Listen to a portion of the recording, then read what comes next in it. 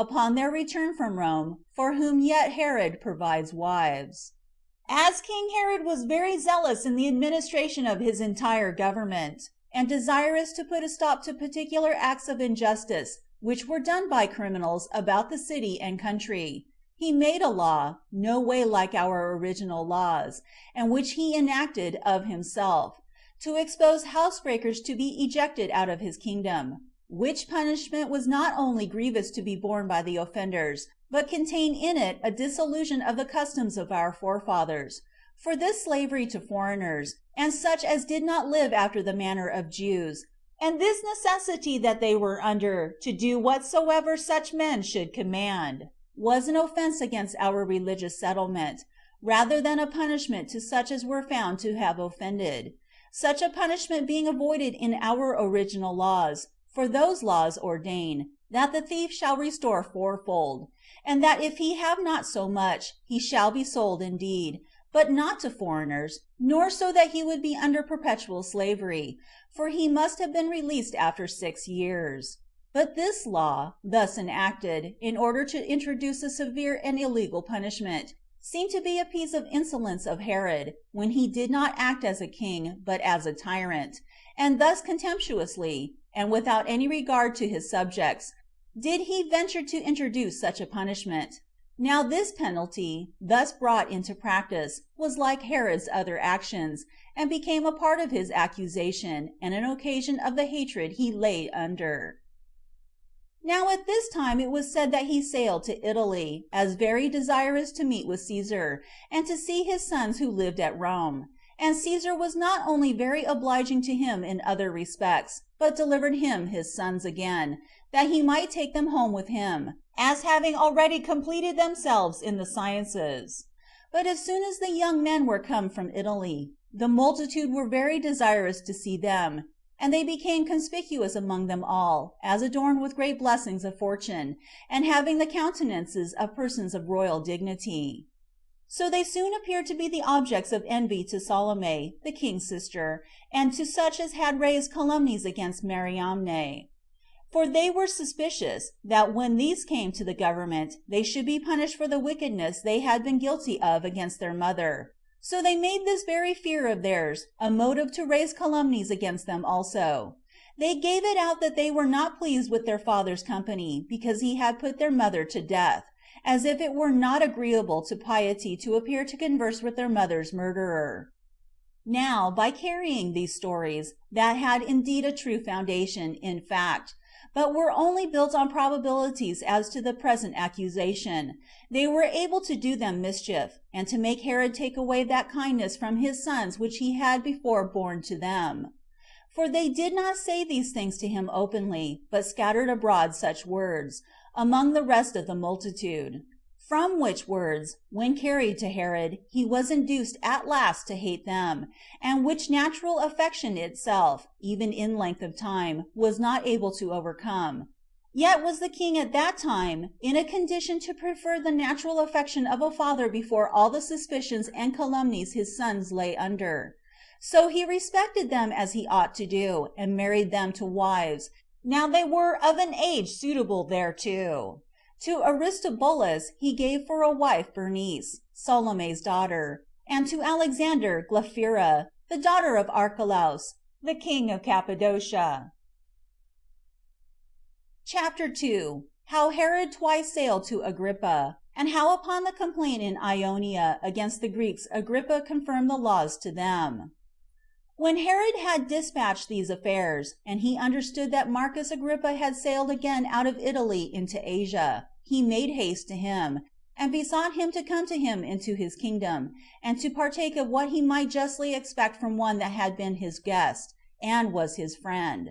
This request he greatly pressed, and to it Agrippa agreed, and came into Judea, whereupon Herod omitted nothing that might please him.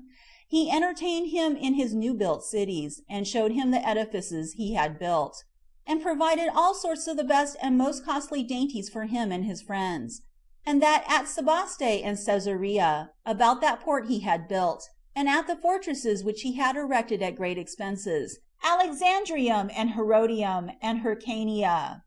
He also conducted him to the city of Jerusalem, where all the people met him in their festal garments, and received him with acclamations. Agrippa also offered a hecatomb of sacrifices to God, and feasted the people, without omitting any of the greatest dainties that could be gotten. He also took so much pleasure there, that he abode many days with them, and would willingly have stayed longer, but that the season of the year made him make haste away, for as winter was coming on, he thought it not safe to go to sea later, and yet he was of necessity to return again to Ionia. So Agrippa went away, when Herod had bestowed on him, and on the principal of those that were with him, many presents. But King Herod, when he had passed the winter in his own dominions, made haste to get him again in the spring, when he knew he designed to go on a campaign at Bosphorus. So when he sailed by roads and by coasts, he touched at Lesbos, as thinking he should overtake Agrippa there, but he was taken short here by a north wind, which hindered his ship from going to the shore. So he continued many days at Chios, and there he kindly treated a great many that came to him, and obliged them by giving them royal gifts. And when he saw that the portico of the city had fallen down, which as it was overthrown in the Mithridatic war, and was very large and fine building, so it was not so easy to rebuild that as it was the rest, yet did he furnish a sum not only large enough for that purpose, but what was more than sufficient to finish the building, and ordered them not to overlook that portico, but to rebuild it quickly, that so the city might recover its proper ornaments. And when the high winds were laid, he sailed to Mytilene, and thence to Byzantium. And when he heard that Agrippa was sailed beyond the Cyanean rocks, he made all the haste possible to overtake him, and came up with him about Sinope, in Pontus. He was seen sailing by the shipmen most unexpectedly, but appeared to their great joy, and many friendly salutations there were between them, insomuch that Agrippa thought he had received the greatest marks of the king's kindness and humanity towards him possible, since the king had come so long a voyage, and at a very proper season, for his assistance, and had left the government of his own dominions, and thought it more worth his while to come to him. Accordingly, Herod was all in all to Agrippa in the management of the war, and a great assistant in civil affairs, and in giving him counsel as to particular matters. He was also a pleasant companion for him when he relaxed himself, and a joint partaker with him in all things, ill troubles because of his kindness, and in prosperity because of the respect Agrippa had for him. Now as soon as those affairs of Pontus were finished, for whose sake Agrippa was sent thither, they did not think fit to return by sea, but passed through Paphlagonia and Cappadocia. They then traveled thence over great Phrygia, and came to Ephesus, and then they sailed from Ephesus to Samos. And indeed the king bestowed a great many benefits on every city that he came to, according as they stood in need of. For as for those that wanted either money or kind treatment, he was not wanting to them, but he supplied the former himself out of his own expenses. He also became an intercessor with Agrippa for all such as sought after his favor, and he brought things so about, that the petitioners failed in none of their suits to him, Agrippa being himself of a good disposition, and of great generosity, and ready to grant all such requests as might be advantageous to the petitioners, provided they were not to the detriment of others. The inclination of the king was of great weight also, and still excited Agrippa, who was himself ready to do good, for he made a reconciliation between the people of Ilium, at whom he was angry, and paid what money the people of Chios owed Caesar's procurators, and discharged them of their tributes, and helped all others, according as their several necessities required. But now, when Agrippa and Herod were in Ionia, a great multitude of Jews, who dwelt in their cities, came to them, and laying hold of the opportunity and the liberty now given them, laid before them the injuries which they suffered, while they were not permitted to use their own laws, but were compelled to prosecute their lawsuits, by the ill usage of the judges, upon their holy days, and were deprived of the money they used to lay up at Jerusalem, and were forced into the army, and upon such other offices as obliged them to spend their sacred money, from which burdens they always used to be freed by the Romans, who had still permitted them to live according to their own laws. When this clamor was made, the king desired of Agrippa that he would hear their cause, and assigned Nicolaus, one of his friends, to plead for those their privileges. Accordingly, when Agrippa had called the principal of the Romans, and such of the kings and rulers as were there, to be his assessors, Nicolaus stood up and pleaded for the Jews, as follows: "It is of necessity incumbent on such as are in distress to have recourse to those that have it in their power to free them from those injuries they lie under. And for those that now are complainants, they approach you with great assurance. For as they have formerly often obtained your favor, so far as they have even wished to have it, they now only entreat that you, who have been their donors, will take care that those favors you have already granted them may not be taken away from them.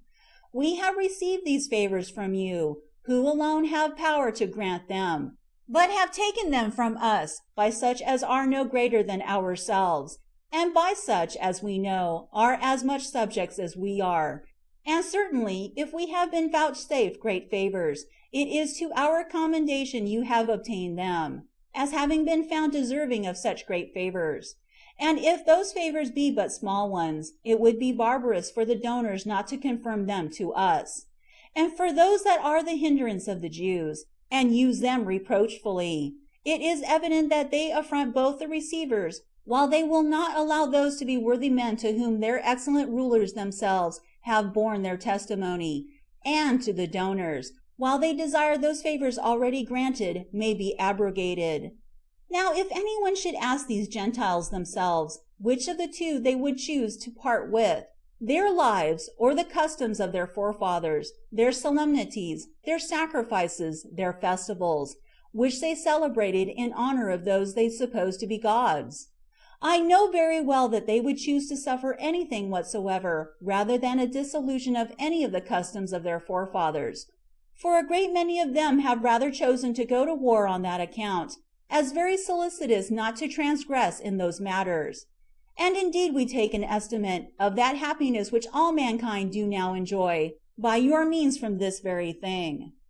that we are allowed every one to worship as our own institutions require, and yet to live in peace. And although they would not be thus treated themselves, yet do they endeavor to compel others to comply with them, as if it were not as great an instance of impiety to profanely dissolve the religious solemnities of any others, as to be negligent in the observation of their own towards their gods. And let us now consider the one of these practices. Is there any people, or city, or community of men, to whom your government and the Roman power does not appear to be the greatest blessing? Is there any one that can desire to make void the favors they have granted?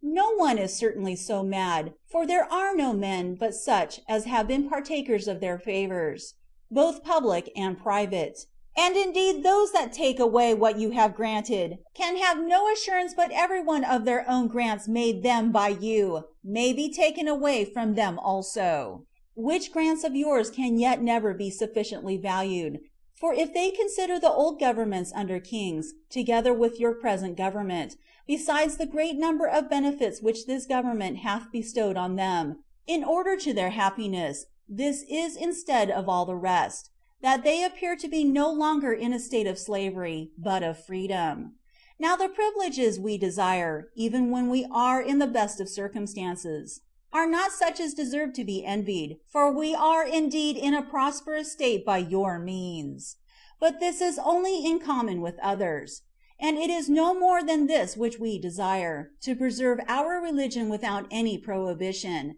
which as it appears not in itself a privilege to be envied us, so it is for the advantage of those that grant it to us. For if the divinity delights in being honored, it must delight in those that permit them to be honored. And there are none of our customs which are inhuman, but all tending to piety, and devoted to the preservation of justice. Nor do we conceal those injunctions of ours by which we govern our lives, they being memorials of piety, and of a friendly conversation among men.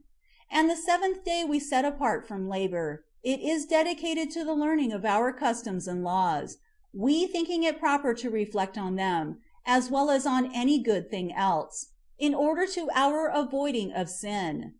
If any one therefore examine into our observances, he will find they are good in themselves, and that they are ancient also, though some think otherwise, insomuch that those who have received them cannot easily be brought to depart from them, out of that honor they paid to the length of time they have religiously enjoyed them and observed them.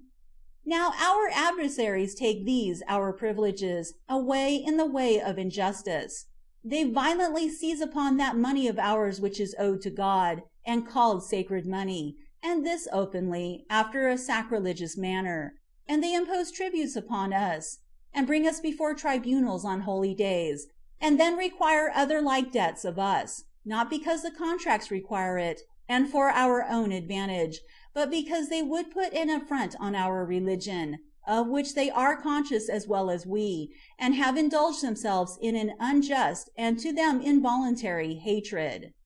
For your government over all is one, tending to the establishment of benevolence, and abolishing of ill will among such as are disposed to it. This is therefore what we implore of thee, most excellent Agrippa, that we may not be ill-treated, that we may not be abused, that we may not be hindered from making use of our own customs, nor be despoiled of our goods,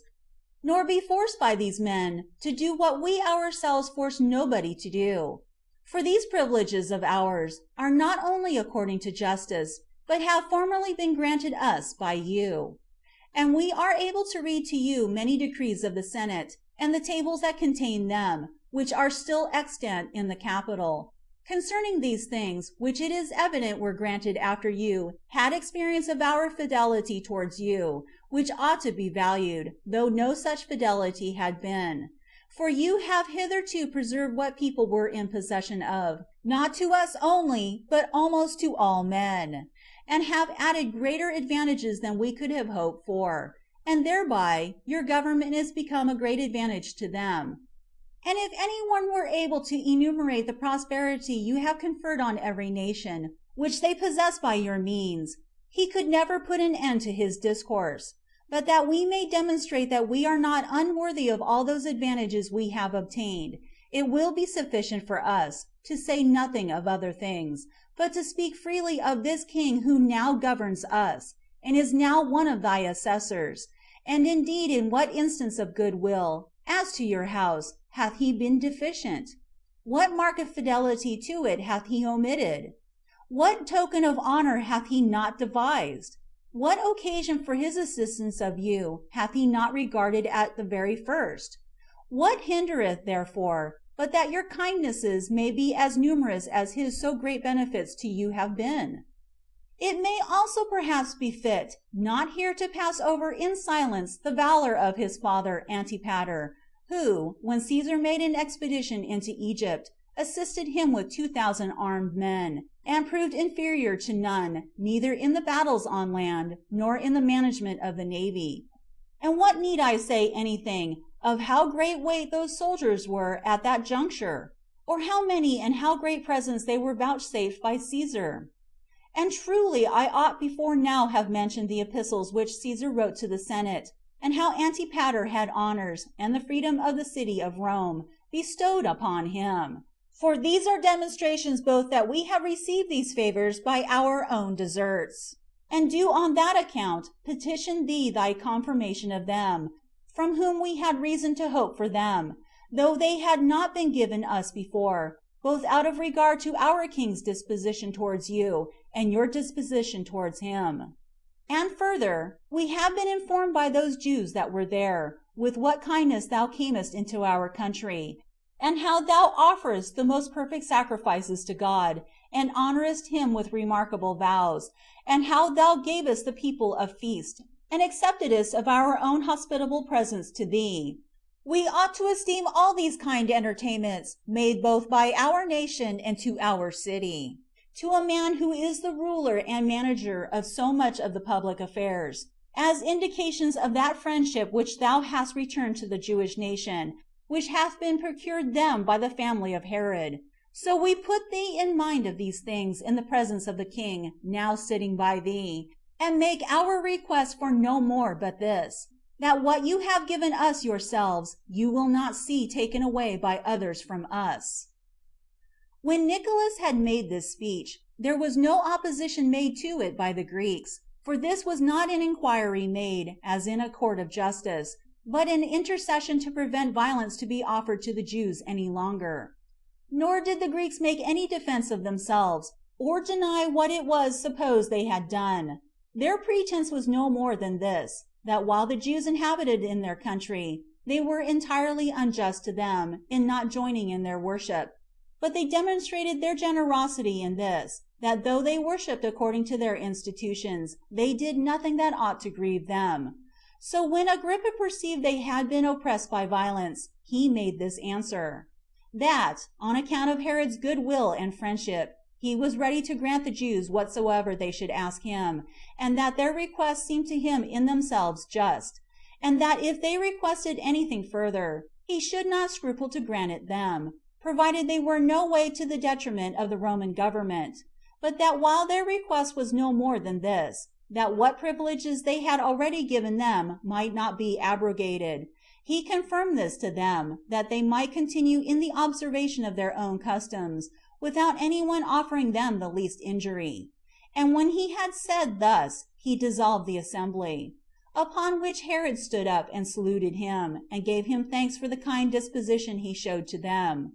Agrippa also took this in a very obliging manner, and saluted him again, and embraced him in his arms, after which he went away from Lesbos. But the king determined to sail from Samos to his own country. And when he had taken his leave of Agrippa, he pursued his voyage, and landed at Caesarea in a few days' time, as having favorable winds. From whence he went to Jerusalem, and there gathered all the people together to an assembly, not a few being there out of the country also. So he came to them, and gave them a particular account of all his journey, and of the affairs of all the Jews in Asia, how by his means they would live without injurious treatment for the time to come. He also told them of the entire good fortune he had met with, and how he had administered the government, and had not neglected anything which was for their advantage. And as he was very joyful, he now remitted to them the fourth part of the taxes for the last year. Accordingly, they were so pleased with his favor and speech to them, that they went their ways with great gladness, and wished the king all manner of happiness. End of Book 16, Chapters 1 and 2.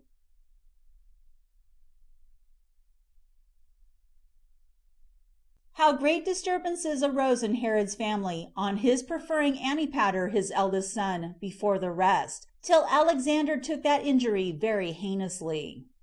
But now the affairs in Herod's family were in more and more disorder, and became more severe upon him, by the hatred of Salome to the young men, Alexander and Aristobulus, which descended as it were by inheritance from their mother Mariamne. And as she had fully succeeded against their mother, so she proceeded to that degree of madness and insolence, as to endeavor that none of her posterity might be left alive, who might have it in their power to revenge her death.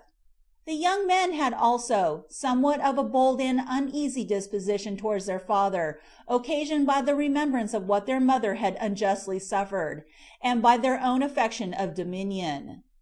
The old grudge was also renewed, and they eased reproaches on Salome and Pheroras, who requited the young men with malicious designs, and actually laid treacherous snares for them. Now as for this hatred, it was equal on both sides, but the manner of exerting that hatred was different. For as for the young men, they were rash, reproaching and affronting the others openly, and were inexperienced enough to think it the most generous to declare their minds in that undaunted manner. But the others did not take that method, but made use of calumnies after a subtle that their hopes were fixed on Archelaus, the king of Cappadocia, that they should be able by his means to come to Caesar and accuse their father. Upon hearing such things, Herod was immediately disturbed, and indeed was the more astonished, because the same things were related to him by some others also. He then called to mind his former calamity, and considered that the disorders in his family had hindered him from enjoying any comfort from those that were dearest to him, or from his wife whom he loved so well, and suspecting that his future troubles would soon be heavier and greater than those that were past, he was in great confusion of mind. For divine providence had in reality conferred upon him a great many outward advantages for his happiness, even beyond his hopes. But the troubles he had at home were such as he never expected to have met with, and rendered him unfortunate. Nay, both sorts came upon him to such a degree as no one could imagine, and made it a doubtful question, whether, upon the comparison of both, he ought to have exchanged so great a success of outward good things for so great misfortunes at home, or whether he ought not to have chosen to avoid the calamities relating to his family, though he had, for a compensation, never been possessed of the admired grandeur of a kingdom.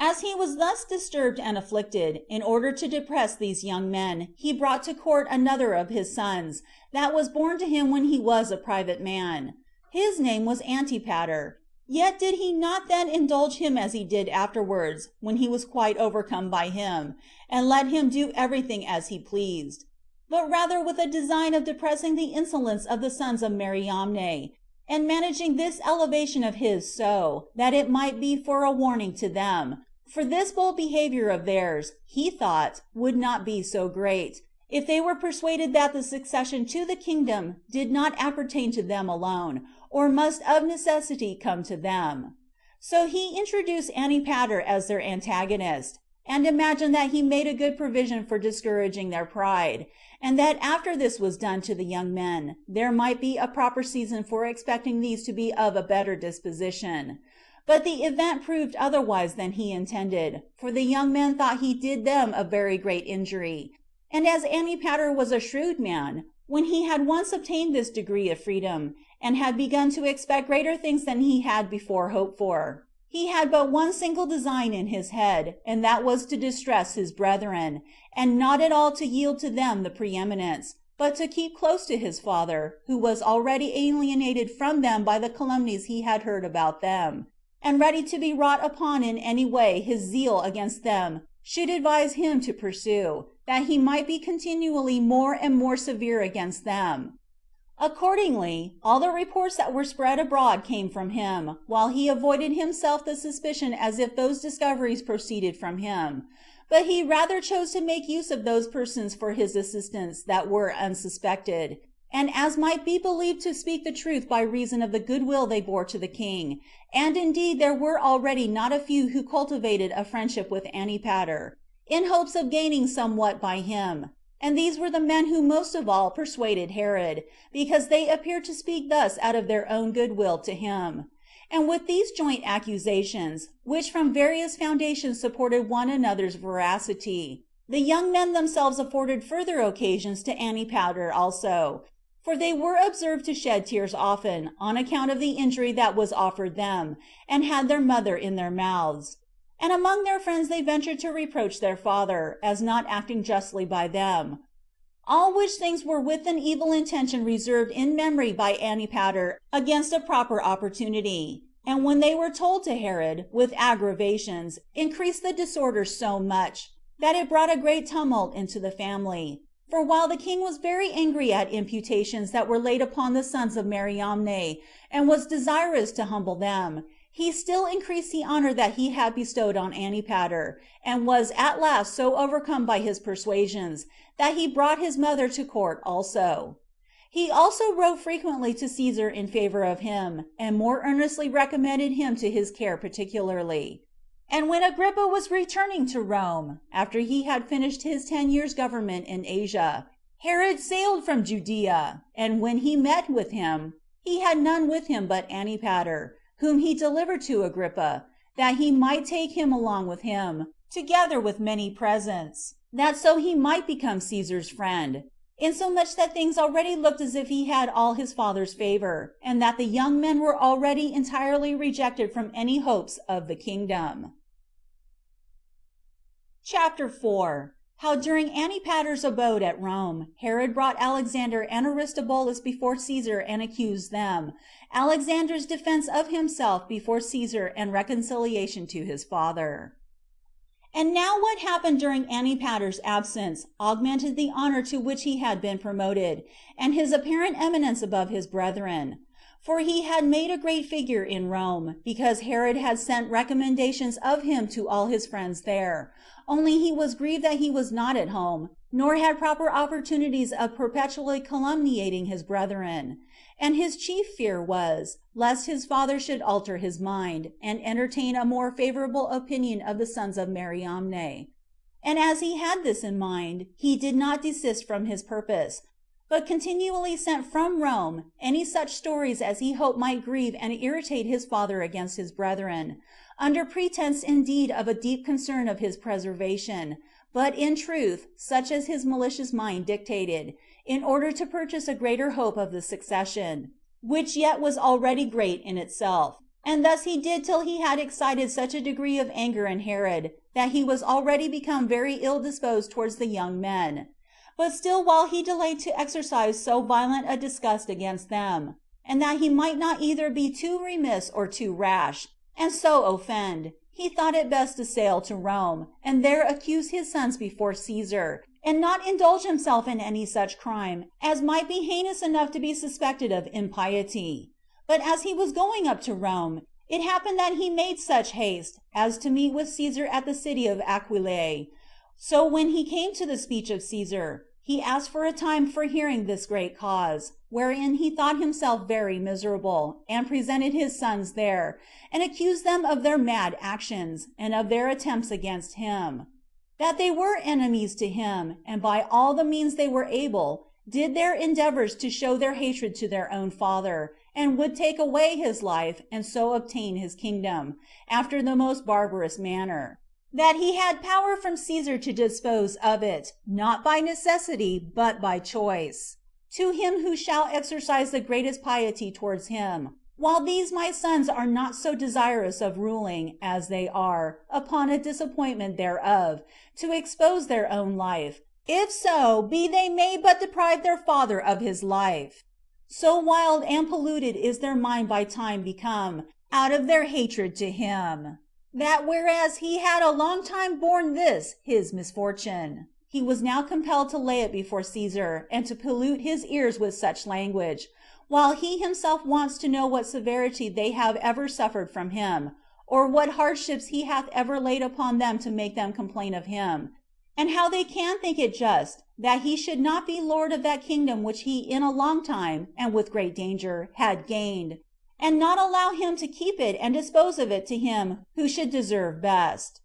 And this, with other advantages, he proposes as a reward for the piety of such a one as will hereafter imitate the care he hath taken of it, and that such a one may gain so great a requital as that is, and that it is an impious thing for them to pretend to meddle with it beforehand. For he who hath ever the kingdom in his view, at the same time reckons upon procuring the death of his father, because otherwise he cannot come at the government. That as for himself, he had hitherto given them all that he was able, and what was agreeable to such as are subjects to the royal authority, and the sons of a king, what ornaments they wanted, with servants and delicate fare, and had married them into the most illustrious families, the one Aristobulus to his sister's daughter, but Alexander to the daughter of king Archelaus. And what was the greatest favor of all, when their crimes were so very bad, he had authority to punish them, yet had he not made use of it against them, but had brought them before Caesar, their common benefactor, and had not used the severity which, either as a father who had been impiously abused, or as a king who had been assaulted treacherously, he might have done, but made them stand upon a level with him in judgment. That, however, it was necessary that all this should not be passed over without punishment, nor himself live in the greatest fears, nay, that it was not of their own advantage to see the light of the sun after what they had done, although they should escape at this time, since they had done the vilest things, and would certainly suffer the greatest punishments that ever were known among mankind. These were the accusations which Herod laid with great vehemency against his sons before Caesar. Now the young men, both while he was speaking, and chiefly at his concluding, wept, and were in confusion. Now as to themselves, They knew in their own conscience they were innocent, but because they were accused by their father, they were sensible, as the truth was, that it was hard for them to make their apology, since though they were at liberty to speak their minds freely as the occasion required, and might with force and earnestness refute the accusation, yet was it not now decent so to do. There was therefore a difficulty how they should be able to speak, and tears, and at length a deep groan, followed, while they were afraid, that if they said nothing, they should seem to be in this difficulty from a consciousness of guilt, nor had they any defense ready, by reason of their youth, and the disorder they were under. Yet was not Caesar unapprised, when he looked upon them in the confusion they were in, that their delay to make their defense did not arise from any consciousness of great enormities, but from their unskillfulness and modesty. They were also commiserated by those that were there in particular, and they moved their father's affections in earnest till he had much ado to conceal them. But when they saw there was a kind disposition arisen both in him and in Caesar, and that every one of the rest did either shed tears, or at least did all grieve with them, the one of them, whose name was Alexander, called to his father, and attempted to answer his accusation, and said, O Father, the benevolence thou hast showed to us is evident, even in this very judicial procedure. For hadst thou any pernicious intentions about us, thou hadst not produced us here before the common Savior of all, for it was in thy power, both as a king and a father, to punish the guilty. But by thus bringing us to Rome, and making Caesar himself a witness to what is done, thou intimatest that thou intendest to save us. For no one that hath a design to slay a man will bring him to the temples and to the altars. Yet are our circumstances still worse, for we cannot endure to live ourselves any longer, if it be believed that we have injured such a father. Nay, perhaps it would be worse for us to live with this suspicion upon us, that we have injured him, than to die without such a guilt. And if our open defense may be taken to be true, we shall be happy, both in pacifying thee, and in escaping the danger we are in. But if this calumny so prevails, it is more than enough for us to have seen the sun this day, which why should we see, if this suspicion be fixed upon us? Now it is easy to say of young men that they desire to reign, and to say further, that this evil proceeds from the case of our unhappy mother. This is abundantly sufficient to produce our present misfortune out of the former. But consider well, whether such an accusation does not suit all such young men, and may not be said of them all promiscuously. For nothing can hinder him that reigns, if he have children, and their mother be dead. But the father may have suspicion upon all his sons, as intending some treachery to him. But a suspicion is not sufficient to prove such an impious practice. Now let any man say, whether we have actually and insolently attempted any such thing, whereby actions, otherwise incredible, used to be made credible? Can anybody prove that poison hath been prepared, or prove a conspiracy of our equals, or the corruption of servants, or letters written against thee? Though indeed there are none of these things, but have sometimes been pretended by way of calumny, when they were never done. For a royal family that is at variance with itself is a terrible thing, and that which thou callest a reward of piety often becomes, among very wicked men, such a foundation of hope, as makes them leave no sort of mischief untried. Nor does any one lay any wicked practices to our charge, but as to calumnies by hearsay, how can he put an end to them, who will not hear what we have to say? Have we talked with too great freedom? Yes, but not against thee, for that would be unjust, but against those that never conceal anything that is spoken to them. Has either of us lamented our mother? Yes, but not because she is dead, but because she was evil spoken of by those that had no reason so to do.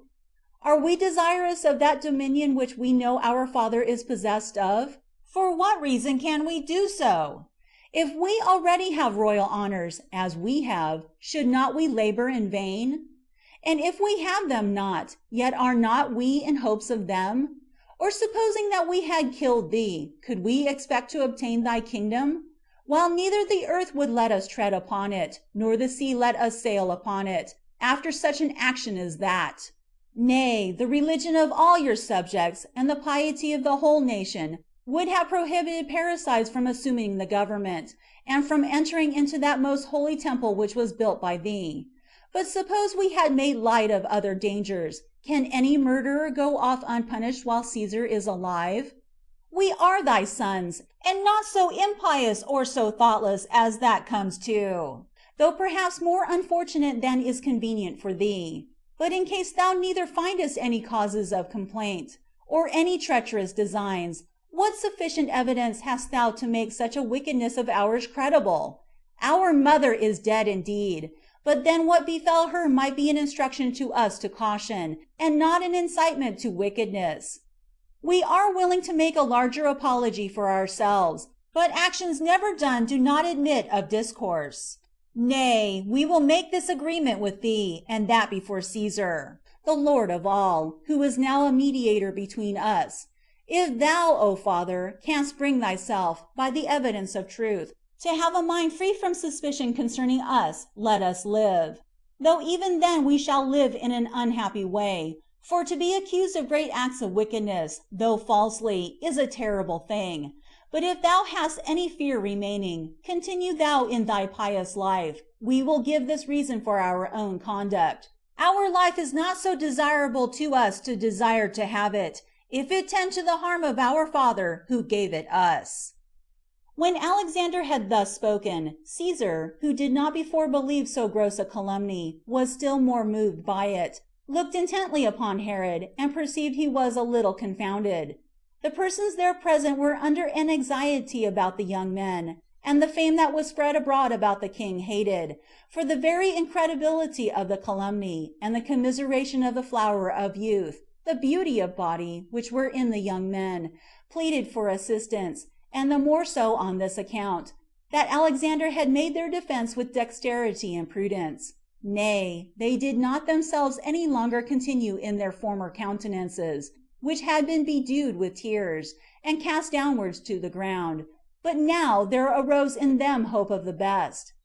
And the king himself appeared not to have had foundation enough to build such an accusation upon, he having no real evidence wherewith to correct them. Indeed, he wanted some apology for making the accusation. But Caesar, after some delay, said, that although the young men were thoroughly innocent of that for which they were calumniated,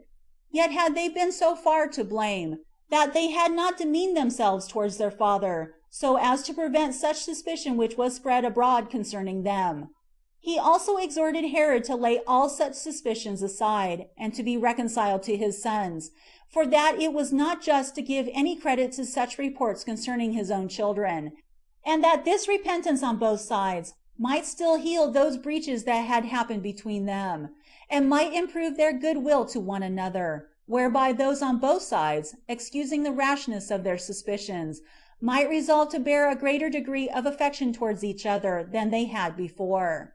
After Caesar had given them this admonition, he beckoned to the young men. When they therefore were disposed to fall down to make intercession to their father, he took them up and embraced them, as they were in tears, and took each of them distinctly in his arms, till not one of those that were present, whether freeman or slave, but was deeply affected with what they saw.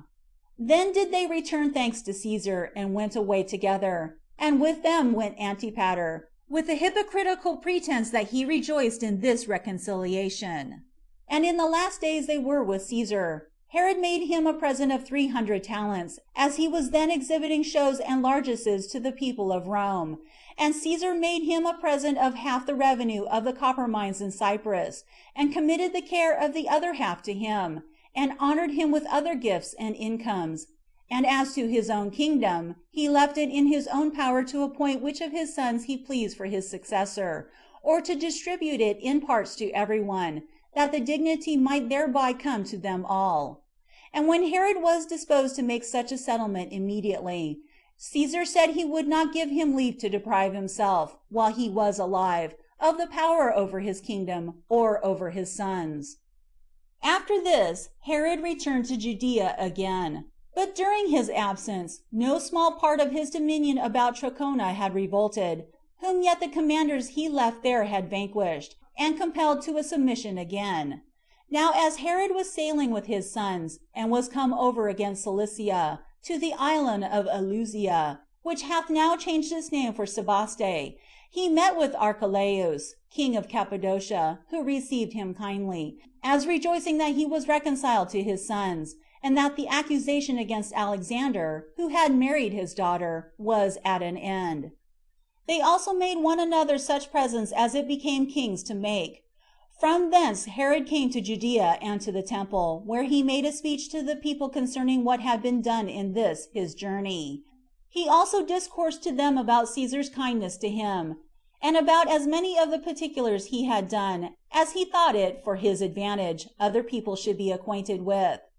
At last he turned his speech to the admonition of his sons, and exhorted those that lived at court, and the multitude, to concord, and informed them that his sons were to reign after him, Antipater first, and then Alexander and Aristobulus, the sons of Mariamne. But he desired that at present they should all have regard to himself, and esteem him king and lord of all, since he was not yet hindered by old age, but was in that period of life when he must be the most skillful in governing, and that he was not deficient in other arts of management that might enable him to govern the kingdom well, and to rule over his children also. He further told the rulers under him, and the soldiery, that in case they look upon him alone, their life would be led in a peaceable manner, and they would make one another happy. And when he had said this, he dismissed the assembly. Which speech was acceptable to the greatest part of the audience, but not so to them all. For the contention among his sons, and the hopes he had given them,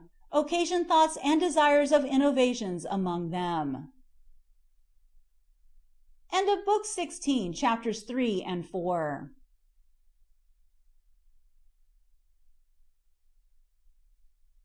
How Herod celebrated the games that were to return every 5th year upon the building of Caesarea, and how he built and adorned many other places after a magnificent manner, and did many other actions gloriously.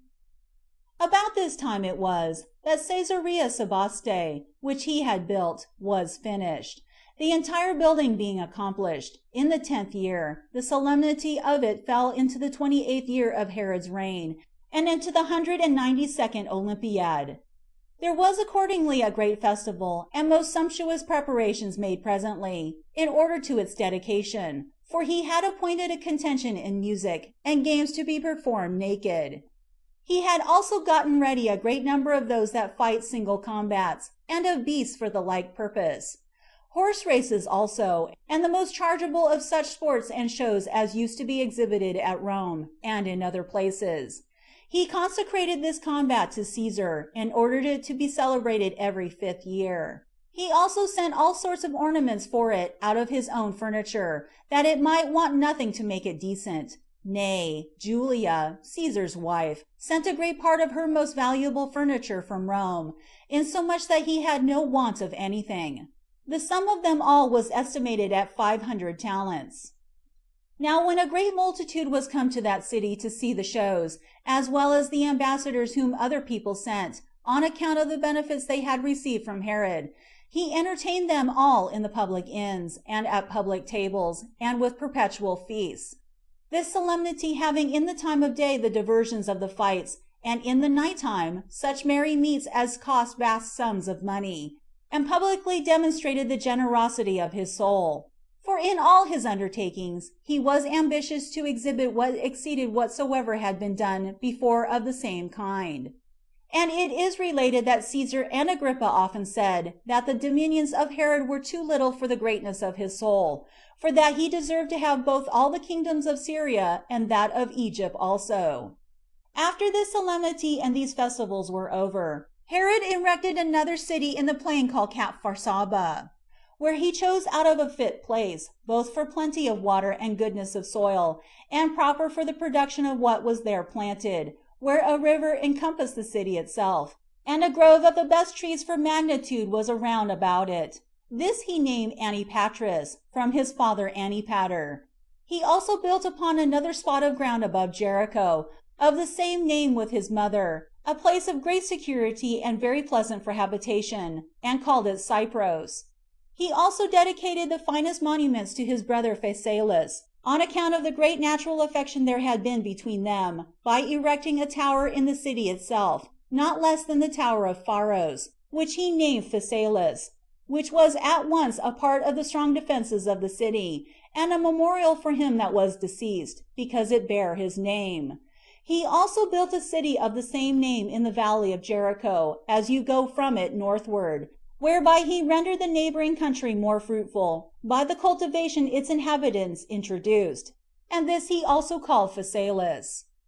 But as for his other benefits, it is impossible to reckon them up, those which he bestowed on cities both in Syria and in Greece, and in all the places he came to in his voyages. For he seems to have conferred, and that after a most plentiful manner, what would minister to many necessities, and the building of public works, and gave them the money that was necessary to such works as wanted it, to support them upon the failure of their other revenues. But what was the greatest and most illustrious of all his works, he erected Apollo's temple at Rhodes, at his own expenses, and gave them a great number of talents of silver for the repair of their fleet. He also built the greatest part of the public edifices for the inhabitants of Nicopolis, at Actium, and for the Antiochians, the inhabitants of the principal city of Syria, where a broad street cuts through the place lengthwise. He built cloisters along it on both sides, and laid the open road with polished stone, and was of very great advantage to the inhabitants. And as to the Olympic games, which were in a very low condition, by reason of the failure of their revenues, he recovered their reputation, and appointed revenues for their maintenance, and made that solemn meeting more venerable, as to the sacrifices and other ornaments. And by reason of this vast liberality, he was generally declared in their inscriptions to be one of the perpetual managers of those games. Now some there are who stand amazed at the diversity of Herod's nature and purposes, for when we have respect to his magnificence, and the benefits which he bestowed on all mankind, there is no possibility for even those that had the least respect for him to deny, or not openly to confess, that he had a nature vastly beneficent. But when anyone looks upon the punishments he inflicted and the injuries he did, not only to his subjects, but to his nearest relations, and takes notice of his severe and unrelenting disposition there, he will be forced to allow that he was brutish, and a stranger to all humanity, insomuch that these men suppose his nature to be different, and sometimes at contradiction with itself. But I am myself of another opinion, and imagine that the occasion of both these sorts of actions was one and the same. For being a man ambitious of honor, and quite overcome by that passion, he was induced to be magnificent, wherever there appeared any hopes of a future memorial, or of reputation at present, and as his expenses were beyond his abilities, he was necessitated to be harsh to his subjects. For the persons on whom he expended his money were so many, that they made him a very bad procurer of it, and because he was conscious that he was hated by those under him, for the injuries he did them, he thought it not an easy thing to amend his offenses, for that it was inconvenient for his revenue. He therefore strove on the other side to make their ill will an occasion of his gains. As to his own court, therefore, if any one was not very obsequious to him in his language, and would not confess himself to be his slave, or but seemed to think of any innovation in his government, he was not able to contain himself, but prosecuted his very kindred and friends, and punished them as if they were enemies. And this wickedness he undertook out of a desire that he might be himself alone honored. Now for all this, my assertion about this passion of his, we have the greatest evidence, by what he did to honor Caesar and Agrippa, and his other friends. For with what honors he paid his respects to them who were his superiors, the same did he desire to be paid to himself. And what he thought the most excellent present he could make another, he discovered an inclination to have the like presented to himself. But now the Jewish nation is by their law a stranger to all such things, and accustomed to prefer righteousness to glory. For which reason that nation was not agreeable to him, because it was out of their power to flatter the king's ambition with statues or temples, or any other such performances. And this seems to me to have been at once the occasion of Herod's crimes as to his own courtiers and counselors, and of his benefactions to foreigners and those that had no relation to him. CHAPTER 6. An embassage in Cyrene and Asia to Caesar, concerning the complaints they had to make against the Greeks, with copies of the epistles which Caesar and Agrippa wrote to the cities for them. Now the cities ill-treated the Jews in Asia, and all those also of the same nation which lived in Libya, which joins to Cyrene, while the former kings had given them equal privileges with the other citizens. But the Greeks affronted them at this time, and that so far as to take away their sacred money, and to do them mischief on other particular occasions. When therefore they were thus afflicted, and found no end of their barbarous treatment they met with among the Greeks, they sent ambassadors to Caesar on those accounts, who gave them the same privileges as they had before, and sent letters to the same purpose to the governors of the provinces, copies of which I subjoin here, of testimonials of the ancient favorable disposition the Roman emperors had towards us. Caesar Augustus, high priest and tribune of the people, ordains thus: Since the nation of the Jews hath been found grateful to the Roman people, not only at this time, but in time past also, and chiefly Hyrcanus the high priest, under my father Caesar the emperor, it seemed good to me and my counselors, according to the sentence and oath of the people of Rome, that the Jews have liberty to make use of their own customs, according to the law of their forefathers, as they made use of them under Hyrcanus the high priest of the Almighty God, and that their sacred money be not touched, but be sent to Jerusalem, and that it be committed to the care of the receivers at Jerusalem, and that they be not obliged to go before any judges on the Sabbath day, nor on the day of preparation to it, after the 9th hour. But if any one be caught stealing their holy books, or their sacred money, whether it be out of the synagogue or public school, he shall be deemed a sacrilegious person, and his goods shall be brought into the public treasury of the Romans. And I give order that the testimonial which they have given me, on account of my regard to that piety which I exercise towards all mankind, and out of regard to Caius Marcus Censorius, together with the present decree, be proposed in that most eminent place which hath been consecrated to me by the community of Asia at Ancyra. And if any one transgresses any part of what is above decreed, he shall be severely punished. This was inscribed upon a pillar in the temple of Caesar. Caesar to Norbanus Flaccus sendeth greeting. Let those Jews, how many soever they be, who have been used, according to their ancient custom, to send their sacred money to Jerusalem, do the same freely. These were the decrees of Caesar.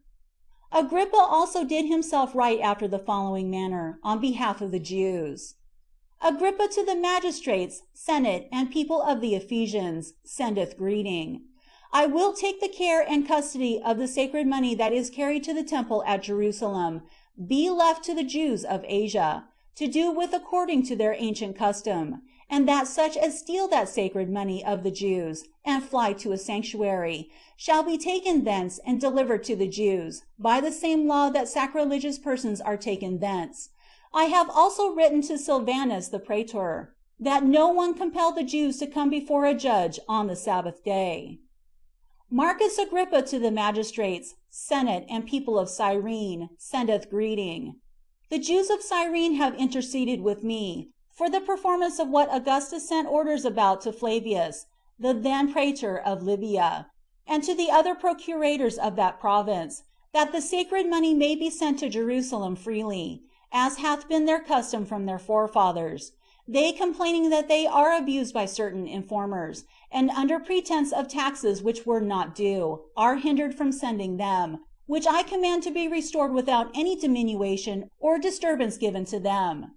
And if any of that sacred money in the cities be taken from their proper receivers, I further enjoin that the same be exactly returned to the Jews in that place. Caius Norbanus Flaccus, proconsul, to the magistrates of the Sardians, sendeth greeting. Caesar hath written to me, and commanded me not to forbid the Jews, how many soever they be, from assembling together according to the custom of their forefathers, nor from sending their money to Jerusalem. I have therefore written to you, that you may know that both Caesar and I would have you act accordingly. Nor did Julius Antonius, the proconsul, write otherwise. To the magistrates, senate, and people of the Ephesians, sendeth greeting. As I was dispensing justice at Ephesus, on the Ides of February, the Jews that dwelt in Asia demonstrated to me that Augustus and Agrippa had permitted them to use their own laws and customs, and to offer those their first fruits, which every one of them freely offers to the deity on account of piety, and to carry them in a company together to Jerusalem without disturbance. They also petitioned me that I would also confirm what had been granted by Augustus and Agrippa by their own sanction. I would therefore have you take notice, that according to the will of Augustus and Agrippa, I permit them to use and do according to the customs of their forefathers, without disturbance. I have been obliged to set down these decrees, because the present history of our own acts will go generally among the Greeks, and I have hereby demonstrated to them that we have formerly been in great esteem, and have not been prohibited by those governors we were under from keeping any of the laws of our forefathers. Nay, that we have been supported by them while we followed our own religion and the worship we paid to God. And I frequently make mention of these decrees, in order to reconcile other people to us, and to take away the causes of that hatred which unreasonable men bear to us. As for our customs, there is no nation which always makes use of the same, and in every city almost we meet with them different from one another. But natural justice is most agreeable to the advantage of all men equally, both Greeks and barbarians, to which our laws have the greatest regard, and thereby render us, if we abide in them after a pure manner, benevolent and friendly to all men. On which account we have reason to expect the like return from others, and to inform them that they ought not to esteem difference of positive institutions a sufficient cause of alienation, but join with us in the pursuit of virtue and probity, for this belongs to all men in common, and of itself alone is sufficient for the preservation of human life. I now return to the thread of my history. End of Book 16, Chapters 5 and 6.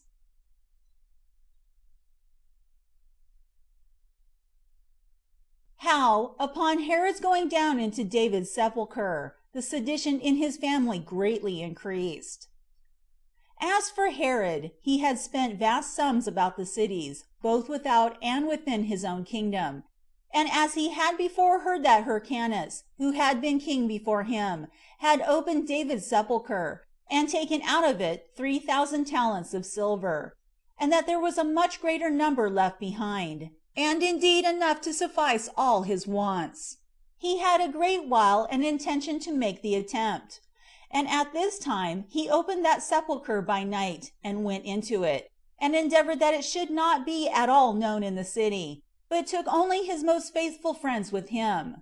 As for any money, he found none, as Hyrcanus had done, but that furniture of gold, and those precious goods that were laid up there, all which he took away. However, he had a great desire to make a more diligent search, and to go farther in, even as far as the very bodies of David and Solomon, where 2 of his guards were slain, by a flame that burst out upon those that went in, as the report was. So he was terribly affrighted, and went out, and built a propitiatory monument of that fright he had been in, and this of white stone, at the mouth of the sepulchre, and at a great expense also. And even Nicholas, his historiographer, makes mention of this monument built by Herod, though he does not mention his going down into the sepulchre, as knowing that action to be of ill repute. And many other things he treats of in the same manner in his book, for he wrote in Herod's lifetime, and under his reign,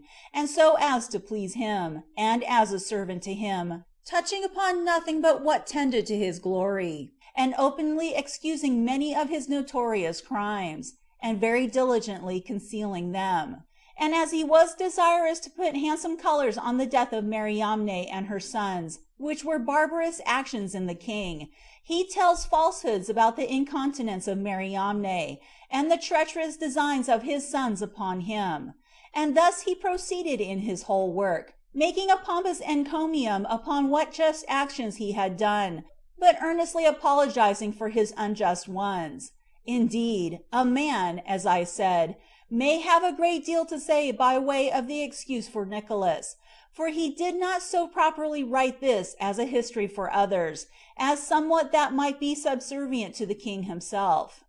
As for ourselves, who come of a family nearly allied to the Asamonean kings, and on that account have an honorable place, which is the priesthood, we think it indecent to say anything that is false about them, and accordingly we have described their actions after an unblemished and upright manner.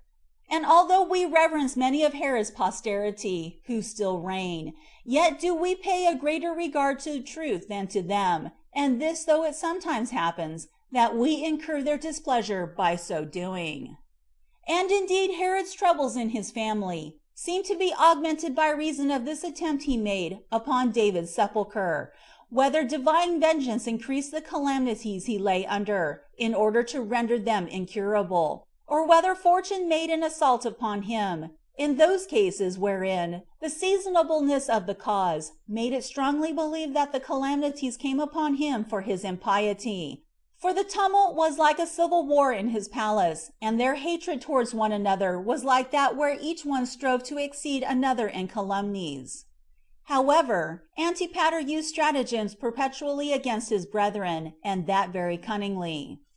While abroad he loaded them with accusations, but still took upon him frequently to apologize for them, that this apparent benevolence to them might make him be believed, and forward his attempts against them. By which means he, after various manners, circumvented his father, who believed all that he did was for his preservation. Herod also recommended Ptolemy, who was a great director of the affairs of his kingdom, to Antipater, and consulted with his mother about the public affairs also. And indeed these were all in all, and did what they pleased, and made the king angry against any other persons, as they thought it might be to their own advantage. But still the sons of Mariamne were in a worse and worse condition perpetually, and while they were thrust out, and set in a more dishonorable rank, who yet by birth were the most noble, they could not bear the dishonor. And for the women,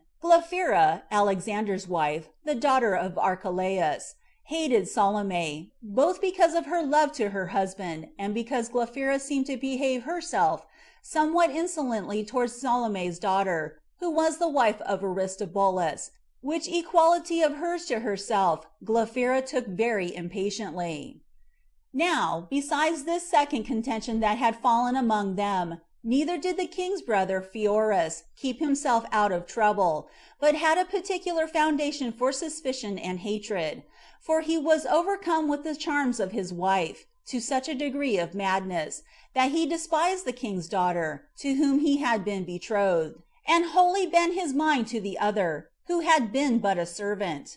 Herod also was grieved by the dishonor that was done him, because he had bestowed many favors upon him, and had advanced him to that height of power that he was almost a partner with him in the kingdom, and saw that he had not made him a due return for his labors, and esteemed himself unhappy on that account. So upon Pheroras's unworthy refusal, he gave the damsel to Phasaelus's son. But after some time, when he thought the heat of his brother's affections was over, he blamed him for his former conduct, and desired him to take his second daughter, whose name was Cypros.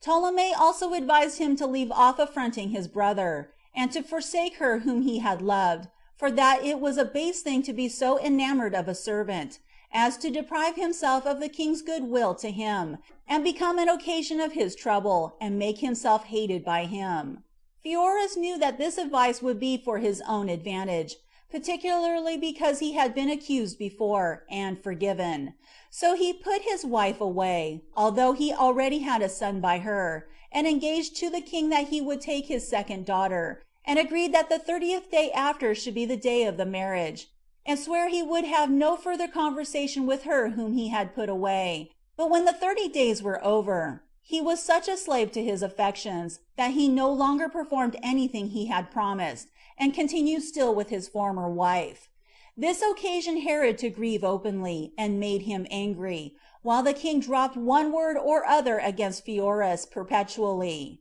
and many made the king's anger an opportunity for raising calumnies against him.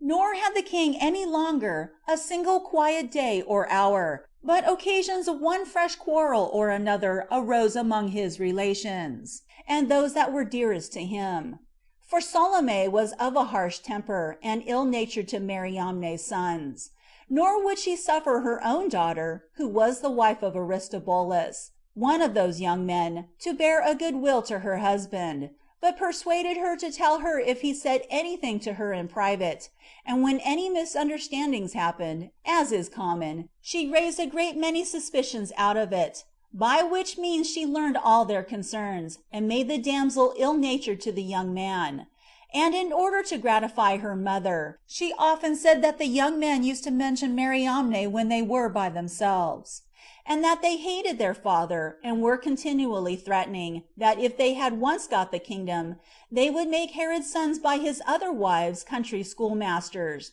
for that the present education which was given them, and their diligence in learning, fitted them for such an employment. And as for the women, whenever they saw them adorned with their mother's clothes, they threatened, that instead of their present gaudy apparel, they should be clothed in sackcloth, and confined so closely that they should not see the light of the sun. These stories were presently carried by Salome to the king, who was troubled to hear them, and endeavored to make up matters. But these suspicions afflicted him, and becoming more and more uneasy, he believed everybody against everybody. However, upon his rebuking his sons, and hearing their defense they made for themselves, he was easier for a while, though a little afterwards much worse accidents came upon him. For Pheroras came to Alexander, the husband of Glaphyra, who was the daughter of Archelaus, as we have already told you, and said that he had heard from Salome that Herod was enamored on Glaphyra, and that his passion for her was incurable. When Alexander heard that, he was all on fire, from his youth and jealousy, and he interpreted the instances of Herod's obliging behavior to her, which was very frequent, for the worse, which came from those suspicions he had on account of that word which fell from Pheroras. Nor could he conceal his grief at the thing, but informed him what word Pheroras had said. Upon which Herod was in a greater disorder than ever, and not bearing such a false calumny, which was to his shame, was much disturbed at it, and often did he lament the wickedness of his domestics, and how good he had been to them, and how ill requitals they had made him. So he sent for Pheroras, and reproached him, and said, "Thou vilest of all men! Art thou come to that unmeasurable and extravagant degree of ingratitude, as not only to suppose such things of me, but to speak of them?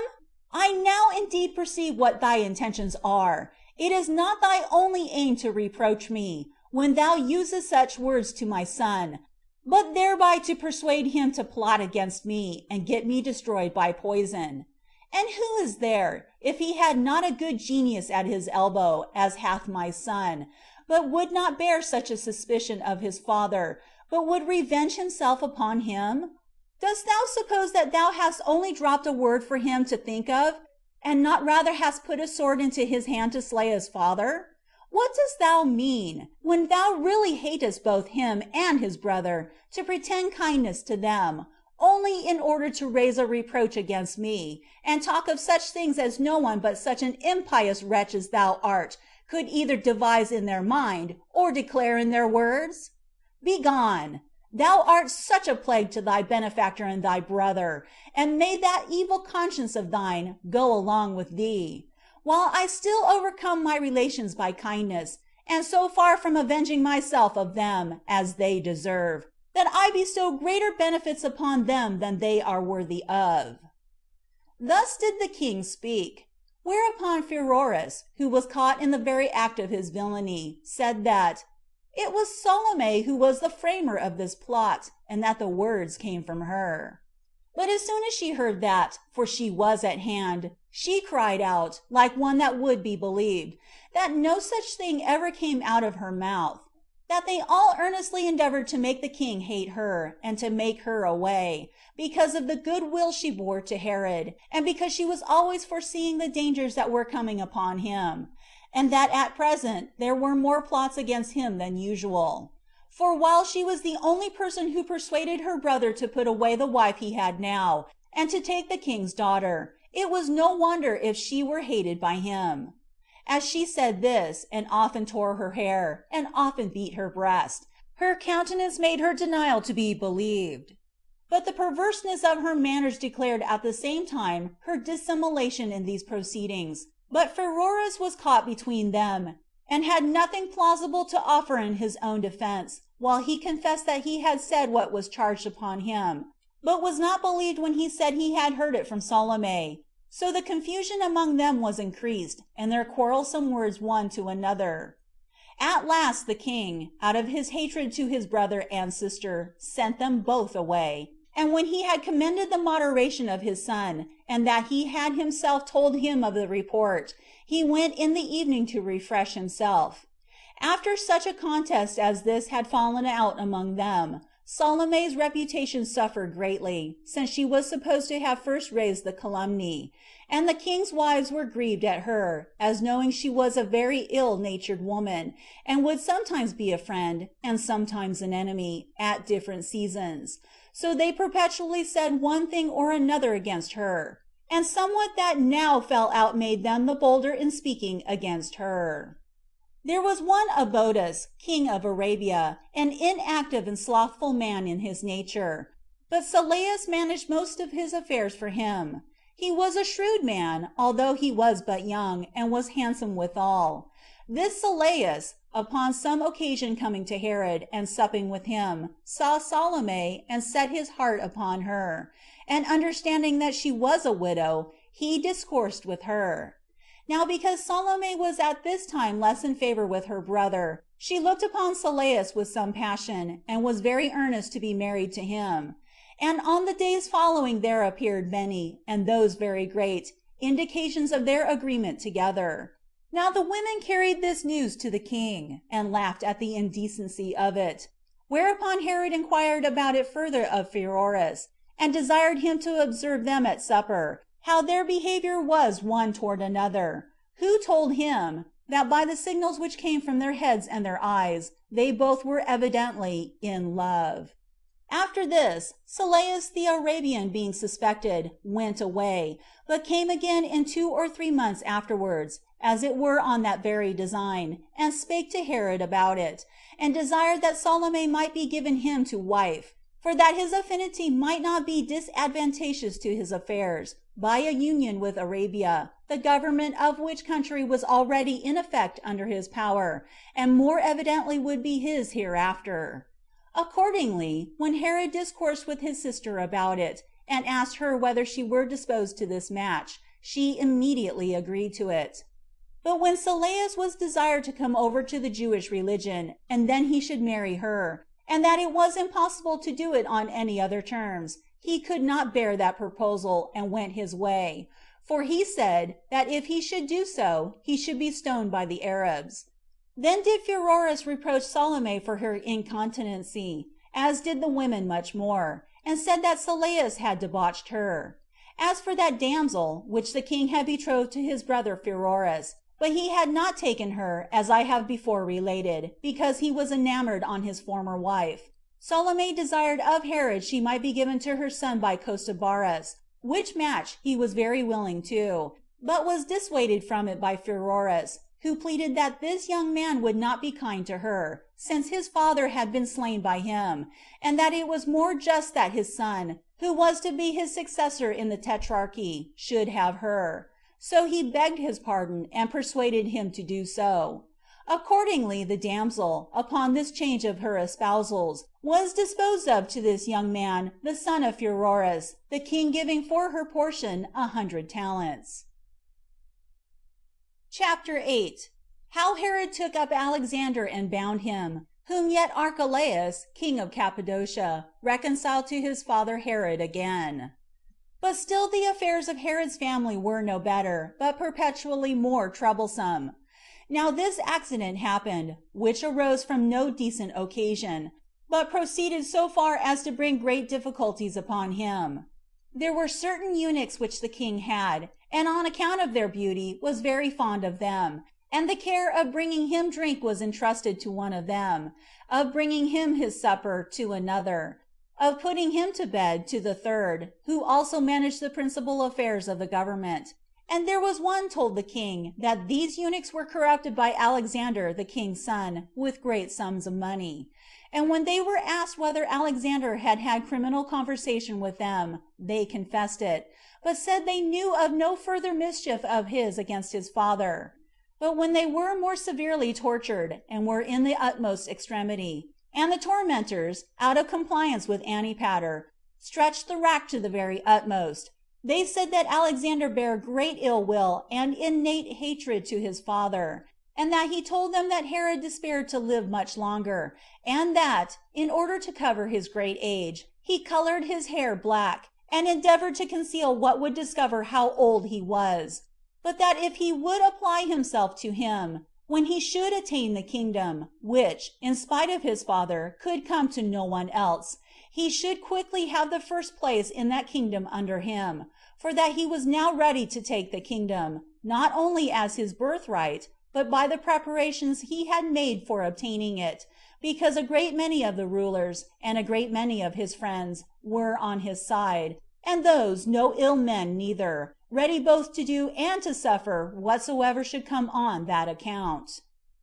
When Herod heard this confession, he was all over anger and fear, some parts seeming to him reproachful, and some made him suspicious of dangers that attended him, insomuch that on both accounts he was provoked, and bitterly afraid lest some more heavy plot was laid against him than he should be then able to escape from. Whereupon he did not now make an open search, but sent about spies to watch such as he suspected, for he was now overrun with suspicion and hatred against all about him, and indulging abundance of those suspicions, in order to his preservation, he continued to suspect those that were guiltless, nor did he set any bounds to himself, but supposing that those who stayed with him had the most power to hurt him, they were to him very frightful. And for those that did not use to come to him, it seemed enough to name them, to make them suspected, and he thought himself safer when they were destroyed. And at last his domestics were come to that pass, that being no way secure of escaping themselves, they fell to accusing one another, and imagining that he who first accused another was most likely to save himself. Yet when any had overthrown others, they were hated, and they were thought to suffer justly who unjustly accused others, and they only thereby prevented their own accusation. Nay, they now executed their own private enmities by this means, and when they were caught, they were punished in the same way. Thus these men contrived to make use of this opportunity as an instrument and snare against their enemies. Yet when they tried it, were themselves caught also in the same snare which they laid for others, and the king soon repented of what he had done, because he had no clear evidence of the guilt of those whom he had slain, and yet was still more severe in him. He did not make use of his repentance, in order to leave off doing the like again, but in order to inflict the same punishment upon their accusers. And in this state of disorder were the affairs of the palace, and he had already told many of his friends directly that they ought not to appear before him, nor come into the palace. And the reason of this injunction was, that when they were there, he had less freedom of acting, or a greater restraint on himself on their account. For at this time it was that he expelled Andromachus and Gamellus, men who had of old been his friends, and been very useful to him in the affairs of his kingdom, and been of advantage to his family, by their embassages and counsels, and had been tutors to his sons, and had in a manner the first degree of freedom with him. He expelled Andromachus, because his son Demetrius was companion to Alexander, and Gamellus, because he knew that he wished him well, which arose from his having been with him in his youth, when he was at school, and absent at Rome. These he expelled out of his palace, and was willing enough to have done worse by them, but that he might not seem to take such liberty against men of so great reputation, he contented himself with depriving them of their dignity, and of their power to hinder his wicked proceedings. Now it was Antipater who was the cause of all this, who, when he knew what a mad and licentious way of acting his father was in, and had been a great while one of his counselors, he hurried him on, and then thought he should bring him to do somewhat to purpose, when every one that could oppose him was taken away. When therefore Andromachus and his friends were driven away, and had no discourse nor freedom with the king any longer, the king, in the first place, examined by torture all whom he thought to be faithful to Alexander, whether they knew of any of his attempts against him. But these died without having anything to say to that matter, which made the king more zealous after discoveries, when he could not find out what evil proceedings he suspected of them. As for Antipater, he was very sagacious to raise a calumny against those that were really innocent, as if their denial was only their constancy and fidelity to Alexander, and thereupon provoked Herod to discover by the torture of great numbers what attempts were still concealed. Now there was a certain person among them that were tortured, who said that he knew that the young man had often said that when he was commended as a tall man in his body and a skillful marksman, and that in his other commendable exercises he exceeded all men, these qualifications given him by nature, though good in themselves, were not advantageous to him, because his father was grieved at them, and envied him for them, and that when he walked along with his father, he endeavored to depress and shorten himself, that he might not appear too tall, and that when he shot at anything as he was hunting, when his father was by, he missed his mark on purpose, for he knew how ambitious his father was of being superior in such exercises. So when the man was tortured about saying this, and had ease given his body after it, he added, that he had his brother Aristobulus for his assistance, and contrived to lie in wait for their father, as they were hunting, and kill him. And when they had done so, to fly to Rome, and desire to have the kingdom given them. There were also letters of the young man found, written to his brother, wherein he complained that his father did not act justly in giving Antipater a country, whose yearly revenues amounted to 200 talents. Upon these confessions, Herod presently thought he had somewhat to depend on, in his own opinion, as to his suspicion about his sons. So he took up Alexander and bound him. Yet did he still continue to be uneasy, and was not quite satisfied of the truth of what he had heard. And when he came to recollect himself, he found that he had only made juvenile complaints and contentions, and that it was an incredible thing, that when his son should have slain him, he should openly go to Rome to beg the kingdom. So he was desirous to have some surer mark of his son's wickedness, and was very solicitous about it, that he might not appear to have condemned him to be put in prison too rashly. So he tortured the principal of Alexander's friends, and put not a few of them to death, without getting any of the things out of them which he suspected. And while Herod was very busy about this matter, and the palace was full of terror and trouble, one of the younger sort, when he was in the utmost agony, confessed that Alexander had sent to his friends at Rome, and desired that he might be quickly invited thither by Caesar, and that he could discover a plot against him, that Mithridates, the king of Parthia, was joined in friendship with his father against the Romans, and that he had a poisonous potion ready prepared at Ascalori. To these accusations Herod gave credit, and enjoyed hereby, in his miserable case, some sort of consolation, in excuse of his rashness, as flattering himself with finding things in so bad a condition. But as for the poisonous potion, which he labored to find, he could find none. As for Alexander, he was very desirous to aggravate the vast misfortunes he was under, so he pretended not to deny the accusations, but punished the rashness of his father with a greater crime of his own, and perhaps he was willing to make his father ashamed of his easy belief of such calumnies. He aimed especially, if he could gain belief to his story, to plague him and his whole kingdom, for he wrote 4 letters, and sent them to him, that he did not need to torture any more persons, for he had plotted against him, and that he had for his partners Pheroras and the most faithful of his friends, and that Salome came in to him by night, and that she laid with him whether he would or not, and that all men were come to be of one mind, to make away with him as soon as they could, and so get clear of the continual fear they were in from him. Among these were accused Ptolemy and Sapinius, who were the most faithful friends to the king. And what more can be said, but that those who before were the most intimate friends were become wild beasts to one another, as if a certain madness had fallen upon them, while there was no room for defense or refutation, in order to discover of the truth, but all were at random doomed to destruction, so that some lamented those that were in prison, some those that were put to death, and others lamented that they were in expectation of the same miseries, and a melancholy solitude rendered the kingdom deformed, and quite the reverse to that happy state it was formerly in.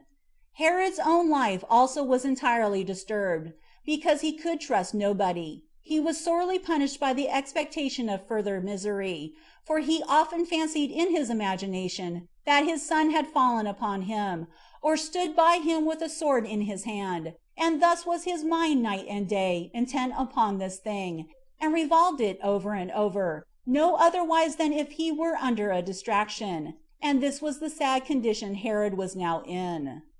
But when Archelaus, king of Cappadocia, heard of the state that Herod was in, and being in great distress about his daughter, and the young man, her husband, and grieving with Herod, as with a man that was his friend, on account of so great a disturbance he was under, he came to Jerusalem, on purpose to compose their differences. And when he found Herod in such a temper, he thought it wholly unseasonable to reprove him, or to pretend that he had done anything rashly, for that he should thereby naturally bring him to dispute the point with him, and by still more and more apologizing for himself to be the more irritated. He went, therefore, another way to work, in order to correct the former misfortunes, and appear angry at the young man, and said that Herod had been so very mild a man, that he had not acted a rash part at all. He also said he would dissolve his daughter's marriage with Alexander, nor could in justice spare his own daughter, if she were conscious of anything, and did not inform Herod of it. When Archelaus appeared to be of this temper, and otherwise than Herod expected or imagined, and, for the main part, took Herod's part, and was angry on his account, the king abated of his harshness, and took occasion from his appearing to have acted justly hitherto, to come by degrees to put on the affection of a father, and was on both sides to be pitied. For when some persons refuted the calumnies that were laid on the young man, he was thrown into a passion. But when Archelaus joined in the accusation, he dissolved into tears and sorrow after an affectionate manner.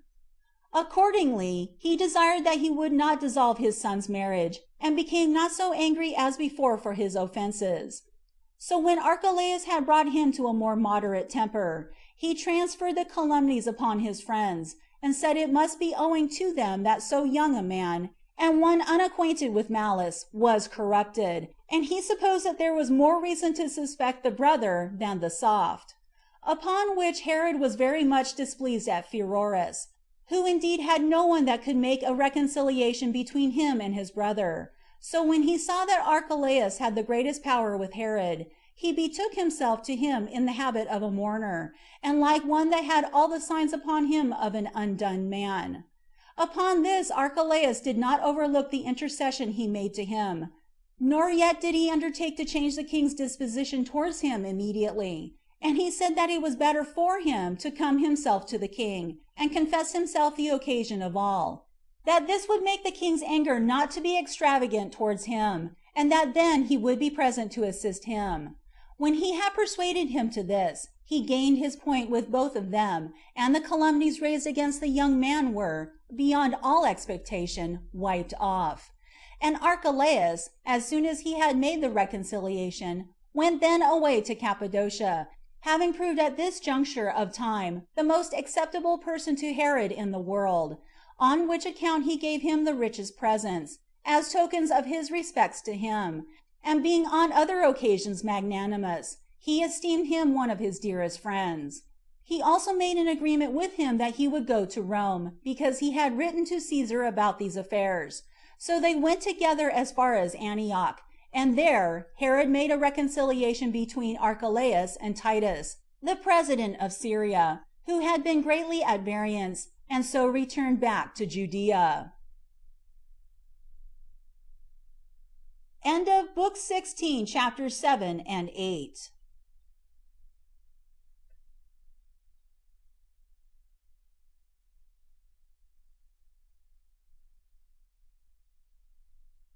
How Sylleus accused Herod before Caesar, and how Herod, when Caesar was angry at him, resolved to send Nicolaus to Rome.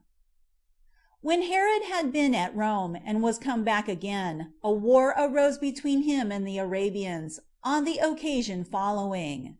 The inhabitants of Trachonitis, after Caesar had taken the country away from Zenodorus, and added it to Herod, had not now power to rob, but were forced to plow the land, and to live quietly, which was a thing they did not like. And when they did take that pains, the ground did not produce much fruit for them. However, at the first the king would not permit them to rob, and so they abstained from that unjust way of living upon their neighbors, which procured Herod a great reputation for his care. But when he was sailing to Rome, it was at that time when he went to accuse his son Alexander, and to commit Antipater to Caesar's protection, and the Trachonites spread a report as if he were dead, and revolted from his dominion, and betook themselves again to their accustomed way of robbing their neighbors.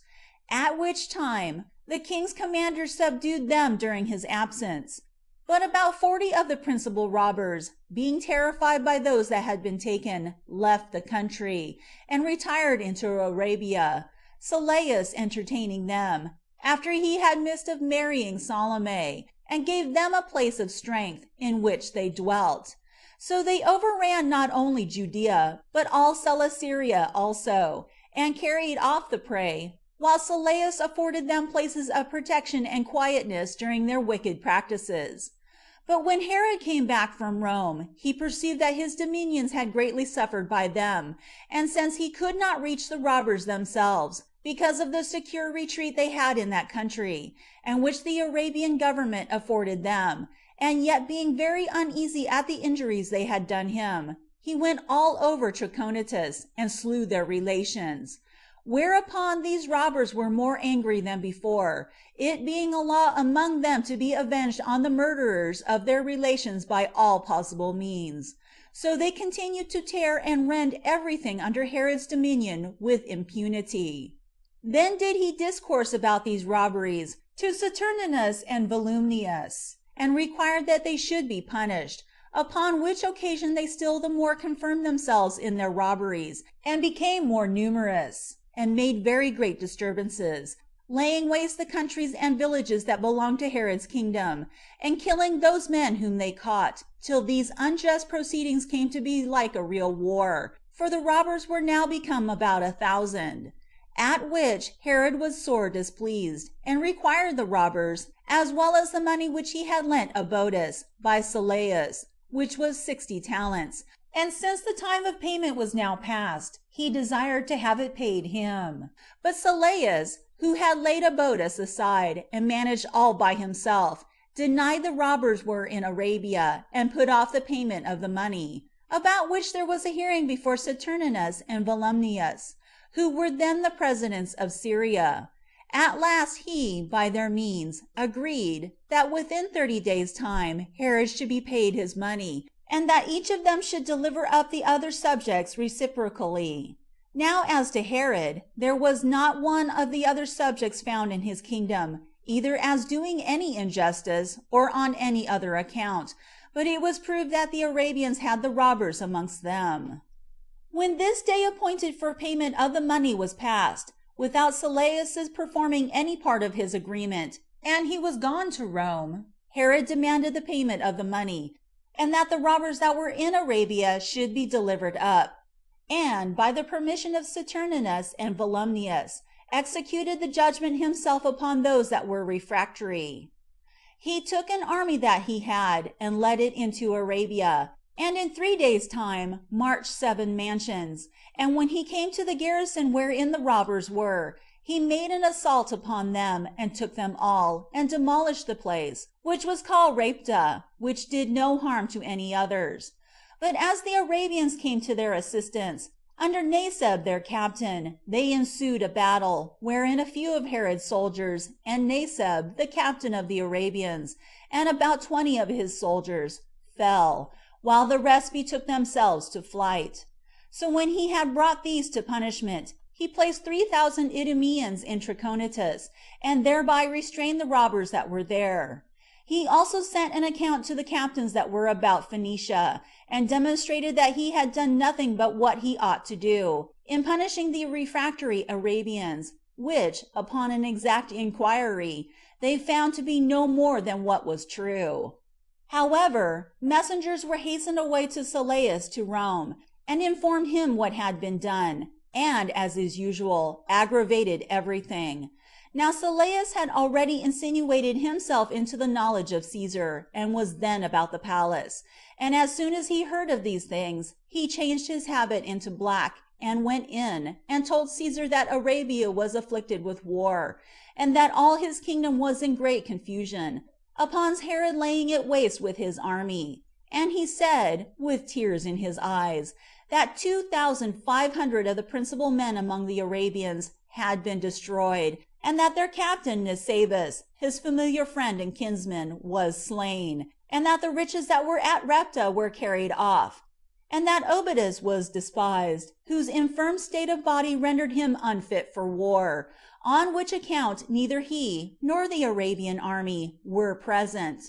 When Sylleus said so, and added invidiously, that he would not himself have come out of the country, unless he had believed that Caesar would have provided that they should all have peace one with another, and that, had he been there, he would have taken care that the war should not have been to Herod's advantage, Caesar was provoked when this was said, and asked no more than this one question, both of Herod's friends that were there, and of his own friends, who were come from Syria, whether Herod had led an army thither. And when they were forced to confess so much, Caesar, without staying to hear for what reason he did it, and how it was done, grew very angry, and wrote to Herod sharply. The sum of his epistle was this, that whereas of old he had used him as his friend, he should now use him as his subject. Sylleus also wrote an account of this to the Arabians, who were so elevated with it, that they neither delivered up the robbers that had fled to them, nor paid the money that was due. They retained those pastures also which they had hired, and kept them without paying their rent. And all this because the king of the Jews was now in a low condition, by reason of Caesar's anger at him. Those of Trachonitis also made use of this opportunity, and rose up against the Idumean garrison, and followed the same way of robbing with the Arabians, who had pillaged their country, and were more rigid in their unjust proceedings, not only in order to get by it, but by way of revenge also. Now Herod was forced to bear all this, that confidence of his being quite gone, with which Caesar's favor used to inspire him. For Caesar would not admit so much as an embassage from him to make an apology for him, and when they came again, he sent them away without success. So he was cast into sadness and fear, and Sylleus's circumstances grieved him exceedingly, who was now believed by Caesar, and was present at Rome, nay, sometimes aspiring higher. Now it came to pass that Obodas was dead, and Aeneas, whose name was afterward changed to Aretas, took the government, for Sylleus endeavored by calumnies to get him turned out of his principality, that he might himself take it, with which design he gave much money to the courtiers, and promised much money to Caesar, who indeed was angry that Aretas had not sent to him first before he took the kingdom. Yet did Aeneas send an epistle and presents to Caesar, and a golden crown, of the weight of many talents. Now that epistle accused Sylleus as having been a wicked servant, and having killed Obodas by poison, and that while he was alive he had governed him as he pleased, and had also debauched the wives of the Arabians, and had borrowed money, in order to obtain the dominion for himself. Yet did not Caesar give heed to these accusations, but sent his ambassadors back, without receiving any of his presents. But in the meantime the affairs of Judea and Arabia became worse and worse, partly because of the anarchy they were under, and partly because, as bad as they were, nobody had power to govern them. For of the two kings, the one was not yet confirmed in his kingdom, and so had not authority sufficient to restrain the evildoers. And as for Herod, Caesar was immediately angry at him for having avenged himself, and so he was compelled to bear all the injuries that were offered him. At length, when he saw no end of the mischief which surrounded him, he resolved to send ambassadors to Rome again, to see whether his friends had prevailed to mitigate Caesar, and to address themselves to Caesar himself. And the ambassador he sent thither was Nicholas of Damascus. Chapter 10. How Eurycles falsely accused Herod's sons, and how their father bound them, and wrote to Caesar about them. Of Sylleus, and how he was accused by Nicholas.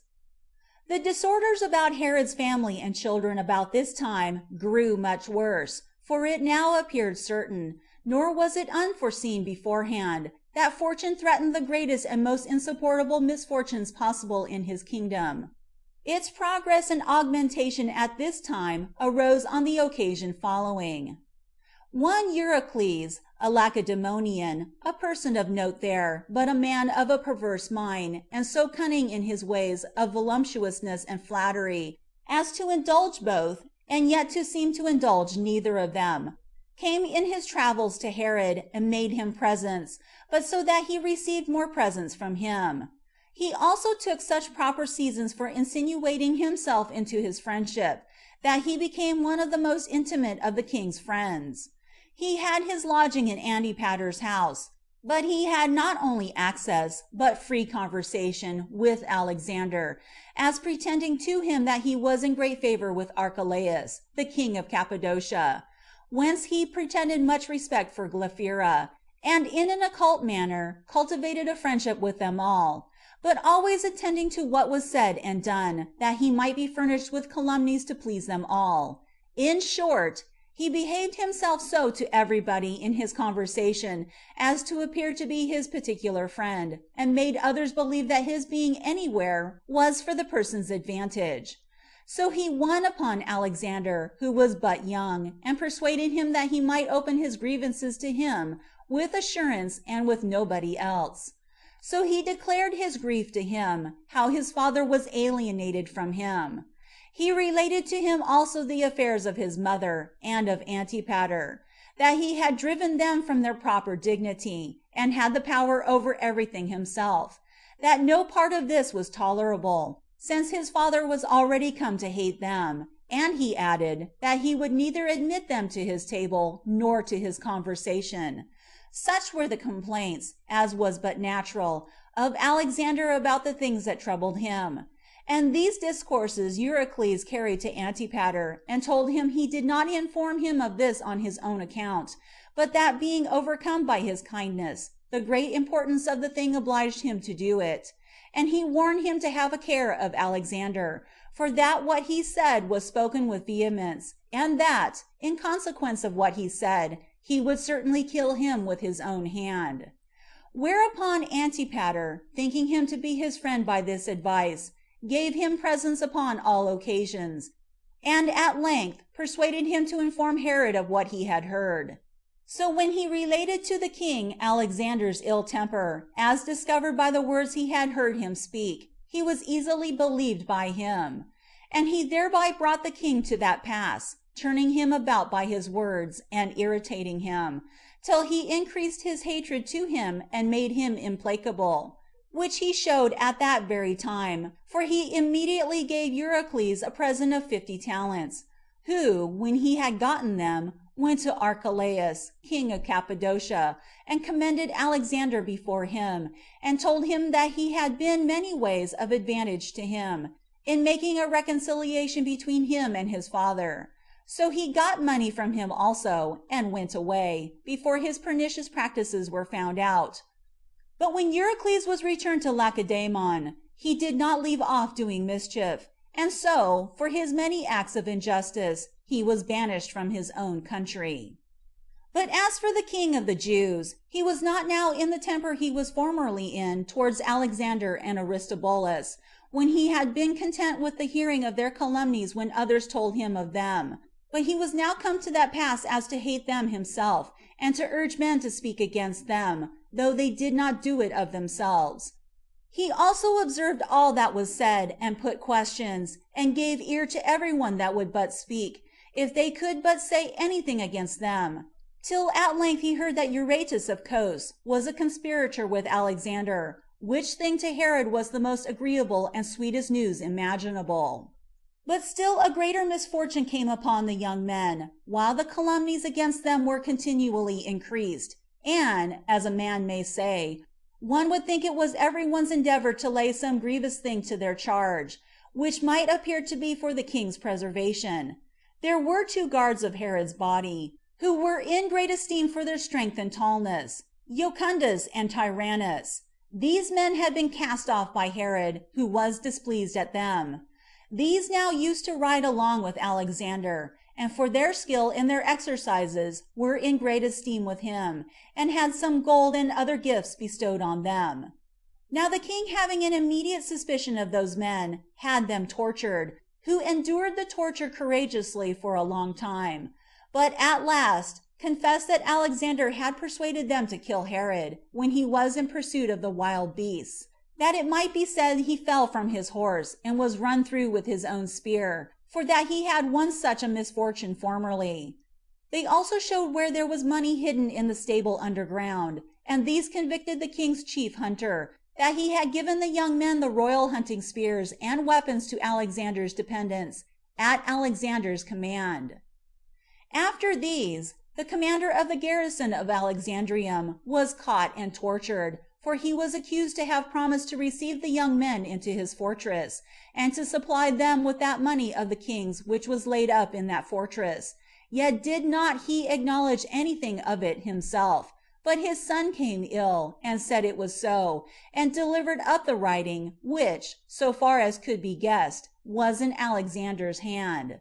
Its contents were these: "When we have finished, by God's help, all that we have proposed to do, we will come to you, but do your endeavors, as you have promised, to receive us into your fortress." After this writing was produced, Herod had no doubt about the treacherous designs of his sons against him. But Alexander said that Diophantus the scribe had imitated his hand, and that the paper was maliciously drawn up by Antipater. For Diophantus appeared to be very cunning in such practices, and as he was afterward convicted of forging other papers, he was put to death for it. So the king produced those that had been tortured before the multitude at Jericho, in order to have them accuse the young men, which accusers many of the people stoned to death. And when they were going to kill Alexander and Aristobulus likewise, the king would not permit them to do so, but restrained the multitude, by the means of Ptolemy and Pheroras. However, the young men were put under a guard, and kept in custody, that nobody might come at them. And all that they did or said was watched, and the reproach and fear they were in was little or nothing different from those of condemned criminals. And one of them, who was Aristobulus, was so deeply affected, that he brought Salome, who was his aunt and mother-in-law, to lament with him for his calamities, and to hate him who had suffered things to come to that pass, when he said to her, "Art thou not in danger of destruction also, while the report goes that thou hadst disclosed beforehand all our affairs to Sylleus, when thou wast in hopes of being married to him?" She immediately carried these words to her brother. Upon this he was out of patience, and gave command to bind him, and enjoined them both, now they were kept separate one from the other, to write down the ill things they had done against their father, and bring the writings to him. So when this was enjoined them, they wrote this, that they had laid no treacherous designs, nor made any preparations against their father, but that they had intended to fly away, and that by the distress they were in, their lives being now uncertain and tedious to them. About this time there came an ambassador out of Cappadocia from Archelaus, whose name was Melas. He was one of the principal rulers under him. So Herod, being desirous to show Archelaus's ill will to him, called for Alexander, as he was in his bonds, and asked him again concerning his flight, whether and how they had resolved to retire. Alexander replied to Archelaus, who had promised to send them away to Rome,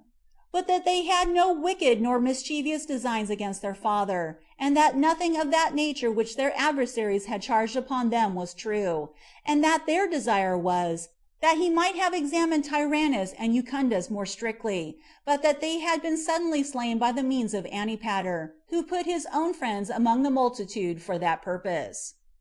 When this was said, Herod commanded that both Alexander and Melas should be carried to Glaphyra, Archelaus's daughter, and that she should be asked whether she did not know somewhat of Alexander's treacherous designs against Herod.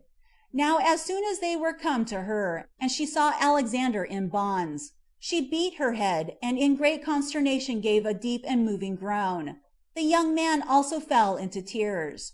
This was so miserable a spectacle to those present, that, for a great while, they were not able to say or do anything. But at length Ptolemy, who was ordered to bring Alexander, bid him say whether his wife was conscious of his actions. He replied, "How is it possible that she, whom I love better than my own soul, and by whom I have had children, should not know what I do?" Upon which she cried out that she knew of no wicked designs of his, but that yet, if her accusing herself falsely would tend to his preservation, she would confess it all. Alexander replied, "There is no such wickedness as those, who ought the least of all so to do, suspect, which either I have imagined, or thou knowest of, but this only, that we have resolved to retire to Archelaus, and from thence to Rome,"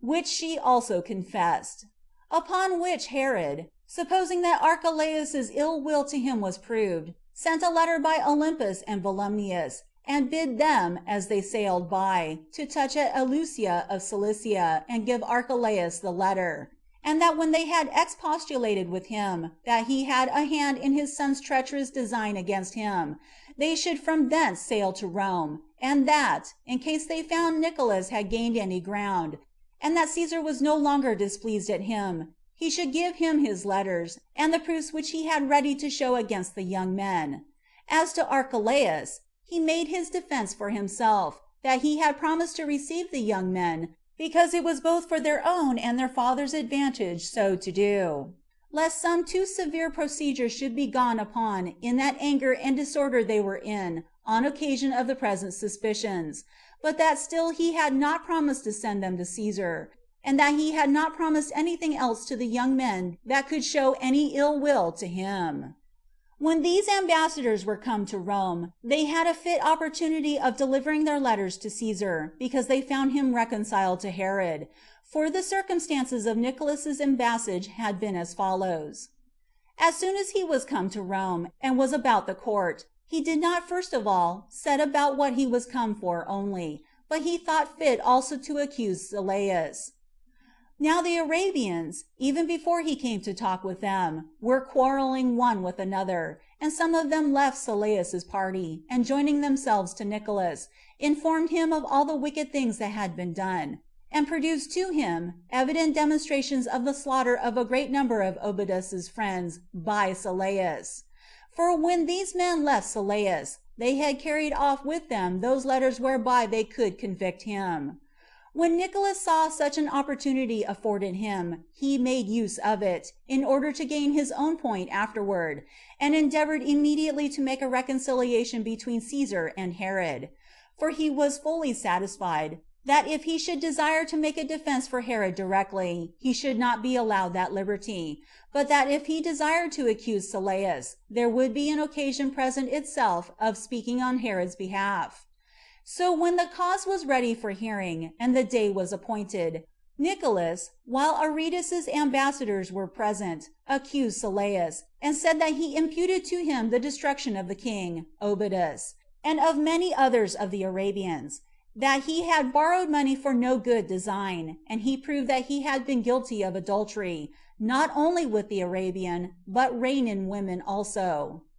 And he added, that above all the rest, he had alienated Caesar from Herod, and that all that he had said about the actions of Herod were falsities.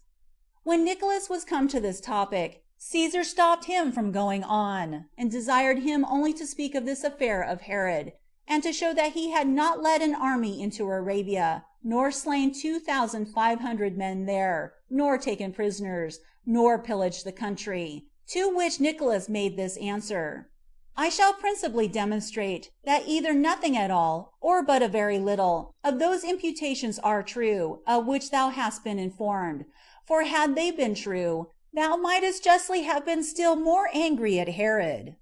At this strange assertion Caesar was very attentive, and Nicolaus said that there was a debt due to Herod of 500 talents, and a bond, wherein it was written, that if the time appointed be lapsed, it should be lawful to make a seizure out of any part of his country.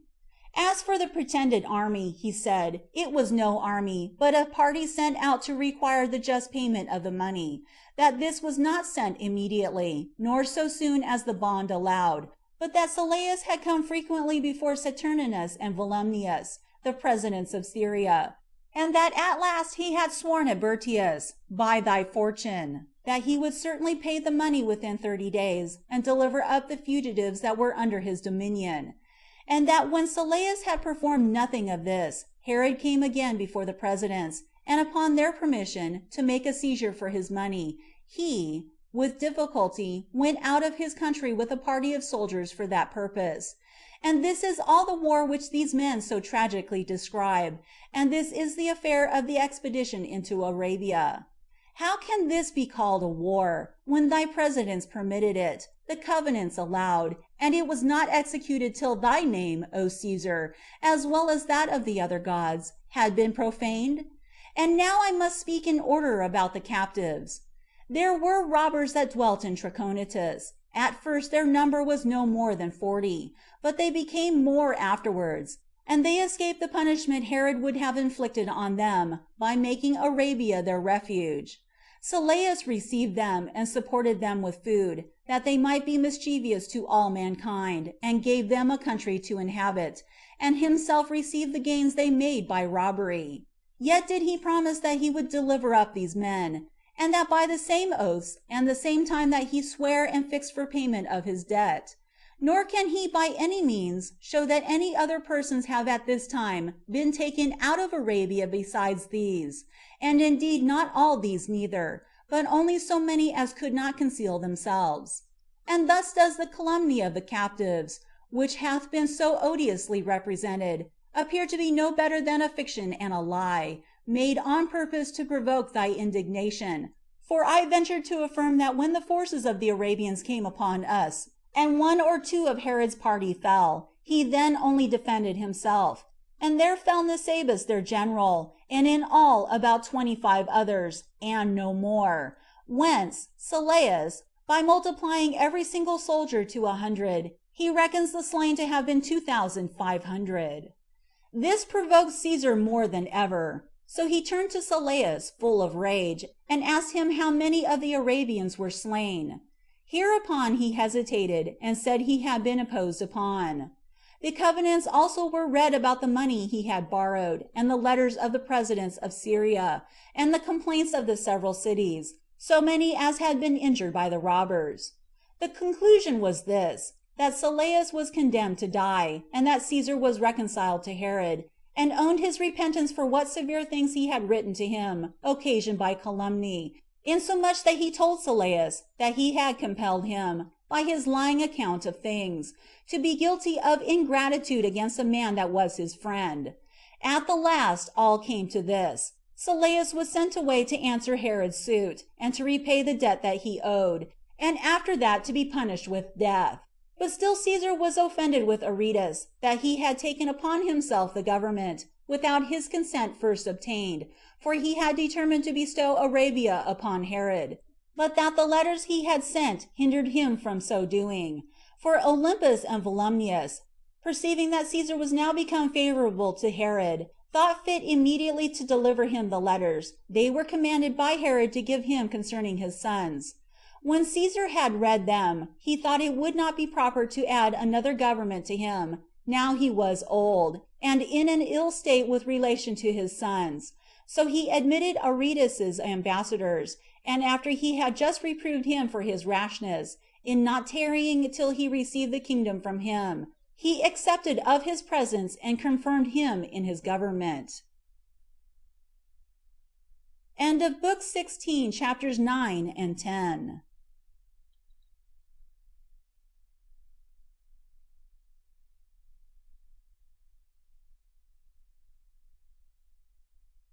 Antiquities of the Jews, Volume 4, by Flavius Josephus, translated by William Whiston, Book 16, Chapter 11. How Herod, by permission from Caesar, accused his sons before an assembly of judges, at Berytus, and what Tiro suffered for using a boundless and military liberty of speech, concerning also the death of the young men and their burial at Alexandrium. So Caesar was now reconciled to Herod, and wrote thus to him, that he was grieved for him on account of his sons, and that in case they had been guilty of any profane and insolent crimes against him, it would behoove him to punish them as parricides, for which he gave him power accordingly. But if they had only contrived to fly away, he would have him give them an admonition, and not proceed to extremity with them. He also advised him to get an assembly together, and to appoint some place near Berytus, which is a city belonging to the Romans, and to take the presidents of Syria, and Archelaus, king of Cappadocia, and as many more as he thought to be illustrious for their friendship to him, and the dignities they were in, and determine what should be done by their approbation. These were the directions that Caesar gave him. Accordingly, Herod, when the letter was brought to him, was immediately very glad of Caesar's reconciliation to him, and very glad also he had a complete authority given him over his sons. And it strangely came about, that whereas before, in his adversity, though he had indeed showed himself severe, yet he had not been very rash nor hasty in procuring the destruction of his sons, he now, in his prosperity, took advantage of this change for the better, and the freedom he had now, to exercise his hatred against them after an unheard manner. He therefore sent and called as many as he thought fit to this assembly, excepting Archelaus. For as for him, he either hated him, so that he would not invite him, or thought he would be an obstacle to his designs. When the presidents and the rest that belonged to the cities were come to Berytus, he kept his sons in a certain village belonging to Sidon, called Platana, but near to this city, that if they were called, he might produce them, for he did not think fit to bring them before the assembly. And when there were 150 assessors present, Herod came by himself alone, and accused his sons, and that in such a way as if it were not a melancholy accusation, and not made but out of necessity, and upon the misfortunes he was under. Indeed, in such a way as was very indecent for a father to accuse his sons, for he was very vehement and disordered when he came to the demonstration of the crime they were accused of, and gave the greatest signs of passion and barbarity. Nor would he suffer the assessors to consider the weight of the evidence, but asserted them to be true by his own authority, after a manner most indecent in a father against his sons, and read himself what they themselves had written, wherein there was no confession of any plots or contrivances against him, but only how they had contrived to fly away, and containing withal certain reproaches against him, on account of the ill will he bare them. And when he came to those reproaches, he cried out most of all, and exaggerated what they said, as if they had confessed the design against him, and took his oath that he had rather lose his life than hear such reproachful words. At last, he said that he had sufficient authority, both by nature and by Caesar's grant to him, to do what he thought fit. He also added an allegation of a law of their country, which enjoined this,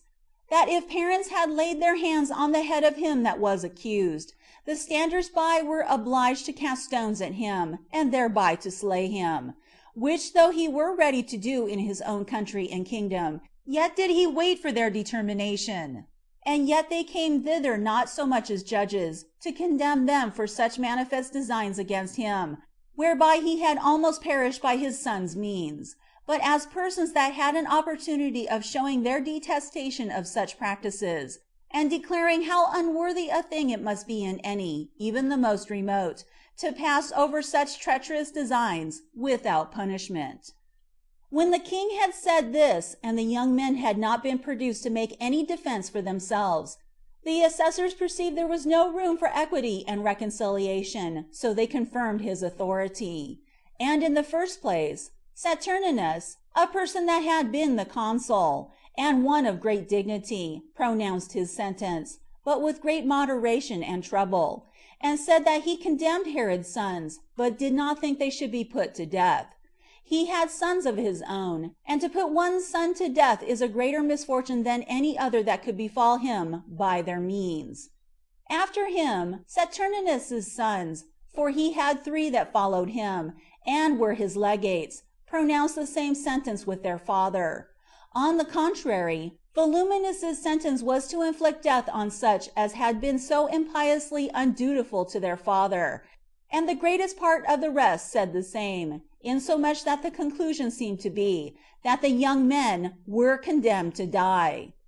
Immediately after this Herod came away from thence, and took his sons to Tyre, where Nicolaus met him in his voyage from Rome, of whom he inquired, after he had related to him what had passed at Berytus, what his sentiments were about his sons, and what his friends at Rome thought of the matter. His answer was, that what they had determined to do to thee was impious, and that thou oughtest to keep them in prison, and if thou thinkest anything further necessary, thou mayest indeed so punish them, that thou mayest not appear to indulge thy anger more than to govern thyself by judgment. But if thou inclinest to the milder side, thou mayest absolve them, lest perhaps thy misfortunes be rendered incurable. And this is the opinion of the greatest part of thy friends at Rome also. Whereupon Herod was silent, and in great thoughtfulness, and bid Nicolaus sail along with him. Now as they came to Caesarea, everybody was there talking of Herod's sons, and the kingdom was in suspense, and the people in great expectation of what would become of them. For a terrible fear seized upon all men, lest the ancient disorders of the family should come to a sad conclusion, and they were in great trouble about their sufferings. Nor was it without danger to say any rash thing about this matter, nor even to hear another say it, but men's pity was forced to be shut up in themselves, which rendered the excess of their sorrow very irksome.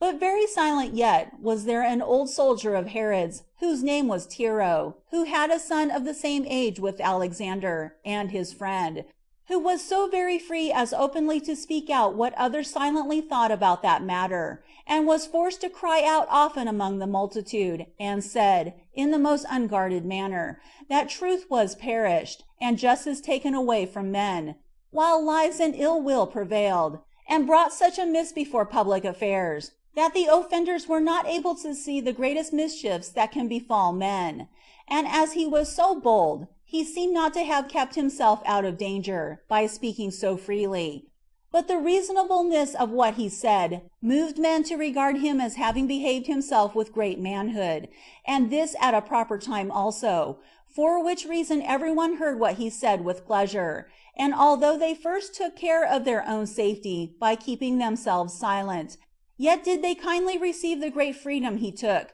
for the expectation they were in of so great an affliction put a force upon them to speak of Tiro whatsoever they pleased.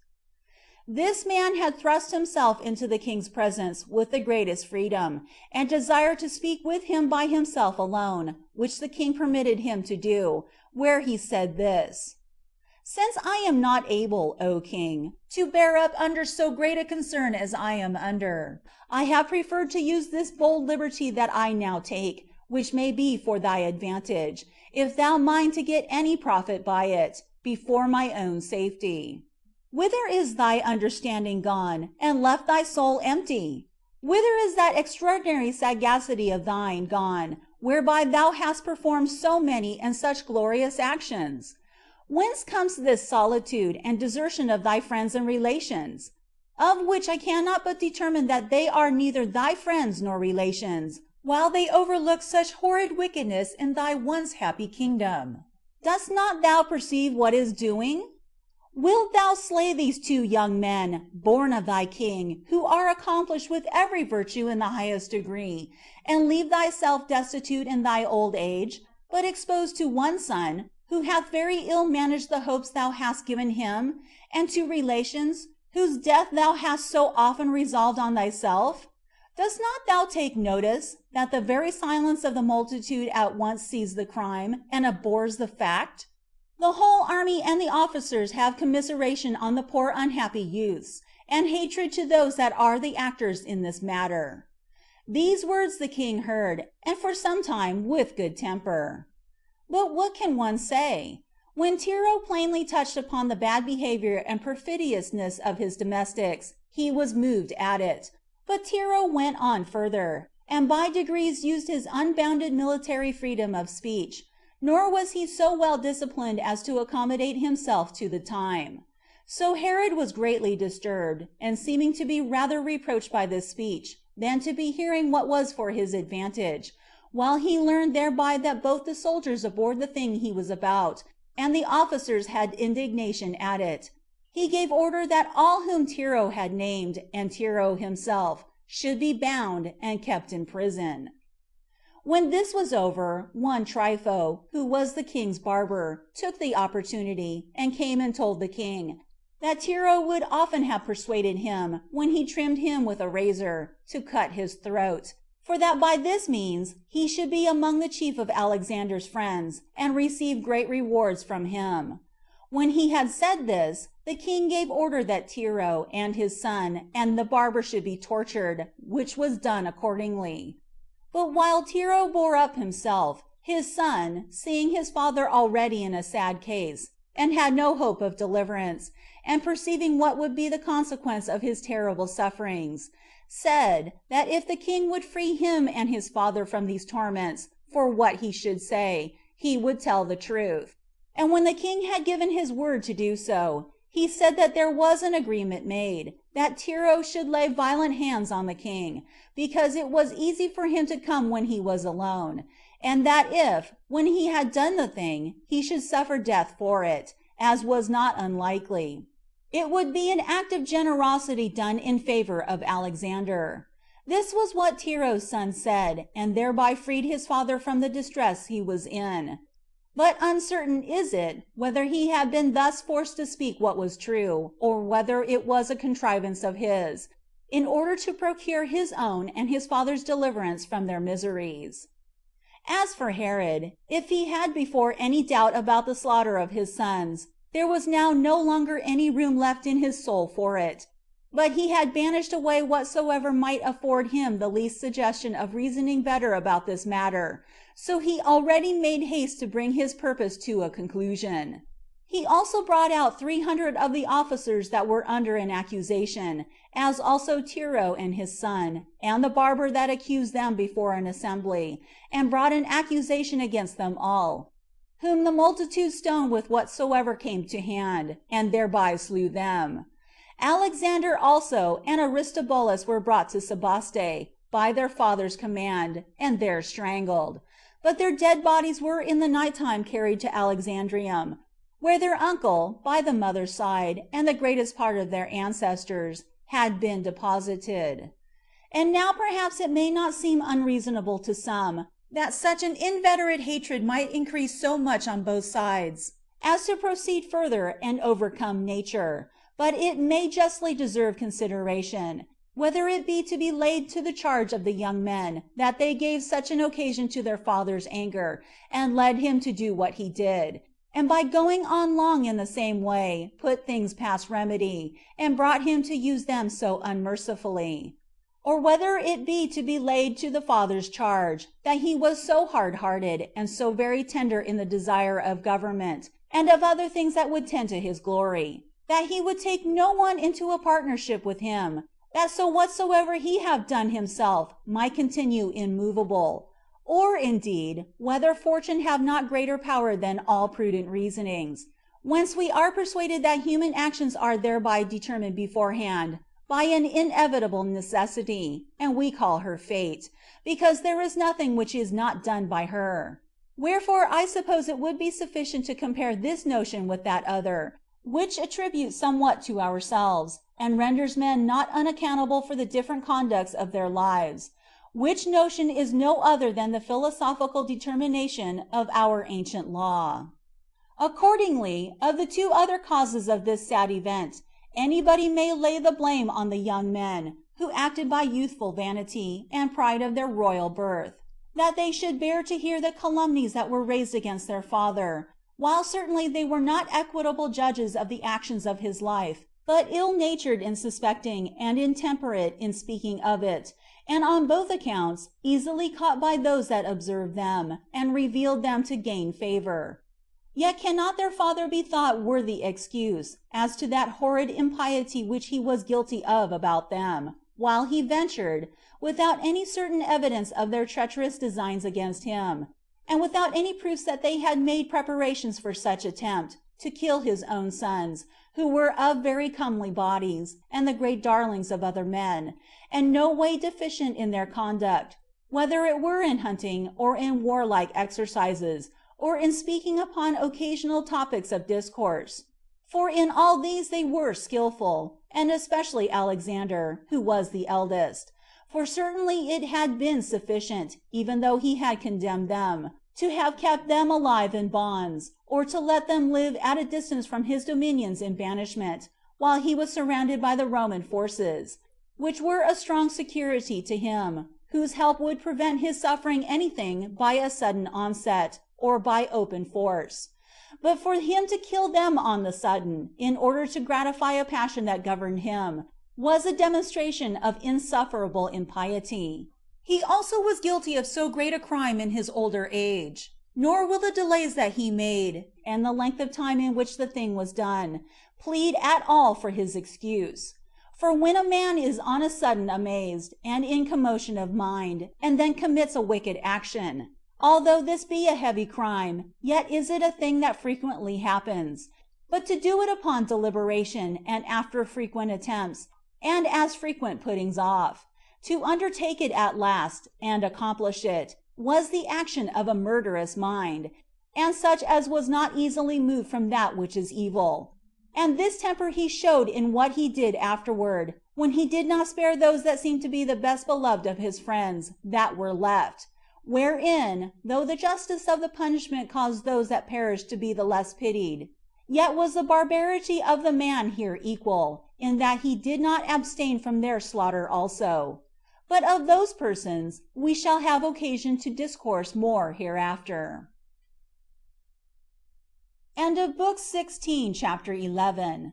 End of Book 16.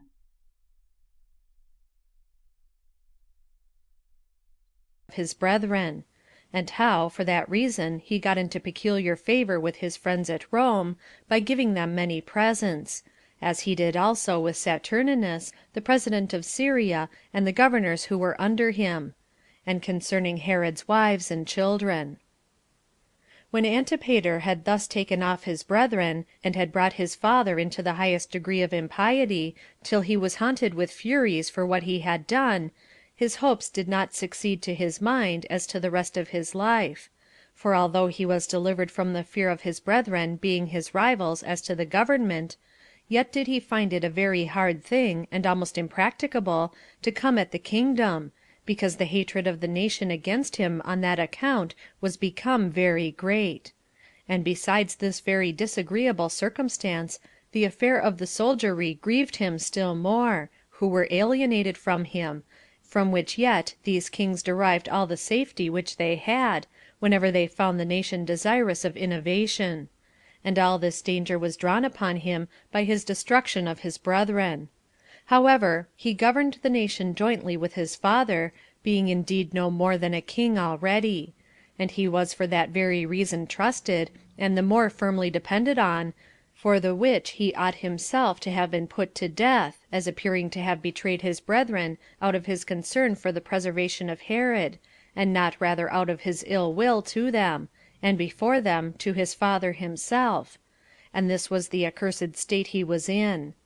Now all Antipater's contrivances tended to make his way to take off Herod, that he might have nobody to accuse him in the vile practices he was devising; and that Herod might have no refuge, nor any to afford him their assistance, since they must thereby have Antipater for their open enemy; insomuch that the very plots he had laid against his brethren were occasioned by the hatred he bore his father. But at this time he was more than ever set upon the execution of his attempts against Herod, because if he were once dead, the government would now be firmly secured to him; but if he were suffered to live any longer, he should be in danger upon a discovery of that wickedness of which he had been the contriver, and his father would of necessity then become his enemy. And on this account it was that he became very bountiful to his father's friends, and bestowed great sums on several of them, in order to surprise men with his good deeds, and take off their hatred against him. And he sent great presents to his friends at Rome particularly, to gain their good will; and above all to Saturninus, the president of Syria. He also hoped to gain the favor of Saturninus's brother with the large presents he bestowed on him; as also he used the same art to Salome the king's sister, who had married one of Herod's chief friends. And when he counterfeited friendship to those with whom he conversed, he was very subtle in gaining their belief, and very cunning to hide his hatred against any that he really did hate. But he could not impose upon his aunt, who understood him of a long time, and was a woman not easily to be deluded, especially while she had already used all possible caution in preventing his pernicious designs. Although Antipater's uncle by the mother's side was married to her daughter, and this by his own connivance and management, while she had before been married to Aristobulus, and while Salome's other daughter by that husband was married to the son of Callias, yet that marriage was no obstacle to her, who knew how wicked he was, in her discovering his designs, as her former kindred to him could not prevent her hatred of him. Now Herod had compelled Salome, while she was in love with Sylleus the Arabian, and had taken a fondness for him, to marry Alexas; which match was by her submitted to at the instance of Julia, who persuaded Salome not to refuse it, lest she should herself be their open enemy, since Herod had sworn that he would never be friends with Salome if she would not accept of Alexas for her husband. So she submitted to Julia as being Caesar's wife, and besides that, she advised her to nothing but what was very much for her own advantage. At this time also it was that Herod sent back king Archelaus's daughter, who had been Alexander's wife, to her father, returning the portion he had with her out of his own estate, that there might be no dispute between them about it. Now Herod brought up his sons' children with great care. For Alexander had 2 sons by Glaphyra, and Aristobulus had 3 sons by Bernice, Salome's daughter, and 2 daughters. And as his friends were once with him, he presented the children before them, and deploring the hard fortune of his own sons, he prayed that no such ill fortune should befall these who were their children, but that they might improve in virtue, and obtain what they justly deserved, and might make him amends for his care of their education. He also caused them to be betrothed against they should come to the proper age of marriage, the elder of Alexander's sons to Pheroras's daughter, and Antipater's daughter to Aristobulus's eldest son. He also allotted one of Aristobulus's daughters to Antipater's son, and Aristobulus's other daughter to Herod, a son of his own, who was born to him by the high priest's daughter. For it is the ancient practice among us to have many wives at the same time. Now the king made these espousals for the children, out of commiseration of them now they were fatherless, as endeavoring to render Antipater kind to them by these intermarriages. But Antipater did not fail to bear the same temper of mind to his brother's children which he had borne to his brothers themselves; and his father's concern about them provoked his indignation against them upon this supposal, that they would become greater than ever his brothers had been; while Archelaus, a king, would support his daughter's sons, and Pheroras, a tetrarch, would accept of one of the daughters as a wife to his son. What provoked him also was this, that all the multitude would so commiserate these fatherless children, and so hate him for making them fatherless, that all would come out, since they were no strangers to his vile disposition towards his brethren. He contrived, therefore, to overturn his father's settlements, as thinking it a terrible thing that they should be so related to him, and be so powerful withal. So Herod yielded to him, and changed his resolution at his entreaty; and the determination now was that Antipater himself should marry Aristobulus's daughter, and Antipater's son should marry Pheroras's daughter. So the espousals for the marriages were changed after this manner, even without the king's real approbation. Now Herod the king had at this time 9 wives; one of them Antipater's mother, and another the high priest's daughter, by whom he had a son of his own name. He had also one who was his brother's daughter, and another his sister's daughter, which two had no children. One of his wives also was of the Samaritan nation, whose sons were Antipas and Archelaus, and whose daughter was Olympias; which daughter was afterward married to Joseph, the king's brother's son. But Archelaus and Antipas were brought up with a certain private man at Rome. Herod had also to wife Cleopatra of Jerusalem, and by her he had his sons Herod and Philip, which last was also brought up at Rome. Pallas also was one of his wives, which bare him his son Phasaelus. And besides these, he had for his wives Phaedra and Elpis, by whom he had his daughters Roxana and Salome. As for his elder daughters, by the same mother with Alexander and Aristobulus, and whom Pheroras neglected to marry, he gave the one in marriage to Antipater, the king's sister's son, and the other to Phasaelus, his brother's son. And this was the posterity of Herod. CHAPTER 2. Concerning Zamaris, the Babylonian Jew; concerning the plots laid by Antipater against his father; and somewhat about the Pharisees. And now it was that Herod, being desirous of securing himself on the side of the Trachonites, resolved to build a village as large as a city for the Jews in the middle of that country, which might make his own country difficult to be assaulted, and whence he might be at hand to make sallies upon them, and do them a mischief. Accordingly, when he understood that there was a man that was a Jew come out of Babylon, with 500 horsemen, all of whom could shoot their arrows as they rode on horseback, and, with 100 of his relations, had passed over Euphrates, and now abode at Antioch by Daphne of Syria, where Saturninus, who was then president, had given them a place for habitation, called Valatha, he sent for this man, with the multitude that followed him, and promised to give him land in the toparchy called Batanea, which country is bounded with Trachonitis, as desirous to make that his habitation a guard to himself. He also engaged to let him hold the country free from tribute, and that they should dwell entirely without paying such customs as used to be paid, and gave it him tax free. The Babylonian was reduced by these offers to come hither. So he took possession of the land, and built in it fortresses and a village, and named it Bathyra. Whereby this man became a safeguard to the inhabitants against the Trachonites, and preserved those Jews who came out of Babylon, to offer their sacrifices at Jerusalem, from being hurt by the Trachonite robbers; so that a great number came to him from all those parts where the ancient Jewish laws were observed, and the country became full of people, by reason of their universal freedom from taxes. This continued during the life of Herod; but when Philip, who was tetrarch after him, took the government, he made them pay some small taxes, and that for a little while only; and Agrippa the Great, and his son of the same name, although they harassed them greatly, yet would they not take their liberty away. From whom, when the Romans have now taken the government into their own hands, they still gave them the privilege of their freedom, but oppressed them entirely with the imposition of taxes. Of which matter I shall treat more accurately in the progress of this history.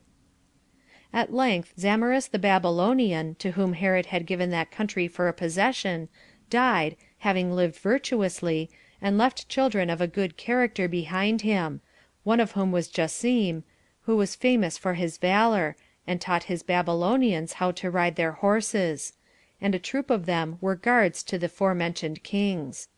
And when Jacim was dead in his old age, he left a son, whose name was Philip, one of great strength in his hands, and in other respects also more eminent for his valor than any of his contemporaries, on which account there was a confidence and firm friendship between him and King Agrippa.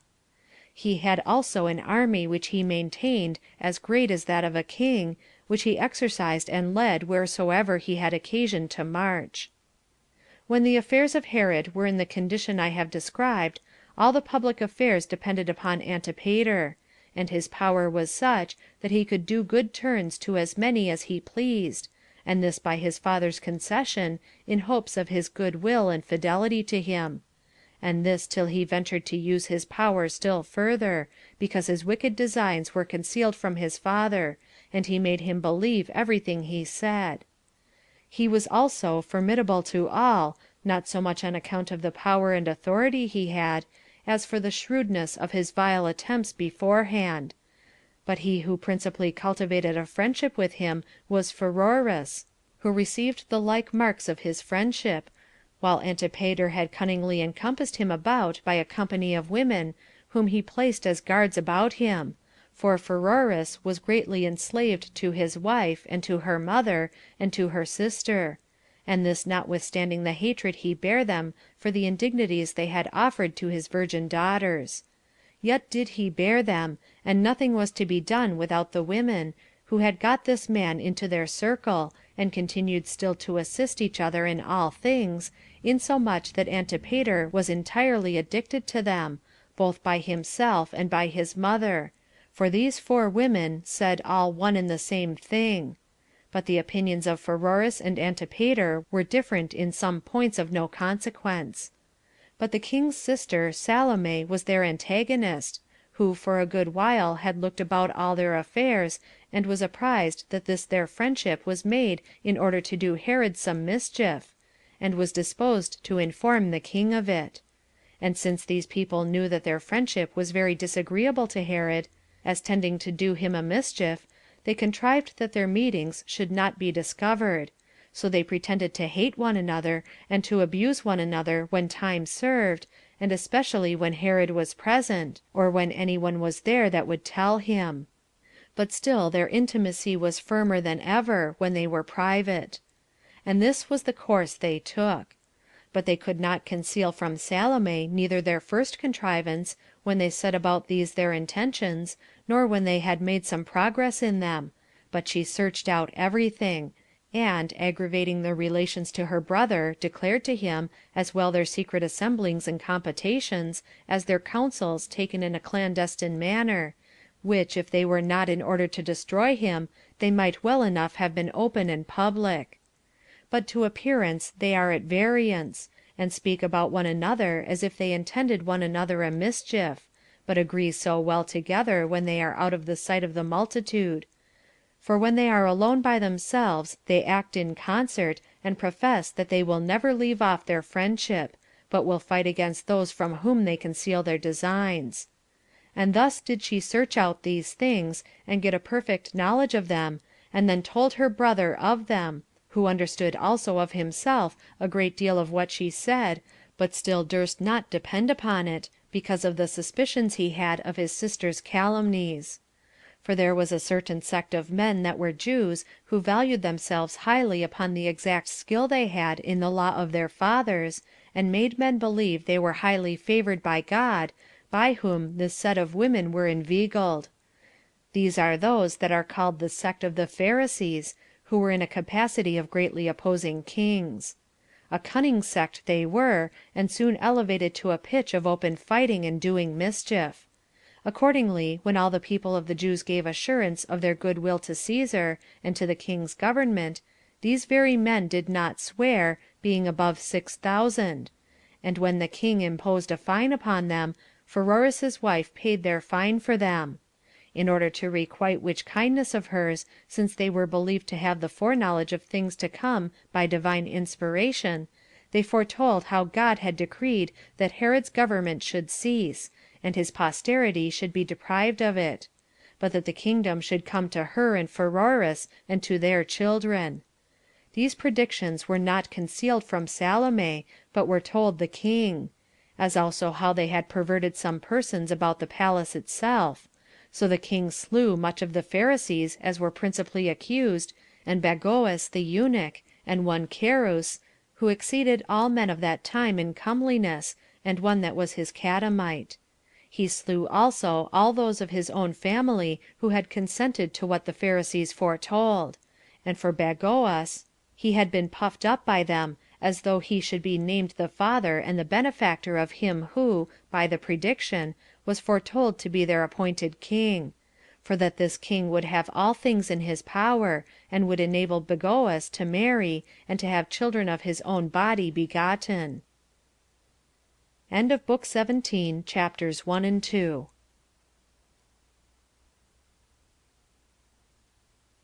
To Caesar, and of the death of Pheroras. When Herod had punished those Pharisees who had been convicted of the foregoing crimes, he gathered an assembly together of his friends, and accused Pheroras's wife; and ascribing the abuses of the virgins to the impudence of that woman, brought an accusation against her for the dishonor she had brought upon them; that she had studiously introduced a quarrel between him and his brother, and, by her ill temper, had brought them into a state of war, both by her words and actions; that the fines which he had laid had not been paid, and the offenders had escaped punishment by her means; and that nothing which had of late been done had been done without her. "For which reason Pheroras would do well if he would of his own accord, and by his own command, and not at my entreaty, or as following my opinion, put his wife away, as one who will still be the occasion of war between thee and me. And now, Pheroras, if thou valuest any relation to me, put this wife of thine away, for by this means thou wilt continue to be a brother to me, and wilt abide in thy love to me." Then said Pheroras, though he was pressed hard by the former words, that as he would not do so unjust a thing as to renounce his brotherly relation to him, so would he not leave off his affection for his wife; that he would rather choose to die than to live and be deprived of a wife that was so dear unto him. Hereupon Herod put off his anger against Pheroras on these accounts, though he himself thereby underwent a very uneasy punishment. However, he forbade Antipater and his mother to have any conversation with Pheroras, and bid them to take care to avoid the assemblies of the women; which they promised to do, but still got together when occasion served, and both Pheroras and Antipater had their own merry meetings. The report went also that Antipater had criminal conversation with Pheroras's wife, and that they were brought together by Antipater's mother.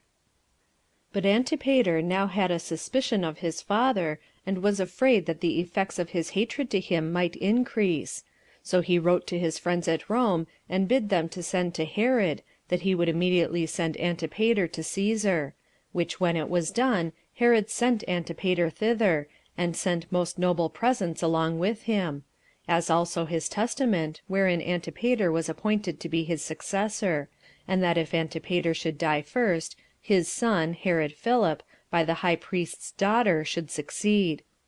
And, together with Antipater, there went to Rome Silius the Arabian, though he had done nothing of all that Caesar had enjoined him. Antipater also accused him of the same crimes of which he had been formerly accused by Herod. Silius was also accused by Aretas, that without his consent he had slain many of the chief of the Arabians at Petra, and particularly Soemus, a man that deserved to be honored by all men; and that he had slain Fabatus, a servant of Caesar. These were the things of which Silius was accused, and that on the occasion following. There was one Corinthus, belonging to Herod, of the guards of the king's body, and one who was greatly trusted by him. Silius had persuaded this man with the offer of a great sum of money to kill Herod, and he had promised to do it. When Fabatus had been made acquainted with this, for Silius had himself told him of it, he informed the king of it, who caught Corinthus, and put him to the torture, and thereby got out of him the whole conspiracy. He also caught 2 other Arabians, who were discovered by Corinthus, the one the head of a tribe, and the other a friend to Silius, who both were by the king brought to the torture, and confessed that they were come to encourage Corinthus not to fail of doing what he had undertaken to do, and to assist him with their own hands in the murder, if need should require their assistance. So Saturninus, upon Herod's discovering the whole to him, sent him to Rome. At this time Herod commanded Pheroras that since he was so obstinate in his affection for his wife, he should retire into his own tetrarchy, which he did very willingly, and sware many oaths that he should not come again till he heard that Herod was dead. And indeed when, upon a sickness of the king, he was desired to come to him before he died, that he might entrust him with some of his injunctions, he had such a regard to his oath that he would not come to him. Yet did not Herod so retain his hatred to Pheroras, but remitted of his purpose not to see him, which he before had, and that for such great causes as have been already mentioned. But as soon as he began to be ill, he came to him, and this without being sent for. And when he was dead, he took care of his funeral, and had his body brought to Jerusalem, and buried there, and appointed a solemn mourning for him. This death of Pheroras became the origin of Antipater's misfortunes, though he were already sailed for Rome, God now being about to punish him for the murder of his brethren. I will explain the history of this matter very distinctly, that it may be for a warning to mankind, that they take care of conducting their whole lives by the rules of virtue. Chapter 4. Pheroras's wife is accused by his freedmen as guilty of poisoning him, and how Herod, upon examining of the matter by torture, found the poison, but so that it had been prepared for himself by his son Antipater, and upon an inquiry by torture he discovered the dangerous designs of Antipater. As soon as Pheroras was dead, and his funeral was over, two of Pheroras's freedmen, who were much esteemed by him, came to Herod, and entreated him not to leave the murder of his brother without avenging it, but to examine into such an unreasonable and unhappy death. When he was moved with these words, for they seemed to him to be true, they said that Pheroras supped with his wife the day before he fell sick, and that a certain potion was brought him in such a sort of food as he was not used to eat, but that when he had eaten he died of it; that this potion was brought out of Arabia by a woman, under pretense indeed as a love potion, for that was its name, but in reality to kill Pheroras; for that the Arabian women are skillful in making such poisons; and the woman to whom they ascribe this was confessedly a most intimate friend of one of Silas's mistresses, and that both the mother and the sister of Pheroras's wife had been at the places where she lived, and had persuaded her to sell them this potion, and had come back and brought it with them the day before that his supper. Hereupon the king was provoked, and put the women slaves to the torture, and some that were free with them; and as the fact did not yet appear, because none of them would confess it, at length one of them, under the utmost agonies, said no more but this, that she prayed that God would send the like agonies upon Antipater's mother, who had been the occasion of these miseries to all of them. This prayer induced Herod to increase the women's tortures, till thereby all was discovered; their merry meetings, their secret assemblies, and the disclosing of what he had said to his son alone unto Pheroras's women. Now what Herod had charged Antipater to conceal was the gift of 100 talents to him not to have any conversation with Pheroras;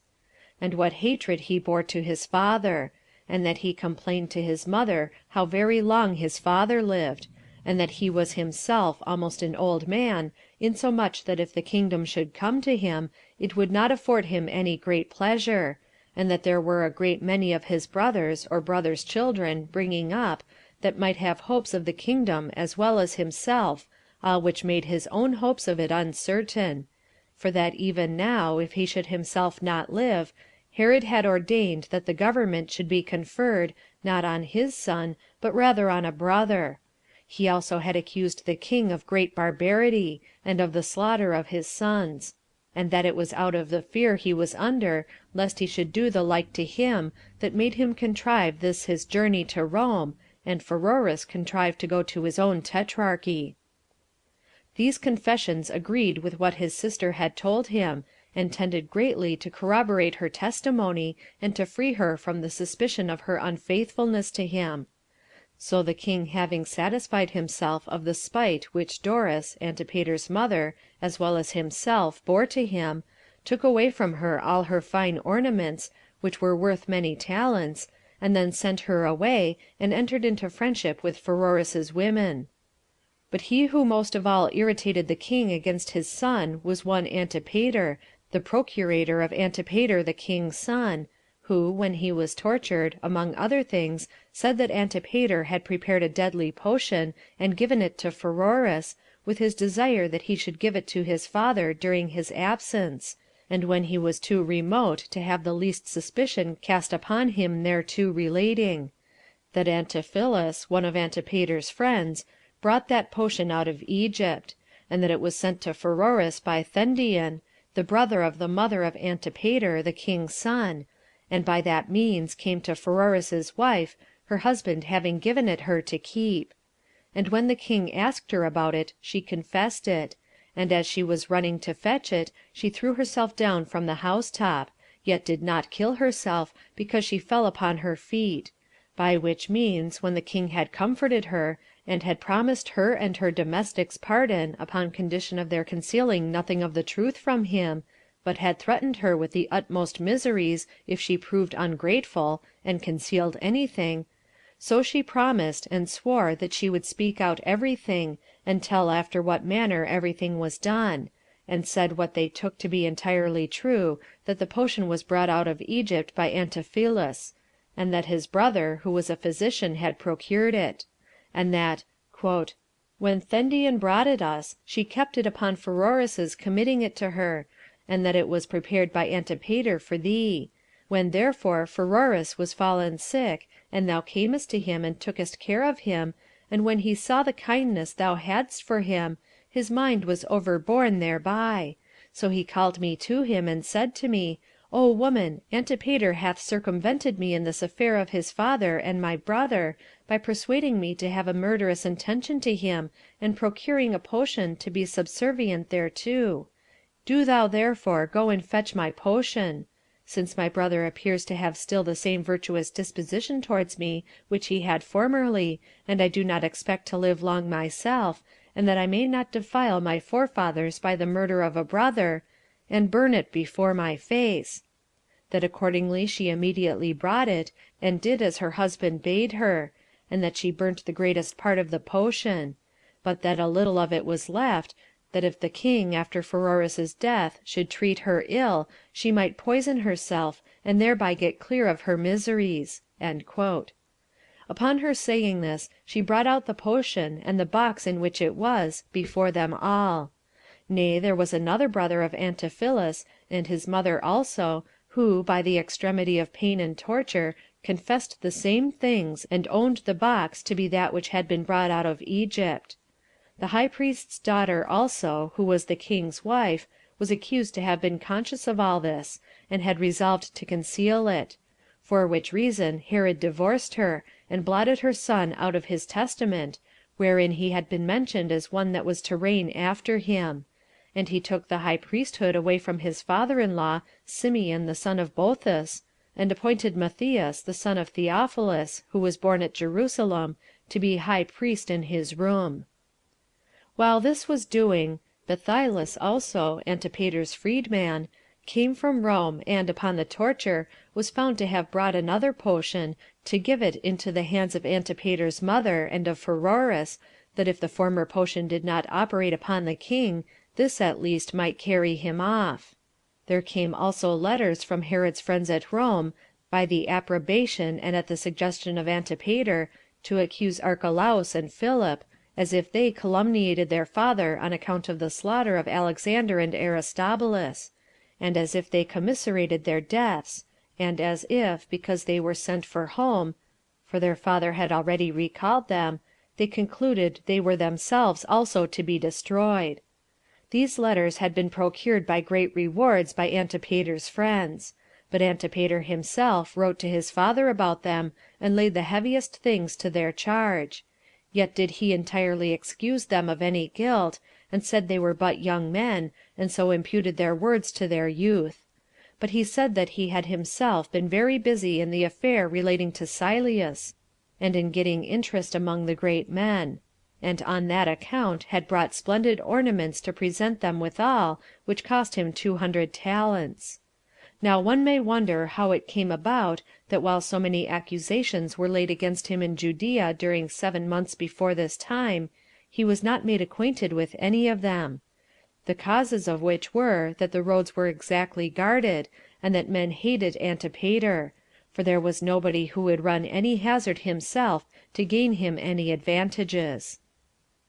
End of Book 17, chapters 3 and 4.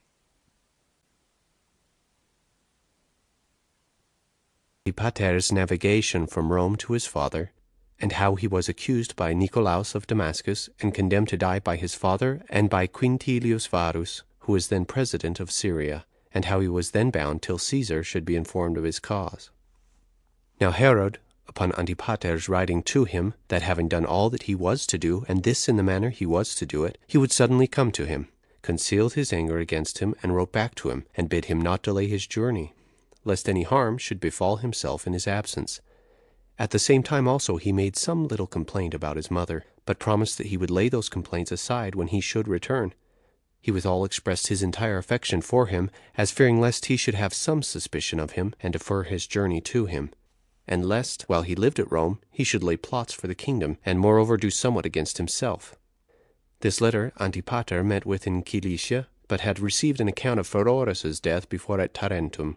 This last news affected him deeply, not out of any affection for Pheroras, but because he was dead without having murdered his father, which he had promised him to do. And when he was at Celenderis in Cilicia, he began to deliberate with himself about his sailing home, as being much grieved with the ejection of his mother. Now some of his friends advised him that he should tarry a while somewhere in expectation of further information. But others advised him to sail home without delay, for that if he were once come thither, he would soon put an end to all accusations, and that nothing afforded any weight to his accusers at present but his absence.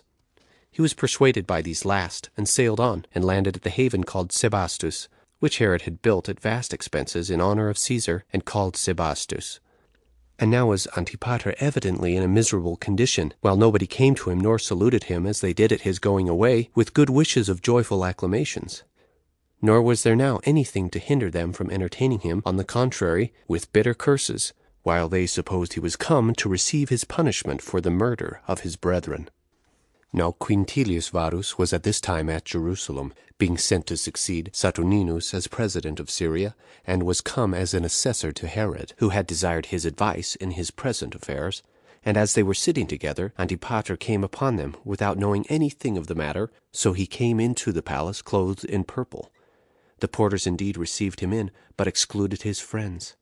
And now he was in great disorder, and presently understood the condition he was in,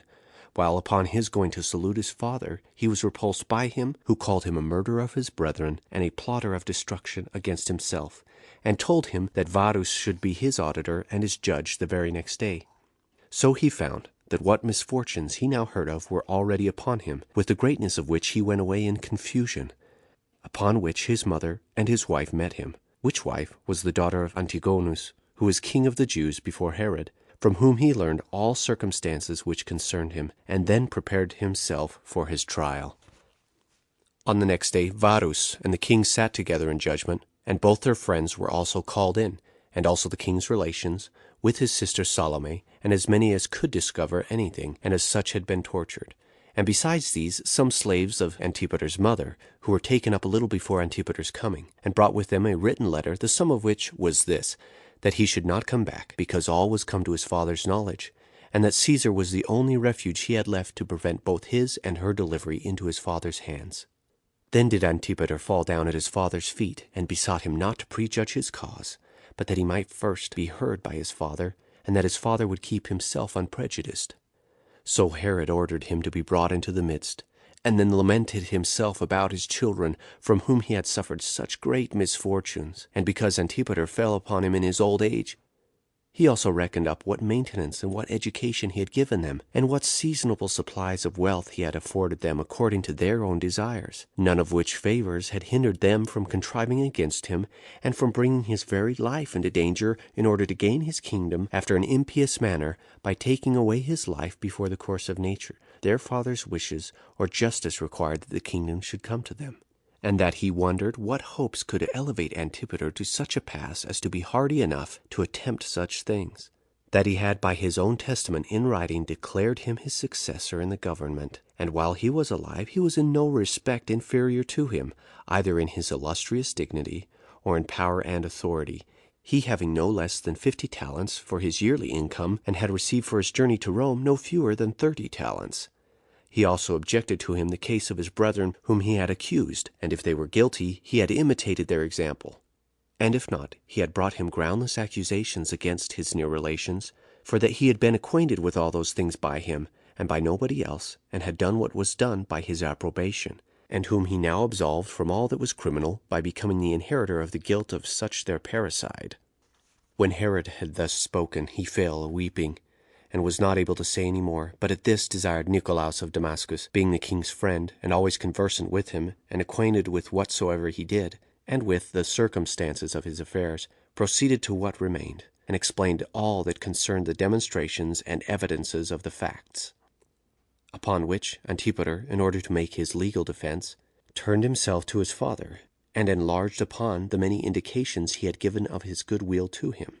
and instanced in the honors that had been done him, which yet had not been done. He had not deserved them by his virtuous concern about him, for that he had made provision for everything that was fit to be foreseen beforehand, as to giving him his wisest advice. And whenever there was occasion for the labor of his own hands, he had not grudged any such pains for him. And it was almost impossible that he, who had delivered his father from so many treacherous contrivances laid against him, should be himself in a plot against him, and so lose all the reputation he had gained for his virtue, by his wickedness which had succeeded it. And this while he had nothing to prohibit him, who was already appointed his successor, to enjoy the royal honor with his father also at present.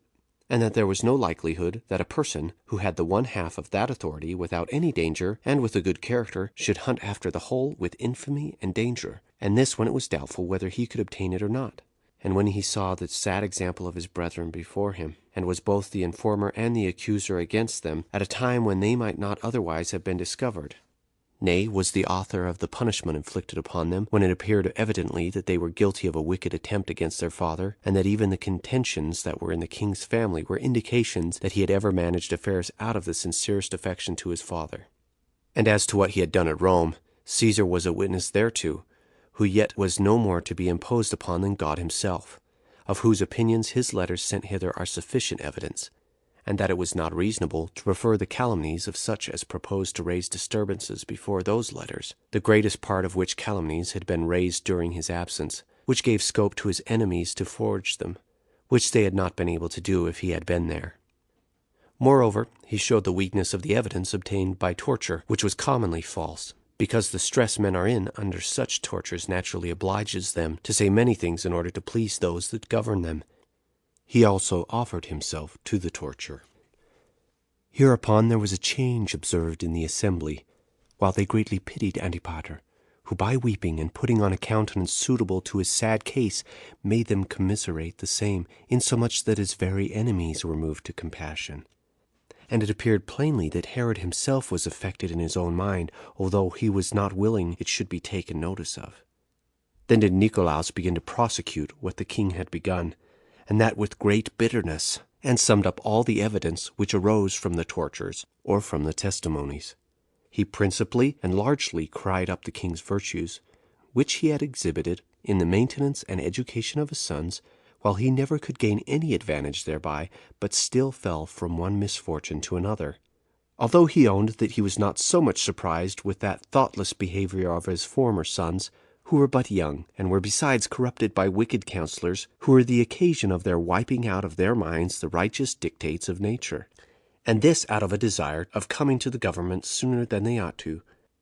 yet that he could not but justly stand amazed at the horrid wickedness of Antipater, who, although he had not only had great benefits bestowed on him by his father, enough to tame his reason,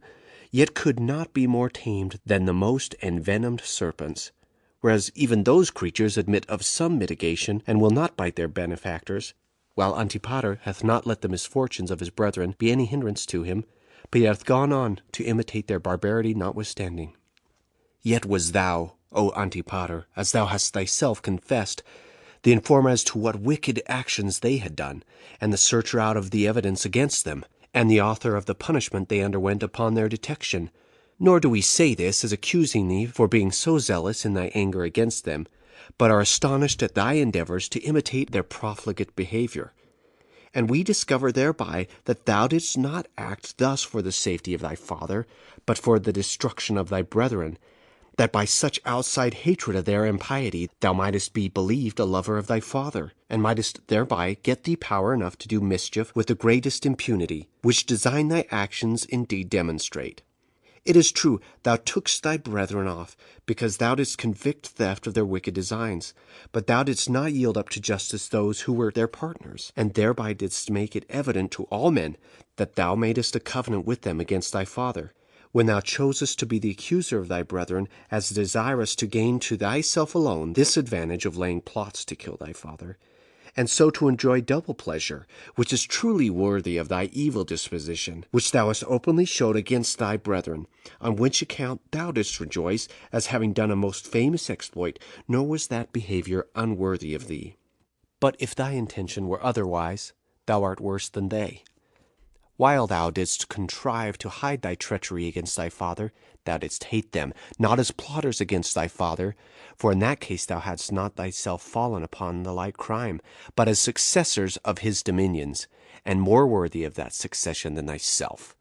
Thou wouldst kill thy father after thy brethren, lest thy lies raised against them might be detected, and lest thou shouldst suffer what punishment thou hast deserved.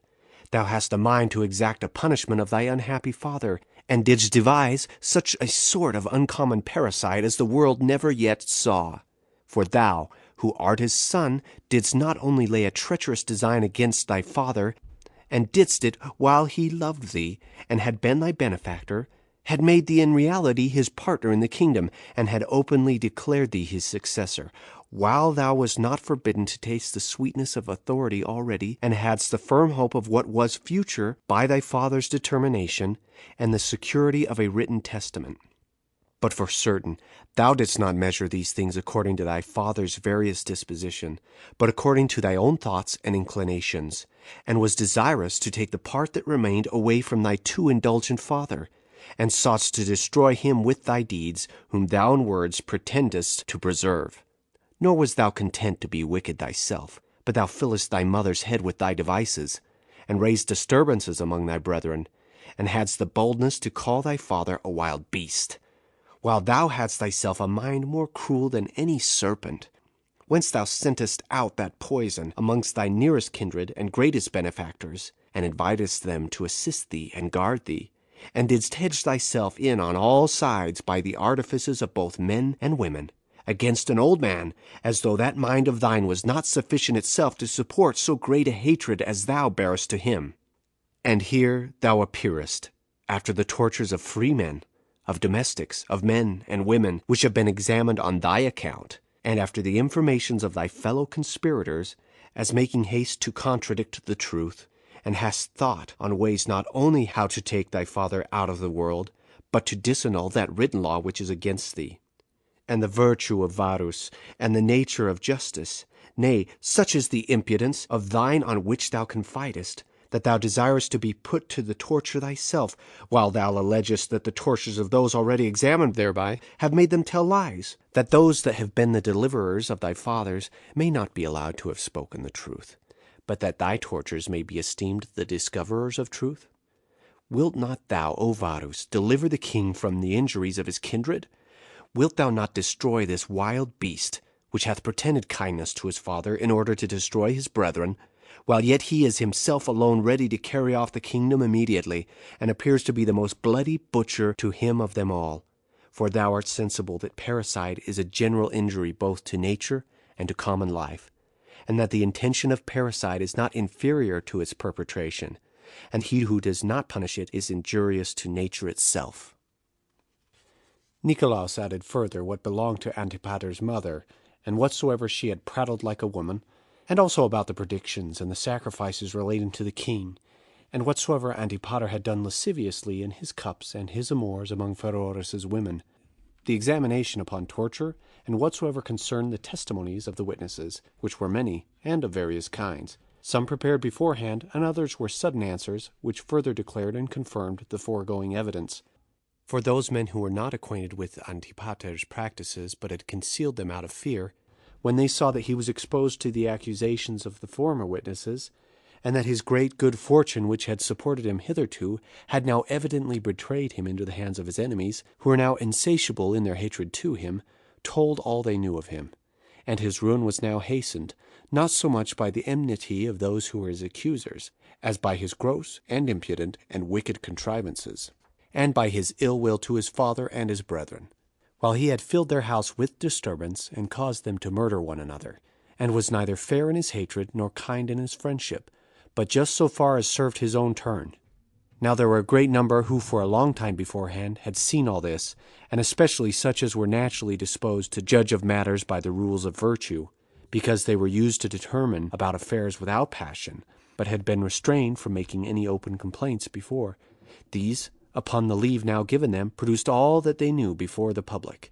The demonstrations also of these wicked facts could no way be disproved, because the many witnesses there were did neither speak out of favor to Herod, nor were they obliged to keep what they had to say silent, out of suspicion of any danger they were in. But they spake what they knew, because they thought such actions very wicked, and that Antipater deserved the greatest punishment. And indeed not so much for Herod's safety, as on account of the man's own wickedness. Many things were also said, and those by a great number of persons, who were no way obliged to say them, insomuch that Antipater, who used generally to be very shrewd in his lies and impudence, was not able to say one word to the contrary. When Nicolaus had left off speaking, and had produced the evidence, Varus bid Antipater to betake himself to the making his defense, if he had prepared anything whereby it might appear that he was not guilty of the crimes he was accused of. For that, as he himself was desirous, so did he know that his father was in a like manner desirous also to have him found entirely innocent. But Antipater fell down on his face and appealed to God and to all men for testimonials of his innocency, desiring that God would declare by some evident signals that he had not laid any plot against his father. This being the usual method of all men destitute of virtue, that when they set about any wicked undertakings, they fall to work according to their own inclinations, as if they believed that God was unconcerned in human affairs. But when once they are found out, and are in danger of undergoing the punishment due to their crimes, they endeavor to overthrow all the evidence against them by appealing to God, which was the very thing which Antipater now did. For whereas he had done everything as if there were no God in the world, when he was on all sides distressed by justice, and when he had no other advantage to expect from any legal proofs by which he might disprove the accusations laid against him, he impudently abused the majesty of God, and ascribed it to his power that he had been preserved hitherto, and produced before them all what difficulties he had ever undergone in his bold acting for his father's preservation. So when Varus, upon asking Antipater what he had to say for himself, found that he had nothing to say besides his appeal to God, and saw that there was no end of that, he bid them bring the potion before the court, that he might see what virtue still remained in it. And when it was brought, and one that was condemned to die had drank it by Varus's command, he died presently.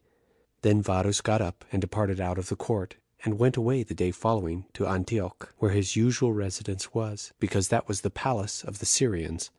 Upon which Herod laid his son in bonds. But what were Varus's discourses to Herod was not known to the generality, and upon what words it was that he went away, though it was also generally supposed that whatsoever Herod did afterward about his son was done with his approbation. But when Herod had bound his son, he sent letters to Rome to Caesar about him, and such messengers withal as should by word of mouth inform Caesar of Antipater's wickedness. Now at this very time there was seized a letter of Antiphilus, written to Antipater out of Egypt, for he had lived there. And when it was opened by the king, it was found to contain what follows: I have sent thee Acme's letter, and hazarded my own life, for thou knowest that I am in danger from 2 families if I be discovered. I wish thee good success in thy affair. These were the contents of this letter. But the king made inquiry about the other letter also, for it did not appear. And Antiphilus's slave, who brought that letter which had been read, denied that he had received the other. But while the king was in doubt about it, one of Herod's friends, seeing a seam upon the inner coat of the slave, and a doubling of the cloth, for he had 2 coats on, he guessed that the letter might be within that doubling, which accordingly proved to be true. So they took out the letter, and its contents were these: Acme to Antipater. I have written such a letter to thy father as thou desirest me.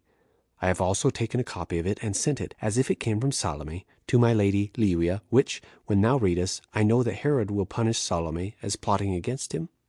Now this pretended letter of Salome to her lady was composed by Antipater in the name of Salome as to its meaning, but in the words of Acme. The letter was this: Acme to King Herod, I have done my endeavor that nothing is done against thee should be concealed from thee. So upon finding a letter of Salome written to my lady against thee, I have written out a copy and sent it to thee, with hazard to myself, but for thy advantage. The reason why she wrote it was this, that she had a mind to be married to Sileus. Do thou therefore tear this letter in pieces, that I may not come into danger of my life.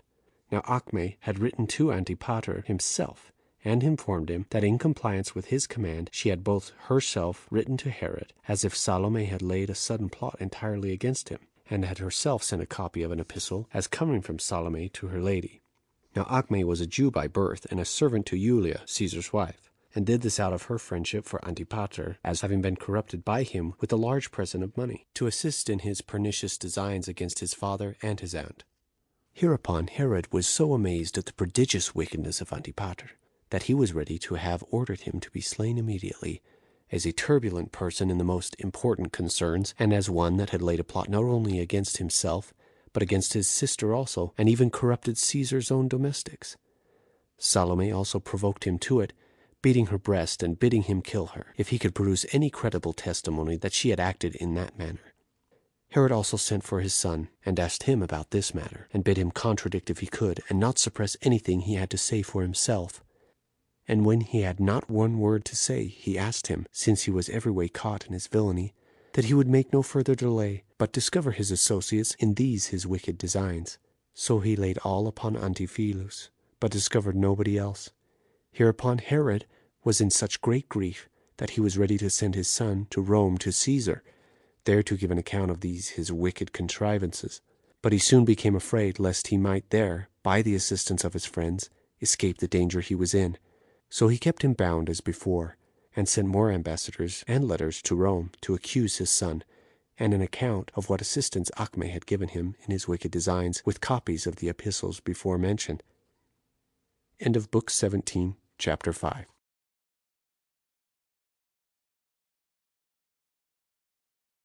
The disease that Herod fell into, and the sedition which the Jews raised thereupon, with the punishment of the seditious.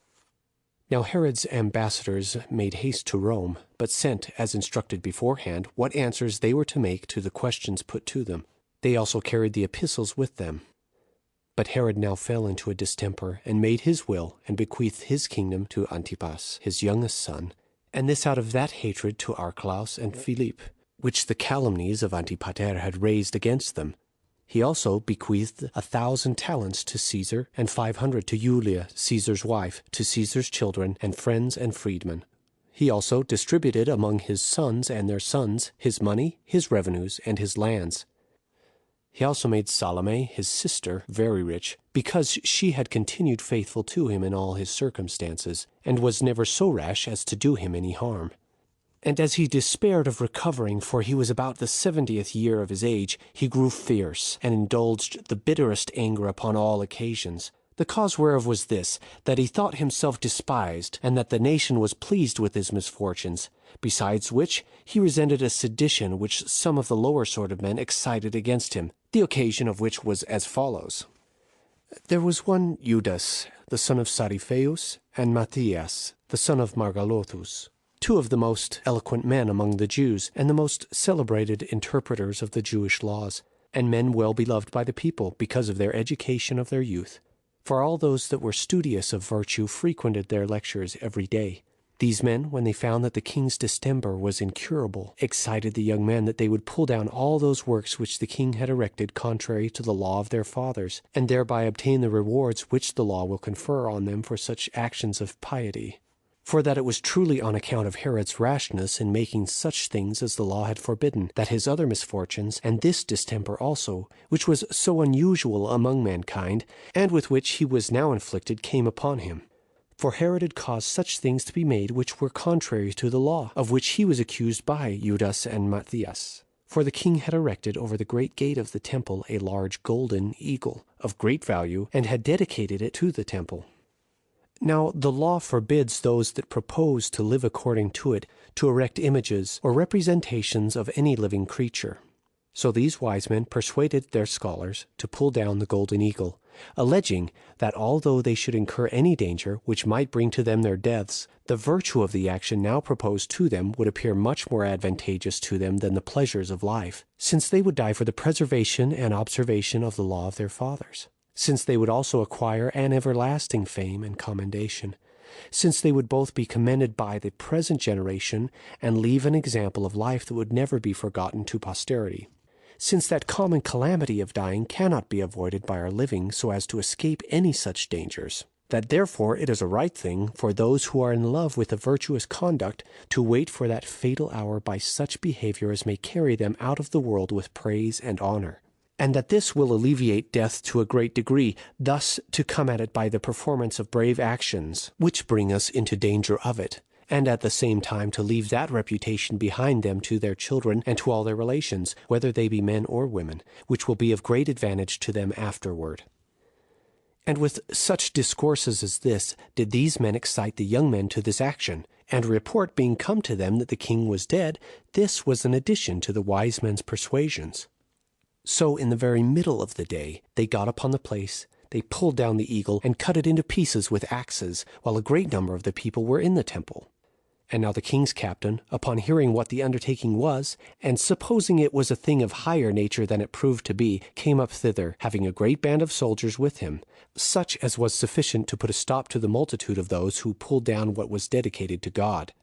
So he fell upon them unexpectedly, and as they were upon this bold attempt in a foolish presumption rather than a cautious circumspection, as is usual with the multitude, and while they were in disorder and incautious of what was for their advantage, so he caught no fewer than 40 of the young men, who had the courage to stay behind when the rest ran away, together with the authors of this bold attempt, Judas and Matthias, who thought it an ignominious thing to retire upon his approach, and led them to the king.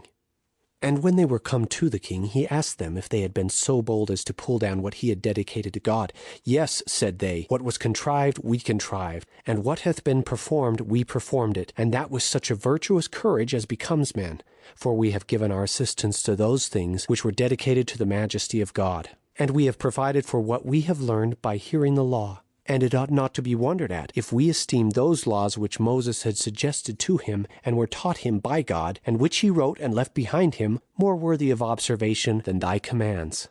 Accordingly, we will undergo death, and all sorts of punishments which thou canst inflict upon us with pleasure, since we are conscious to ourselves that we shall die, not for any unrighteous actions, but for our love to religion. And thus they all said, and their courage was still equal to their profession, and equal to that with which they readily set about this undertaking. And when the king ordered them to be bound, he sent them to Jericho, and called together the principal men among the Jews, and when they were come, he made them assemble in the theater. And because he could not himself stand, he lay upon a couch, and enumerated the many labors that he had long endured on their account, and his building of the temple, and what a vast charge that was to him, while the Asamoneans, during the 125 years of their government, had not been able to perform any so great work for the honor of God as that was, that he had also adorned it with very valuable donations, on which account he hoped that he had left himself a memorial, and procured himself a reputation after his death. He then cried out that these men had not abstained from affronting him even in his lifetime, but that in the very daytime, and in the sight of the multitude, they had abused him to that degree as to fall upon what he had dedicated, and in that way of abuse had pulled it down to the ground. They pretended indeed that they did it to affront him, but if anyone consider the thing truly, they will find that they were guilty of sacrilege against God therein. But the people, on account of Herod's barbarous temper, and for fear he should be so cruel and to inflict punishment upon them, said what was done without their approbation, and that it seemed to them that the actors might well be punished for what they had done. But as for Herod, he dealt more mildly with others of the assembly, but he deprived Matthias of the high priesthood as in part an occasion of this action, and made Joazar, who was Matthias's wife's brother, high priest in his stead. Now it happened that during the time of the high priesthood of this Matthias, there was another person made high priest for a single day, that very day which the Jews observed as a fast. The occasion was this. This Matthias, the high priest, on the night before that day when the fast was to be celebrated, seemed, in a dream, to have conversation with his wife. And because he could not officiate himself on that account, Joseph, the son of Elymas, his kinsman, assisted him in that sacred office. But Herod deprived this Matthias of the high priesthood, and burnt the other Matthias, who had raised the sedition, with his companions alive. And that very night there was an eclipse of the moon. But now Herod's distemper greatly increased upon him after a severe manner, and this by God's judgment upon him for his sins. For a fire glowed in him slowly, which did not so much appear to the touch outwardly as it augmented his pains inwardly. For it brought upon him a vehement appetite to eating, which he could not avoid to supply with one sort of food or the other.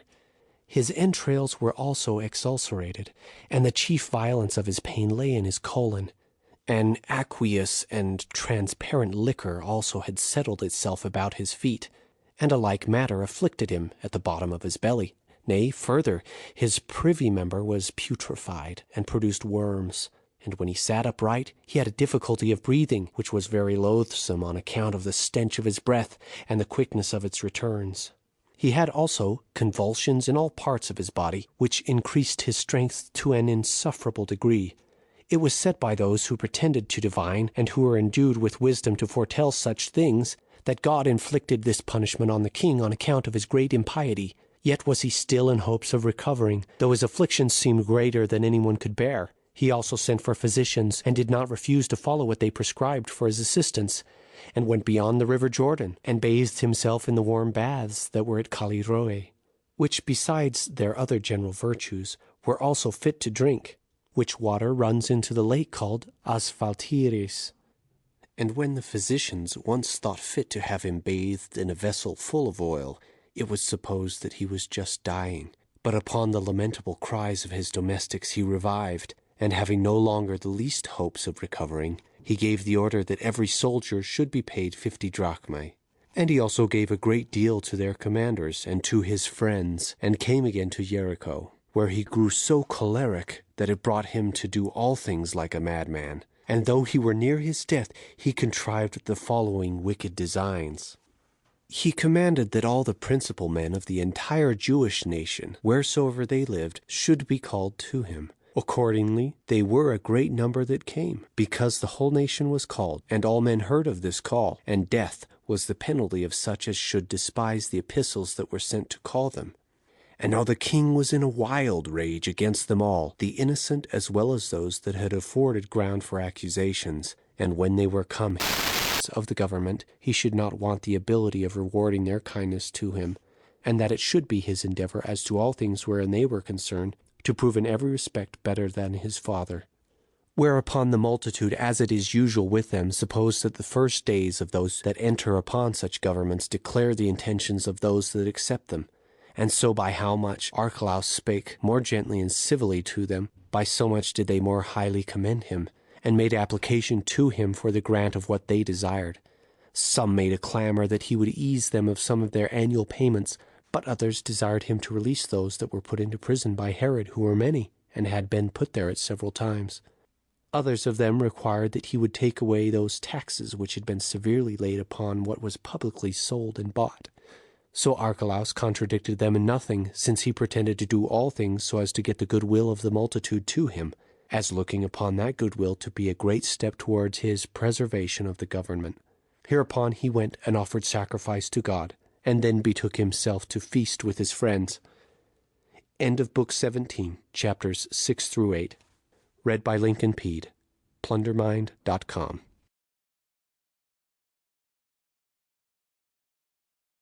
The Antiquities of the Jews, Volume 4, by Flavius Josephus, translated by William Whiston, Book 17, Chapter 9.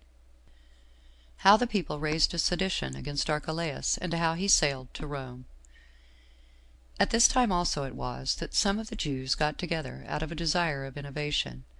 They lamented Matthias, and those that were slain with him by Herod, who had not any respect paid them by a funeral mourning, out of the fear men were in of that man.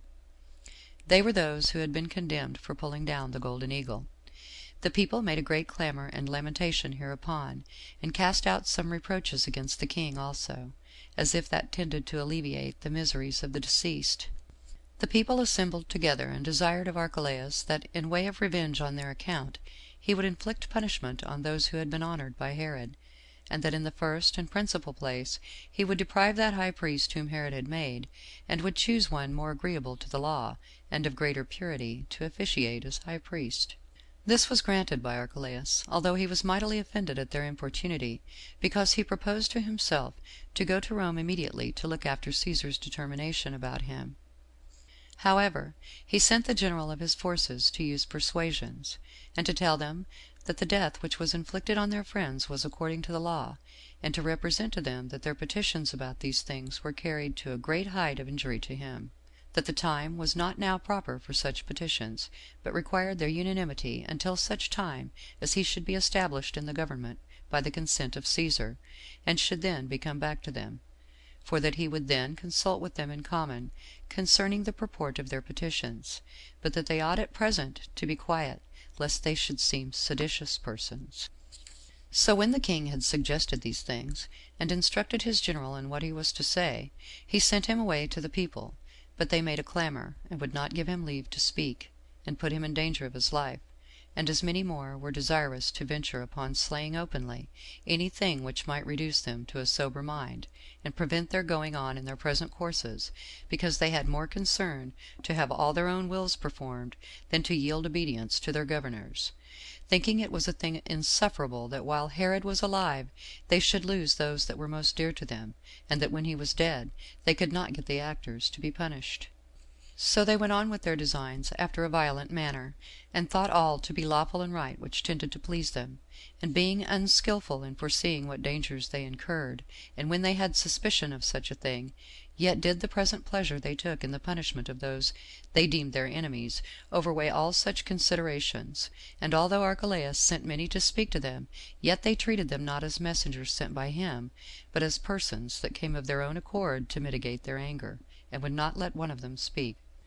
The sedition also was made by such as were in a great passion, and it was evident that they were proceeding further in seditious practices by the multitude running so fast upon them.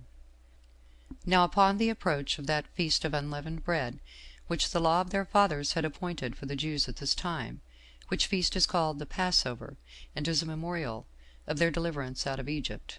when they offer sacrifices with great alacrity, and when they are required to slay more sacrifices in number than at any other festival, and when an innumerable multitude came thither out of the country, nay, from beyond its limits also, in order to worship God, the seditious lamented Judas and Matthias, those teachers of the laws, and kept together in the temple, and had plenty of food, because these seditious persons were not ashamed to beg it. And as Archelaus was afraid lest some terrible thing should spring up by means of these men's madness, he sent a regiment of armed men, and with them a captain of 1,000, to suppress the violent efforts of the seditious before the whole multitude should be infected with the like madness, and gave them this charge, that if they found any much more openly seditious than others, the more busy in tumultuous practices, they should bring them to him.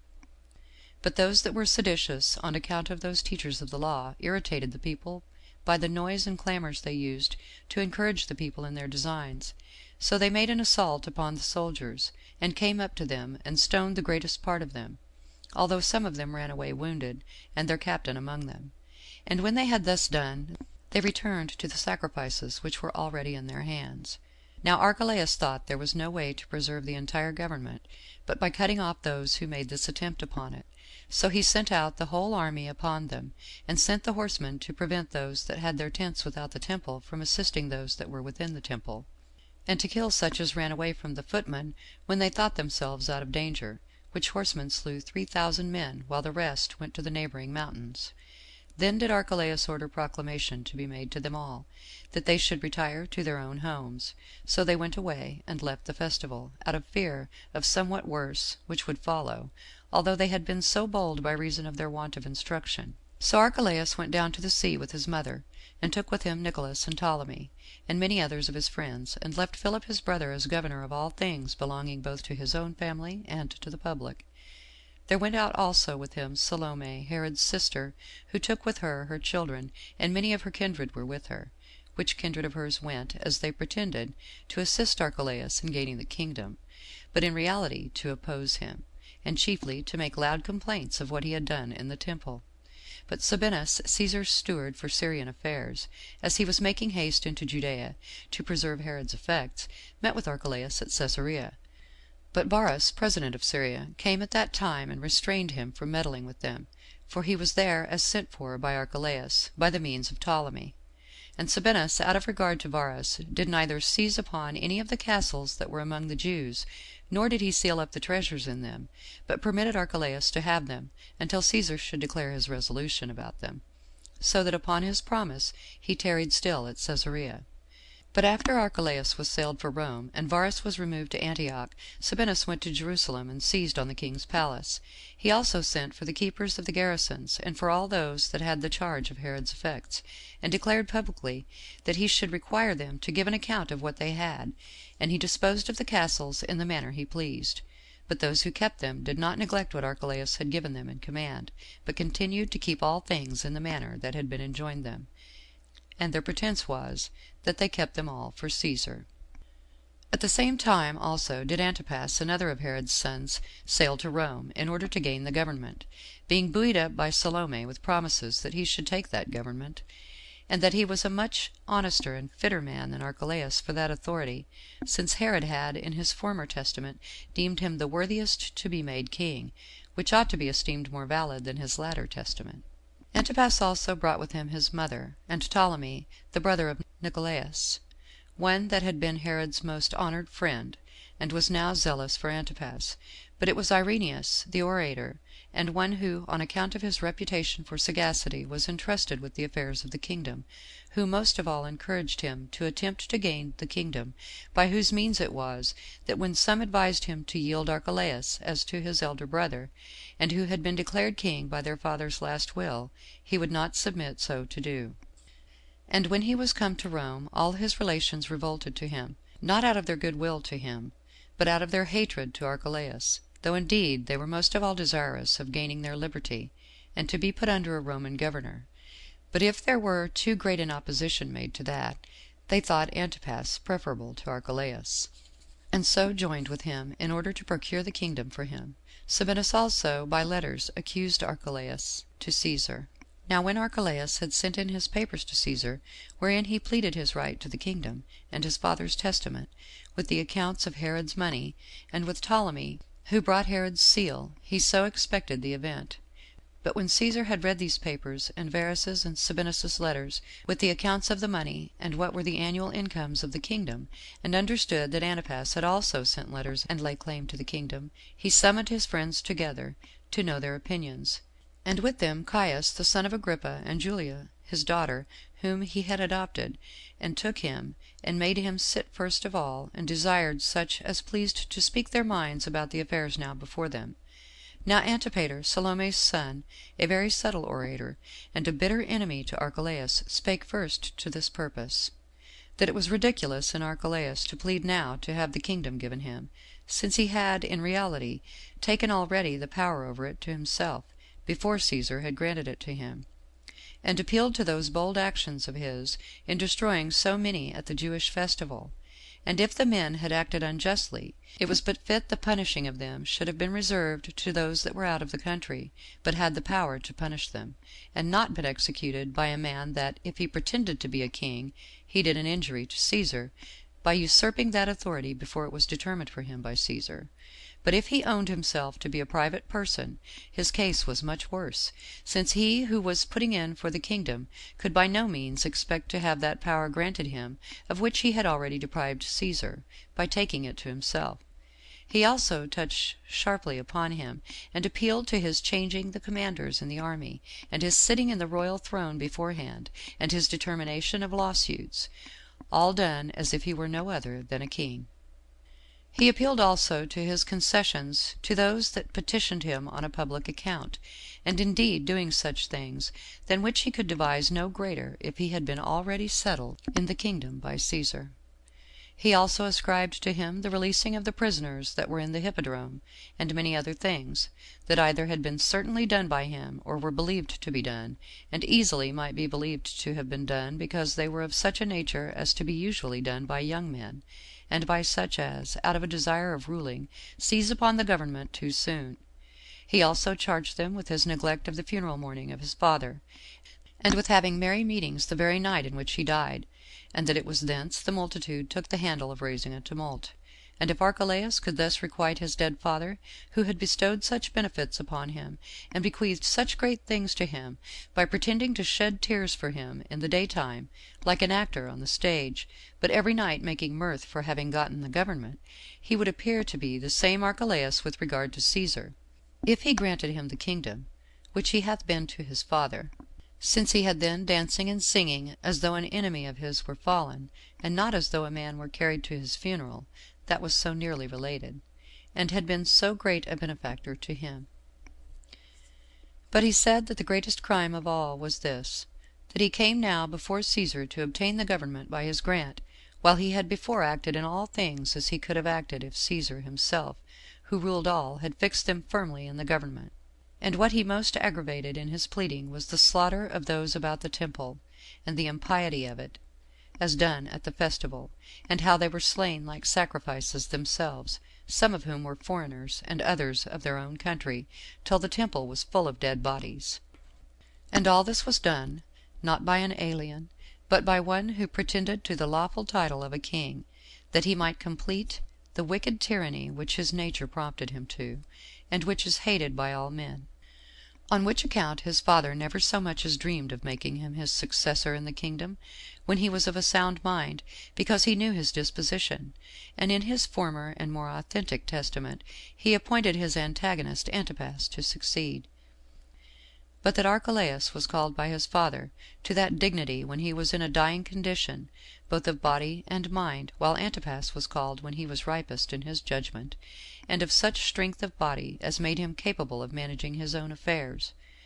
And if his father had the like notion of him formerly that he hath now showed, yet hath he given a sufficient specimen what a king he is likely to be, when he hath in effect deprived Caesar of that power of disposing of the kingdom, which he justly hath, and hath not abstained from making a terrible slaughter of his fellow citizens in the temple, while he was but a private person. So when Antipater had made his speech, and had confirmed that he had said by producing many witnesses from among Archelaus' own relations, he made an end of his pleading. Upon which Nicolaus arose up to plead for Archelaus, and said, that what had been done at the temple was rather to be attributed to the mind of those that had been killed, than to the authority of Archelaus.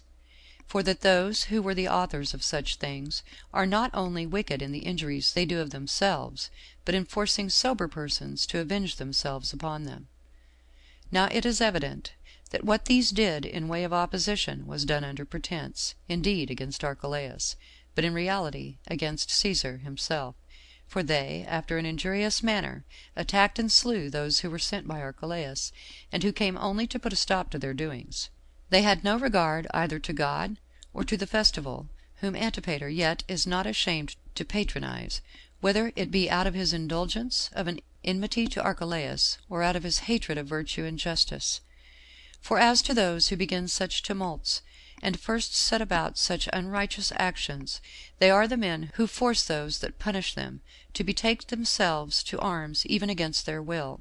So that Antipater in effect ascribes the rest of what was done to all those who were of counsel to the accusers. For nothing which is here accused of injustice has been done but what was derived from them as its authors. Nor are those things evil in themselves, but so represented only in order to do harm to Archelaus. Such is these men's inclination to do an injury to a man that is of their kindred, their father's benefactor, and familiarity acquainted with them, and that hath ever lived in friendship with them, for that as to this testament, it was made by the king when he was of a sound mind, and so ought to be of more authority than his former testament. And for that reason, because Caesar is therein left to be the judge and disposer of all therein contained, and for Caesar he will not, to be sure, at all imitate the unjust proceedings of those men, who during Herod's whole life had on all occasions been joint partakers of power with him, and yet do zealously endeavor to injure his determination, while they have not themselves had the same regard to their kinsmen which Archelaus had. Caesar will not therefore disannul the testament of a man whom he had entirely supported, of his friend and confederate, and that which is committed to him in trust to ratify. Nor will Caesar's virtuous and upright disposition, which is known and uncontested through all the habitable world, imitate the wickedness of these men in condemning a king as a madman, and as having lost his reason, while he hath bequeathed the succession to a good son of his, and to one who flies to Caesar's upright determination for refuge. Nor can Herod at any time have been mistaken in his judgment about a successor, while he showed so much prudence as to submit all to Caesar's determination. Now when Nicolaus had laid these things before Caesar, he ended his plea, whereupon Caesar was so obliging to Archelaus that he raised him up when he had cast himself down at his feet, and said that he well deserved the kingdom. And he soon let them know that he was so far moved in his favor, that he would not act otherwise than his father's testament directed, and then was for the advantage of Archelaus. However, while he gave this encouragement to Archelaus to depend on him securely, he made no full determination about him. And when the assembly was broken up, he considered by himself whether he should confirm the kingdom to Archelaus, or whether he should part it among all Herod's posterity, and this because they all stood in need of much assistance to support them. End of Book 17, Chapter 9. Recording by Linda Hogan.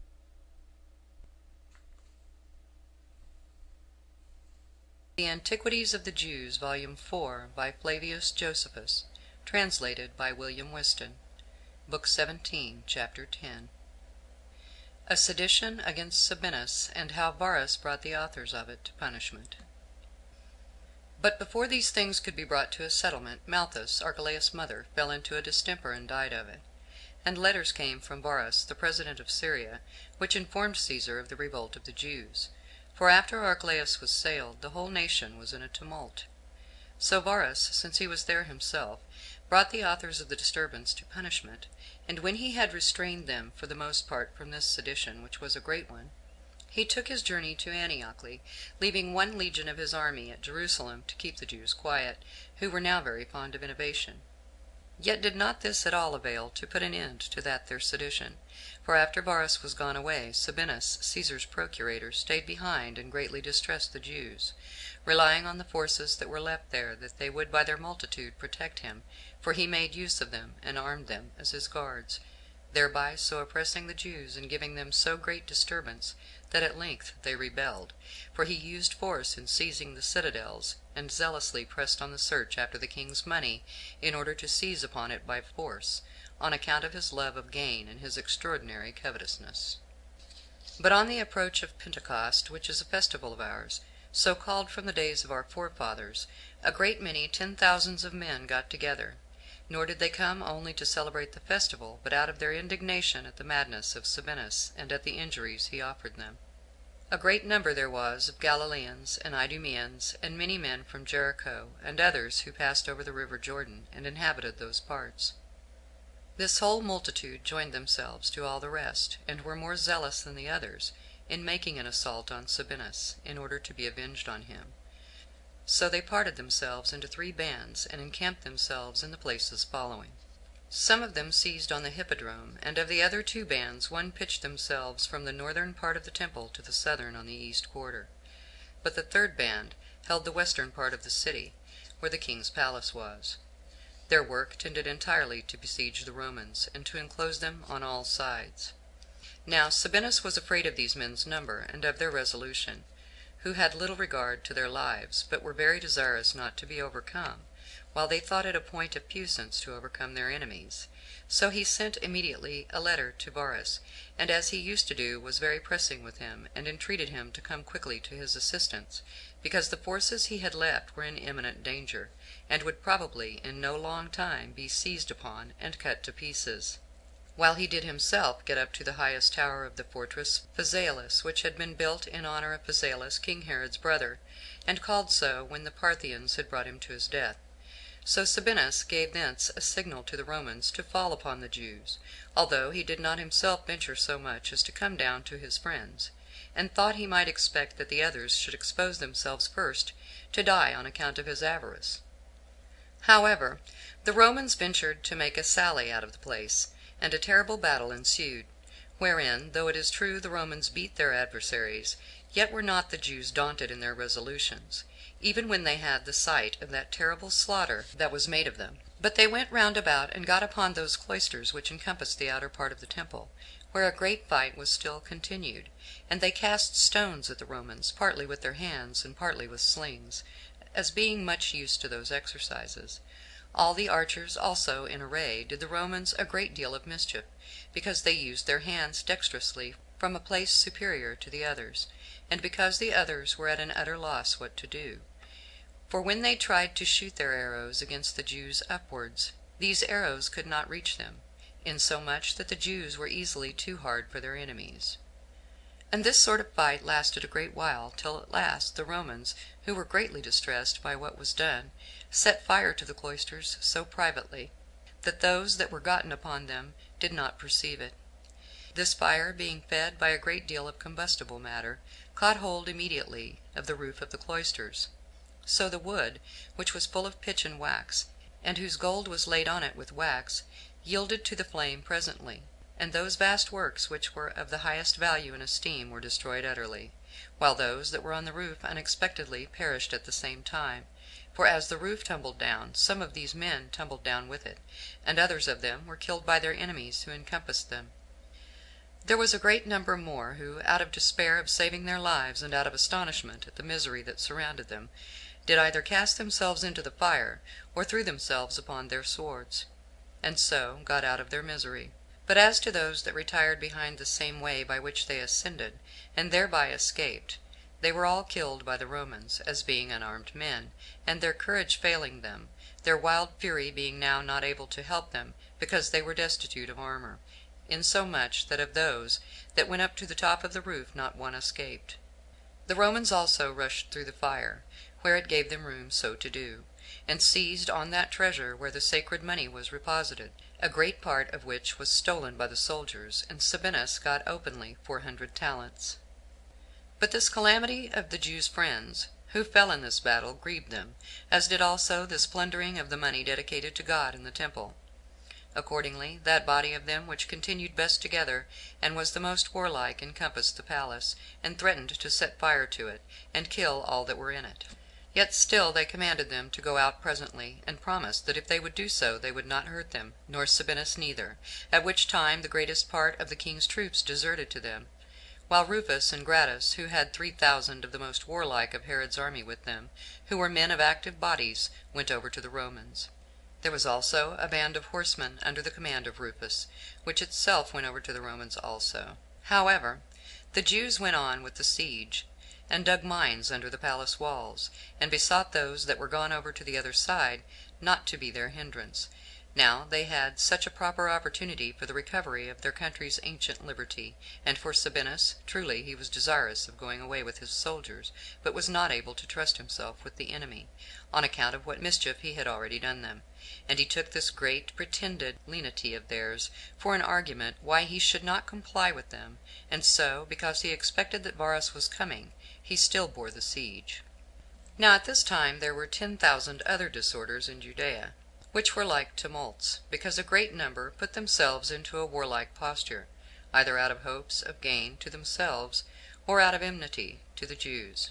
In particular, 2,000 of Herod's old soldiers, who had already disbanded, got together in Judea itself, and fought against the king's troops, although Caiaphas, Herod's first cousin, opposed them. But as he was driven out of the plains into the mountainous parts by the military skill of those men, he kept himself in the fastnesses that were there, and saved what he could. There was also Judas, the son of Ezekias, who had been head of the robbers, which Ezekias was a very strong man, and had with great difficulty been caught by Herod. This Judas, having gotten together a multitude of men of a profligate character about Sepphoris in Galilee, made an assault upon the palace there, and seized upon all the weapons that were laid up in it, and with them armed every one of those that were with him, and carried away what money was left there. And he became terrible to all men, by tearing and rending those that came near him. And all this in order to raise himself, and out of an ambitious desire of the royal dignity. and he hoped to obtain that as a reward not of his virtuous skill in war, but of his extravagance in doing injuries. There was also Simon, who had been a slave of Herod the king, but in other respects a comely person. Of a tall and robust body, he was one that was much superior to others of his order, and had had great things committed to his care. This man was elevated at the disorderly state of things, and was so bold as to put a diadem on his head, while a certain number of the people stood by him. And by them he was declared to be a king, and thought himself more worthy of that dignity than any one else. He burnt down the royal palace at Jericho, and plundered what was left in it. He also set fire to many other of the king's houses in several places of the country, and utterly destroyed them, and permitted those that were with him to take what was left in them for a prey. And he would have done greater things, unless care had been taken to repress him immediately. For Gratus, when he had joined himself to some Roman soldiers, took the forces he had with him, and met Simon, and after a great and a long fight, no small part of those that came from Perea, who were a disordered body of men, and fought rather in a bold than in a skilful manner, were destroyed. And although Simon had saved himself by flying away through a certain valley, yet Gratus overtook him, and cut off his head. The royal palace also at Amathus by the river Jordan was burnt down by a party of men that were got together, as were those belonging to Simon. And thus did a great and wild fury spread itself over the nation, because they had no king to keep the multitude in good order, and because those foreigners who came to reduce the seditious to sobriety did, on the contrary, set them more in a flame because of the injuries they offered them, and the avaricious management of their affairs. But because Athronges, a person neither eminent by the dignity of his progenitors, nor for any great wealth he was possessed of, but one that had in all respects been a shepherd only, and was not known by any body, yet because he was a tall man, and excelled in the strength of his hands, he was so bold as to set up for king. This man thought it so sweet a thing to do more than ordinary injuries to others, that although he should be killed, he did not much care if he lost his life in so great a design. He had also 4 brethren, who were tall men themselves, and were believed to be superior to the others in the strength of their hands, and thereby were encouraged to aim at great things, and thought that strength of theirs would support them in retaining the kingdom. Each of these ruled over a band of men of their own, for those that got together to them were very numerous. They were, every one of them, also commanders, but when they came to fight, they were subordinate to him, and fought for him, while he put a diadem about his head, and assembled a council to debate about what things should be done, and all things were done according to his pleasure. And this man retained his power a great while. He was also called king, and had nothing to hinder him from doing what he pleased. He also, as well as his brethren, slew a great many both of the Romans and of the king's forces, and managed matters with the like hatred to each of them.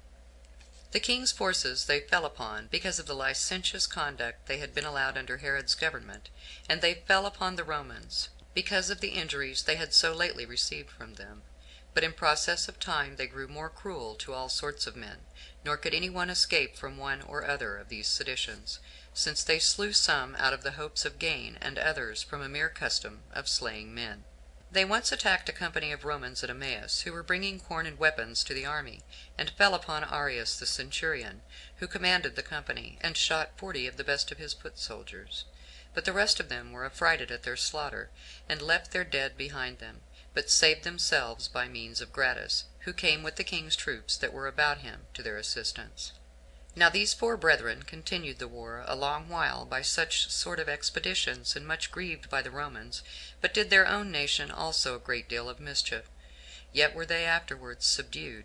one of them in a fight with Gratus, another with Ptolemy. Archelaus also took the eldest of them prisoner, while the last of them was so dejected at the other's misfortune, and saw so plainly that he had no way now left to save himself, his army being worn away with sickness and continual labors, that he also delivered himself up to Archelaus upon his promise and oath to God to preserve his life. But these things came to pass a good while afterward. And now Judea was full of robberies, and as the several companies of the seditious lighted upon any one to head them, he was created a king immediately, in order to do mischief to the public. They were in some small measure indeed, and in small matters, hurtful to the Romans, but the murders they committed upon their own people lasted a long while. As soon as Varus was informed of the state of Judea by Sabinus's writing to him, he was afraid for the legion he had left there. So he took the 2 other legions, for there were 3 legions in all belonging to Syria, and 4 troops of horsemen, and with several auxiliary forces, which either the king or certain of the tetrarchs afforded him, and made what haste he could to assist those that were then besieged in Judea. He also gave order that all that were sent out for this expedition should make haste to Ptolemais. The citizens of Berytus also gave him 1,500 auxiliaries as he passed through their city. Aretas also, the king of Arabia Petraea, out of his hatred to Herod, and in order to purchase the favor of the Romans, sent him no small assistance, besides their footmen and horsemen. And when he had now collected all his forces together, he committed part of them to his son, and to a friend of his, and sent them upon an expedition into Galilee, which lies in the neighborhood of Ptolemais, who made an attack upon the enemy, and put them to fight, and took Sepphoris, and made its inhabitants slaves, and burnt the city. But Varus himself pursued his march for Samaria with his whole army. Yet did not he meddle with the city of that name, because it had not at all joined with the seditious, but pitched his camp at a certain village that belonged to Ptolemy, whose name was Arus, which the Arabians burnt out of their hatred to Herod, and out of the enmity they bore to his friends, whence they marched to another village, whose name was Sampho, which the Arabians plundered and burnt, although it was a fortified and a strong place, and all along this march nothing escaped them, but all places were full of fire and of slaughter. Emmaus was also burnt by Varus's order, after its inhabitants had deserted it, that he might avenge those that had there been destroyed. From thence he now marched to Jerusalem, whereupon those Jews whose camp lay there, and who had besieged the Roman legion, not bearing the coming of this army, left the siege imperfect. But as to the Jerusalem Jews, when Varus reproached them bitterly for what had been done, they cleared themselves of the accusation, and alleged that the conflux of the people was occasioned by the feast, that the war was not made with their approbation, but by the rashness of strangers, while they were on the side of the Romans, and besieged together with them, rather than having any inclination to besiege them. There also came beforehand to meet Varus Joseph, the cousin german of King Herod, as also Gratus and Rufus, who brought their soldiers along with them, together with those Romans who had been besieged. But Sabinus did not come into Varus's presence, but stole out of the city privately, and went to the seaside. Upon this Varus sent a part of his army into the country, to seek out those that had been the authors of the revolt. And when they were discovered, he punished some of them that were most guilty, and some he dismissed. Now the number of those that were crucified on this account were 2,000. After which he disbanded his army, which he found no way useful to him in the affairs he came about, for they behaved themselves very disorderly, and disobeyed his orders, and what Varus desired them to do. And this out of regard to that gain which they made by the mischief they did. As for himself, when he was informed that 10,000 Jews had gotten together, he made haste to catch them. But they did not proceed so far as to fight him, but by the advice of Achiabus they came together, and delivered themselves up to him. Hereupon Varus forgave the crime of revolting to the multitude, but sent their several commanders to Caesar, many of whom Caesar dismissed. But for the several relations of Herod, who had been among these men in this war, they were the only persons whom he punished, who without the least regard to justice fought against their own kindred. End of Book 17, Chapter 10. Recording by Linda Hogan.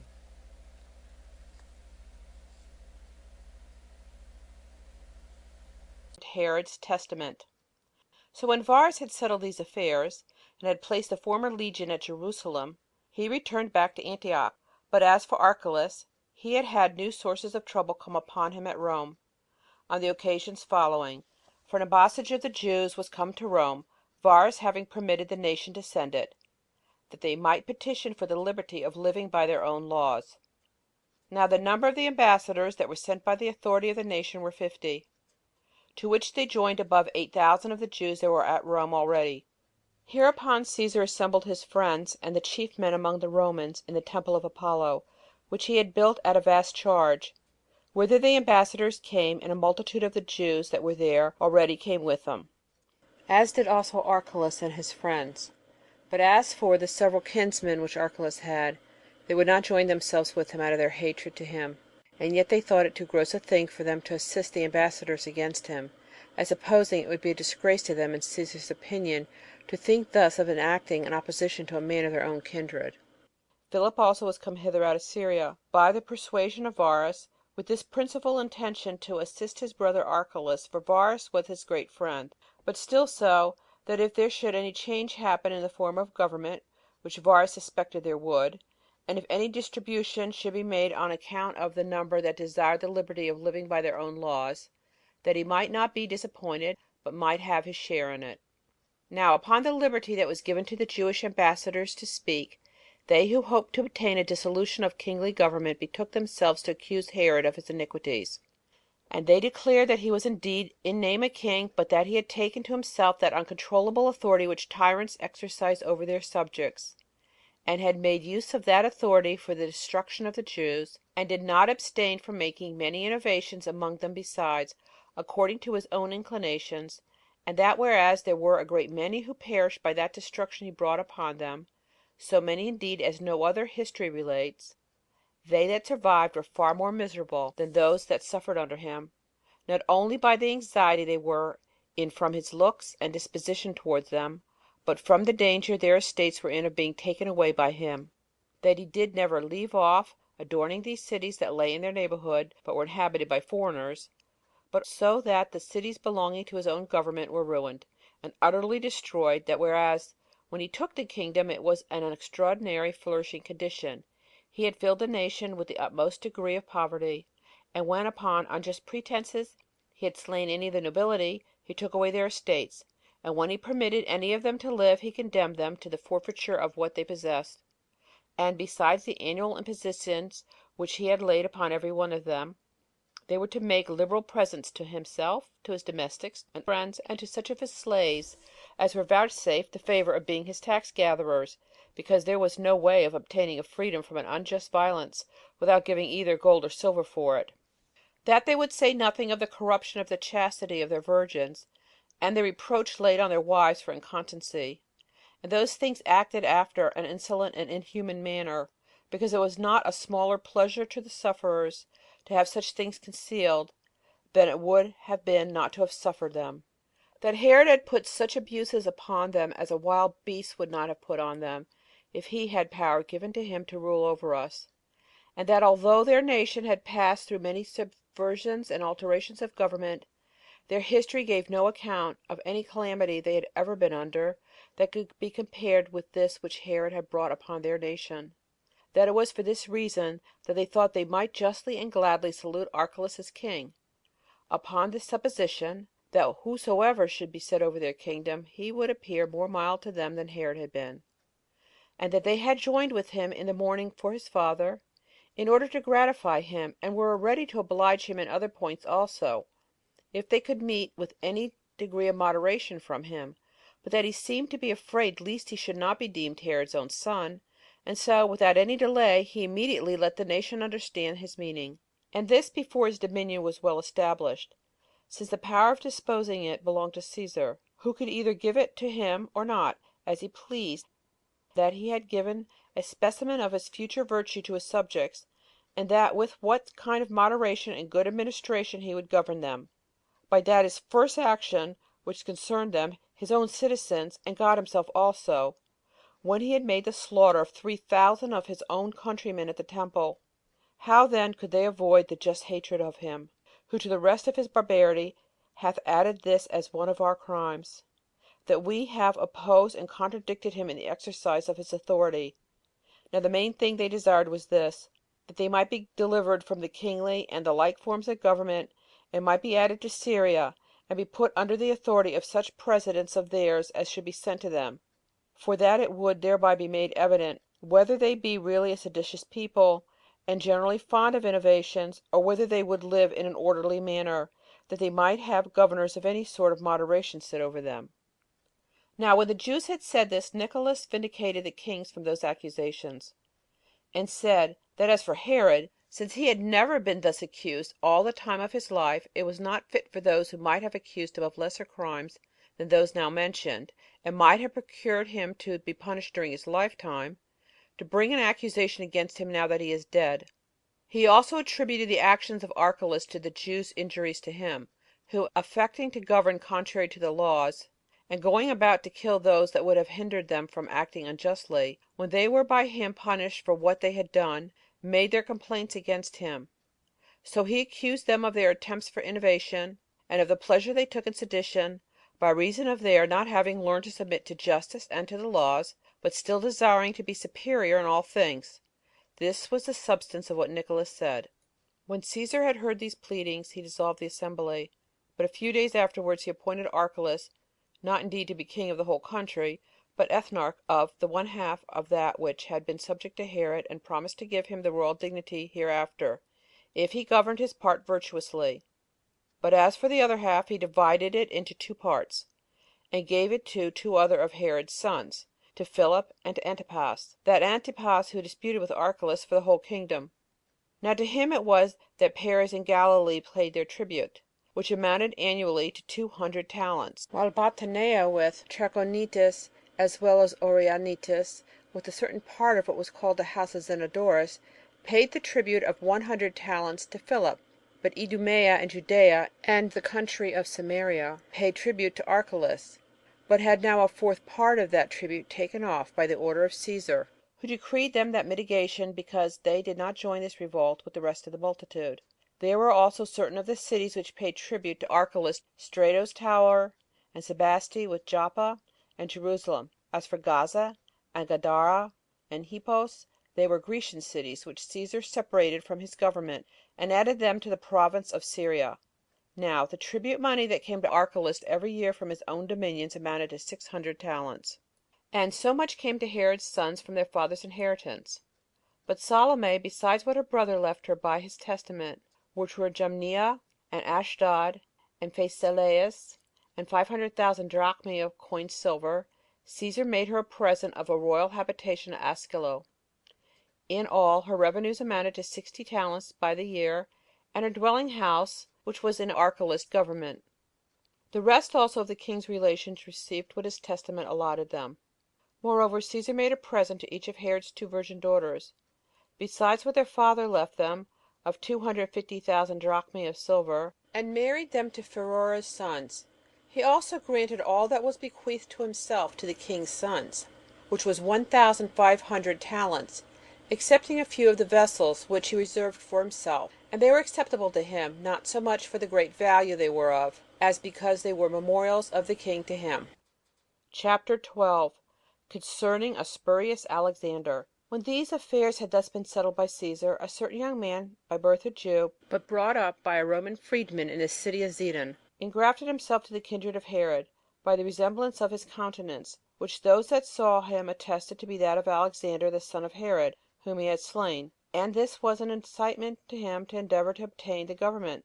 So he took to him as an assistant a man of his own country, one that was well acquainted with the affairs of the palace, but on other accounts an ill man, and one whose nature made him capable of causing great disturbances to the public, and one that became a teacher of such a mischievous contrivance to the other, and declared himself to be Alexander the son of Herod, but stolen away by one of those that were sent to slay him, who in reality slew other men, in order to deceive the spectators, but saved both him and his brother Aristobulus. Thus was this man elated, and able to impose on those that came to him. And when he was come to Crete, he made all of the Jews that came to discourse with him believe him to be Alexander. And when he had gotten much money which had been presented to him there, he passed over to Melos, where he got much more money than he had before, out of the belief they had that he was of the royal family, and their hopes that he would recover his father's principality, and reward his benefactors. So he made haste to Rome, and was conducted thither by those strangers who entertained him. He was also so fortunate as upon his landing at Dicearchia to bring the Jews that were there to the same delusion, and not only other people, but also those who had been great with Herod, or had a kindness for him, joined themselves to this man as their king. The cause of it was this, that men were glad of his pretenses, which were seconded by the likeness of his countenance, which made those that had been acquainted with Alexander strongly to believe that he was no other but the very same person, which they had also confirmed to others by oath; insomuch that when the report went about him coming to Rome, the whole multitude of the Jews that were there went out to meet him, ascribing it to divine providence that he was so unexpectedly escaped, and being joyful on account of his mother's family. And when he was come, he was carried in a royal litter through the streets, and all the ornaments about him were such as kings were adorned withal. And this was at the expense of those that entertained him. The multitude also flocked about him greatly, and made mighty acclamations to him, and nothing was omitted which would be thought suitable to such as had been so unexpectedly preserved. When this thing was told Caesar, he did not believe it, because Herod was not easily to be imposed upon in such affairs as were of great concern to him. Yet having some suspicion it might be so, he sent one Chelotus, a freedman of his, and one that had conversed with the young men themselves, and bade him to bring Alexander into his presence. So he brought him, being no more accurate in judging about him than the rest of the multitude. Yet did not he deceive Caesar; for although there was a resemblance between him and Alexander, yet it was not so exact as to impose on such as were prudent and discerning. For this spurious Alexander had his hands rough, by the labors he had been put to, and instead of that softness of body which the other had, and this as derived from his delicate and generous education, this man, for the contrary reason, had a rugged body. When therefore Caesar saw how the master and the scholar agreed in this lying story,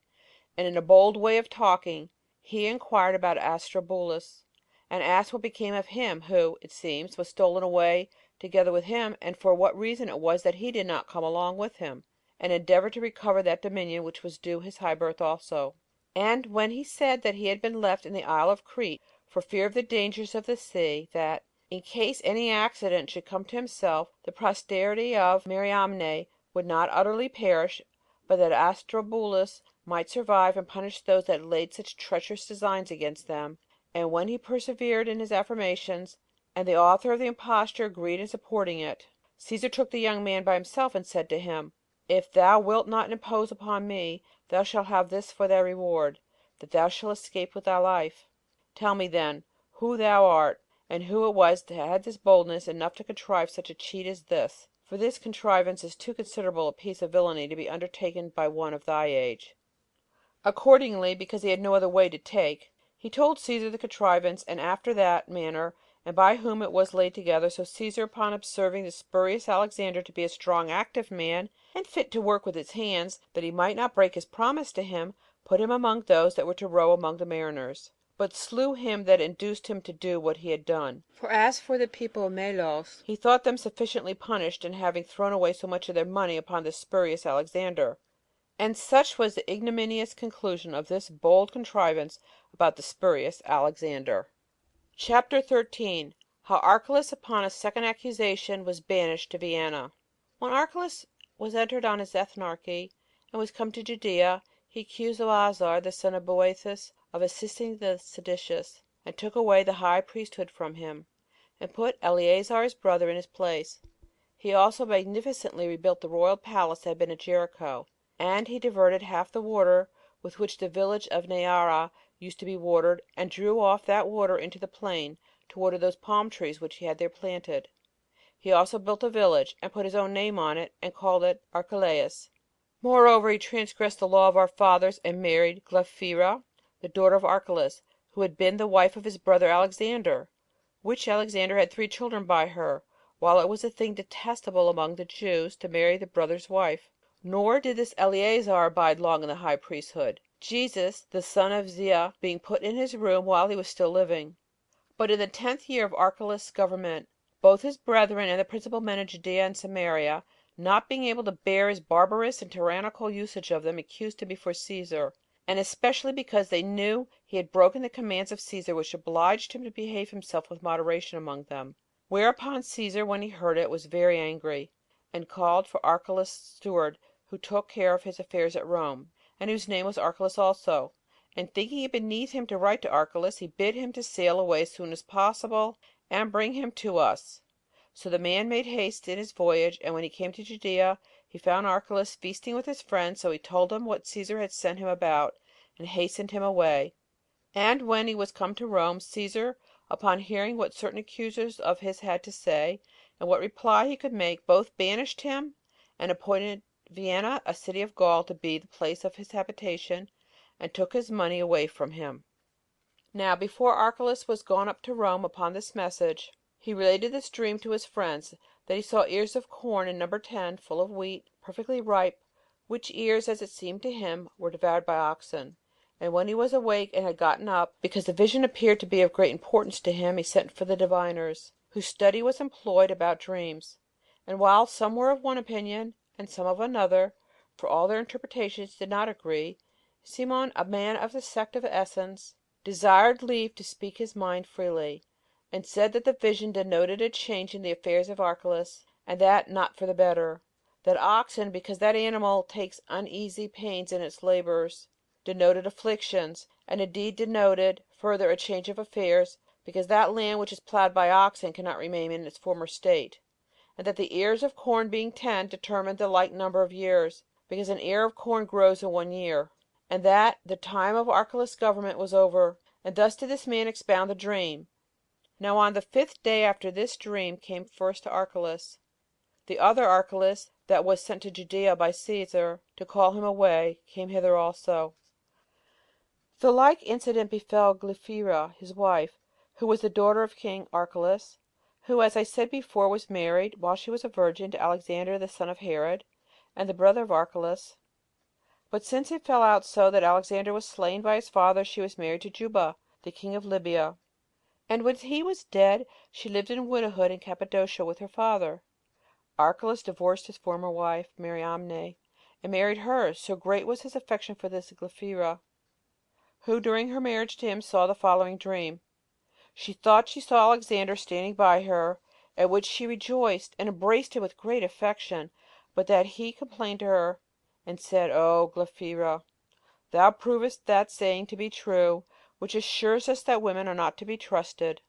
Didst thou not pledge thy faith to me? And wast thou not married to me when thou wast a virgin?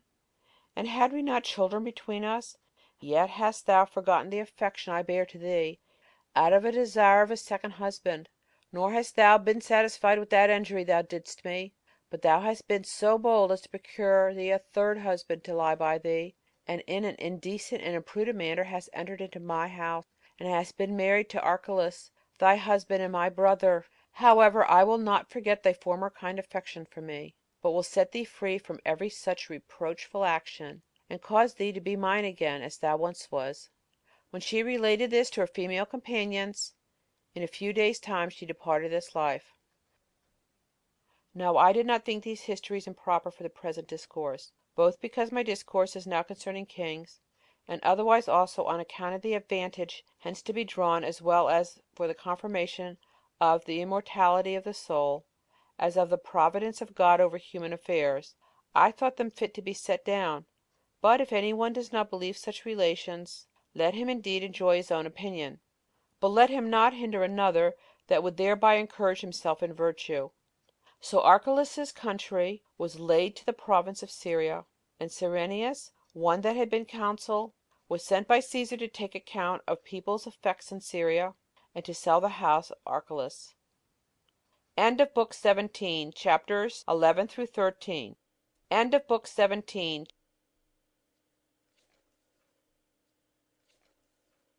How Cyrenius was sent by Caesar to make a taxation of Syria and Judea, and how Coponius was sent to be procurator of Judea, concerning Judas of Galilee, and concerning the sects that were among the Jews. Now Cyrenius, a Roman senator, and one who had gone through other magistracies, and had passed through them till he had been consul, and one who on other accounts was of great dignity, came at this time into Syria, with a few others, being sent by Caesar to be a judge of that nation, and to take an account of their substance. Coponius also, a man of the equestrian order, was sent together with him, to have the supreme power over the Jews. Moreover, Cyrenius came himself into Judea, which was now added to the province of Syria, to take an account of their substance, and to dispose of Archelaus's money. But the Jews, although at the beginning they took the report of a taxation heinously, yet did they leave off any further opposition to it by the persuasion of Joazar, who was the son of Bethus, and high priest. So they, being over-persuaded by Joazar's words, gave an account of their estates without any dispute about it. Yet was there one Judas, a Gaulonite, of a city whose name was Gamala, who, taking with him Sadduc, a Pharisee, became zealous to draw them to a revolt, who both said that this taxation was no better than an introduction to slavery, and exhorted the nation to assert their liberty; as if they could procure them happiness and security for what they possessed, and an assured enjoyment of a still greater good, which was that of the honor and glory they would thereby acquire for magnanimity. They also said that God would not otherwise be assisting to them than upon their joining with one another in such counsels as might be successful, and for their own advantage; and this especially, if they would set about great exploits, and not grow weary in executing the same. So men received what they said with pleasure, and this bold attempt proceeded to a great height. All sorts of misfortunes also sprang from these men, and the nation was infected with this doctrine to an incredible degree. One violent war came upon us after another, and we lost our friends which used to alleviate our pains. There were also very great robberies and murder of our principal men. This was done in pretense indeed for the public welfare, but in reality for the hopes of gain to themselves; whence arose seditions, and from them murders of men, which sometimes fell on those of their own people, by the madness of these men towards one another, while their desire was that none of the adverse party might be left, and sometimes on their enemies. A famine also coming upon us reduced us to the last degree of despair, as did also the taking and demolishing of cities. Nay, the sedition at last increased so high that the very temple of God was burnt down by their enemies' fire. Such were the consequences of this, that the customs of our fathers were altered, and such a change was made as added a mighty weight toward bringing all to destruction, which these men occasioned by their thus conspiring together. For Judas and Sadduc, who excited a fourth philosophic sect among us, and had a great many followers therein, filled our civil government with tumults at present, and lay the foundations of our future miseries by this system of philosophy, which we were before unacquainted withal, concerning which I will discourse a little, and this the rather because the infection which spread thence among the younger sort, who were zealous for it, brought the public to destruction. The Jews had for a great while had 3 sects of philosophy peculiar to themselves, the sect of the Essens, and the sect of the Sadducees, and the third sort of opinions was that of those called Pharisees; of which sects, although I have already spoken in the 2nd book of the Jewish War, yet will I a little touch upon them now. Now, for the Pharisees, they live meanly, and despise delicacies in diet; and they follow the conduct of reason; and what that prescribes to them as good for them they do; and they think they ought earnestly to strive to observe reason's dictates for practice. They also pay a respect to such as are in years; nor are they so bold as to contradict them in anything which they have introduced; and when they determine that all things are done by fate, they do not take away the freedom from men of acting as they think fit; since their notion is, that it hath pleased God to make a temperament, whereby what he wills is done, but so that the will of man can act virtuously or viciously. They also believe that souls have an immortal rigor in them, and that under the earth there will be rewards or punishments according as they have lived virtuously or viciously in this life; and the latter are to be detained in an everlasting prison, but that the former shall have power to revive and live again; on account of which doctrines they are able greatly to persuade the body of the people; and whatsoever they do about divine worship, prayers, and sacrifices, they perform them according to their direction; insomuch that the cities give great attestations to them on account of their entire virtuous conduct, both in the actions of their lives and their discourses also. But the doctrine of the Sadducees is this, that souls die with the bodies; nor do they regard the observation of anything besides what the law enjoins them; for they think it an instance of virtue to dispute with those teachers of philosophy whom they frequent; but this doctrine is received but by a few, yet by those still of the greatest dignity. but they are able to do almost nothing of themselves, for when they become magistrates, as they are unwillingly and by force sometimes obliged to be, they addict themselves to the notions of the Pharisees, because the multitude would not otherwise bear them. The doctrine of the Essens is this, that all things are best ascribed to God. They teach the immortality of souls, and esteem that the rewards of righteousness are to be earnestly striven for, and when they send what they have dedicated to God into the temple, they do not offer sacrifices because they have more pure lustrations of their own; on which account they are excluded from the common court of the temple, but offer their sacrifices themselves. Yet is their course of life better than that of other men, and they entirely addict themselves to husbandry. It also deserves our admiration how much they exceed all other men that addict themselves to virtue, and this in righteousness, and indeed to such a degree, that as it hath never appeared among any other men, neither Greeks nor barbarians, no, not for a little time, so hath it endured a long while among them. This is demonstrated by that institution of theirs, which will not suffer anything to hinder them from having all things in common, so that a rich man enjoys no more of his own wealth than he who hath nothing at all. There are about 4,000 men that live in this way, and neither marry wives, nor are desirous to keep servants, as thinking the latter tempts men to be unjust, and the former gives the handle to domestic quarrels. But as they live by themselves, they minister one to another. They also appoint certain stewards to receive the incomes of their revenues and of the fruits of the ground; such as are good men and priests, who are to get their corn and their food ready for them. They none of them differ from others of the Essens in their way of living, but they do the most resemble those Dacae, who are called Polistae, dwellers in cities. But of the fourth sect of Jewish philosophy, Judas the Galilean was the author.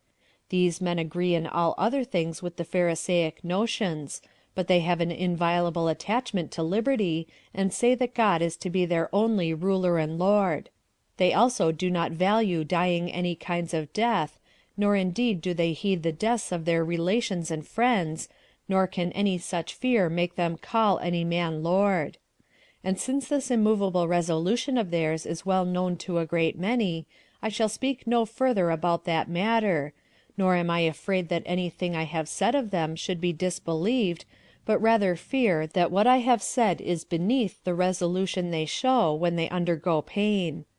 And it was in Gessius Florus's time that the nation began to grow mad with this distemper, who was our procurator, and who occasioned the Jews to go wild with it by the abuse of his authority, and to make them revolt from the Romans. And these are the sects of Jewish philosophy. Chapter 2. How Herod and Philip built several cities in honor of Caesar; concerning the succession of priests and procurators; as also what befell Phraates and the Parthians. When Cyrenius had now disposed of Archelaus's money, and when the taxings were come to a conclusion, which were made in the 37th year of Caesar's victory over Antony at Actium, he deprived Joazar of the high priesthood, which dignity had been conferred on him by the multitude, and he appointed Ananus, the son of Seth, to be high priest; while Herod and Philip had each of them received their own tetrarchy, and settled the affairs thereof. Herod also built a wall about Sepphoris, which is the security of all Galilee, and made it the metropolis of the country. He also built a wall around Betharamphtha, which is itself a city also, and called it Julias, from the name of the emperor's wife. When Philip also had built Paneas, a city at the foundations of Jordan, he named it Caesarea. He also advanced the village Bethsaida, situate on the lake of Gennesareth, unto the dignity of a city, both by the number of inhabitants it contained, and its other grandeur, and called it by the name of Julias, the same name with Caesar's daughter. As Coponius, who we told you was sent along with Cyrenius, was exercising his office of procurator, and governing Judea, the following accidents happened. As the Jews were celebrating the feast of unleavened bread, which we call the Passover, it was customary for the priests to open the temple gates just after midnight. When, therefore, those gates were first opened, some of the Samaritans came privately into Jerusalem, and threw about dead men's bodies in the cloisters; on which account the Jews afterwards excluded them out of the temple, which they had not used to do at such festivals; and on other accounts also they watched the temple more carefully than they had formerly done.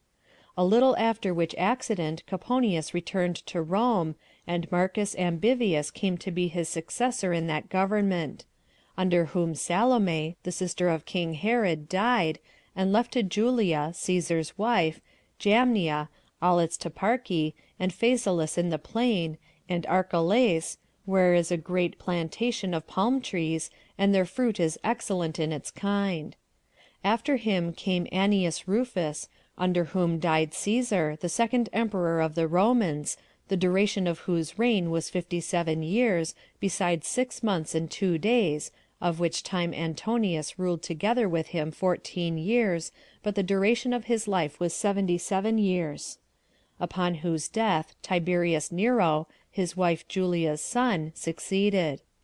He was now the 3rd emperor, and he sent Valerius Gratus to be procurator of Judea, and to succeed Annius Rufus. This man deprived Ananus of the high priesthood, and appointed Ismael, the son of Phabi, to be high priest. He also deprived him in a little time, and ordained Eleazar, the son of Ananus, who had been high priest before, to be high priest; which office, when he had held for a year, Gratus deprived him of it, and gave the high priesthood to Simon, the son of Camithus; and when he had possessed that dignity no longer than a year, Joseph Caiaphas was made his successor. When Gratus had done those things, he went back to Rome, after he had tarried in Judea 11 years, when Pontius Pilate came as his successor. And now Herod the Tetrarch, who was in great favor with Tiberius, built a city of the same name with him, and called it Tiberias. He built it in the best part of Galilee, at the lake of Gennesareth.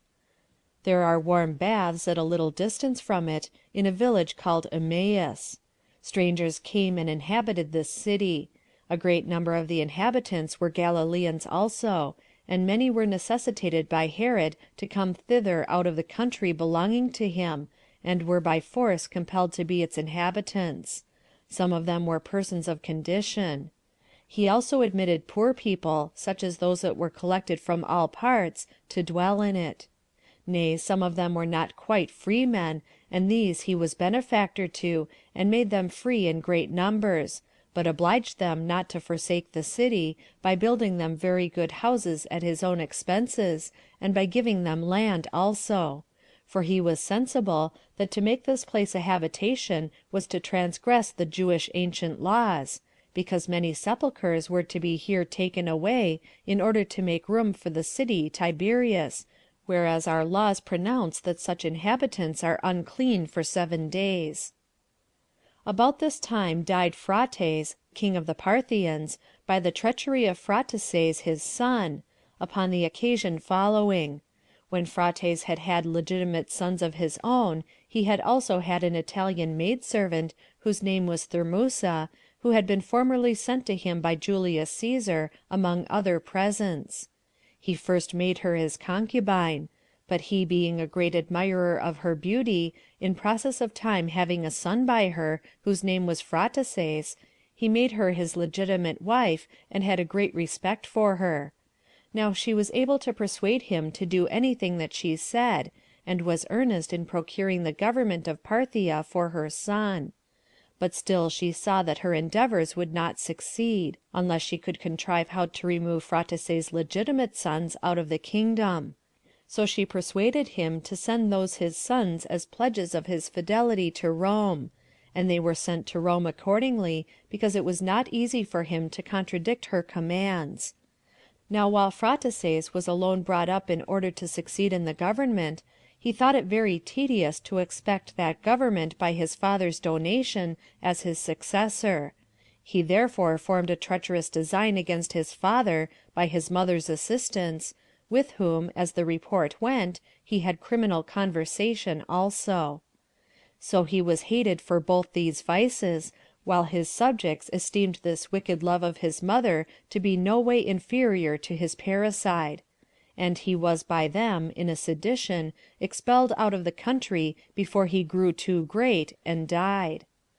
But as the best sort of Parthians agreed together that it was impossible they should be governed without a king, while also it was their constant practice to choose one of the family of Arsaces, nor did their law allow of any others, and they thought this kingdom had been sufficiently injured already by the marriage with an Italian concubine and by her issue, they sent ambassadors and called Orodes to take the crown, for the multitude would not otherwise have borne them; and though he was accused of very great cruelty, and was of an untractable temper and prone to wrath, yet still he was one of the family of Arsaces. However, they made a conspiracy against him, and slew him, and that, as some say, at a festival, and among their sacrifices; for it is the universal custom there to carry their swords with them. But as the more general report is, they slew him when they had drawn him out a hunting. So they sent ambassadors to Rome, and desired they would send one of those that were there as pledges to be their king. Accordingly, Vonones was preferred before the rest, and sent to them, for he seemed capable of such great fortune, which two of the greatest kingdoms under the sun now offered him, his own and a foreign one. However, the barbarians soon changed their minds, they being naturally of a mutable disposition, upon the supposal that this man was not worthy to be their governor; for they could not think of obeying the commands of one that had been a slave, for so they called those that had been hostages; nor could they bear the ignominy of that name. And this was the more intolerable, because then the Parthians must have such a king set over them, not by right of war, but in time of peace. So they presently invited Artabanus, king of Media, to be their king, he being also of the race of Arsaces. Artabanus complied with the offer that was made him, and came to them with an army. So Vonones met him, and at first the multitude of the Parthians stood on this side, and he put his army in array. But Artabanus was beaten, and fled to the mountains of Media. Yet did he a little after gather a great army together, and fought with Vonones and beat him; whereupon Vonones fled away on horseback, with a few of his attendants about him, to Seleucia upon Tigris. So when Artabanus had slain a great number, and this after he had gotten the victory by reason of the very great dismay the barbarians were in, he retired to Ctesiphon with a great number of his people; and so he now reigned over the Parthians. But Vonones fled away to Armenia, and as soon as he came thither, he had an inclination to have the government of the country given him, and sent ambassadors to Rome for that purpose. But because Tiberius refused it him, and because he wanted courage, and because the Parthian king threatened him, and sent ambassadors to him to denounce war against him if he proceeded, and because he had no way to take to regain any other kingdom, for the people of authority among the Armenians about Nephades joined themselves to Artabanus, he delivered up himself to Silanus, the president of Syria, who, out of regard to his education at Rome, kept him in Syria, while Artabanus gave Armenia to Orodes, one of his own sons. At this time died Antiochus, the king of Commagene, whereupon the multitude contended with the nobility, and both sent ambassadors to Rome; for the men of power were desirous that their form of government might be changed into that of a Roman province, as were the multitude desirous to be under kings as their fathers had been. So the Senate made a decree that Germanicus should be sent to settle the affairs of the East, fortune hereby taking a proper opportunity for depriving him of his life; for when he had been in the East, and settled all affairs there, his life was taken away by the poison which Piso gave him, as hath been related elsewhere. End of Book 18, chapters 1 and 2.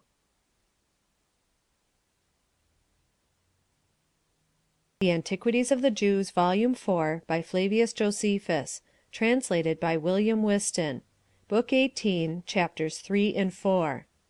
Chapter 3. Sedition of the Jews against Pontius Pilate. concerning Christ, and what befell Paulina and the Jews at Rome.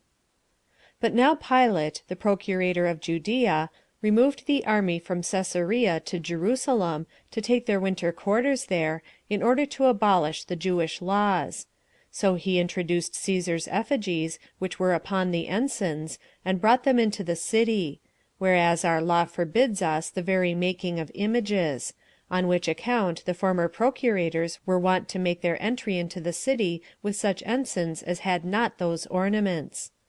Pilate was the first who brought those images to Jerusalem, and set them up there;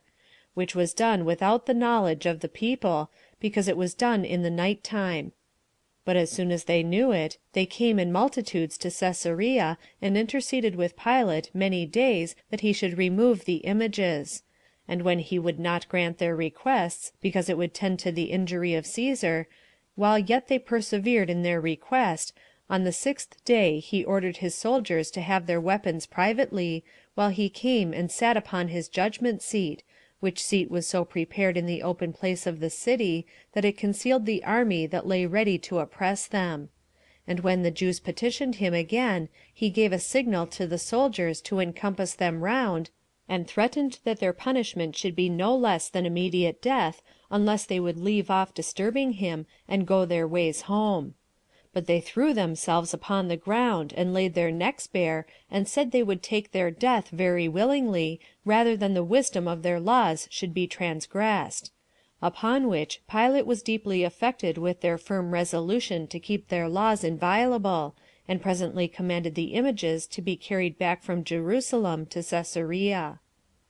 But Pilate undertook to bring a current of water to Jerusalem, and did it with the sacred money, and derived the origin of the stream from the distance of 200 furlongs.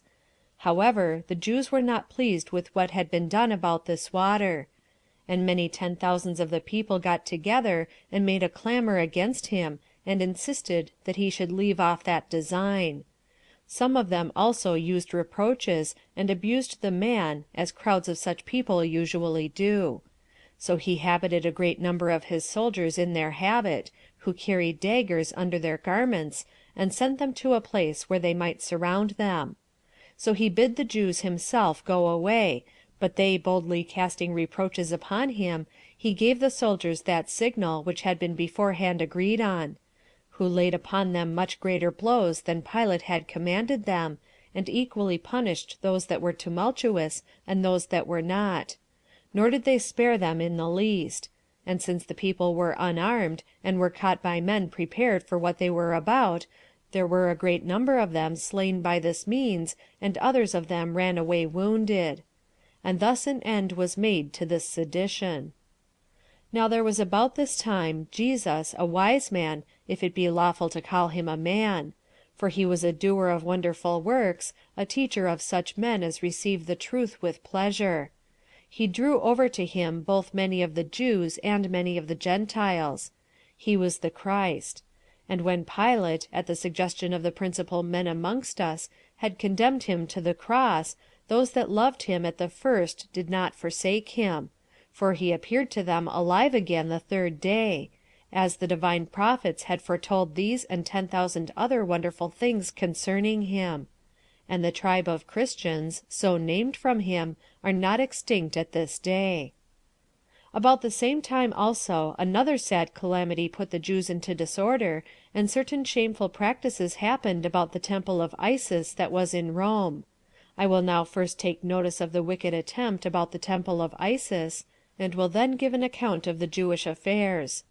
There was at Rome a woman whose name was Paulina, one who, on account of the dignity of her ancestors, and by the regular conduct of a virtuous life, had a great reputation. She was also very rich, and although she was of a beautiful countenance, and in that flower of her age wherein women are the most gay, yet did she lead a life of great modesty. She was married to Saturninus, one that was in every way answerable to her in an excellent character. Decius Mundus fell in love with this woman, who was a man very high in the equestrian order; and as she was of too great dignity to be caught by presents, and had already rejected them, though they had been sent in great abundance, he was still more inflamed with love to her, insomuch that he promised to give her 200,000 Attic drachmae for one night's lodging. And when this would not prevail upon her, and he was not able to bear this misfortune in his amours, he thought it the best way to famish himself to death for want of food on account of Paulina's sad refusal, and he determined with himself to die after such a manner, and he went on with his purpose accordingly. Now Mundus had a freedwoman who had been made free by his father, whose name was Ide, one skilful in all sorts of mischief. This woman was very much grieved at the young man's resolution to kill himself, for he did not conceal his intentions to destroy himself from others, and came to him and encouraged him by her discourse, and made him to hope, by some promises she gave him, that he might obtain a night's lodging with Paulina. And when he joyfully hearkened to her entreaty, she said she wanted no more than 50,000 drachmae for the entrapping of the woman. So when she had encouraged the young man, and gotten as much money as she required, she did not take the same methods as had been taken before, because she perceived that the woman was by no means to be tempted by money.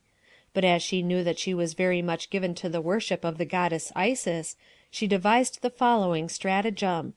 She went to some of Isis's priests, and upon the strongest assurances of concealment, she persuaded them by words, but chiefly by the offer of money, of 25,000 drachmae in hand, and as much more when the thing had taken effect, and told them the passion of the young man, and persuaded them to use all means possible to beguile the woman. So they were drawn in to promise so to do, by that large sum of gold they were to have. Accordingly, the oldest of them went immediately to Paulina, and upon his admittance he desired to speak with her by herself. When that was granted him, he told her that he was sent by the god Anubis, who was fallen in love with her, and enjoined her to come to him. Upon this she took the message very kindly, and valued herself greatly upon this condescension of Anubis, and told her husband that she had a message sent her, and was to sup and lie with Anubis. So he agreed to her acceptance of the offer, as fully satisfied with the chastity of his wife. Accordingly she went to the temple, and after she had supped there, and it was the hour to go to sleep, the priest shut the doors of the temple, when, in the holy part of it, the lights were also put out. Then did Mundus leap out, for he was hidden therein, and did not fail of enjoying her, who was at his service all the night long, as supposing he was the god. And when he was gone away, which was before those priests who knew nothing of this stratagem were stirring, Paulina came early to her husband, and told him how the god Anubis had appeared to her. Among her friends also she declared how great a value she put upon this favour, who partly disbelieved the thing when they reflected on its nature, and partly were amazed at it as having no pretence for not believing it, when they considered the modesty and the dignity of the person.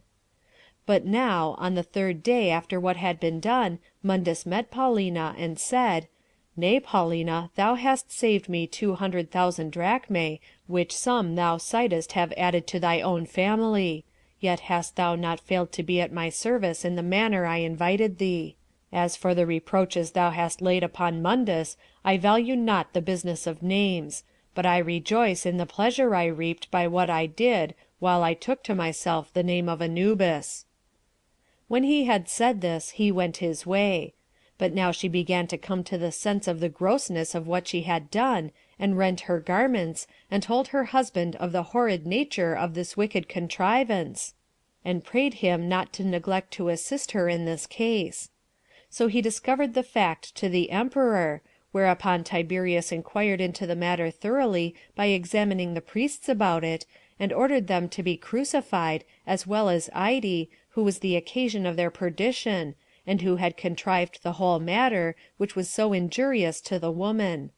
He also demolished the temple of Isis, and gave order that her statue should be thrown into the river Tiber, while he only banished Mundus, but did no more to him, because he supposed that what crime he had committed was done out of the passion of love.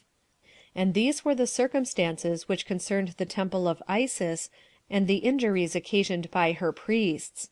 I now return to the relation of what happened about this time to the Jews at Rome, as I formerly told you I would.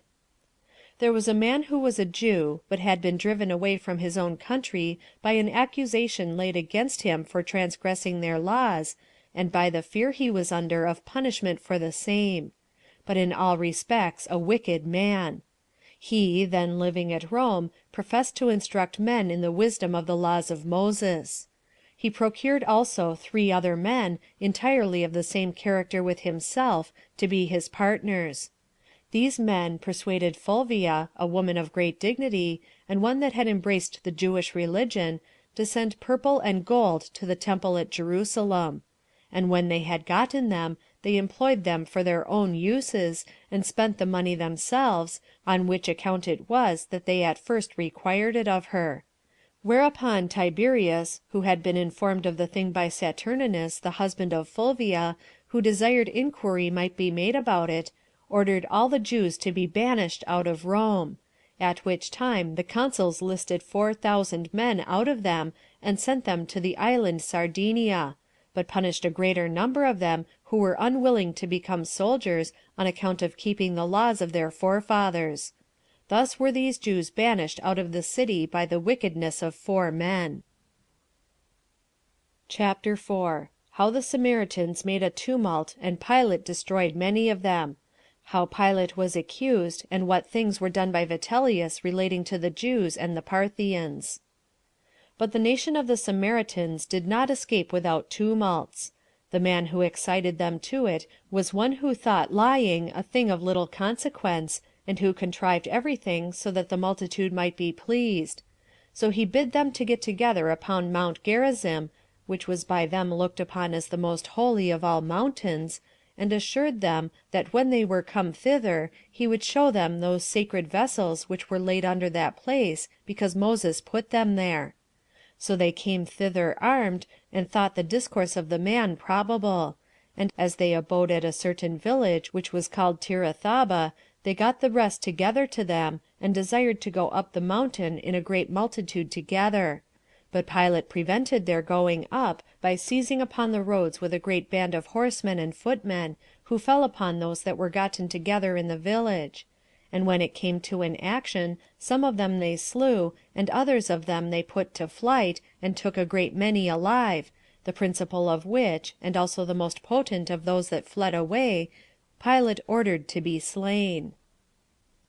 But when this tumult was appeased, the Samaritan Senate sent an embassy to Vitellius, a man that had been consul, and who was now president of Syria, and accused Pilate of the murder of those that were killed; for that they did not go to Tirathaba in order to revolt from the Romans, but to escape the violence of Pilate. So Vitellius sent Marcellus, a friend of his, to take care of the affairs of Judea, and ordered Pilate to go to Rome to answer before the emperor to the accusations of the Jews. So Pilate, when he had tarried 10 years in Judea, made haste to Rome, and this in obedience to the orders of Vitellius, which he durst not contradict. But before he could get to Rome, Tiberius was dead. But Vitellius came into Judea, and went up to Jerusalem. It was at the time of that festival which is called the Passover. Vitellius was there magnificently received, and released the inhabitants of Jerusalem from all the taxes upon the fruits that were bought and sold, and gave them leave to have the care of the high priest's vestments, with all their ornaments, and to have them under the custody of the priests in the temple, which power they used to have formerly, although at this time they were laid up in the tower of Antonia, the citadel so called, and that on the occasion following. There was one of the high priests, named Hyrcanus, and as there were many of that name, he was the first of them. This man built a tower near the temple, and when he had so done, he generally dwelt in it, and had these vestments with him, because it was lawful for him alone to put them on, and he had them there reposited when he went down into the city, and took his ordinary garments. The same things were continued to be done by his sons, and by their sons after them. But when Herod came to be king, he rebuilt this tower, which was very conveniently situated, in a magnificent manner. and because he was a friend to Antonius, he called it by the name of Antonia. And as he found these vestments lying there, he retained them in the same place, as believing that while he had them in his custody, the people would make no innovations against him. The like to what Herod did was done by his son Archelaus, who was made king after him; after whom the Romans, when they entered on the government, took possession of these vestments of the high priest, and had them reposited in a stone chamber, under the seal of the priests, and of the keepers of the temple, the captain of the guard lighting a lamp there every day.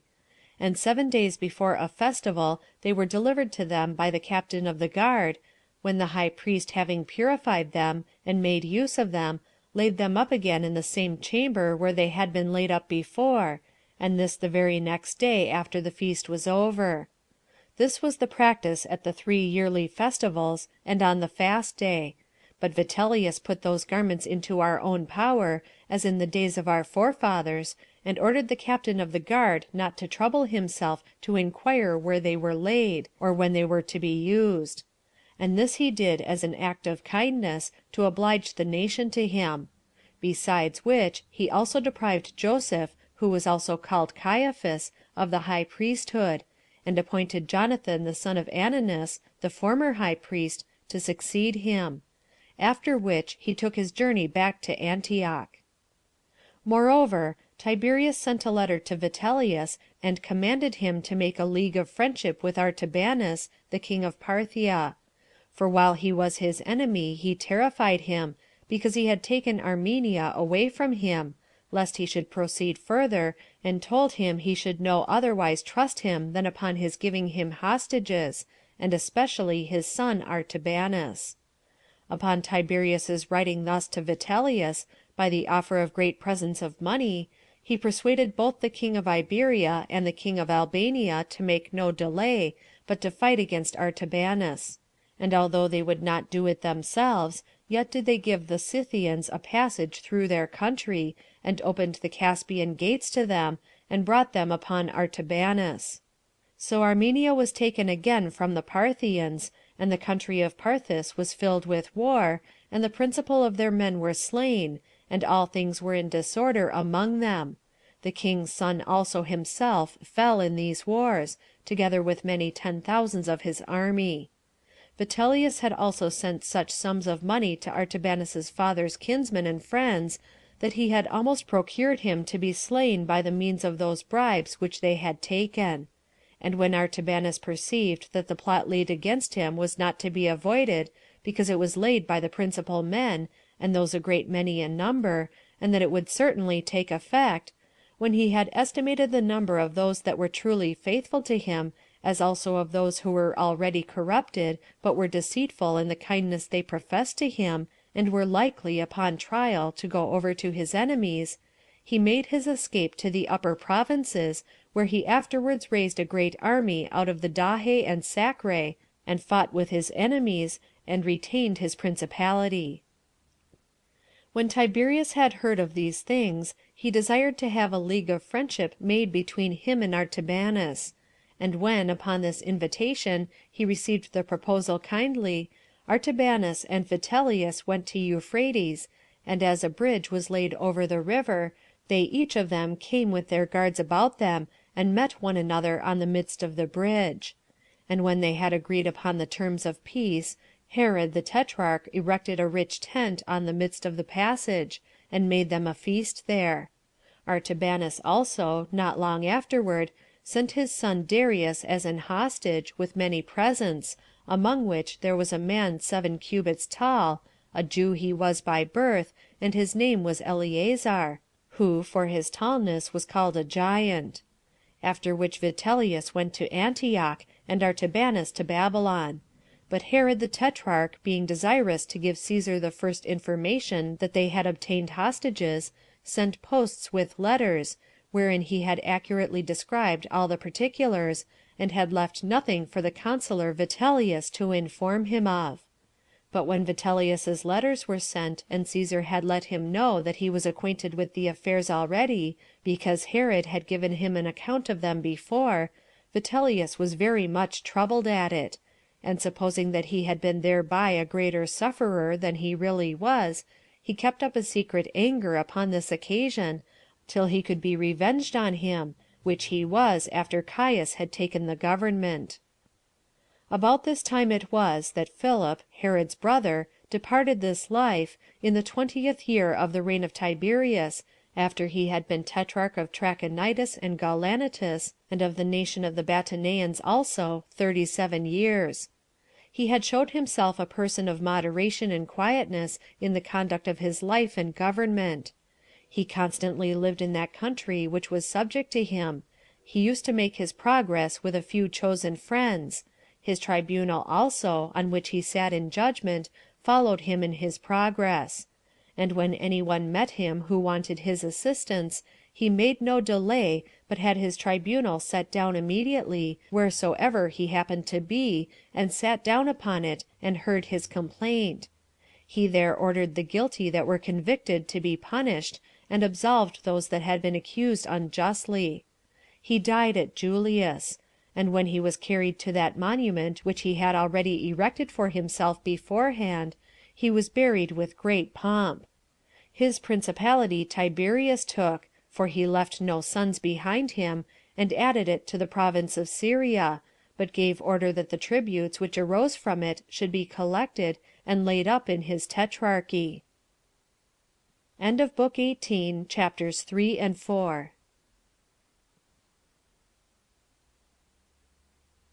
The Antiquities of the Jews, Volume 4, by Flavius Josephus, translated by William Whiston. Book 18, Chapter 5, and Chapter 6, Part 1. Chapter 5. Herod the Tetrarch makes war with Aretas, the king of Arabia, and is beaten by him. As also concerning the death of John the Baptist. How Vitellius went up to Jerusalem, together with some account of Agrippa and of the posterity of Herod the Great. About this time Aretas, the king of Arabia Petris, and Herod had a quarrel on the account following. Herod the Tetrarch had married the daughter of Aretas, and had lived with her a great while. But when he was once at Rome, he lodged with Herod, who was his brother indeed, but not by the same mother. For this Herod was the son of the high priest Sirio's daughter. However, he fell in love with Herodias, this last Herod's wife, who was the daughter of Aristobulus their brother, and the sister of Agrippa the Great. This man ventured to talk to her about a marriage between them, which address, when she admitted, an agreement was made for her to change her habitation, and come to him as soon as he should return from Rome. One article of this marriage also was this, that he should divorce Aretas's daughter. So Antipas, when he had made this agreement, sailed to Rome. But when he had done there the business he went about, and was returned again, his wife having discovered the agreement he had made with Herodias, and having learned it before he had notice of her knowledge of the whole design, she desired him to send her to Macherus, which is a place on the borders of the dominions of Aretas and Herod, without informing him of any of her intentions. Accordingly Herod sent her thither, as thinking his wife had not perceived anything. Now she had sent a good while before to Macherus, which was subject to her father, and so all things necessary for her journey were made ready for her by the general of Aretas's army. And by that means she soon came into Arabia, under the conduct of the several generals, who carried her from one to another successively. And she soon came to her father, and told him of Herod's intentions. So Aretas made this the first occasion of his enmity between him and Herod, who had also some quarrel with him about their limits at the country of Gamalitis. So they raised armies on both sides, and prepared for war, and sent their generals to fight instead of themselves. And when they had joined battle, all Herod's army was destroyed by the treachery of some fugitives, who, though they were of the tetrarchy of Philip, joined with Aretas's army. So Herod wrote about these affairs to Tiberius, who being very angry at the attempt made by Aretas, wrote to Vitellius to make war upon him, and either to take him alive, or bring him to him in bonds, or to kill him, and send him his head. This was the charge that Tiberius gave to the president of Syria. Now some of the Jews thought that the destruction of Herod's army came from God, and that very justly, as a punishment of what he did against John, that was called the Baptist. For Herod slew him who was a good man, and commanded the Jews to exercise virtue, both as to righteousness toward one another, and piety towards God, and so to come to baptism; for that the washing with water would be acceptable to him if they made use of it, not in order to the putting away or the remission of some sins only, but for the purification of the body; supposing still that the soul was thoroughly purified beforehand by righteousness. Now when many others came in crowds about him, for they were greatly moved or pleased by hearing his words, Herod, who feared lest the great influence John had over the people might put it into his power and inclination to raise a rebellion, for they seemed ready to do anything he should advise, thought it best, by putting him to death, to prevent any mischief he might cause, and not bring himself into difficulties by sparing a man who might make him repent of it when it would be too late. Accordingly he was sent a prisoner, out of Herod's suspicious temper, to Macherus, the castle I before mentioned, and was there put to death. Now the Jews had an opinion that the destruction of this army was sent as a punishment upon Herod, and a mark of God's displeasure to him.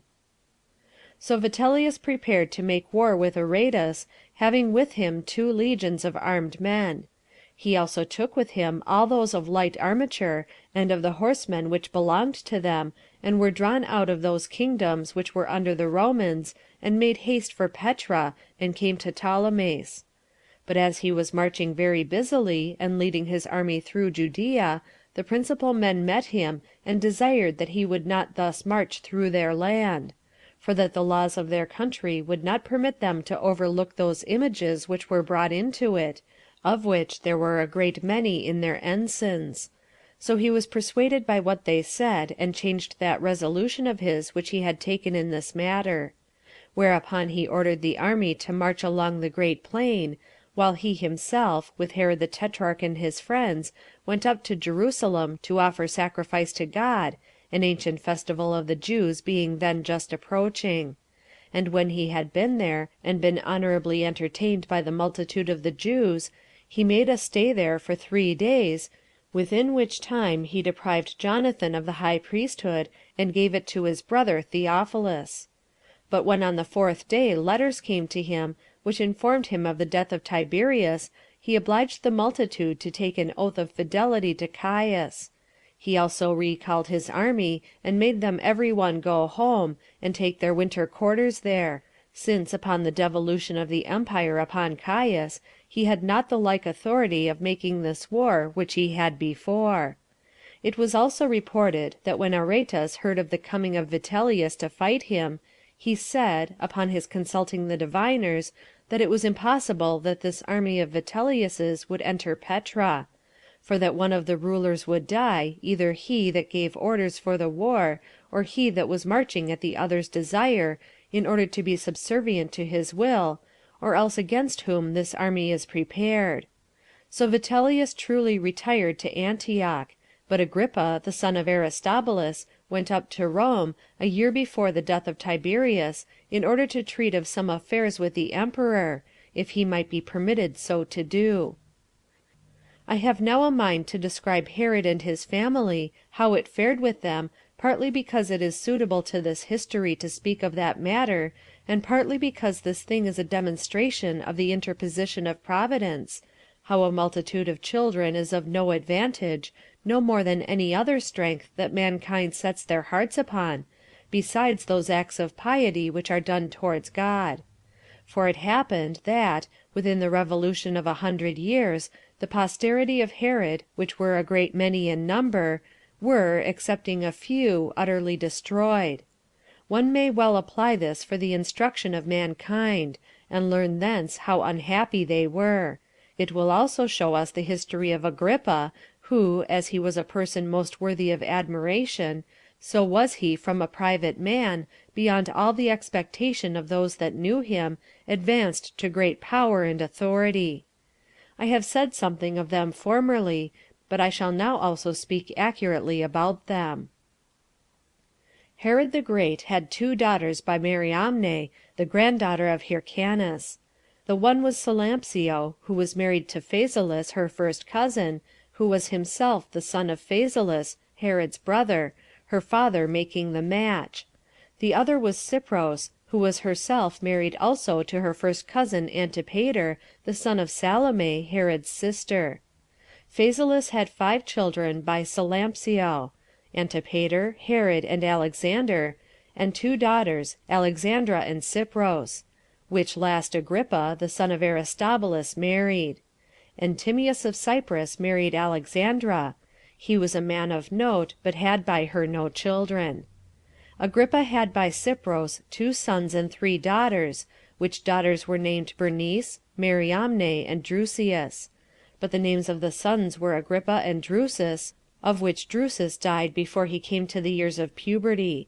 But their father, Agrippa, was brought up with his other brethren, Herod and Aristobulus, for these were also the sons of the son of Herod the Great by Bernice. But Bernice was the daughter of Costobarus and of Salome, who was Herod's sister. Aristobulus left these infants when he was slain by his father, together with his brother Alexander, as we have already related. But when they were arrived at years of puberty, this Herod, the brother of Agrippa, married Mariamne, the daughter of Olympias, who was the daughter of Herod the king, and of Joseph, the son of Joseph, who was the brother to Herod the king, and had by her a son, Aristobulus. But Aristobulus, the 3rd brother of Agrippa, married Jotape, the daughter of Sampsiguramus, king of Emesa. They had a daughter who was deaf, whose name also was Jotape. And these hitherto were the children of the male line. But Herodias, their sister, was married to Herod Philip, the son of Herod the Great, who was born of Mariamne, the daughter of Simon the high priest, who had a daughter Salome. After whose birth Herodias took upon her to confound the laws of our country, and divorced herself from her husband while he was alive, and was married to Herod Antipas, her husband's brother by the father's side. He was tetrarch of Galilee. But her daughter Salome was married to Philip, the son of Herod, and tetrarch of Trachonitis. And as he died childless, Aristobulus, the son of Herod, the brother of Agrippa, married her. They had 3 sons, Herod, Agrippa, and Aristobulus. And this was the posterity of Phasaelus and Salampsio. But the daughter of Antipater by Cypros was Cypros, whom Alexis Celsius, the son of Alexis, married. They had a daughter, Cypros. But Herod and Alexander, who, as we told you, were the brothers of Antipater, died childless. As to Alexander, the son of Herod the king, who was slain by his father, he had 2 sons, Alexander and Tigranes, by the daughter of Archelaus, king of Cappadocia. Tigranes, who was king of Armenia, was accused at Rome and died childless. Alexander had a son of the same name with his brother Tigranes, and was sent to take possession of the kingdom of Armenia by Nero. He had a son, Alexander, who married Jotape, the daughter of Antiochus, the king of Commagena. Vespasian made him king of an island in Cilicia. But these descendants of Alexander, soon after their birth, deserted the Jewish religion, and went over to that of the Greeks. But for the rest of the daughters of Herod the king, it happened that they died childless. And as these descendants of Herod, whom we have enumerated, were in being at the same time that Agrippa the Great took the kingdom, and I have now given an account of them, it now remains that I relate the several hard fortunes which befell Agrippa, and how he got clear of them, and was advanced to the greatest height of dignity and power. Chapter 6. Of the navigation of King Agrippa to Rome, to Tiberius Caesar, and how upon his being accused by his own freedman, he was bound. Also how he was set at liberty by Caius after Tiberius's death, and was made king of the tetrarchy of Philip. Little before the death of Herod the king, Agrippa lived at Rome, and was generally brought up and conversed with Drusus, the emperor Tiberius's son, and contracted a friendship with Antonia, the wife of Drusus the Great, who had his mother Bernice in great esteem, and was very desirous of advancing her son.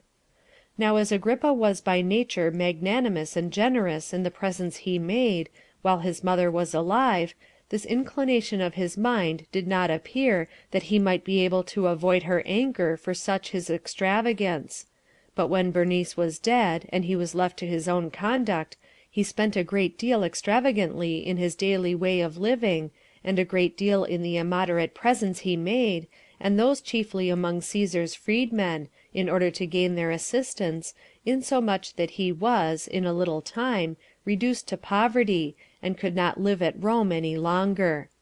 Tiberius also forbade the friends of his deceased son to come into his sight, because on seeing them he should be put in mind of his son, and his grief would thereby be revived.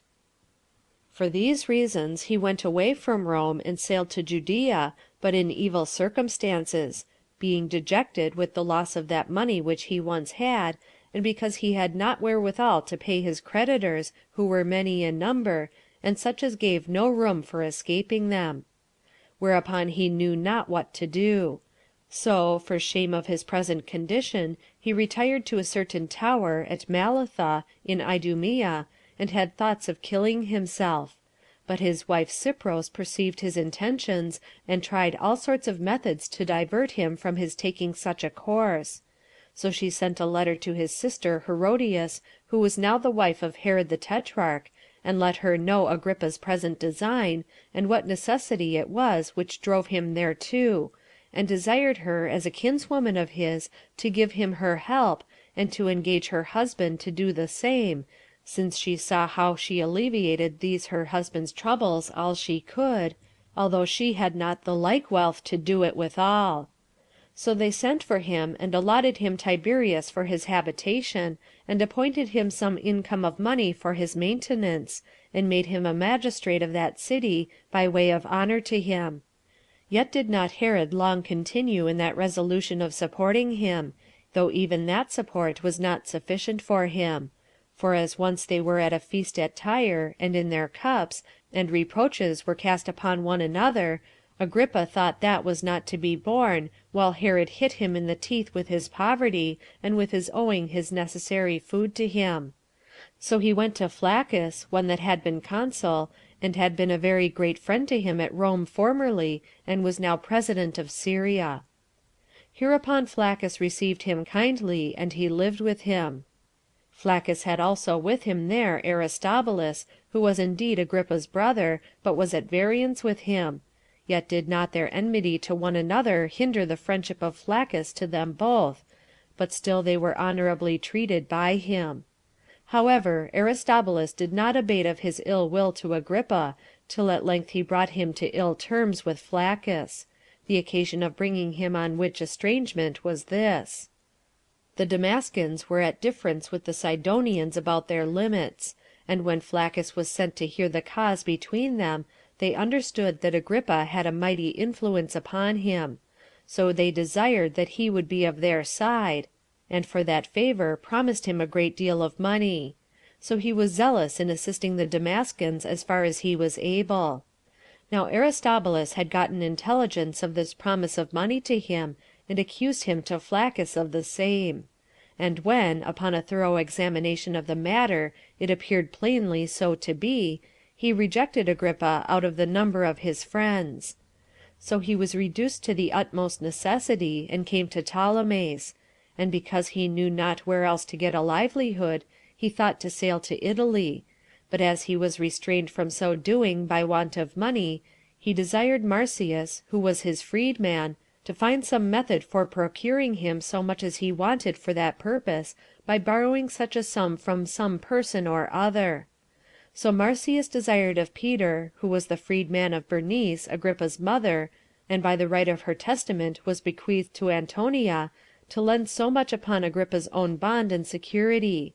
But he accused Agrippa of having defrauded him of certain sums of money, and so obliged Marsyas, when he made the bond of 20,000 Attic drachmae, to accept of 2,500 drachma as less than what he desired, which the other allowed of, because he could not help it.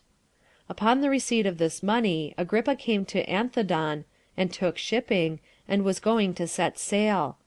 But Herennius Capito, who was the procurator of Jammus, sent a band of soldiers to demand of him 300,000 drachmae of silver, which were by him owing to Caesar's treasury while he was at Rome, and so forced him to stay. He then pretended that he would do as he bid him, but when night came on, he cut his cables and went off, and sailed to Alexandria, where he desired Alexander the Alabarch to lend him 200,000 drachmae, but he said he would not lend it to him, but would not refuse it to Cypros, as greatly astonished at her affection to her husband, and at the other instances of her virtue. So she undertook to repay it. Accordingly, Alexander paid them 5 talents at Alexandria, and promised to pay them the rest of that sum at Dicearchia (Puteoli). And this he did out of the fear he was in that Agrippa would soon spend it.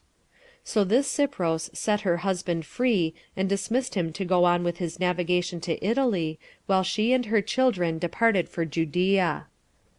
And now Agrippa was come to Puteoli, whence he wrote a letter to Tiberius Caesar, who then lived at Capreae, and told him that he was come so far in order to wait on him, and to pay him a visit; and desired that he would give him leave to come over to Capreae.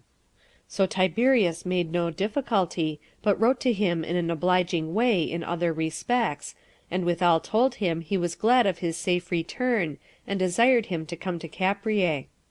And when he was come, he did not fail to treat him as kindly as he had promised him in his letter to do. But the next day came a letter to Caesar from Herennius Capito, to inform him that Agrippa had borrowed 300,000 drachmae, and had not paid it at the time appointed; but when it was demanded of him, he ran away like a fugitive out of the places under his government, and put it out of his power to get the money of him.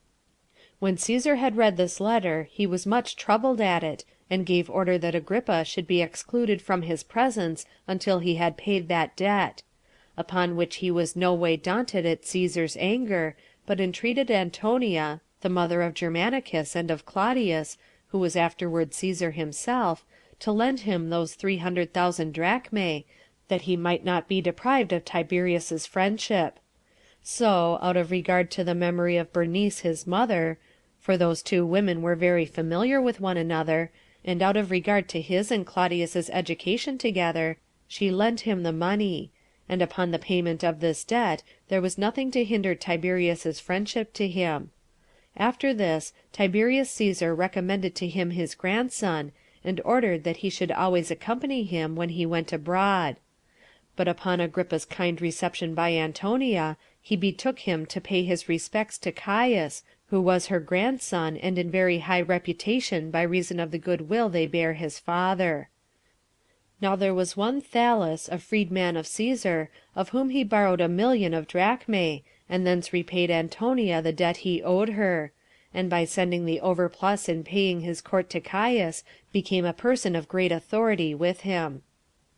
Now as the friendship which Agrippa had for Caius was come to a great height, there happened some words to pass between them, as they once were in a chariot together, concerning Tiberius, Agrippa praying to God, for they two sat by themselves, that Tiberius might soon go off the stage, and leave the government to Caius, who was in every respect more worthy of it. Now Eutychus, who was Agrippa's freedman, and drove his chariot, heard these words, and at that time said nothing of them. But when Agrippa accused him of stealing some garments of his, which was certainly true, he ran away from him; but when he was caught, and brought before Piso, who was governor of the city, and the man was asked why he ran away, he replied, that he had somewhat to say to Caesar, that tended to his security and preservation. So Piso bound him, and sent him to Capreae.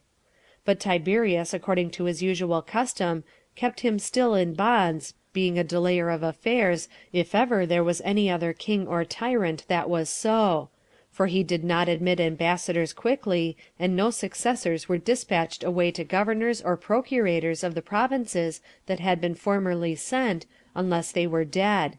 Whence it was that he was so negligent in hearing the causes of prisoners; insomuch that when he was asked by his friends what was the reason of his delay in such cases, he said that he delayed to hear ambassadors lest, upon their quick dismission, other ambassadors should be appointed, and return upon him,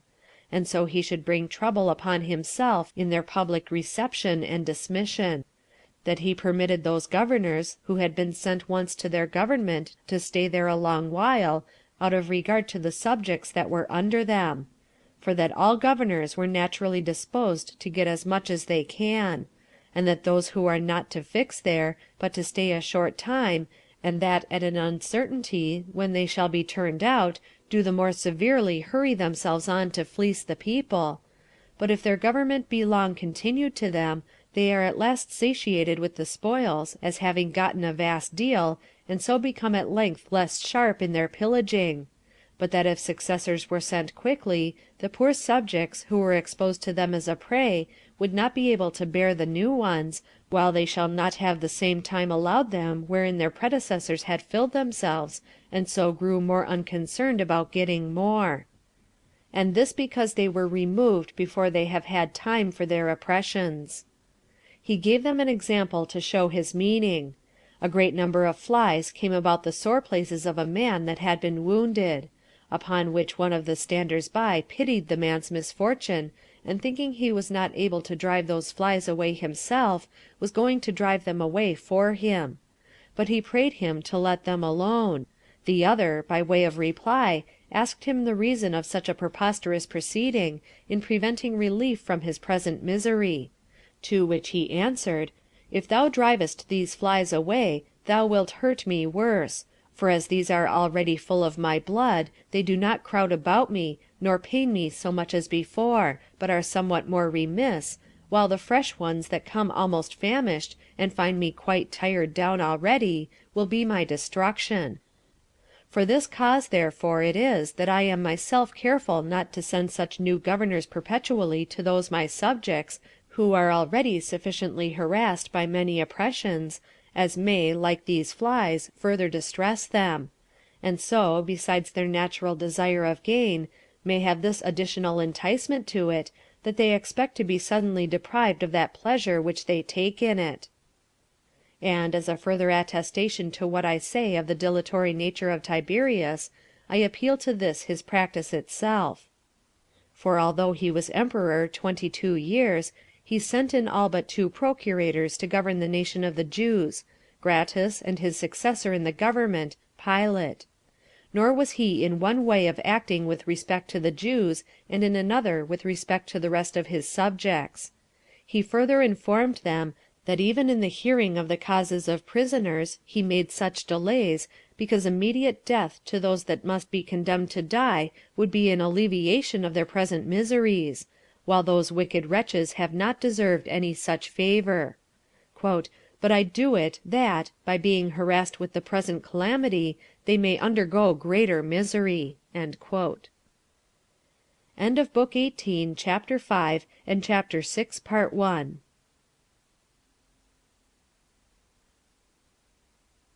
The Antiquities of the Jews,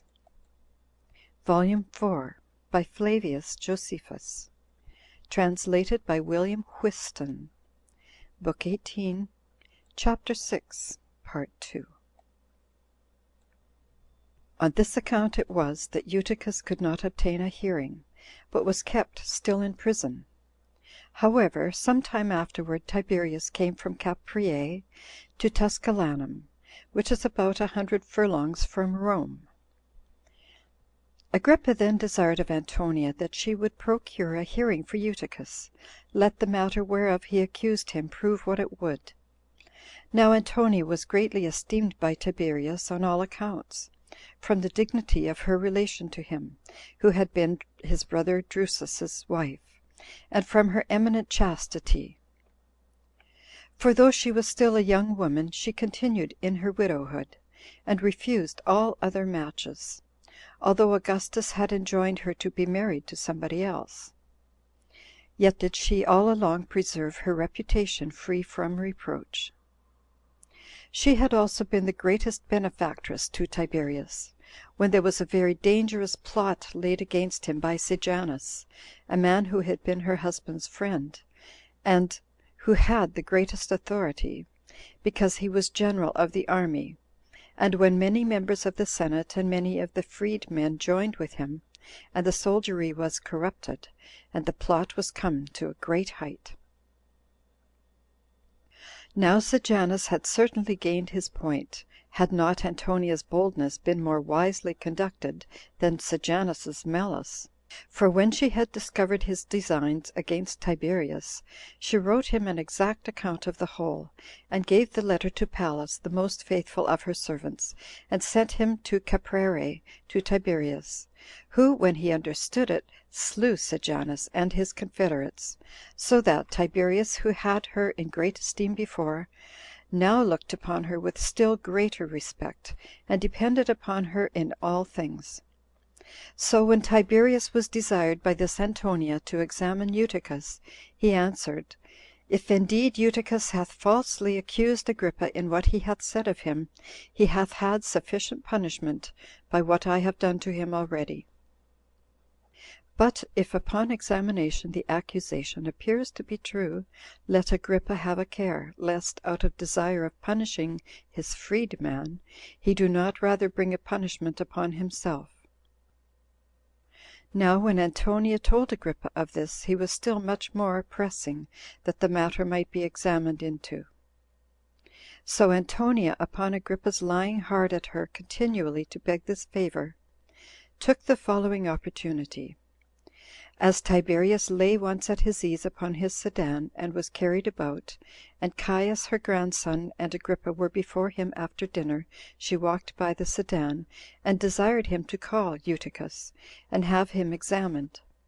To which he replied, O Antonia, the gods are my witnesses that I am induced to do what I am going to do, not by my own inclination, but because I am forced to it by thy prayers. When he had said this, he ordered Macro, who succeeded Sejanus, to bring Eutychus to him. Accordingly, without any delay, he was brought. Then Tiberius asked him what he had to say against a man who had given him his liberty. Upon which he said, O my lord, this Caius, and Agrippa with him, were once riding in a chariot when I sat at their feet. And, among other discourses that passed, Agrippa said to Caius, O that the day would once come when this old fellow will die, and name thee for the governor of the habitable earth. For then this Tiberius his grandson would be no hindrance, but would be taken off by thee, and that earth would be happy, and I happy also. Now Tiberius took these to be truly Agrippa's words, and bearing a grudge withal at Agrippa, because when he had commanded him to pay his respects to Tiberius, his grandson, and the son of Drusus, Agrippa had not paid him that respect, but had disobeyed his commands, and transferred all his regard to Caius, he said to Macro, Bind this man. But Macro, not distinctly knowing which of them it was whom he bid him bind, and not expecting that he would have any such thing done to Agrippa, he forbore, and came to ask more distinctly what it was that he said. But when Caesar had gone round the hippodrome, he found Agrippa standing. For certain, said he, Macro, this is the man I meant to have bound. And when he still asked, Which of these is to be bound? He said, Agrippa. Upon which Agrippa betook himself to make supplication for himself, putting him in mind of his son, with whom he was brought up, and of Tiberius his grandson, whom he had educated; but all to no purpose, for they led him about bound even in his purple garments. It was also very hot weather, and they had but little wine to their meal, so that he was very thirsty. He was also in a sort of agony, and took this treatment of him heinously. As he therefore saw one of Caius's slaves, whose name was Thaumastus, carrying some water in a vessel, he desired that he would let him drink. So the servant gave him some water to drink, and he drank heartily, and said, O thou boy, this service of thine to me will be for thy advantage. For if I once get clear of these my bonds, I will soon procure thee thy freedom of Caius, who has not been wanting to minister to me, now I am in bonds, in the same manner as when I was in my former state and dignity. nor did he deceive him in what he promised him, but made him amends for what he had now done. For when afterward Agrippa was come to the kingdom, he took particular care of Thaumastus, and got him his liberty from Caius, and made him the steward over his own estate. And when he died, he left him to Agrippa his son, and to Bernice his daughter, to minister to them in the same capacity. The man also grew old in that honorable post, and therein died. But all this happened a good while later. Now Agrippa stood in his bonds before the royal palace, and leaned on a certain tree for grief, with many others, who were in bonds also. And as a certain bird sat upon the tree on which Agrippa leaned, the Romans call this bird bubo, an owl, one of those that were bound, a German by nation, saw him, and asked a soldier who that man in purple was. And when he was informed that his name was Agrippa, and that he was by nation a Jew, and one of the principal men of that nation, he asked leave of the soldier to whom he was bound to let him come nearer to him to speak with him, for that he had a mind to inquire of him about some things relating to his country. Which liberty when he had obtained, and as he stood near him, he said thus to him by an interpreter: "This sudden change of thy condition, O young man, is grievous to thee, as bringing on thee a manifold and very great adversity.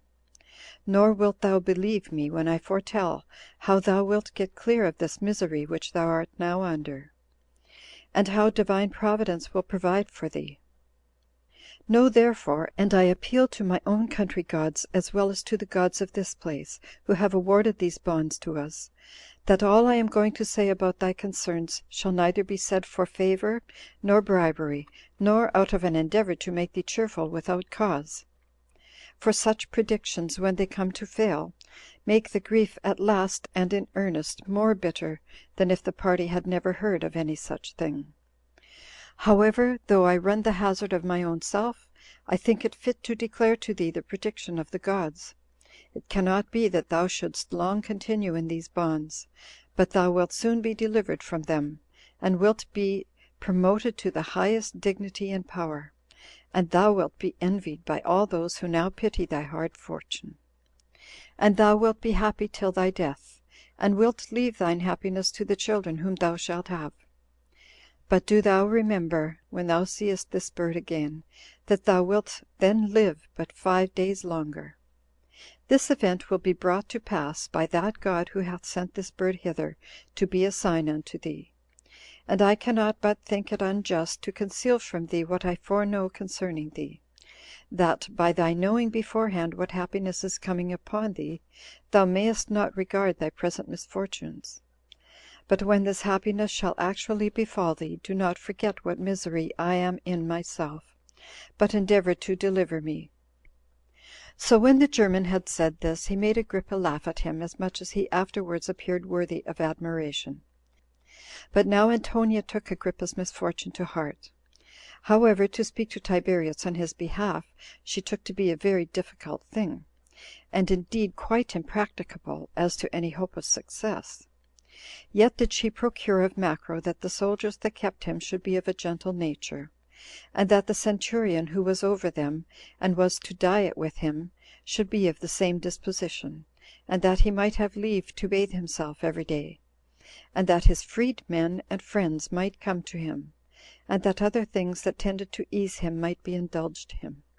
So his friend Silas came in to him, and 2 of his freedmen, Marsyas and Stechus, brought him such sorts of food as he was fond of, and indeed took great care of him. They also brought him garments, under pretense of selling them. And when night came on, they laid them under him, and the soldiers assisted them, as Macro had given them order to do beforehand. And this was Agrippa's condition for 6 months' time, and in this case were his affairs.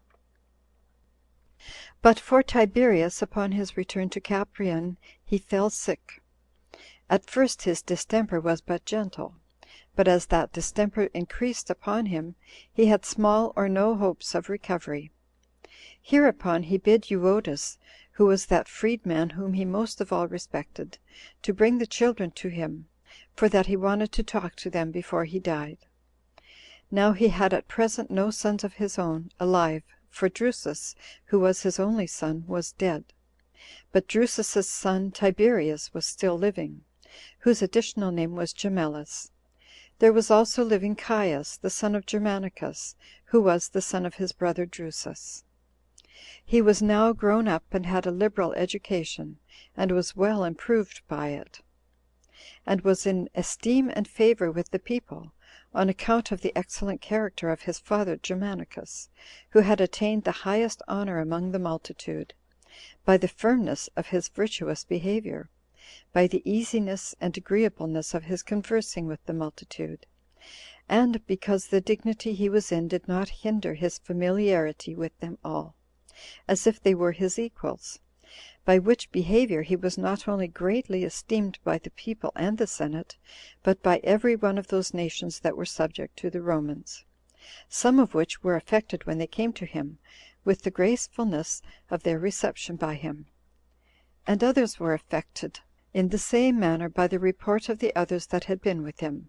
And upon his death there was a lamentation made by all men, not such a one as was to be made in way of flattery to their rulers, while they did but counterfeit sorrow,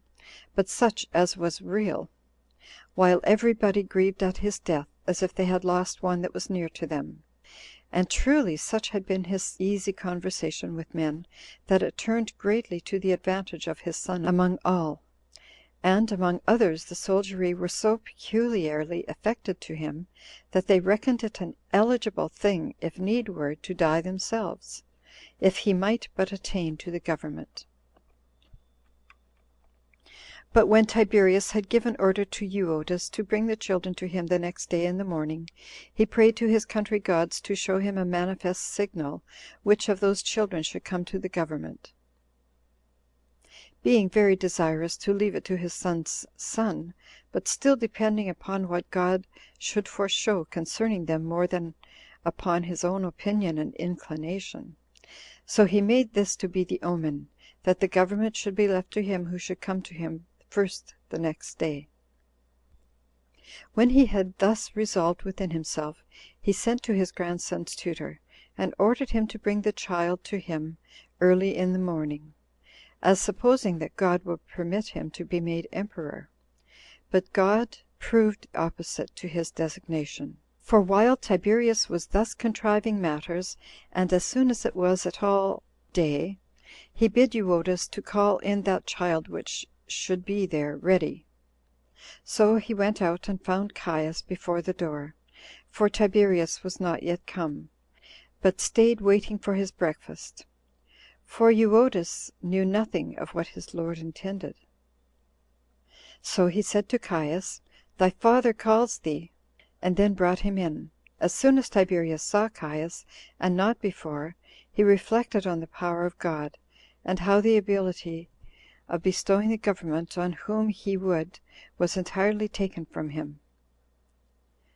and thence he was not able to establish what he had intended. So he greatly lamented that his power of establishing what he had before contrived was taken from him, and that his grandson Tiberius was not only to lose the Roman empire by his fatality, but his own safety also, because his preservation would now depend upon such as would be more potent than himself, who would think it a thing not to be borne that a kinsman should live with them, and so his relation would not be able to protect him, but he would be feared and hated by him who had the supreme authority,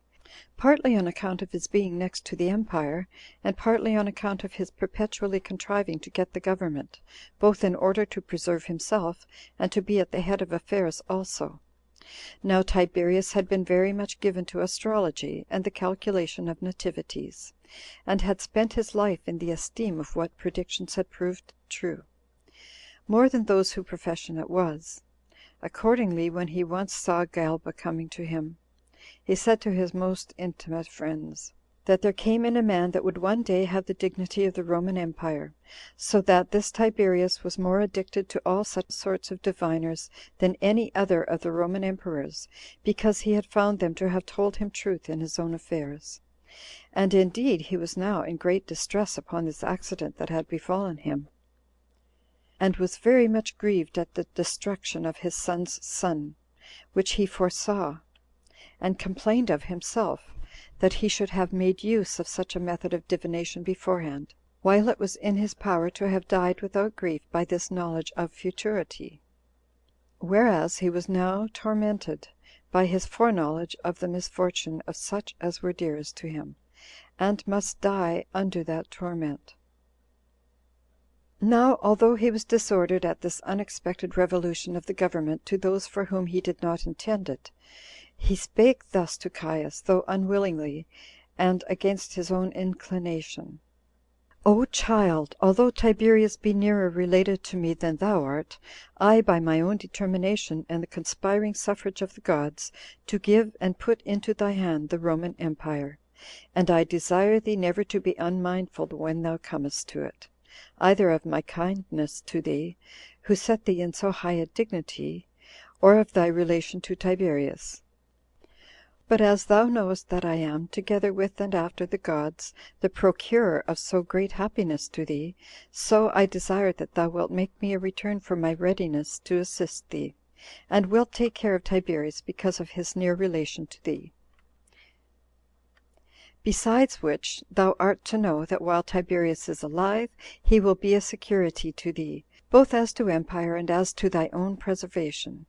But if he die, that will be but a prelude to thy own misfortunes; for to be alone under the weight of such vast affairs is very dangerous, nor will the gods suffer those actions which are unjustly done, contrary to that law which directs men to act otherwise, to go off unpunished." This was the speech which Tiberius made, which did not persuade Caius to act accordingly, although he promised to do so. But when he was settled in the government, he took off this Tiberius, as was predicted by the other Tiberius, as he was also himself in no long time afterward slain by a secret plot against him. So when Tiberius had at this time appointed Caius to be his successor, he outlived but a few days, and then died, after he had held the government 22 years, 5 months, and 3 days. Now Caius was the 4th emperor. But when the Romans understood that Tiberius was dead, they rejoiced at the good news, but had not courage to believe it; not because they were unwilling it should be true, for they would have given huge sums of money that it might be so, but because they were afraid that if they had showed their joy when the news proved false, their joy should be openly known, and they should be accused for it, and be thereby undone. For this Tiberius had brought a vast number of miseries on the best families of the Romans, since he was easily inflamed with passion in all cases, and was of such a temper as rendered his anger irrevocable, till he had executed the same, although he had taken a hatred against men without reason, for he was by nature fierce in all the sentences he gave, and made death the penalty for the lightest offenses, insomuch that when the Romans heard the rumor about his death gladly, they were restrained from the enjoyment of that pleasure by the dread of such miseries as they foresaw would follow, if their hopes proved ill-grounded. Now Marcius, Agrippa's freedman, as soon as he heard of Tiberius's death, came running to tell Agrippa the news; and finding him going out to the bath, he gave him a nod, and said in the Hebrew tongue, "The lion is dead," who, understanding his meaning, and being overjoyed at the news, "Nay," said he, "but all sorts of thanks and happiness attend thee for this news of thine; only I wish that what thou sayest may prove true." Now the centurion, who was set to keep Agrippa, when he saw with what haste Marcius came, and what joy Agrippa had from what he said, he had a suspicion that his words implied some great innovation of affairs, and he asked them about what was said. They at first diverted the discourse, but upon his further pressing, Agrippa, without more ado, told him, for he was already become his friend. So he joined with him in that pleasure which this news occasioned, because it would be fortunate to Agrippa, and made him a supper. But as they were feasting, and the cups went about, there came one who said that Tiberius was still alive, and would return to the city ill a few days. At which news the centurion was exceedingly troubled, because he had done what might cost him his life, to have treated so joyfully a prisoner, and this upon the news of the death of Cæsar. So he thrust Agrippa from the couch whereon he lay, and said, Dost thou think to cheat me by a lie about the emperor without punishment? And shalt not thou pay for this thy malicious report at the price of thine head? When he had so said, he ordered Agrippa to be bound again, for he had loosed him before, and kept a severer guard over him than formerly, and in that evil condition was Agrippa that night. But the next day the rumor increased in the city, and confirmed the news that Tiberius was certainly dead. Insomuch that men durst the Antiquities of the Jews, Volume 4, by Flavius Josephus, translated by William Whiston, Book 18, Chapters 7 and 8. Chapter 7. How Herod the Tetrarch was banished. But Herodias, Agrippa's sister, who now lived as wife to that Herod who was tetrarch of Galilee and Perez, took this authority of her brother in an envious manner, particularly when she saw that he had a greater dignity bestowed on him than her husband had, since when he ran away it was because he was not able to pay his debts. And now he was come back, he was in a way of dignity, and of great good fortune. She was therefore grieved, and much displeased at so great a mutation of his affairs, and chiefly when she saw him marching among the multitude with the usual ensigns of royal authority. She was not able to conceal how miserable she was, by reason of the envy she had towards him. But she excited her husband, and desired him that he would sail to Rome, to court honors equal to his, for she said that she could not bear to live any longer, while Agrippa, the son of that Aristobulus who was condemned to die by his father, one that came to her husband in such extreme poverty, that the necessaries of life were forced to be entirely supplied him day by day, and when he fled away from his creditors by sea, he now returned a king, while he was himself the son of a king, and while the near relation he bare to royal authority called upon him to gain the like dignity, he sat still, and was contented with a privater life. But then, Herod, although thou wast formerly not concerned to be in a lower condition than thy father, from whom thou wast derived, had been, yet do thou now seek after the dignity which thy kinsman hath attained to. And do not thou bear this contempt, that a man who admired thy riches should be in greater honor than thyself, nor suffer his poverty to show itself able to purchase greater things than our abundance. Nor do thou esteem it other than a shameful thing to be inferior to one who the other day lived upon thy charity. But let us go to Rome, and let us spare no pains nor expenses, either of silver or gold, since they cannot be kept for any better use than for the obtaining of a kingdom. But for Herod, he opposed her request at this time, out of the love of ease, and having a suspicion of the trouble he should have at Rome. So he tried to instruct her better. But the more she saw him draw back, the more she pressed him to it, and desired him to leave no stone unturned in order to be king. And at last she left not off till she engaged him, whether he would or not, to be of her sentiments, because he could no otherwise avoid her importunity. So he got all things ready, after as sumptuous a manner as he was able, and spared for nothing, and went up to Rome, and took Herodias along with him. But Agrippa, when he was made sensible of their intentions and preparations, he also prepared to go thither, and as soon as he heard they set sail, he sent Fortunatus, one of his freedmen, to Rome, to carry presents to the emperor, and letters against Herod, and to give Caius a particular account of those matters, if he should have any opportunity. This man followed Herod so quick, and had so prosperous a voyage, and came so little after Herod, that while Herod was with Caius, he came himself and delivered his letters. For they both sailed to Dicearchia,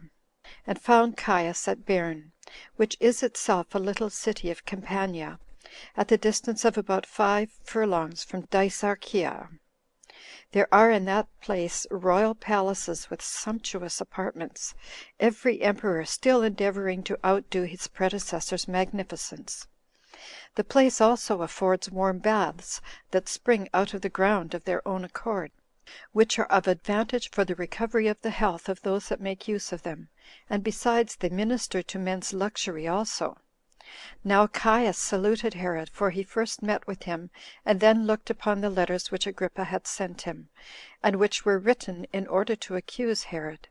wherein he accused him that he had been in confederacy with Sejanus against Tiberius's, and that he was now confederate with Artabanus, the king of Parthia, in opposition to the government of Caius; as a demonstration of which he alleged that he had armor sufficient for 70,000 men ready in his armory. Caius was moved at this information, and asked Herod whether what was said about the armor was true. And when he confessed there was such armor there, for he could not deny the same, the truth of it being too notorious, Caius took that to be a sufficient proof of the accusation that he intended to revolt. So he took away from him his tetrarchy, and gave it by way of addition to Agrippa's kingdom. He also gave Herod's money to Agrippa, and by way of punishment awarded him a perpetual banishment,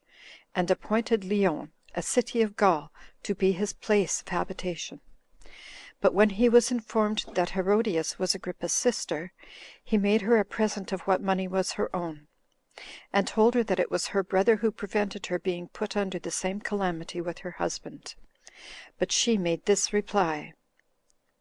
"Thou indeed, O emperor, actest after a magnificent manner, and as becomes thyself in what thou offerest me, but the kindness which I have for my husband hinders me from partaking of the favor of thy gift, for it is not just that I, who have been made a partner in his prosperity, should forsake him in his misfortunes."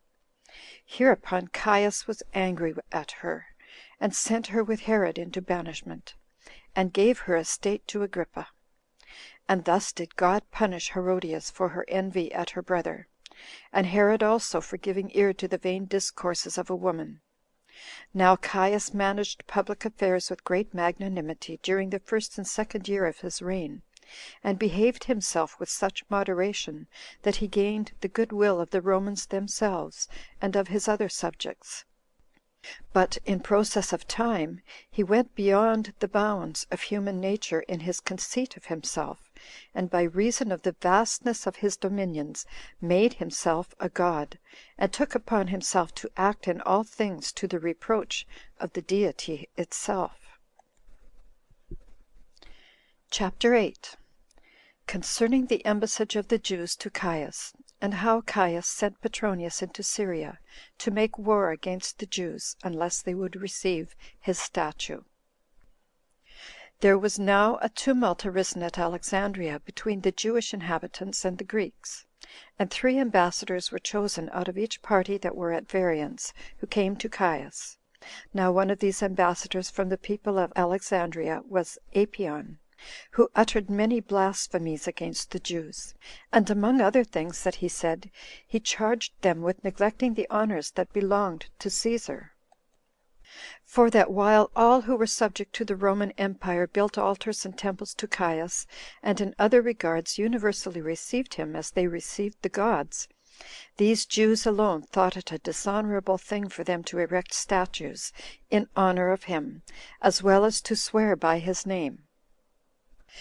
Many of these severe things were said by Apion, by which he hoped to provoke Caius to anger at the Jews,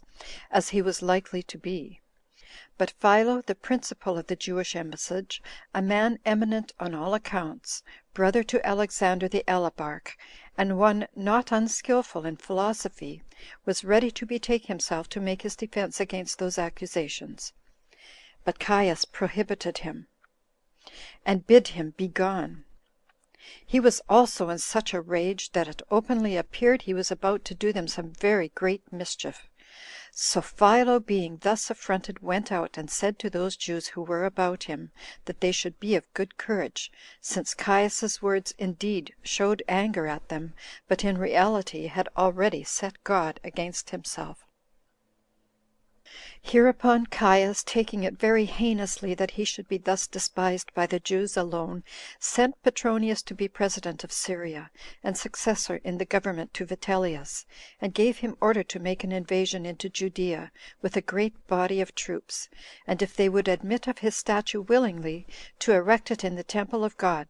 but if they were obstinate, to conquer them by war, and then to do it. Accordingly, Petronius took the government of Syria, and made haste to obey Caesar's epistle. He got together as great a number of auxiliaries as he possibly could, and took with him 2 legions of the Roman army, and came to Ptolemais, and there wintered, as intending to set about the war in the spring. He also wrote word to Caius what he had resolved to do, who commended him for his alacrity, and ordered him to go on, and to make war with them, in case they would not obey his commands. But there came many 10,000s of the Jews to Petronius, to Ptolemais, to offer their petitions to him, that he would not compel them to transgress and violate the law of their forefathers. But if, said they, thou art entirely resolved to bring this statue and erect it, do thou first kill us, and then do what thou hast resolved on. For while we are alive we cannot permit such things as are forbidden us to be done, by the authority of our legislator, and by our forefathers' determination that such prohibitions are instances of virtue. But Petronius was angry at them, and said, If indeed I were myself emperor, and were at liberty to follow my own inclination, and then had designed to act thus, these your words would be justly spoken to me. But now Caesar hath sent to me, I am under the necessity of being subservient to his decrees, because a disobedience to them will bring upon me inevitable destruction. Then the Jews replied, Since therefore thou art so disposed, O Petronius, that thou wilt not disobey Caius's epistles, neither will we transgress the commands of our law. And as we depend upon the excellency of our laws, and by the labors of our ancestors have continued hitherto without suffering them to be transgressed, we dare not by any means suffer ourselves to be so timorous as to transgress those laws out of the fear of death, which God hath determined are for our advantage.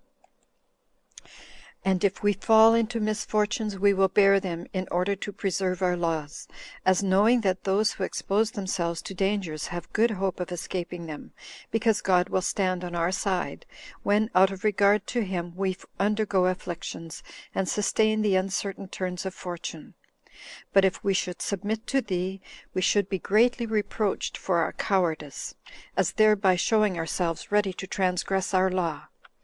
And we should incur the great anger of God also, who, even thyself being judge, is superior to Caius.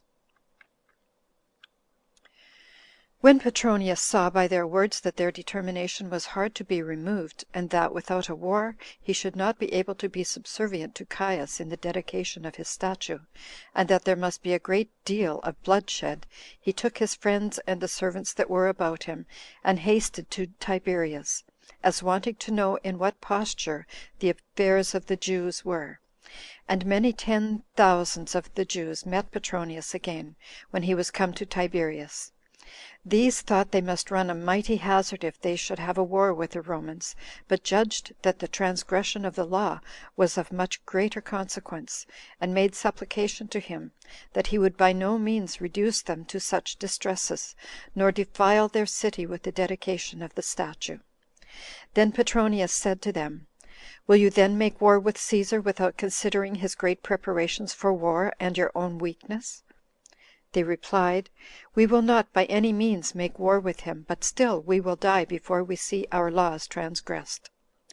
So they threw themselves down upon their faces, and stretched out their throats, and said they were ready to be slain. And this they did for 40 days together, and in the meantime left off the tilling of their ground, and that while the season of the year required them to sow it. Thus they continued firm in their resolution, and proposed to themselves to die willingly, rather than to see the dedication of the statue. When matters were in this state, Aristobulus, King Agrippa's brother, and Helias the Great, and other principal men of that family with them, went in unto Petronius, and besought him, that since he saw the resolution of the multitude, he would not make any alteration, and thereby drive them to despair, but would write to Caius that the Jews had an insuperable aversion to the reception of the statue, and how they continued with him, and left off the tillage of their ground, that they were not willing to go to war with him, because they were not able to do it, but were ready to die with pleasure, rather than suffer their laws to be transgressed; and how, upon the lands continuing unsown, robberies would grow up, on the inability they would be under of paying their tributes, and that Caius might be thereby moved to pity, and not order any barbarous action to be done to them, nor think of destroying the nation; that if he continues inflexible in his former opinion to bring a war upon them, he may then set about it himself. And thus did Aristobulus, and the rest with him, supplicate Petronius. So Petronius, partly on account of the pressing instances which Aristobulus and the rest with him made, and because of the great consequence of what they desired, and the earnestness wherewith they made their supplication, partly on account of the firmness of the opposition made by the Jews, which he saw, while he thought it a terrible thing for him to be such a slave to the madness of Caius,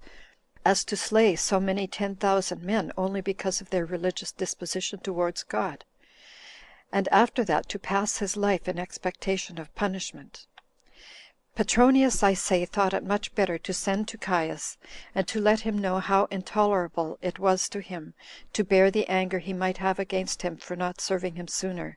in obedience to his epistle, for that perhaps he might persuade him, and that if this mad resolution continued, he might then begin the war against them;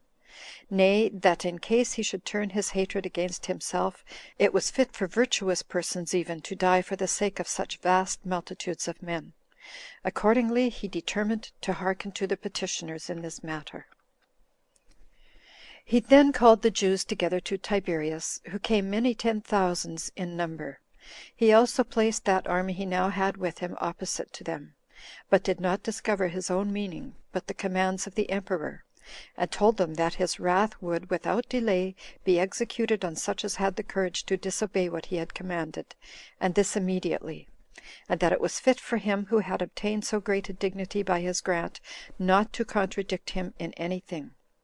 Yet, said he, I do not think it just to have such a regard to my own safety and honor, as to refuse to sacrifice them for your preservation, who are so many in number, and endeavor to preserve the regard that is due to your law, which, as it hath come down to you from your forefathers, so do you esteem it worthy of your utmost contention to preserve it. Nor with the supreme assistance and power of God will I be so hardy as to suffer your temple to fall into contempt by the means of the imperial authority. I will therefore send to Caius, and let him know what your resolutions are, and will assist your suit as far as I am able, that you may not be exposed to suffer on account of the honest designs you have proposed to yourselves. And may God be your assistant, for his authority is beyond all the contrivance and power of men, and may he procure you the preservation of your ancient laws, and may not he be deprived, though without your consent, of his accustomed honors. But if Caius be irritated, and turn the violence of his rage upon me, I will rather undergo all that danger and that affliction that may come either on my body or my soul, than see so many of you to perish, while you are acting in so excellent a manner. Do you therefore every one of you go your way about your own occupations, and fall to the cultivation of your ground. I will myself send to Rome, and will not refuse to serve you in all things, both by myself and by my friends. When Petronius had said this, and had dismissed right assembly of the Jews, he desired the principal of them to take care of their husbandry, and to speak kindly to the people, and encourage them to have good hope of their affairs. Thus did he readily bring the multitude to be cheerful again. And now did God show his presence to Petronius, and signify to him that he would afford him his assistance in his whole design. For he had no sooner finished the speech that he made to the Jews, but God sent down great showers of rain, contrary to human expectation, for that day was a clear day, and gave no sign by the appearance of the sky of any rain. Nay, the whole year had been subject to a great drought, and made men despair of any water from above, even when at any time they saw the heavens overcast with clouds; insomuch that when such a great quantity of rain came, and that in an unusual manner, and without any other expectation of it, the Jews hoped that Petronius would by no means fail in his petition for them. But as to Petronius, he was mightily surprised when he perceived that God evidently took care of the Jews, and gave very plain signs of his appearance, and this to such a degree, that those that were in earnest much inclined to the contrary had no power left to contradict it. This was also among those other particulars which he wrote to Caius, which all tended to dissuade him, and by all means to entreat him not to make so many 10,000s of these men go distracted, whom if he should slay, for without war they would by no means suffer the laws of their worship to be set aside. He would lose the revenue they paid him, and would be publicly cursed by them for all future ages.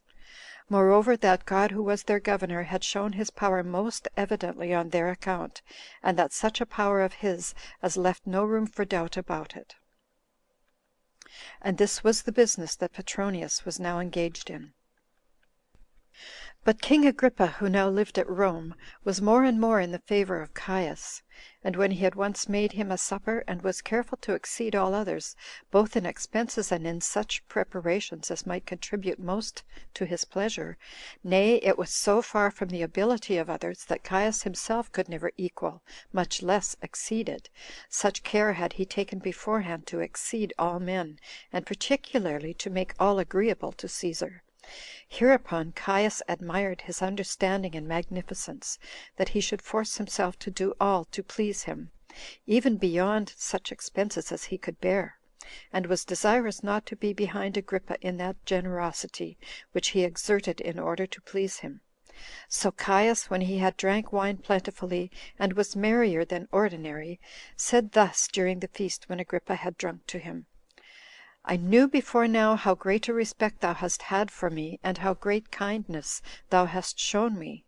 though with those hazards to thyself which thou underwentest under Tiberius on that account, nor hast thou omitted any thing to show thy good will towards us, even beyond thy ability, whence it would be a base thing for me to be conquered by thy affection. I am therefore desirous to make thee amends for every thing in which I have been formerly deficient, for all that I have bestowed on thee that may be called my gifts is but little. Everything that may contribute to thy happiness shall be at thy service, and that cheerfully, and so far as my ability will reach. And this was what Caius said to Agrippa, thinking he would ask for some large country, or the revenues of certain cities. But although he had prepared beforehand what he would ask, yet had he not discovered his intentions, but made this answer to Caius immediately: that it was not out of any expectation of gain that he formerly paid his respects to him, contrary to the commands of Tiberius, nor did he now do any thing relating to him out of regard to his own advantage, and in order to receive any thing from him; that the gifts he had already bestowed upon him were great, and beyond the hopes of even a craving man; for although they may be beneath thy power, who art the donor, yet are they greater than my inclination and dignity, who am the receiver. And as Caius was astonished at Agrippa's inclinations, and still the more pressed him to make his request for somewhat which he might gratify him with, Agrippa replied: Since thou, O my lord, declarest such is thy readiness to grant that I am worthy of thy gifts, I will ask nothing relating to my own felicity, for what thou hast already bestowed on me has made me excel therein; but I desire somewhat which may make thee glorious for piety, and render the divinity assistant to thy designs, and may be for an honor to me among those that inquire about it, as showing that I never once fail of obtaining what I desire of thee. For my petition is this, that thou wilt no longer think of the dedication of that statue which thou hast ordered to be set up in the Jewish temple by Petronius. And thus did Agrippa venture to cast the die upon this occasion, so great was the affair in his opinion and in reality, though he knew how dangerous a thing it was so to speak; for had not Caius approved of it, it had tended to no less than the loss of his life. So Caius, who was mightily taken with Agrippa's obliging behavior, and on other accounts thinking it a dishonorable thing to be guilty of falsehood before so many witnesses, in points wherein he had with such alacrity forced Agrippa to become a petitioner, and that it would look as if he had already repented of what he had said, and because he greatly admired Agrippa's virtue, in not desiring him at all to augment his own dominions, either with larger revenues or other authority, but took care of the public tranquillity, of the laws, and of the divinity itself, he granted him what he had requested. He also wrote thus to Petronius, commending him for his assembling his army, and then consulting him about these affairs. "If therefore," said he, "thou hast already erected my statue, let it stand. But if thou hast not yet dedicated it, do not trouble thyself further about it, but dismiss thy army. Go back and take care of those affairs which I sent thee about at first, for I have now no occasion for the erection of that statue. This I have granted as a favor to Agrippa, a man whom I honor so very greatly, that I am not able to contradict what he would have, or what he desired me to do for him." And this was what Caius wrote to Petronius, which was before he received his letter, informing him that the Jews were very ready to revolt about the statue, and that they seemed resolved to threaten war against the Romans, and nothing else. When therefore Caius was much displeased that any attempt should be made against his government, as he was a slave to base and vicious actions on all occasions, and had no regard to what was virtuous and honorable, and against whomsoever he resolved to show his anger, and that for any cause whatsoever, he suffered not himself to be restrained by any admonition, but thought the indulging his anger to be a real pleasure, he wrote thus to Petronius: "Seeing thou esteemest the presents made thee by the Jews to be of greater value than my commands, and art grown insolent enough to be subservient to their pleasure, I charge thee to become thy own judge, and to consider what thou art to do. Now thou art under my displeasure. For I will make thee an example to the present and to all future ages, that they may not dare to contradict the commands of their emperor." This was the epistle which Caius wrote to Petronius, but Petronius did not receive it while Caius was alive, that ship which carried it sailing so slow that the other letters came to Petronius before this, by which he understood that Caius was dead. For God would not forget the dangers Petronius had undertaken on account of the Jews, and of his own honor. But when he had taken Caius away out of his indignation of what he had so insolently attempted in assuming to himself divine worship, both Rome and all that dominion conspired with Petronius, especially those that were of the senatorian order, to give Caius his due reward, because he had been unmercifully severe to them; for he died not long after he had written to Petronius that epistle which threatened him with death. But as for the occasion of his death, and the nature of the plot against him, I shall relate them in the progress of this narration. Now that epistle which informed Petronius of Caius's death came first, and a little afterward came that which commanded him to kill himself with his own hands. Whereupon he rejoiced at this coincidence as to the death of Caius, and admired God's providence, who, without the least delay, and immediately gave him a reward for the regard he had to the temple, and the assistance he afforded the Jews, for avoiding the dangers they were in. And by this means Petronius escaped that danger of death, which he could not foresee. End of Book 18, Chapters 7 and 8. Recording by Nicole K.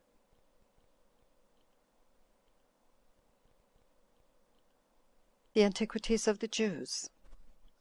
Volume 4, by Flavius Josephus. Translated by William Whiston. Book 18, Chapter 9. What befell the Jews that were in Babylon on occasion of Asineus and Anileus, two brethren. A very sad calamity now befell the Jews that were in Mesopotamia, and especially those that dwelt in Babylonia. Inferior it was to none of the calamities which had gone before, and came together with a great slaughter of them, and that greater than any upon record before. concerning all which I shall speak accurately, and shall explain the occasions whence these miseries came upon them. There was a city of Babylonia called Neerda, not only a very populous one, but one that had a good and a large territory about it, and besides its other advantages, full of men also. It was besides not easily to be assaulted by enemies from the river Euphrates, encompassing it all round, and from the walls that were built about it. There was also the city Nisibis, situate on the same current of the river, for which reason the Jews, depending on the natural strength of these places, deposited in them that half shekel which every one, by the custom of our country, offers unto God, as well as they did other things devoted to him. For they made use of these cities as a treasury, whence at a proper time they were transmitted to Jerusalem, and many 10,000 men undertook the carriage of those donations, out of fear of the ravages of the Parthians, to whom the Babylonians were then subject. Now there were two men, Asineus and Anileus, of the city Neerda by birth, and brethren to one another. They were destitute of a father, and their mother put them to learn the art of weaving curtains, it not being esteemed disgrace among them for men to be weavers of cloth. Now he that taught them that art, and was set over them, complained that they came too late to their work, and punished them with stripes. But they took this just punishment as an affront, and carried off all the weapons which were kept in that house, which were not a few, and went into a certain place where it was a partition of the rivers, and was a place naturally very fit for the feeding of cattle, and for preserving such fruits as were usually laid up against winter. The poorest sort of the young men also resorted to them, whom they armed with the weapons they had gotten, and became their captains, and nothing hindered them from being their leaders into mischief. For as soon as they were become invincible, and had built them a citadel, they sent to such as fed cattle, and ordered them to pay them so much tribute out of them as might be sufficient for their maintenance, proposing also that they would be their friends, if they would submit to them, and that they would defend them from all their other enemies on every side, but that they would kill the cattle of those that refused to obey them. So they hearkened to their proposals, for they could do nothing else, and sent them as many sheep as were required of them, whereby their forces grew greater, and they became lords over all they pleased, because they marched suddenly, and did them a mischief, insomuch that everybody who had to do with them chose to pay them respect, and they became formidable to such as came to assault them, till the report about them came to the ears of the king of Parthia himself. But when the governor of Babylonia understood this, and had a mind to put a stop to them before they grew greater, and before greater mischiefs should arise from them, he got together as great an army as he could, both of Parthians and Babylonians, and marched against them, thinking to attack them and destroy them, before any one should carry them the news that he had got an army together. He then encamped at a lake, and lay still. But on the next day, it was the Sabbath, which is among the Jews a day of rest from all sorts of work. He supposed that the enemy would not dare to fight him thereon, but that he would take them and carry them away prisoners without fighting. He therefore proceeded gradually, and thought to fall upon them on the sudden. Now Asineus was sitting with the rest, and their weapons lay by them, upon which he said, Sirs, I hear a neighing of horses, not of such as are feeding, but such as have men on their backs. I also hear such a noise of their bridles, that I am afraid that some enemies are coming upon us to encompass us round. However, let somebody go to look about, and make report of what reality there is in the present state of things, and may what I have said prove a false alarm. And when he had said this, some of them went out to spy out what was the matter, and they came again immediately, and said to him, that neither hast thou been mistaken in telling us what our enemies were doing, nor will those enemies permit us to be injurious to people any longer. We are caught by their intrigues like brute beasts, and there is a large body of cavalry marching upon us, while we are destitute of hands to defend ourselves withal, because we are restrained from doing it by the prohibition of our law, which obliges us to rest on this day. But Asineus did not by any means agree with the opinion of his spy as to what was to be done, but thought it more agreeable to the law to pluck up their spirits in this necessity they were fallen into, and break their law by avenging themselves, although they should die in the action, than by doing nothing to please their enemies in submitting to be slain by them. Accordingly, he took up his weapons, and infused courage into those that were with him to act as courageously as himself.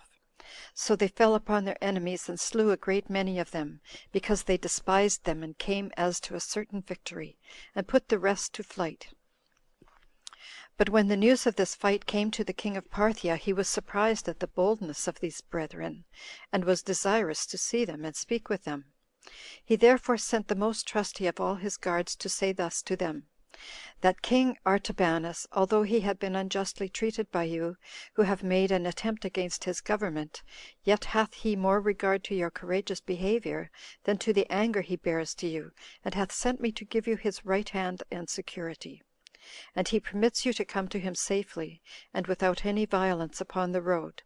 And he wants to have you address yourselves to him as friends, without meaning any guile or deceit to you. He also promises to make you presents, and to pay you those respects which will make an addition of his power to your courage, and therefore be of advantage to you. Yet did Asineus himself put off his journey thither, but sent his brother Anileus with all such presents as he could procure. So he went, and was admitted to the king's presence. And when Artabanus saw Anileus coming alone, he inquired into the reason why Asineus avoided to come along with him.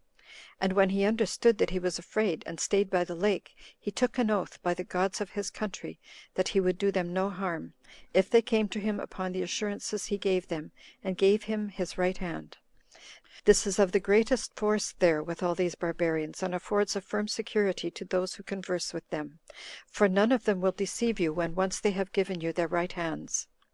nor will anyone doubt of their fidelity, when that is once given, even though they were before suspected of injustice.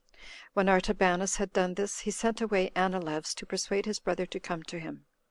Now this the king did because he wanted to curb his own governors of provinces by the courage of these Jewish brethren, lest they should make a league with them. For they were ready for a revolt, and were disposed to rebel, had they been sent on an expedition against them.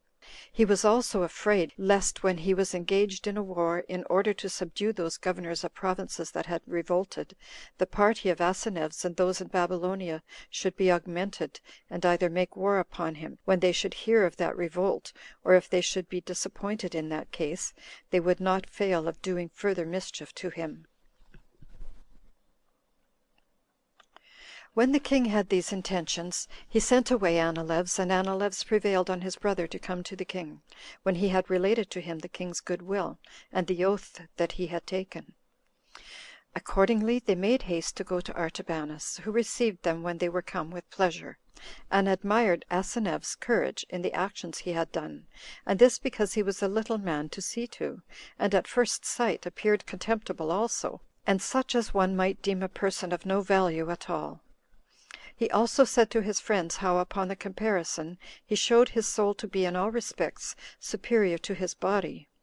And when, as they were drinking together, he once showed Asineus to Abdagasis, one of the generals of his army, and told him his name, and described the great courage he was of in war, and Abdagasis had desired leave to kill him, and thereby to inflict on him a punishment for those injuries he had done to the Parthian government, the king replied, I will never give thee leave to kill a man who hath depended on my faith, especially not after I have sent him my right hand, and endeavored to gain his belief by oaths made by the gods. But if thou be a truly warlike man, thou standest not in need of my perjury. Go thou then and avenge the Parthian government. Attack this man when he is returned back, and conquer him by the forces that are under thy command, without my privity. Hereupon the king called for Asineus, and said to him, It is time for thee, O thou young man, to return home, and not provoke the indignation of my generals in this place any further, lest they attempt to murder thee, and that without my approbation. I commit to thee the country of Babylonia in trust, that it may by thy care be preserved free from robbers, and from other mischiefs. I have kept my faith inviolable to thee, and that not in trifling affairs, but in those that concerned thy safety, and do therefore deserve thou shouldst be kind to me." When he had said this, and given Asineus some presents, he sent him away immediately; who, when he was come home, built fortresses, and became great in a little time, and managed things with such courage and success as no other person, that had no higher a beginning, ever did before him. Those Parthian governors also who were sent that way paid him great respect, and the honor that was paid him by the Babylonians seemed to them too small, and beneath his deserts, although he were in no small dignity and power there. Nay, indeed, all the affairs of Mesopotamia depended upon him, and he more and more flourished in this happy condition of his for 15 years. But as their affairs were in so flourishing a state, there sprang up a calamity among them on the following occasion. When once they had deviated from that course of virtue whereby they had gained so great power, they affronted and transgressed the laws of their forefathers, and fell under the dominion of their lusts and pleasures. A certain Parthian, who came as general of an army into those parts, had a wife following him, who had a vast reputation for other accomplishments, and particularly was admired above all other women for her beauty. Anileus, the brother of Asineus, either heard of that her beauty from others, or perhaps saw her himself also, and so became at once her lover and her enemy, partly because he could not hope to enjoy this woman but by obtaining power over her as a captive, and partly because he thought he could not conquer his inclinations for her. As soon therefore as her husband had been declared an enemy to them, and was fallen in the battle, the widow of the deceased was married to this her lover. However, this woman did not come into their house without producing great misfortunes, both to Anileus himself and to Asineus also, but brought great mischiefs upon them on the occasion following. Since she was led away captive upon the death of her husband, she concealed the images of those gods which were their country gods, common to her husband and to herself.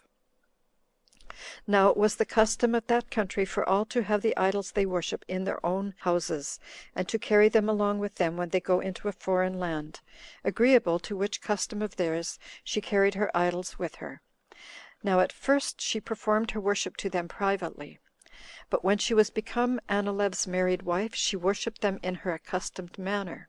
and with the same appointed ceremonies which she used in her former husband's days. Upon which their most esteemed friends blamed him at first, that he did not act after the manner of the Hebrews, nor perform what was agreeable to their laws, in marrying a foreign wife, and one that transgressed the accurate appointments of their sacrifices and religious ceremonies; that he ought to consider, lest, by allowing himself in many pleasures of the body, he might lose his principality, on account of the beauty of a wife, and that high authority which, by God's blessing, he had arrived at. But when they prevailed not at all upon him, he slew one of them for whom he had the greatest respect, because of the liberty he took with him, who, when he was dying, out of regard to the laws, imprecated a punishment upon his murderer Anileus, and upon Asineus also,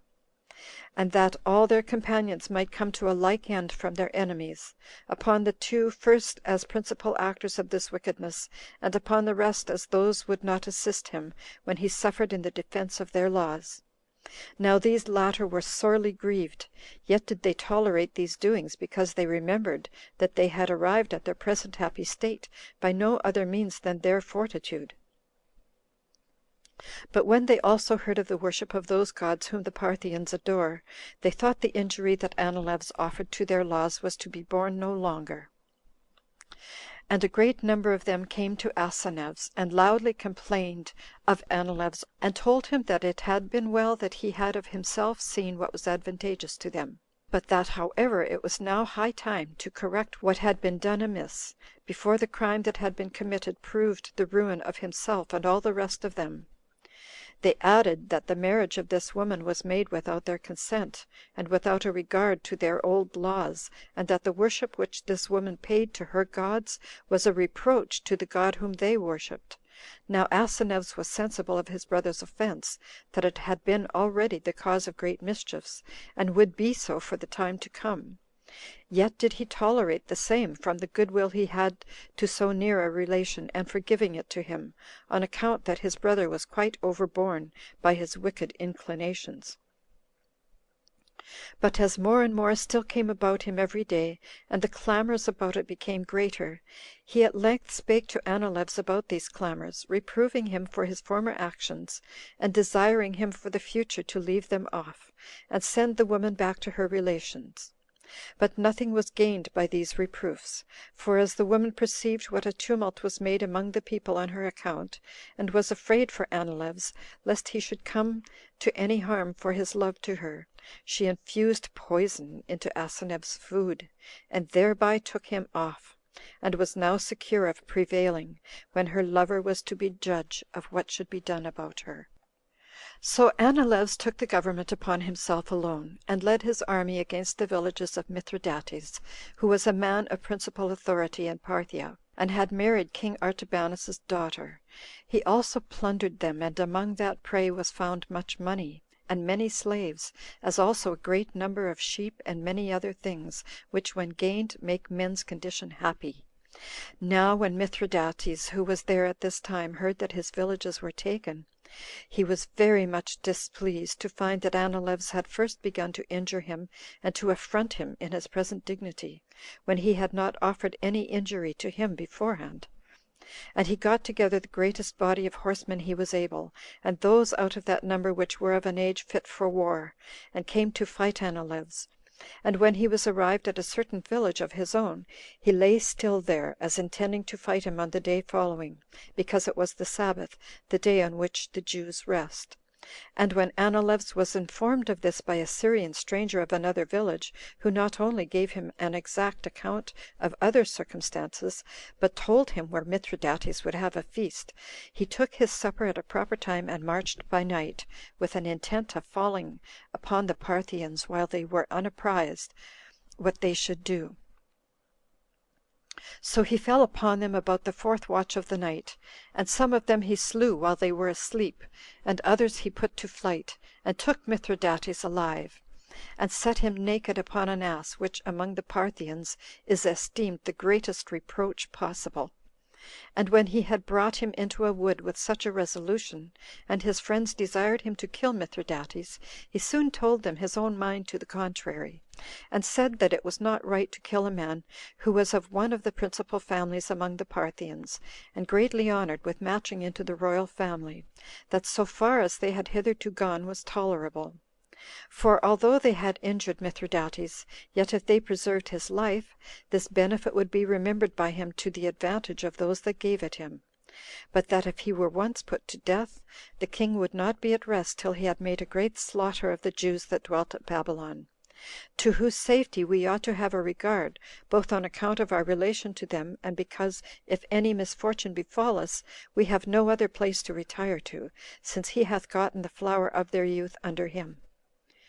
By this thought and this speech of his made in council, he persuaded them to act accordingly. So Mithridates was let go. But when he was got away, his wife reproached him, that although he was son-in-law to the king, he neglected to avenge himself on those that had injured him, while he took no care about it, but was contented to have been made a captive by the Jews, and to have escaped them. And she bid him either to go back like a man of courage, or else she sware by the gods of their royal family that she would certainly dissolve her marriage with him. Upon which, partly because he could not bear the daily trouble of her taunts, and partly because he was afraid of her insolence, lest she should in earnest dissolve their marriage, he unwillingly, and against his inclinations, got together again as great an army as he could, and marched along with them, as himself thinking it a thing not to be borne any longer, that he, a Parthian, should owe his preservation to the Jews, when they had been too hard for him in the war. But as soon as Anileus understood that Mithridates was marching with a great army against him, he thought it too ignominious a thing to tarry about the lakes, and not to take the first opportunity of meeting his enemies, and he hoped to have the same success, and to beat their enemies as they did before, as also he ventured boldly upon the like attempts. Accordingly he led out his army, and a great many more joined themselves to that army,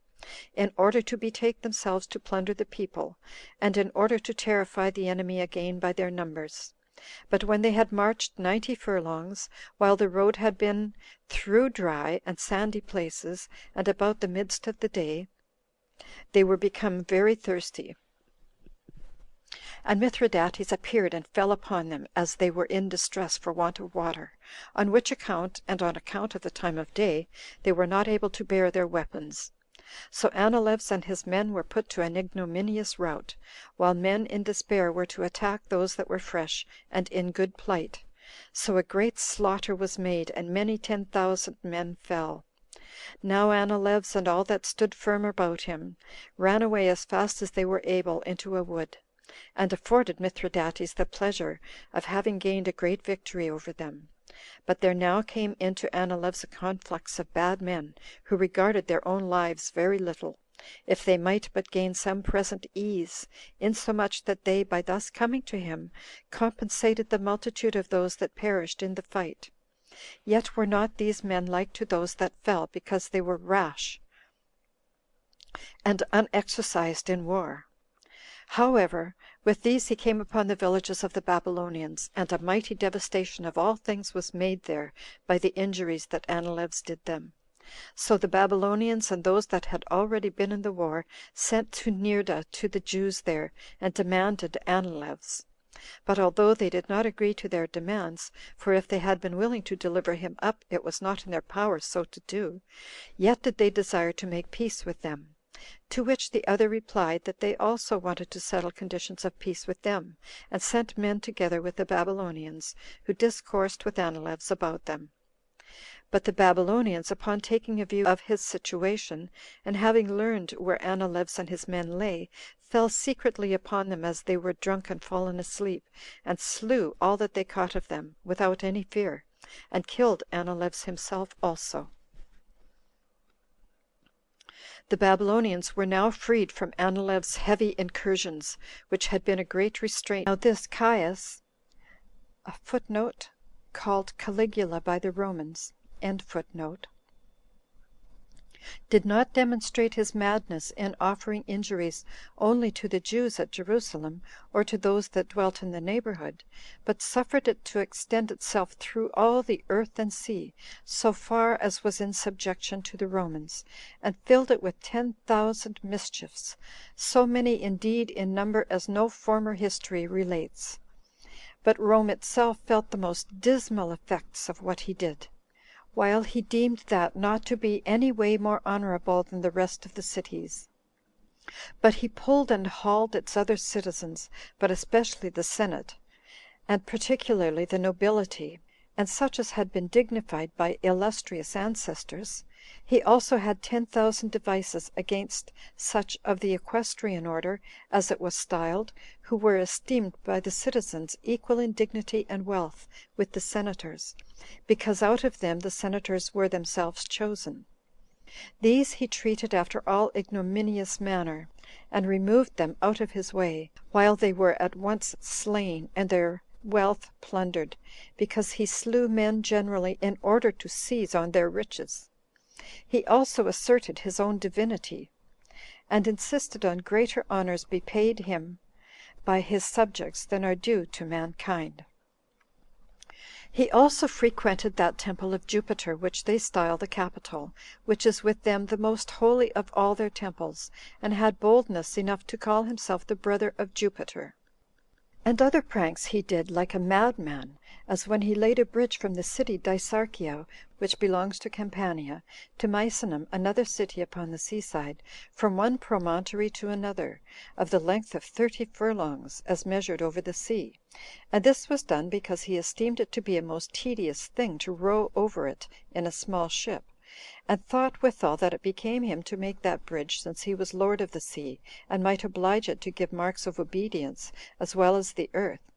So he enclosed the whole bay within his bridge, and drove his chariot over it, and thought that, as he was a god, it was fit for him to travel over such roads as this was.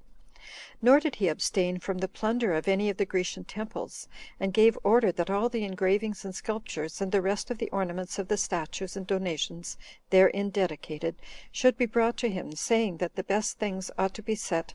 nowhere but in the best place, and that the city of Rome was that best place.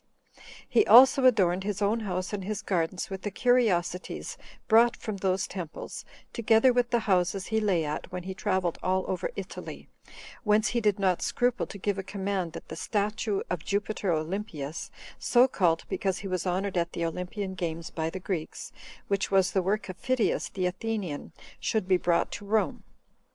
Yet did he not compass his end, because the architects told Memmius Regulus, who was commanded to remove that statue of Jupiter, that the workmanship was such as would be spoiled, and would not bear the removal.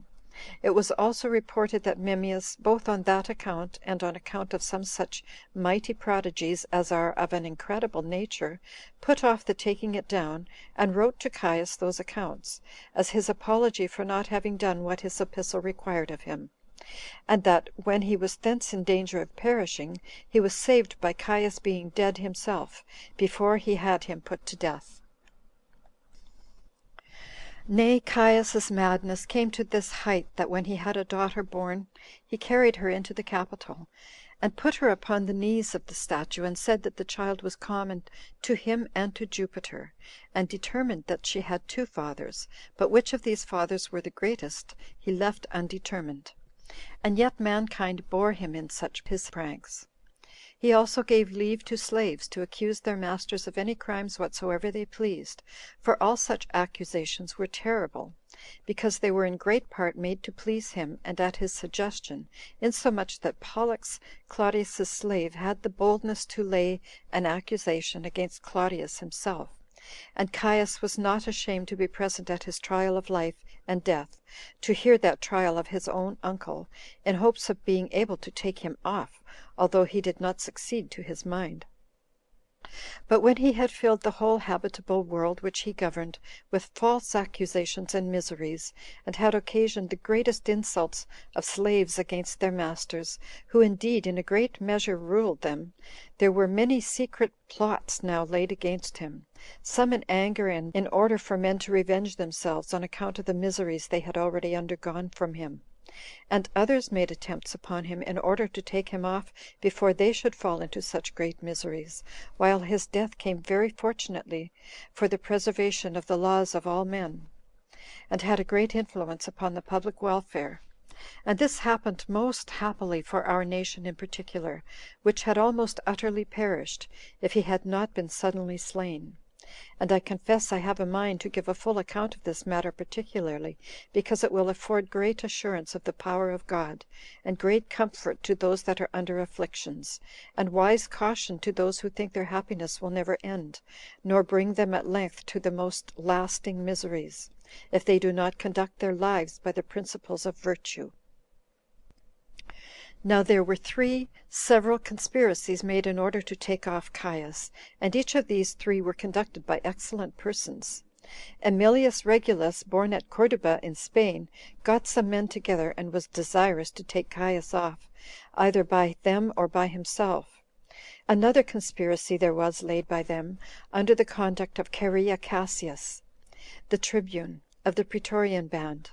Minucianus Anins was also one of great consequence among those that were prepared to oppose his tyranny. Now the several occasions of these men's several hatred and conspiracy against Caius were these. Regulus had indignation and hatred against all injustice, for he had a mind naturally angry, and bold, and free, which made him not conceal his counsels. So he communicated them to many of his friends, and to others who seemed to him persons of activity and vigor. Minucianus entered into this conspiracy, because of the injustice done to Lepidus his particular friend, and one of the best character of all the citizens, whom Caius had slain. also because he was afraid of himself, since Caius's wrath tended to the slaughter of all alike. And for Cherea he came in, because he thought it a deed worthy of a free ingenuous man to kill Caius, and was ashamed of the reproaches he lay under from Caius, as though he were a coward, as also because he was himself in danger every day from his friendship with him, and the observance he paid him. These men proposed this attempt to all the rest that were concerned, who saw the injuries that were offered them, and were desirous that Caius's slaughter might succeed by their mutual assistance of one another, and they might themselves escape being killed by the taking off Caius; that perhaps they should gain their point, and that it would be a happy thing, if they should gain it, to approve themselves to so many excellent persons as earnestly wished to be partakers with them in their design for the delivery of the city and of the government, even at the hazard of their own lives. But still Cherea was the most zealous of them all, both out of a desire of getting himself the greatest name, and also by reason of his access to Caius's presence with less danger, because he was tribune, and could therefore the more easily kill him. Now at this time came on the horse races, Circensian games, the view of which games was eagerly desired by the people of Rome, for they come with great alacrity into the hippodrome or circus at such times, and petition their emperors in great multitudes for what they stand in need of, who usually did not think fit to deny them their requests, but readily and gratefully granted them. Accordingly, they most importunately desired that Caius would now ease them in their tributes, and abate somewhat of the rigor of their taxes imposed upon them. But he would not hear their petition; and when their clamors increased, he sent soldiers some one way and some another, and gave order that they should lay hold on those that made the clamors, and without any more ado bring them out, and put them to death. These were Caius's commands, and those who were commanded executed the same, and the number of those who were slain on this occasion was very great. Now the people saw this, and bore it so far that they left off clamoring, because they saw with their own eyes that this petition to be relieved as to the payment of their money brought immediate death upon them. These things made Cherea more resolute to go on with his plot, in order to put an end to this barbarity of Caius against men. He then at several times thought to fall upon Caius, even as he was feasting, yet did he restrain himself by some considerations, not that he had any doubt on him about killing him, but as watching for a proper season, that the attempt might not be frustrated, but that he might give the blow so as might certainly gain his purpose. Cherea had been in the army a long time, yet was he not pleased with conversing so much with Caius, but Caius had sent him to require the tributes and other dues, which, when not paid in due time, were forfeited to Caesar's treasury, and he had made some delays in requiring them, because those burdens had been doubled, and had rather indulged his own mild disposition than performed Caius's command. Nay, indeed, he provoked Caius to anger by his sparing men, and pitying the hard fortunes of those from whom he demanded the taxes. And Caius upbraided him with his sloth and effeminacy in being so long about collecting the taxes. And indeed he did not only affront him in other respects, but when he gave him the watchword of the day, to whom it was to be given by his place, he gave him feminine words, and those of a nature very reproachful, and these watchwords he gave out as having been initiated in the secrets of certain mysteries, which he had been himself the author of. Now although he had sometimes put on women's clothes, and had been wrapped in some embroidered garments to them belonging, and done a great many other things, in order to make the company mistake him for a woman, yet did he, by way of reproach, object the like womanish behavior to Cherea. But when Cherea received the watchword from him, he had indignation at it, but had greater indignation at the delivery of it to others, as being laughed at by those that received it, insomuch that his fellow tribunes made him the subject of their drollery. For they would foretell that he would bring them some of his usual watchwords when he was about to take the watchword from Caesar, and would thereby make him ridiculous. On which accounts he took the courage of assuming certain partners to him, as having just reasons for his indignation against Caius. Now there was one Pompedius, a senator, and one who had gone through almost all posts in the government, but otherwise an Epicurean, and for that reason loved to lead an inactive life. Now Timidius, an enemy of his, had informed Caius that he had used indecent reproaches against him, and he made use of Quintilia for a witness to them. A woman she was, much beloved by many that frequented the theater, and particularly by Pompedius, on account of her great beauty. Now this woman thought it a horrible thing to attest to an accusation that touched the life of her lover, which also was a lie. Timidius, however, wanted to have her brought to the torture. Caius was irritated at this reproach upon him, and commanded Cherea without any delay to torture Quintilia, as he used to employ Cherea in such bloody matters, and those that required the torture, because he thought he would do it the more barbarously, in order to avoid that imputation of effeminacy which he had laid upon him.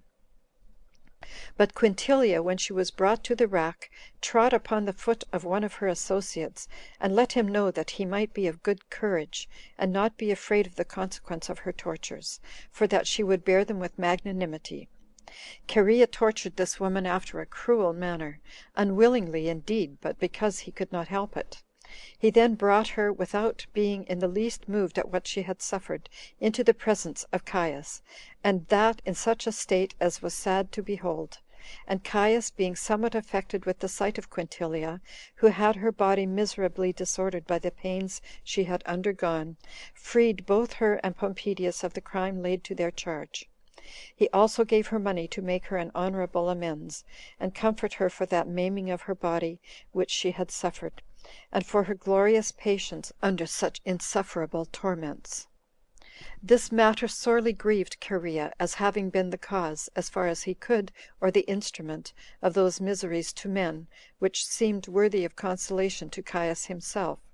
On which account he said to Clement and to Papinius, of whom Clement was general of the army, and Papinius was a tribune,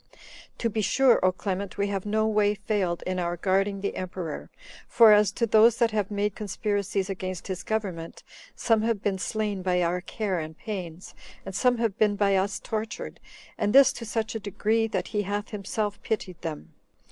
How great then is our virtue in submitting to conduct his armies!" Clement held his peace, but showed the shame he was under in obeying Caius's orders, both by his eyes and his blushing countenance, while he thought it by no means right to accuse the emperor in express words, lest their own safety should be endangered thereby.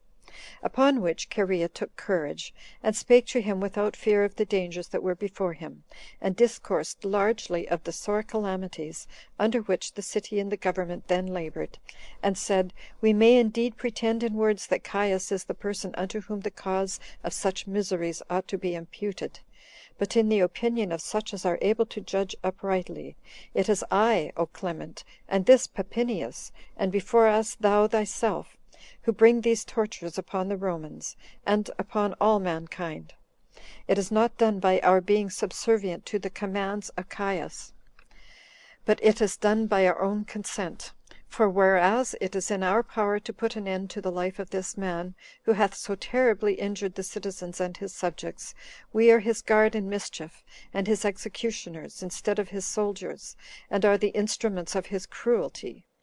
We bear these weapons not for our liberty, not for the Roman government, but only for his preservation, who hath enslaved both their bodies and their minds; and we are every day polluted with the blood that we shed, and the torments we inflict upon others, and this we do till somebody becomes Caius's instrument in bringing the like miseries upon ourselves.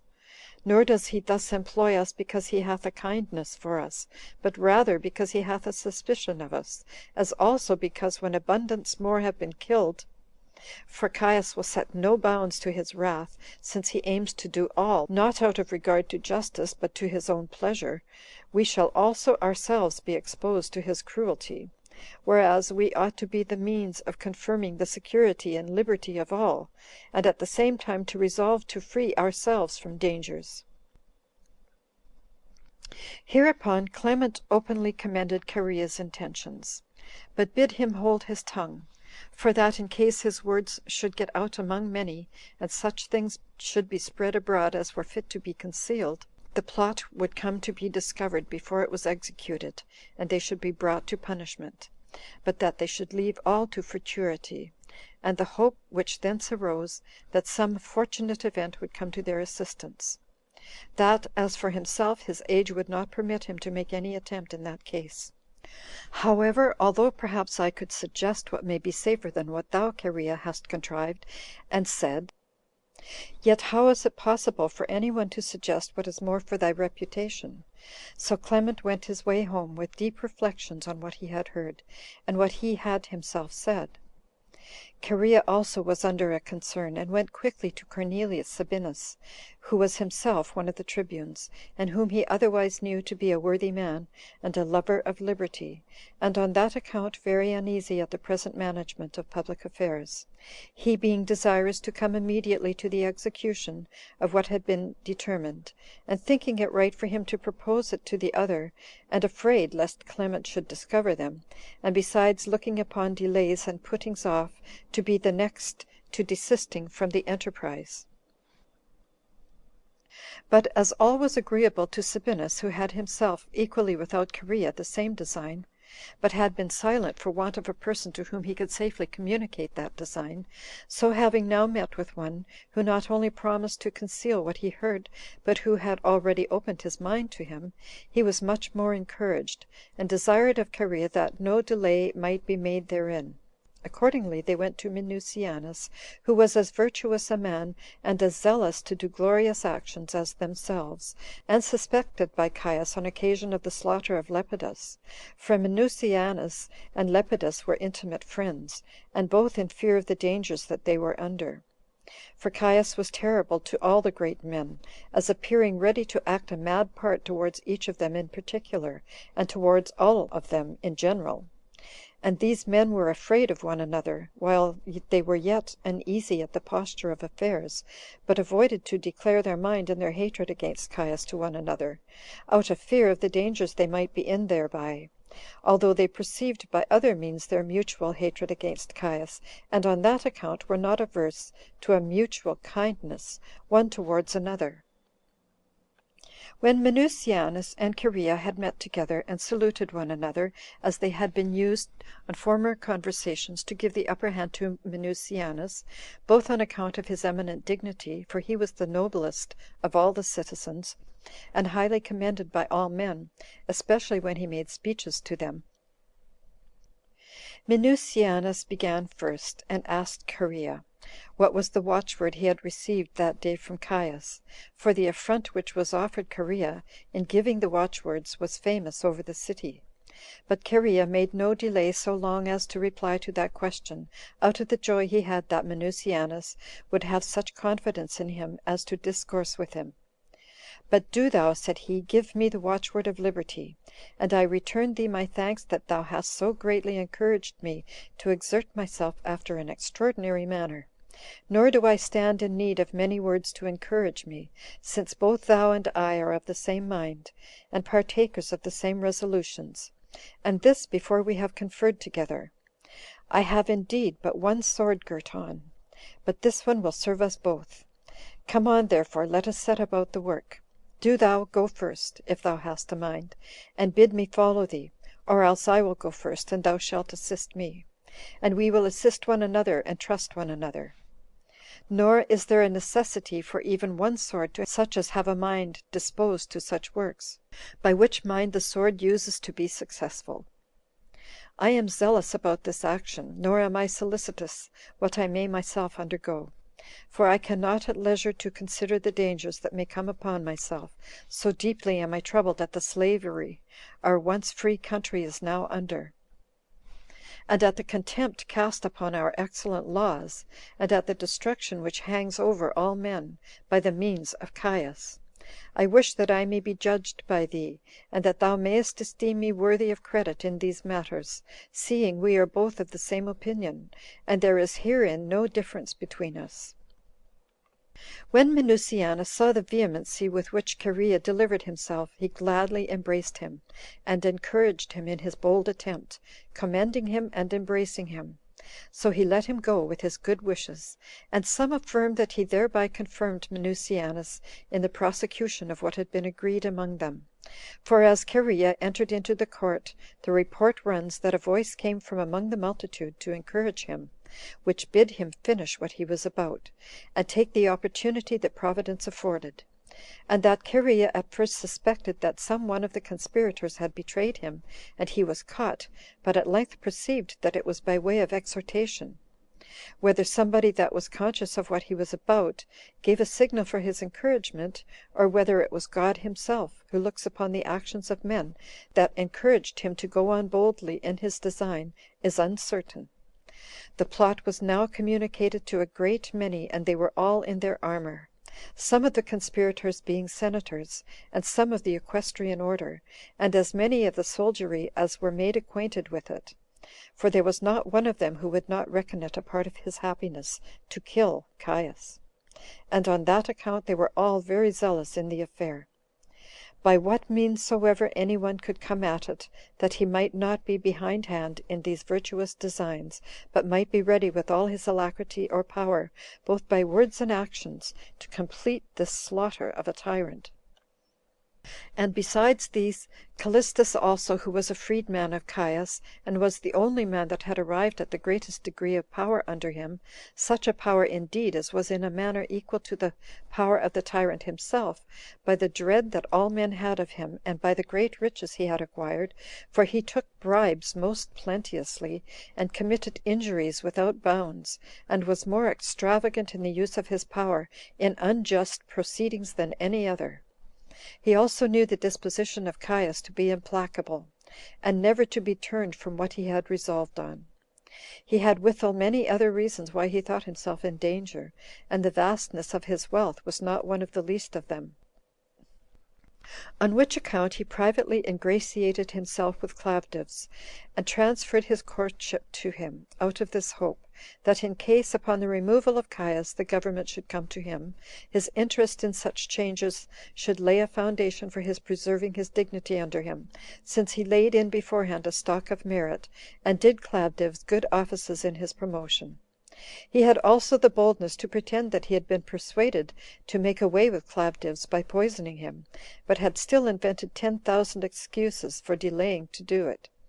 But it seems probable to me that Callistus only counterfeited this, in order to ingratiate himself with Claudius; for if Caius had been in earnest resolved to take off Claudius, he would not have admitted of Callistus's excuses, nor would Callistus, if he had been enjoined to do such an act as was desired by Caius, have put it off;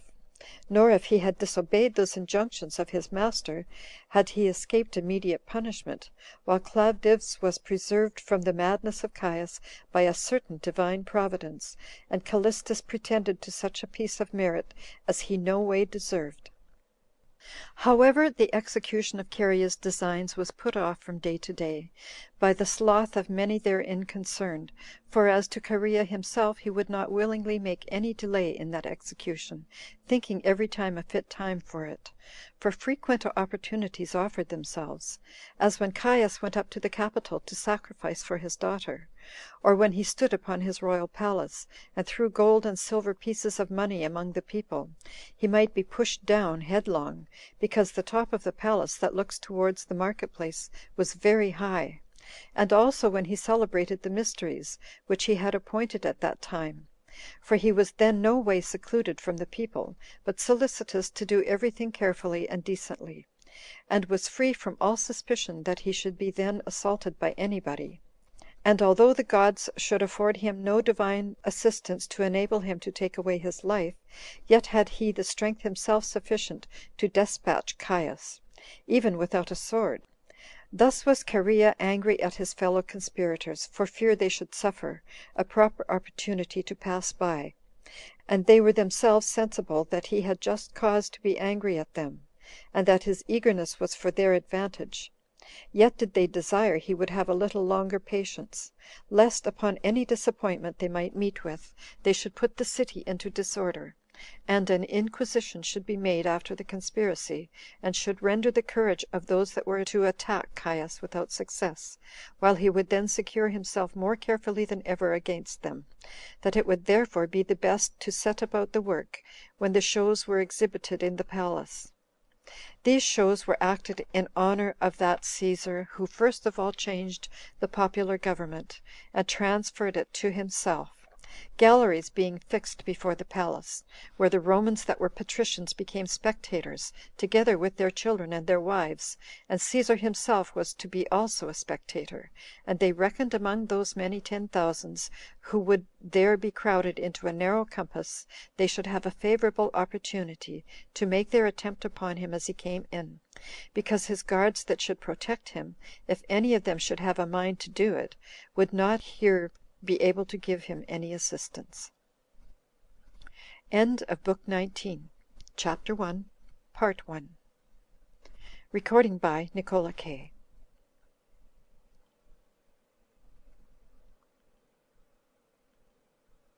The Antiquities of the Jews, Volume 4, by Flavius Josephus, translated by William Whiston, Book 19, Chapter 1, Part 2. Cherea consented to this delay, and when the shows were exhibited, it was resolved to do the work the first day. But fortune, which allowed a further delay to his slaughter, was too hard for their foregoing resolution, and as 3 days of the regular times for these shows were now over, they had much ado to get the business done on the last day. Then Cherea called the conspirators together, and spake thus to them: So much time passed away without effort is a reproach to us, as delaying to go through such a virtuous design as we are engaged in; but more fatal will this delay prove if we be discovered, and the design be frustrated. For Caius will then become more cruel in his unjust proceedings. Do we not see how long we deprive all our friends of their liberty, and give Caius leave still to tyrannize over them, while we ought to have procured them security for the future, and by laying a foundation for the happiness of others, gain to ourselves great admiration and honor for all time to come? Now while the conspirators had nothing tolerable to say by way of contradiction, and yet did not quite relish what they were doing, but stood silent and astonished, he said further: O my brave comrades, why do we make such delays? Do not you see that this is the last day of these shows, and that Caius is about to go to sea? For he is preparing to sail to Alexandria, in order to see Egypt. Is it therefore for your honor to let a man go out of your hands who is a reproach to mankind, and to permit him to go after a pompous manner, triumphing both at land and sea? Shall not we be justly ashamed of ourselves if we give leave to some Egyptian or other, who shall think his injuries insufferable to free men, to kill him? As for myself, I will no longer bear your slow proceedings, but will expose myself to the dangers of the enterprise this very day, and bear cheerfully whatsoever shall be the consequence of the attempt. Nor, let them be ever so great, will I put them off any longer; for to a wise and courageous man what can be more miserable than that, while I am alive, any one else should kill Caius, and deprive me of the honor of so virtuous an action? When Cherea had spoken thus, he zealously set about the work, and inspired courage into the rest to go on with it, and they were all eager to fall to it without further delay. So he was at the palace in the morning with his equestrian sword girt on him, for it was the custom that the tribunes should ask for the watchword with their swords on, and this was the day on which Cherea was by custom to receive the watchword, and the multitude were already come to the palace, to be soon enough for seeing the shows, and that in great crowds, and one tumultuously crushing another, while Caius was delighted with his eagerness of the multitude; for which reason there was no order observed in the seating men, nor was any peculiar place appointed for the senators, or for the equestrian order, but they sat at random, men and women together, and free men were mixed with the slaves. So Caius came out in a solemn manner, and offered sacrifice to Augustus Caesar, in whose honor indeed these shows were celebrated. Now it happened upon the fall of a certain priest, that the garment of Asprenas, a senator, was filled with blood, which made Caius laugh, although this was an evident omen to Asprenas, for he was slain at the same time with Caius. It is also related that Caius was that day, contrary to his usual custom, so very affable and good-natured in his conversation, that every one of those that were present were astonished at it. After the sacrifice was over, Caius betook himself to see the shows, and sat down for that purpose, as did also the principal of his friends sit near him. Now the parts of the theater were so fastened together, as it used to be every year, in the manner following. It had 2 doors. The one door led to the open air, the other was for going into or going out of the cloisters, that those within the theater might not be thereby disturbed. But out of one gallery there went an inward passage, parted into partitions also, which led into another gallery, to give room to the combatants and to the musicians to go out as occasion served. When the multitude were set down, and Cherea with the other tribunes were set down also, and the right corner of the theater was allotted to Caesar, one Vatinius, a senator, commander of the praetorian band, asked of Flavius, one that sat by him, and was of consular dignity also, whether he had heard anything of news or not, but took care that nobody should hear what he said. And when Flavius replied that he had heard no news,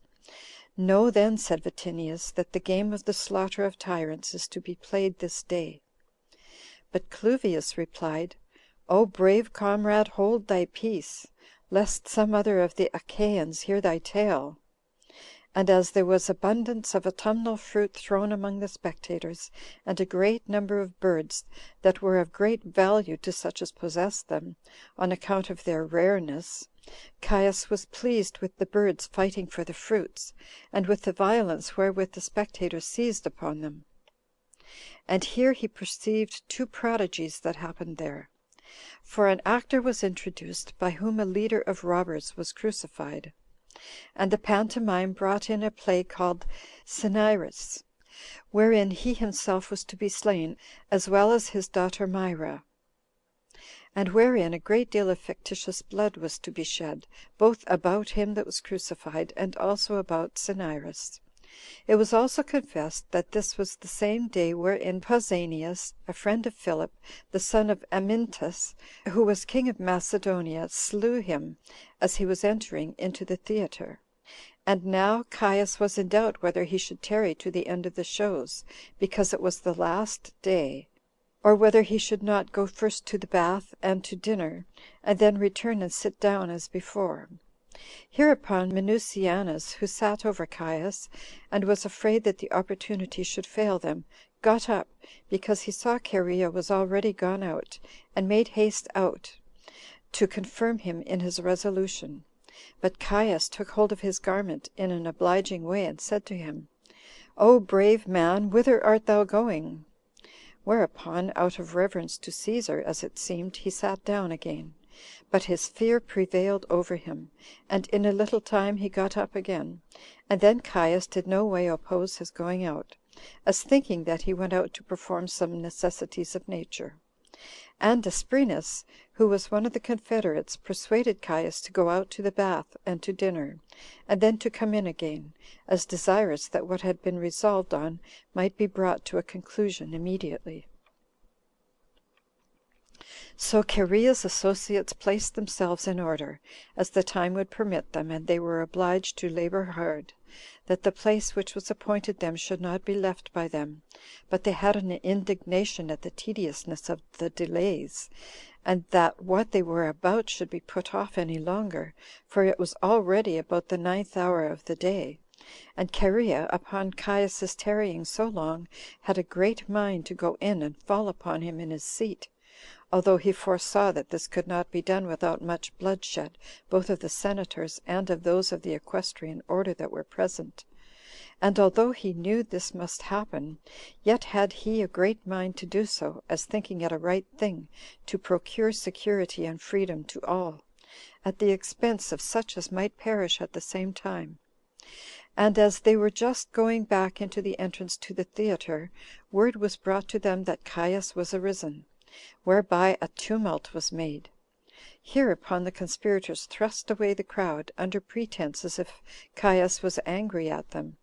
but in reality as desirous to have a quiet place, that should have none in it to defend him, while they set about Caius's slaughter.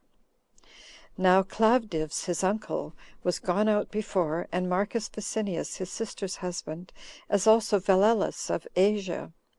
whom though they had had such a mind to put out of their places, the reverence to their dignity hindered them so to do. Then followed Caius with Paulus Aruntius, and because Caius was now gotten within the palace, he left the direct road, along which those his servants stood that were in waiting, and by which road Clavdivs had gone out before. Caius turned aside into a narrow passage, in order to go to the place for bathing, as also in order to take a view of the boys that came out of Asia, who were sent thence partly to sing hymns in these mysteries which were now celebrated, and partly to dance in the Pyrrhic way of dancing upon the theaters. So Cherea met him, and asked him for the watchword. Upon Caius's giving him one of his ridiculous words, he immediately reproached him, and drew his sword, and gave him a terrible stroke with it. Yet was not this stroke mortal. And although there be those that say it was so contrived on purpose by Cherea, that Caius should not be killed at one blow, but should be punished more severely by a multitude of wounds, yet does this story appear to me incredible, because the fear men are under in such actions does not allow them to use their reason. And if Cherea was of that mind, I esteem him the greatest of all fools, in pleasing himself in his spite against Caius, rather than immediately procuring safety to himself and to his confederates from the dangers they were in,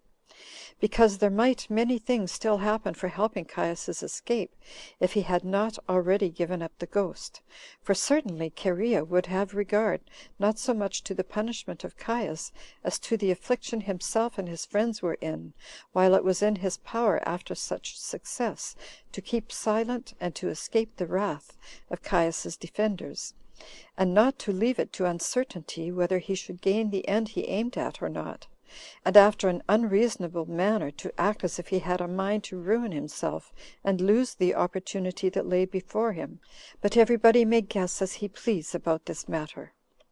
However, Caius was staggered with the pain that the blow gave him, for the stroke of the sword falling in the middle, between the shoulder and the neck, was hindered by the first bone of the breast from proceeding any further. Nor did he cry out, in such astonishment was he, nor did he call out for any of his friends, whether it were that he had no confidence in them, or that his mind was otherwise disordered, but he groaned under the pain he endured, and presently went forward and fled, when Cornelius Sabinus, who was already prepared in his mind so to do, thrust him down upon his knee, where many of them stood round about him, and struck him with their swords, and they cried out and encouraged one another all at once to strike him again. But all agreed that Aquila gave him the finishing stroke, which directly killed him. But one may justly ascribe this act to Cherea, for although many concurred in the act itself, yet was he the first contriver of it, and began long before all the rest to prepare for it, and was the first man that boldly spake of it to the rest, and upon their admission of what he said about it, he got the dispersed conspirators together. He prepared every thing after a prudent manner, and by suggesting good advice, showed himself far superior to the rest, and made obliging speeches to them, insomuch that he even compelled them all to go on, who otherwise had not courage enough for that purpose. And when opportunity served to use his sword in hand, he appeared first of all ready so to do, and gave the first blow in this virtuous slaughter. He also brought Caius easily into the power of the rest, and almost killed him himself, insomuch that it is but just to ascribe all that the rest did to the advice and bravery and labors of the hands of Cherea. Thus did Caius come to his end, and lay dead by the many wounds which had been given him. Now Cherea and his associates, upon Caius's slaughter, saw that it was impossible for them to save themselves, if they should all go the same way, partly on account of the astonishment they were under, for it was no small danger they had incurred by killing an emperor, who was honored and loved by the madness of the people, especially when the soldiers were likely to make a bloody inquiry after his murderers. The passages also were narrow wherein the work was done, which were also crowded with a great multitude of Caius's attendants, and of such of the soldiers as were of the emperor's guard that day. Whence it was that they went by other ways, and came to the house of Germanicus, the father of Caius, whom they had now killed, which house adjoined to the palace; for while the edifice was one, it was built in its several parts by those particular persons who had been emperors, and those parts bear the names of those that built them, or the name of him who had begun to build its parts. So they got away from the insults of the multitude, and then were for the present out of danger, that is, so long as the misfortune which had overtaken the emperor was not known. The Germans were the first who perceived that Caius was slain. These Germans were Caius's guard, and carried the name of the country whence they were chosen, and composed the Celtic legion. The men of that country are naturally passionate, which is commonly the temper of some other of the barbarous nations also, as being not used to consider much about what they do. They are of robust bodies, and fall upon their enemies as soon as ever they are attacked by them, and which way soever they go, they perform great exploits. When therefore these German guards understood that Caius was slain, they were very sorry for it, because they did not use their reason in judging about public affairs, but measured all by the advantages themselves received, Caius being beloved by them because of the money he gave them, by which he had purchased their kindness to him. So they drew their swords, and Sabinus led them on. He was one of the tribunes, not by the means of the virtuous actions of his progenitors, for he had been a gladiator, but he had obtained that post in the army by his having a robust body. So these Germans marched along the houses in quest of Caesar's murderers, and cut Asprenas to pieces, because he was the first man they fell upon, and whose garment it was that the blood of the sacrifices stained, as I have said already, and which foretold that this his meeting the soldiers would not be for his good. Then did Norbanus meet them, who was one of the principal nobility of, and could show many generals of armies among his ancestors. But they paid no regard to his dignity, yet was he of such great strength that he wrested the sword of the first of those that assaulted him out of his hands, and appeared plainly not to be willing to die without a struggle for his life, until he was surrounded by a great number of assailants, and died by the multitude of the wounds which they gave him. The third man was Anteius, a senator, and a few others with him. He did not meet with these Germans by chance, as the rest did before, but came to show his hatred to Caius, and because he loved to see Caius lie dead with his own eyes, and took a pleasure in that sight, for Caius had banished Anteius' father, who was of the same name with himself, and being not satisfied with that, he sent out his soldiers, and slew him. So he was come to rejoice at the sight of him, now he was dead. But as the house was now all in a tumult, when he was aiming to hide himself, he could not escape that accurate search which the Germans made, while they barbarously slew those that were guilty, and those that were not guilty, and this equally also. And thus were these 3 persons slain.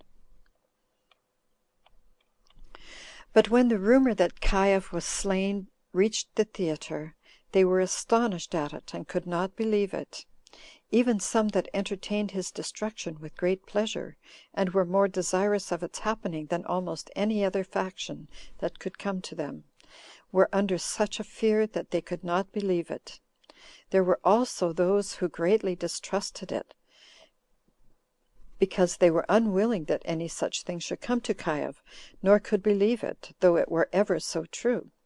because they thought no man could possibly so much power as to kill Caius. These were the women and the children and the slaves and some of the soldiery. This last sort had taken his pay, and in a manner tyrannized with him, and had abused the best of the citizens, in being subservient to his unjust commands, in order to gain honors and advantages to themselves.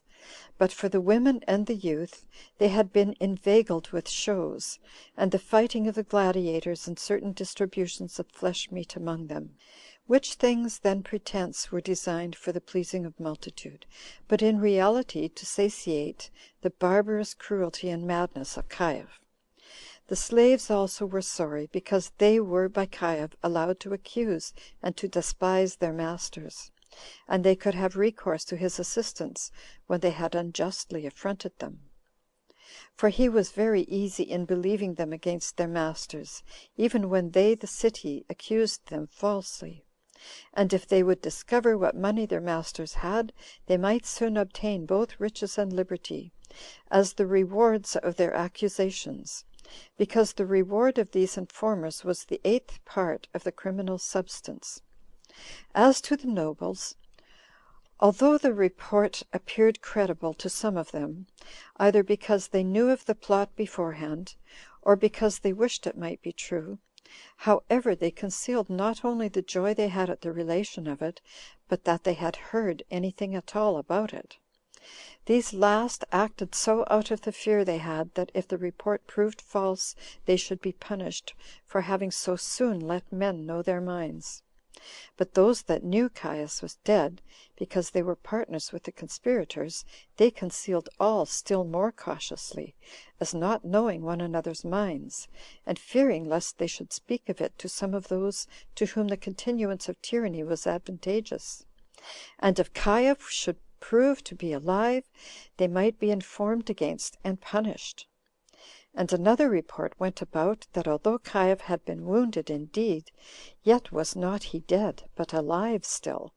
and under the physician's hands. Nor was any one looked upon by another as faithful enough to be trusted, and to whom any one would open his mind, for he was either a friend to Caius, and therefore suspected to favor his tyranny, or he was one that hated him, who therefore might be suspected to deserve the less credit, because of his ill will to him. Nay, it was said by some, and this indeed it was that deprived the nobility of their hopes and made them sad, that Caius was in a condition to despise the dangers he had been in, and took no care of healing his wounds, but was gotten away into the marketplace, and bloody as he was making an harangue to the people. And these were the conjectural reports of those that were so unreasonable as to endeavor to raise tumults, which they turned different ways, according to the opinions of the bearers. Yet did they not leave their seats for fear of being accused, if they should go out before the rest; for they should not be sentenced according to the real intention with which they went out, but according to the supposals of the accusers and of the judges. But now a multitude of Germans had surrounded the theater with their swords drawn. All the spectators looked for nothing but death, and at every one coming in a fear seized upon them, as if they were to be cut in pieces immediately, and in great distress they were, as neither having courage enough to go out of the theater, nor believing themselves safe from dangers if they tarried there. And when the Germans came upon them, the cry was so great that the theater rang again with the entreaties of the spectators to the soldiers, pleading that they were entirely ignorant of everything that related to such seditious contrivances, and that if there were any sedition raised, they knew nothing of it. They therefore begged that they would spare them, and not punish those that had not the least hand in such bold crimes as belonged to other persons, while they neglected to search after such as had really done whatsoever it be that hath been done. Thus did these people appeal to God, and deplore their infelicity with shedding of tears and beating their faces, and said everything that the most imminent danger and the utmost concern for their lives could dictate to them. This brake the fury of the soldiers, and made them repent of what they minded to do to the spectators, which would have been the greatest instance of cruelty. And so it appeared to even these savages, when they had once fixed the heads of those that were slain with Asprenas upon the altar, at which sight the spectators were sorely afflicted, both upon the consideration of the dignity of the persons, and out of a commiseration of their sufferings. Nay, indeed, they were almost in as great disorder at the prospect of the danger themselves were in, seeing it was still uncertain whether they should entirely escape the like calamity. Whence it was that such as thoroughly and justly hated Caius could yet no way enjoy the pleasure of his death, because they were themselves in jeopardy of perishing together with him, nor had they hitherto any firm assurance of surviving. There was at this time one Euaristus Arruntius,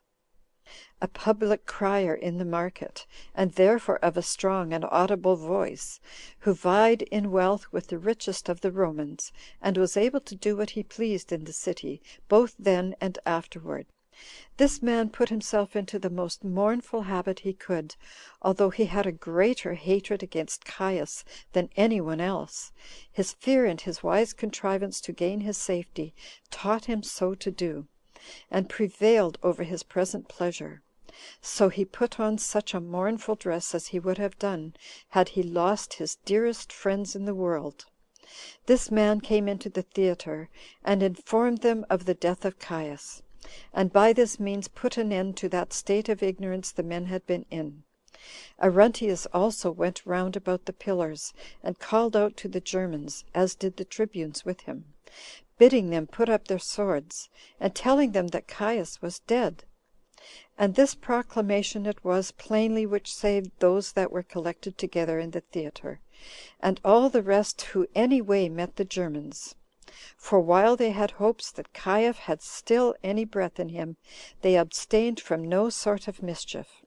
And such an abundant kindness they still had for Caius, they would willingly have prevented the plot against him,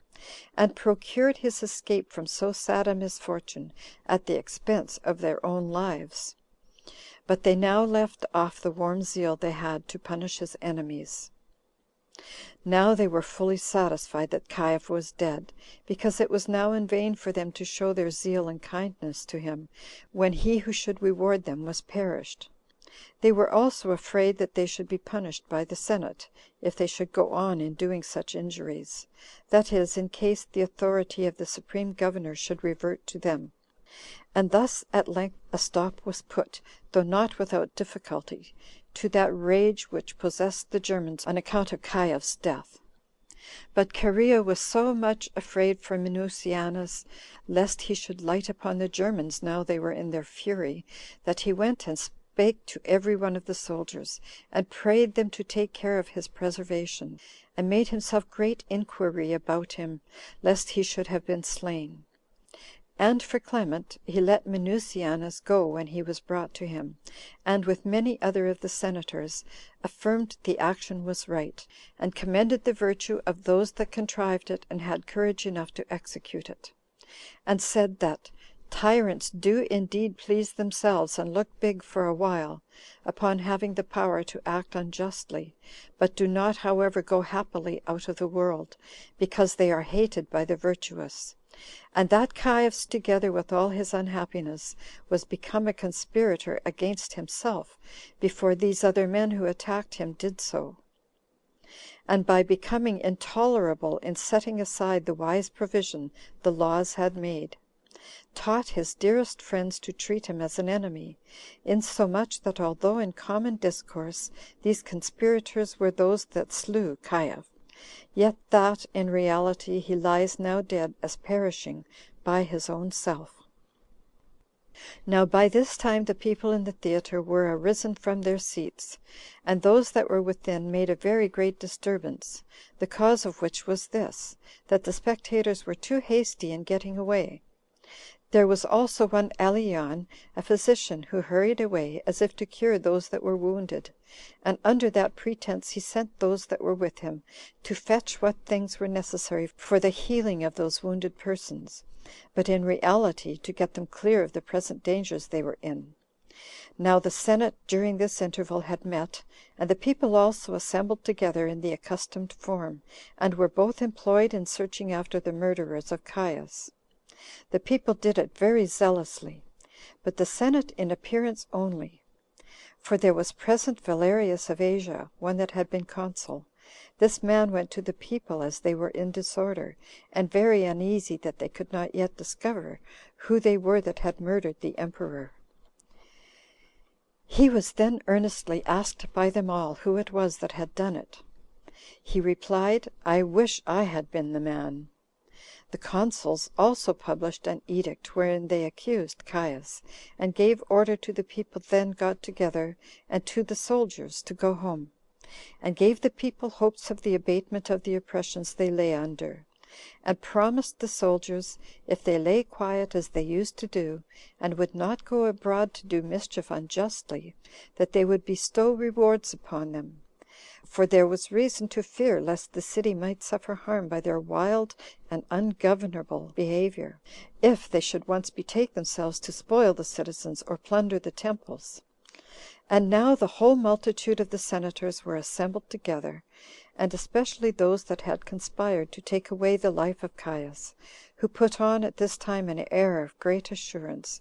and appeared with great magnanimity, as if the administration of the public affairs were already devolved upon them. End of Book 19. Chapter 1, Part 2. Recording by Nicole K.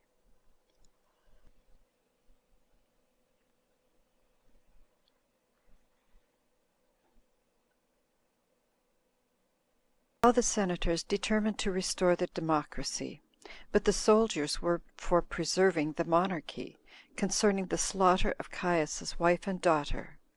A character of Caius's morals. When the public affairs were in this posture, Claudius was on the sudden hurried away out of his house. For the soldiers had a meeting together, and when they had debated about what was to be done, they saw that a democracy was incapable of managing such a vast weight of public affairs, and that if it should be set up, it would not be for their advantage, and in case any one of those already in the government should obtain the supreme power, it would in all respects be to their grief, if they were not assisting to him in this advancement; that it would therefore be right for them, while the public affairs were unsettled, to choose Claudius emperor, who was uncle to the deceased Caius,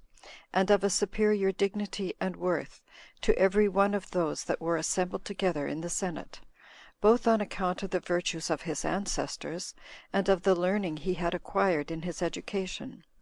and who, if once settled in the empire, would reward them according to their deserts, and bestow largesses upon them. These were their consultations, and they executed the same immediately. Claudius was therefore seized upon suddenly by the soldiery, but Cineas Sentens Saturnins, although he understood that Claudius was seized, and that he intended to claim the government, unwillingly indeed in appearance, but in reality by his own free consent, stood up in the senate, and without being dismayed made an exhortatory oration to them, and such a one indeed as was fit for men of freedom and generosity, and spake thus: Although it would be a thing incredible, O Romans, because of the great length of time that so unexpected an event hath happened, yet are we now in possession of liberty. How long indeed this will last is uncertain, and lies at the disposal of the gods, whose grant it is. Yet such it is as is sufficient to make us rejoice and be happy for the present, although we may soon be deprived of it. For 1 hour is sufficient to those that are exercised in virtue, wherein we may live with a mind accountable only to ourselves, in our own country, now free, and governed by such laws as this country once flourished under. As for myself, I cannot remember our former time of liberty, as being born after it was gone. But I am beyond measure filled with joy at the thoughts of our present freedom. I also esteem those that were born and bred up in that our former liberty happy men, and that those men are worthy of no less esteem than the gods themselves, who have given us a taste of it in this age. And I heartily wish that this quiet enjoyment of it which we have at present might continue to all ages. However, this single day may suffice for our youth, as well as for us that are in years. It will seem an age to our old men, if they might die during its happy duration. It may also be for the instruction of the younger sort what kind of virtue those men from whose loins we are derived were exercised in. As for ourselves, our business is during the space of time to live virtuously, than which nothing can be more to our advantage. Which course of virtue it is alone that can preserve our liberty. For as to our ancient state, I have heard of it by the relations of others. But as to our later state during my lifetime, I have known it by experience, and learned thereby what mischiefs tyrannies have brought upon this commonwealth, discouraging all virtue, and depriving persons of magnanimity of their liberty, and proving the teachers of flattery and slavish fear, because it leaves the public administration not to be governed by wise laws, but by the humor of those that govern. For since Julius Caesar took it into his head to dissolve our democracy, and by overbearing the regular system of our laws, to bring disorders into our administration, and to get above right and justice, and to be a slave to his own inclinations, there is no kind of misery but what hath tended to the subversion of this city. While all those that have succeeded him have striven one with another to overthrow the ancient laws of their country, and have left it destitute of such citizens as were of generous principles, because they thought it tended to their safety to have vicious men to converse withal, and not only to break the spirits of those that were best esteemed for their virtue, but to resolve upon their utter destruction. Of all which emperors, who have been many in number, and who laid upon us insufferable hardships during the times of their government, this Caius, who hath been slain today, hath brought more terrible calamities upon us than did all the rest, not only by exercising his ungoverned rage upon his fellow citizens, but also upon his kindred and friends, and alike upon all others, and by inflicting still greater miseries upon them as punishments which they never deserved, he being equally furious against men and against the gods.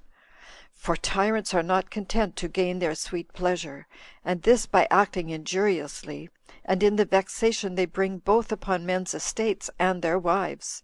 but they look upon that to be their principal advantage, when they can utterly overthrow the entire families of their enemies, while all lovers of liberty are the enemies of tyranny.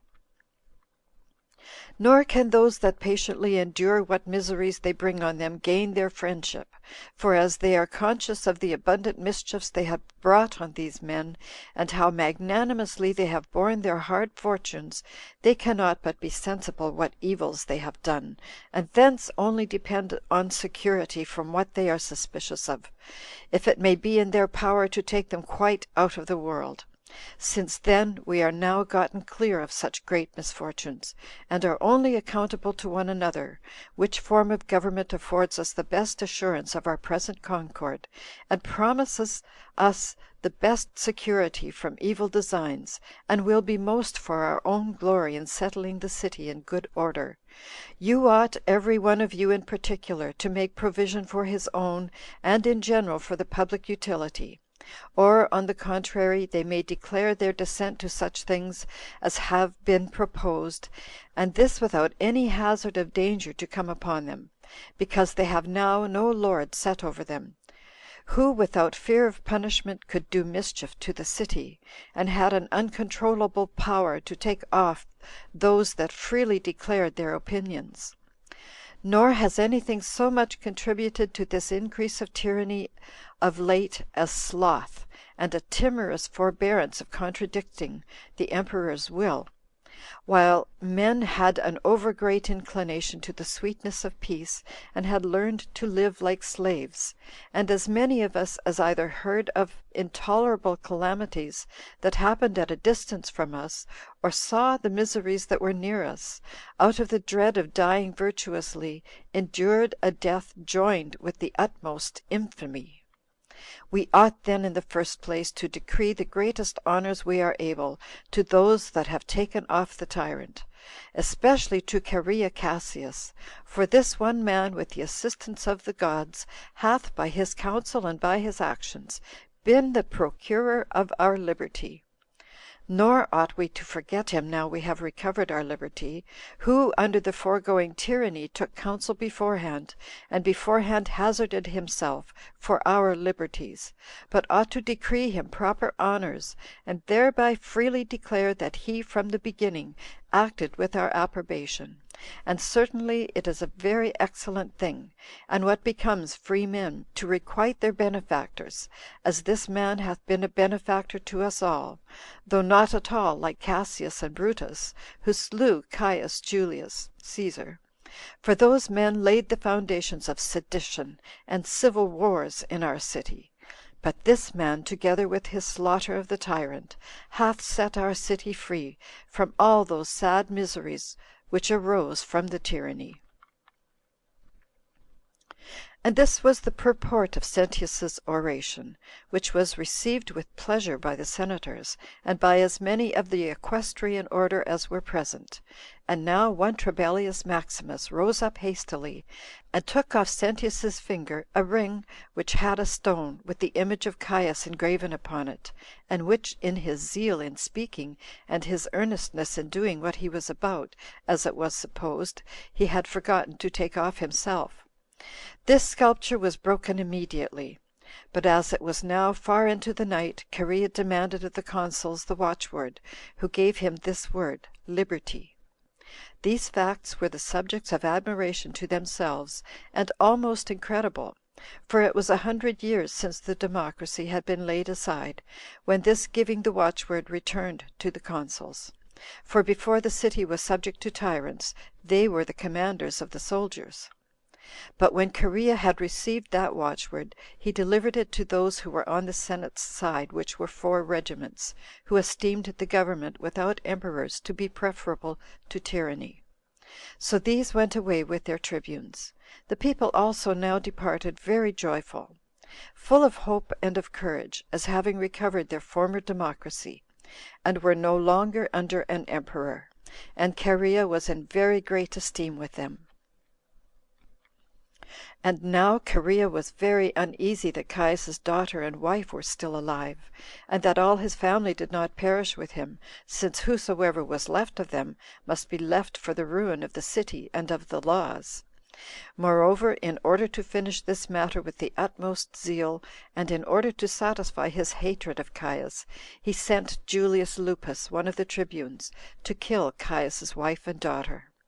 They proposed this office to Lupus as to a kinsman of Clement, that he might be so far a partaker of this murder of the tyrant, and might rejoice in the virtue of having assisted his fellow citizens, and that he might appear to have been a partaker with those that were first in their designs against him. Yet did this action appear to some of the conspirators to be too cruel, as to this using such severity to a woman, because Caius did more indulge his own ill nature than use her advice in all that he did, from which ill nature it was that the city was in so desperate a condition with the miseries that were brought on it, and the flower of the city was destroyed. But others accused her of giving her consent to these things. Nay, they ascribed all that Caius had done to her as the cause of it, and said she had given a potion to Caius, which had made him obnoxious to her, and had tied him down to love her by such evil methods; insomuch that she, having rendered him distracted, was become the author of all the mischiefs that had befallen the Romans, and that habitable world which was subject to them. So that at length it was determined that she must die, nor could those of the contrary opinion at all prevail to have her saved, and Lupus was sent accordingly. Nor was there any delay made in executing what he went about, but he was subservient to those that sent him on the first opportunity, as desirous to be no way blamable in what might be done for the advantage of the people. So when he was come into the palace, he found Caesonia, who was Caius's wife, lying by her husband's dead body, which also lay down on the ground, and destitute of all such things as the law allows to the dead, and all over herself besmeared with the blood of her husband's wounds, and bewailing the great affliction she was under, her daughter lying by her also. And nothing else was heard in these her circumstances but her complaint of Caius, as if he had not regarded what she had often told him of beforehand, which words of hers were taken in a different sense even at that time, and are now esteemed equally ambiguous by those that hear of them, and are still interpreted according to the different inclinations of people. Now some said that the words denoted that she had advised him to leave off his mad behavior and his barbarous cruelty to the citizens, and to govern the public with moderation and virtue, lest he should perish by the same way upon their using him as he had used them. But some said that as certain words had passed concerning the conspirators, she desired Caius to make no delay, but immediately to put them all to death, and this whether they were guilty or not, and that thereby he would be out of the fear of any danger, and that this was what she reproached him for, when she advised him so to do, but he was too slow and tender in the matter. And this was what Caesonia said, and what the opinions of men were about it. But when she saw Lupus approach, she showed him Caius's dead body, and persuaded him to come nearer with lamentation and tears, and as she perceived that Lupus was in disorder, and approached her in order to execute some design disagreeable to himself, she was well aware for what purpose he came, and stretched out her naked throat, and that very cheerfully to him, bewailing her case, like one that utterly despaired of her life, and bidding him not to boggle at finishing the tragedy they had resolved upon relating to her. So she boldly received her death's wound at the hand of Lupus, as did the daughter after her. So Lupus made haste to inform Cherea of what he had done. This was the end of Caius, after he had reigned 4 years, within 4 months. He was, even before he came to be emperor, ill-natured, and one that had arrived at the utmost pitch of wickedness, a slave to his pleasures, and a lover of calumny, greatly affected by every terrible accident, and on that account of a very murderous disposition where he durst show it. He enjoyed his exorbitant power to this only purpose, to injure those who least deserved it, with unreasonable insolence, and got his wealth by murder and injustice.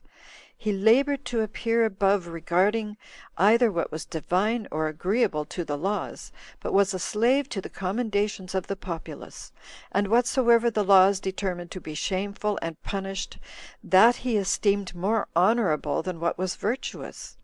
He was unmindful of his friends, how intimate soever, and though they were persons of the highest character; and if he was once angry at any of them, he would inflict punishment upon them on the smallest occasions, and esteemed every man that endeavored to lead a virtuous life his enemy. And whatsoever he commanded he would not admit of any contradiction to his inclinations, whence it was that he had criminal conversations with his own sister. From which occasions chiefly it was also that a bitter hatred first sprang up against him among the citizens, that sort of incest not having been known of a long time, And so this provoked men to distrust him, and to hate him that was guilty of it. And for any great or royal work that he ever did, which might be for the present and for future ages, nobody can name any such, but only the haven that he made about Rhegium in Sicily, for the reception of the ships that brought corn from Egypt, which was indeed a work without dispute very great in itself, and of very great advantage to the navigation. Yet was not this work brought to perfection by him, but was the one half of it left imperfect by reason of his want of application to it, the cause of which was this, that he employed his studies about useless matters, and that by spending his money upon such pleasures as concerned no one's benefit but his own. He could not exert his liberality in things that were undeniably of great consequence. Otherwise he was an excellent orator, and thoroughly acquainted with the Greek tongue, as well as with his own country or Roman language. He was also able offhand and readily to give answers to compositions made by others of considerable length and accuracy. He was also more skillful in persuading others to very great things than any one else, and this from a natural affability of temper, which had been improved by much exercise and painstaking. For as he was the grandson of the brother of Tiberius, whose successor he was, this was a strong inducement to his acquiring of learning, because Tiberius aspired after the highest pitch of that sort of reputation. And Caius aspired after the like glory for eloquence, being induced thereto by the letters of his kinsman and his emperor. He was also among the first rank of his own citizens, but the advantages he received from his learning did not countervail the mischief he brought upon himself in the exercise of his authority.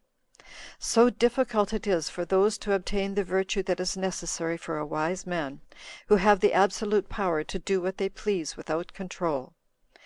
At the first he got himself such friends as were in all respects the most worthy, and was greatly beloved by them, while he imitated their zealous application to the learning and to the glorious actions of the best men. But when he became insolent towards them, they laid aside the kindness they had for him, and began to hate him, from which hatred came that plot which they raised against him, and wherein he perished. Chapter 3. How Claudius was seized upon, and brought out of his house, and brought to the camp, and how the Senate sent an embassage to him. Now Claudius, as I said before, went out of that way along which Caius was gone. And as the family was in a mighty disorder upon the sad accident of the murder of Caius, he was in great distress how to save himself, and was found to have hidden himself in a certain narrow place, though he had no other occasion for suspicion of any dangers, besides the dignity of his birth. For while he was a private man, he behaved himself with moderation, and was contented with his present fortune, applying himself to learning, and especially to that of the Greeks, and keeping himself entirely clear from every thing that might bring on any disturbance. But as at this time the multitude were under a consternation, and the whole palace was full of the soldiers' madness, and the very emperor's guards seemed under the like fear and disorder with private persons, the band called Praetorian, which was the purest part of the army, was in consultation what was to be done at this juncture. Now all those that were at this consultation had little regard to the punishment Caius had suffered, because he justly deserved such his fortune,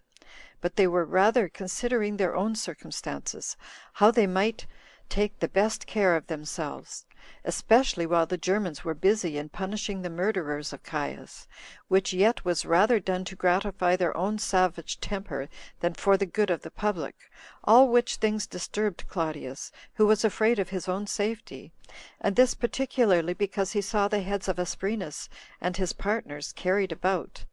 His station had been on a certain elevated place, whither a few steps led him, and whither he had retired in the dark by himself.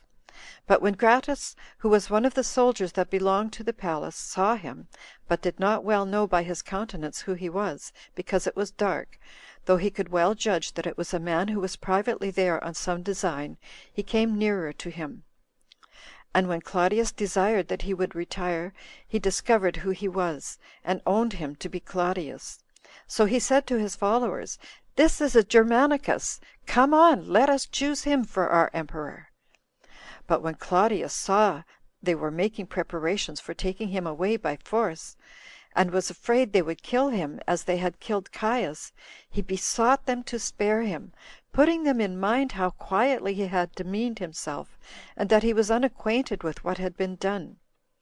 Hereupon Gratus smiled upon him, and took him by the right hand, and said, "Leave off, sir, these low thoughts of saving yourself, while you ought to have greater thoughts, even of obtaining the empire, which the gods, out of their concern for the habitable world, by taking Caius out of the way, commit to thy virtuous conduct.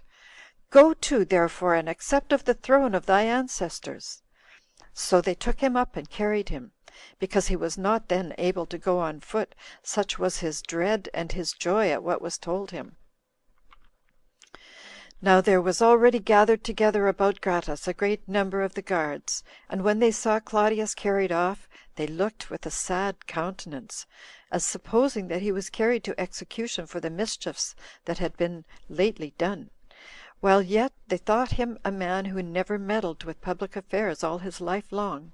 and one that had met with no contemptible dangers under the reign of Caius. And some of them thought it reasonable that the consuls should take cognizance of these matters.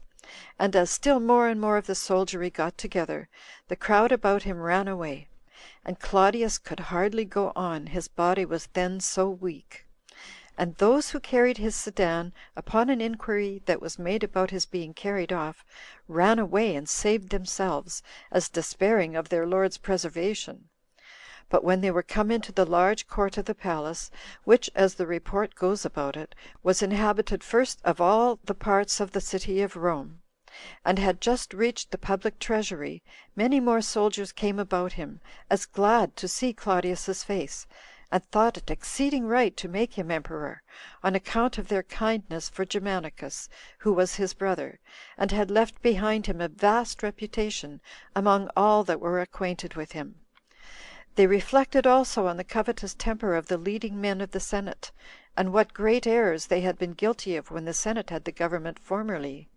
They also considered the impossibility of such an undertaking, as also what dangers they should be in, if the government should come to a single person, and that such a one should possess it, as they had no hand in advancing, and not to Claudius, who would take it as their grant, and as gained by their goodwill to him, and would remember the favors they had done him, and would make them a sufficient recompense for the same. These were the discourses the soldiers had one with another by themselves, and they communicated them to all such as came in to them. Now those that inquired about this matter willingly embraced the invitation that was made them to join with the rest.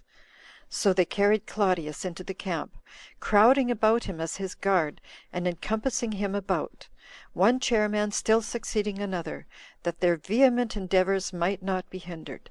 But as to the populace and senators, they disagreed in their opinions. The latter were very desirous to recover their former dignity, and were zealous to get clear of the slavery that had been brought on them by the injurious treatment of the tyrants, which the present opportunity afforded them.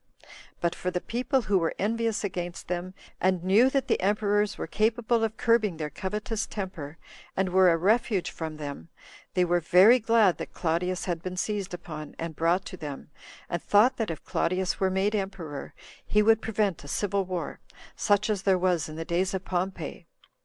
But when the senate knew that Claudius was brought into the camp by the soldiers, they sent to him those of their body which had the best character for their virtues, that they might inform him that he ought to do nothing by violence, in order to gain the government; that he who was a single person, one either already or hereafter to be a member of their body, ought to yield to the senate, which consisted of so great a number, that he ought to let the law take place in the disposal of all that related to the public order, and to remember how greatly the former tyrants had afflicted their city, and what dangers both he and they had escaped under Caius.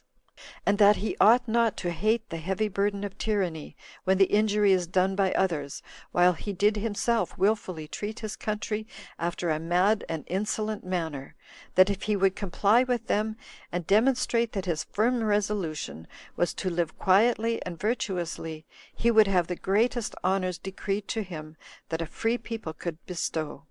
and by subjecting himself to the law, would obtain this branch of commendation, that he acted like a man of virtue, both as a ruler and a subject; but that if he would act foolishly, and learn no wisdom by Caius's death, they would not permit him to go on; that a great part of the army was got together for them, with plenty of weapons and a great number of slaves, which they could make use of; that good hope was a great matter in such cases, as was also good fortune; and that the gods would never assist any others but those that undertook to act with virtue and goodness, who can be no other than such as fight for the liberty of their country. Now these ambassadors, Veranius and Brocchus, who were both of them tribunes of the people, made this speech to Claudius; and falling down upon their knees, they begged of him that he would not throw the city into wars and misfortunes. But when they saw what a multitude of soldiers encompassed and guarded Claudius, and that the forces that were with the consuls were, in comparison of them, perfectly inconsiderable, they added, that if he did desire the government, he should accept of it as given by the senate; that he would prosper better, and be happier, if he came to it, not by the injustice, but by the good will of those that would bestow it upon him. End of Book 19. Chapters 2 and 3. Recording by Nicole K.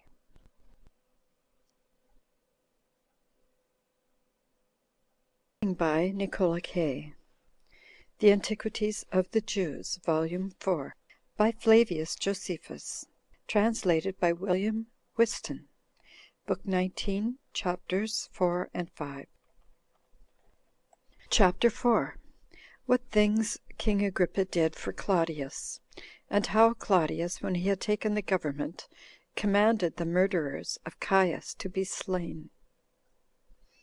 Now Claudius, though he was sensible after what an insolent manner the senate had sent to him, yet did he, according to their advice, behave himself for the present with moderation, but not so far that he could not recover himself out of his fright. So he was encouraged to claim the government, partly by the boldness of the soldiers, and partly by the persuasion of King Agrippa, who exhorted him not to let such a dominion slip out of his hands, when it came thus to him of its own accord. Now this Agrippa, with relation to Caius, did what became one that had been so much honored by him, for he embraced Caius's body after he was dead, and laid it upon a bed, and covered it as well as he could, and went out to the guards, and told them that Caius was still alive. But he said that they should call for physicians, since he was very ill of his wounds. But when he had learned that Claudius was carried away violently by the soldiers, he rushed through the crowd to him, and when he found that he was in disorder, and ready to resign up the government to the senate, he encouraged him, and desired him to keep the government. But when he had said this to Claudius, he retired home. And upon the senate's sending for him, he anointed his head with ointment, as if he had lately accompanied with his wife, and had dismissed her, and then came to them. He also asked of the senators what Claudius did, who told him the present state of affairs, and then asked his opinion about the settlement of the public. He told them in words that he was ready to lose his life for the honor of the senate, but desired them to consider what was for their advantage, without any regard to what was most agreeable to them, for that those who grasp at government will stand in need of weapons and soldiers to guard them, unless they will set up without any preparation for it, and so fall into danger. And when the senate replied that they would bring in weapons in abundance, and money, and that as to an army, a part of it was already collected together for them, and they would raise a larger one by giving the slaves their liberty, Agrippa made answer, O senators, may you be able to compass what you have a mind to. Yet will I immediately tell you my thoughts, because they tend to your preservation. Take notice then that the army which will fight for Claudius hath been long exercised in warlike affairs, but our army will be no better than a rude multitude of raw men, and those such as have been unexpectedly made free from slavery, and ungovernable. We must then fight against those that are skillful in war, with men who know not so much as how to draw their swords. So that my opinion is that we should send some persons to Claudius, to persuade him to lay down the government, and I am ready to be one of your ambassadors." Upon this speech of Agrippa, the Senate complied with him, and he was sent among others, and privately informed Claudius of the disorder the Senate was in, and gave him instructions to answer them in a somewhat commanding strain, and as one invested with dignity and authority. Accordingly, Claudius said to the ambassadors that he did not wonder the Senate had no mind to have an emperor over them, because they had been harassed by the barbarity of those that had formerly been at the head of their affairs, but that they should taste of an equitable government under him, and moderate times, while he should only be their ruler in name, but the authority should be equally common to them all. And since he had passed through many and various scenes of life before their eyes, it would be good for them not to distrust him. So the ambassadors, upon their hearing this his answer, were dismissed. But Claudius discoursed with the army which was there gathered together, who took oaths that they would persist in their fidelity to him. Upon which he gave the guards every man 5,000 drachmae apiece, and a proportionable quantity to their captains, and promised to give the same to the rest of the armies wheresoever they were. And now the consuls called the Senate together into the temple of Jupiter the Conqueror, while it was still night. But some of those senators concealed themselves in the city, being uncertain what to do, upon the hearing of this summons, and some of them went out of the city to their own farms, as foreseeing whither the public affairs were going, and despairing of liberty. Nay, these supposed it much better for them to be slaves without danger to themselves, and to live a lazy and inactive life, than by claiming the dignity of their forefathers, to run the hazard of their own safety. However, 100 and no more were gotten together, and as they were in consultation about the present posture of affairs, a sudden clamor was made by the soldiers that were on their side, desiring that the Senate would choose them an emperor, and not bring the government into ruin by setting up a multitude of rulers. So they fully declared themselves to be for the giving the government not to all but to one. But they gave the Senate leave to look out for a person worthy to be set over them, insomuch that now the affairs of the Senate were much worse than before, because they had not only failed in the recovery of their liberty, which they boasted themselves of, but were in dread of Claudius also. Yet were there those that hankered after the government, both on account of the dignity of their families, and that accruing to them by their marriages. For Marcus Minucianus was illustrious both by his own nobility, and by his having married Julia, the sister of Caius, who accordingly was very ready to claim the government, although the consuls discouraged him, and made one delay after another in proposing it, that Minucianus also, who was one of Caius's murderers, restrained Valerius of Asia from thinking of such things, and a prodigious slaughter there had been, if leave had been given to these men to set up for themselves, and oppose Claudius. There were also a considerable number of gladiators besides, and of those soldiers who kept watch by night in the city, and rowers of ships, who all ran into the camp; insomuch that, of those who put in for the government, some left off their pretensions in order to spare the city, and others out of fear for their own persons. But as soon as ever it was day, Cherea and those that were with him came into the Senate, and attempted to make speeches to the soldiers.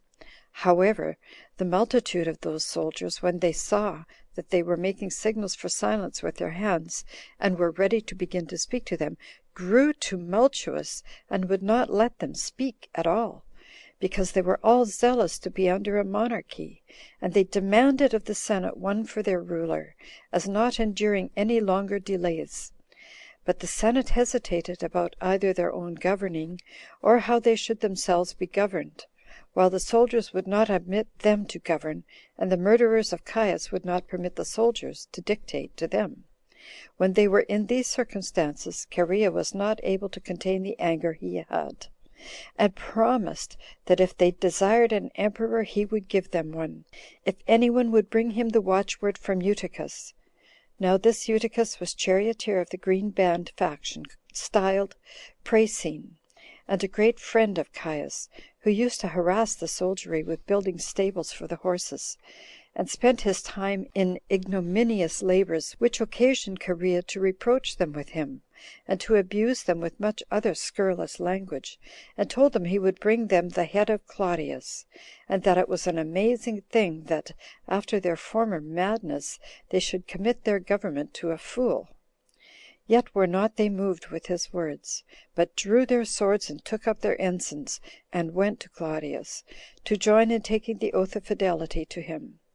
So the Senate were left without any body to defend them, and the very consuls differed nothing from private persons. They were also under consternation and sorrow,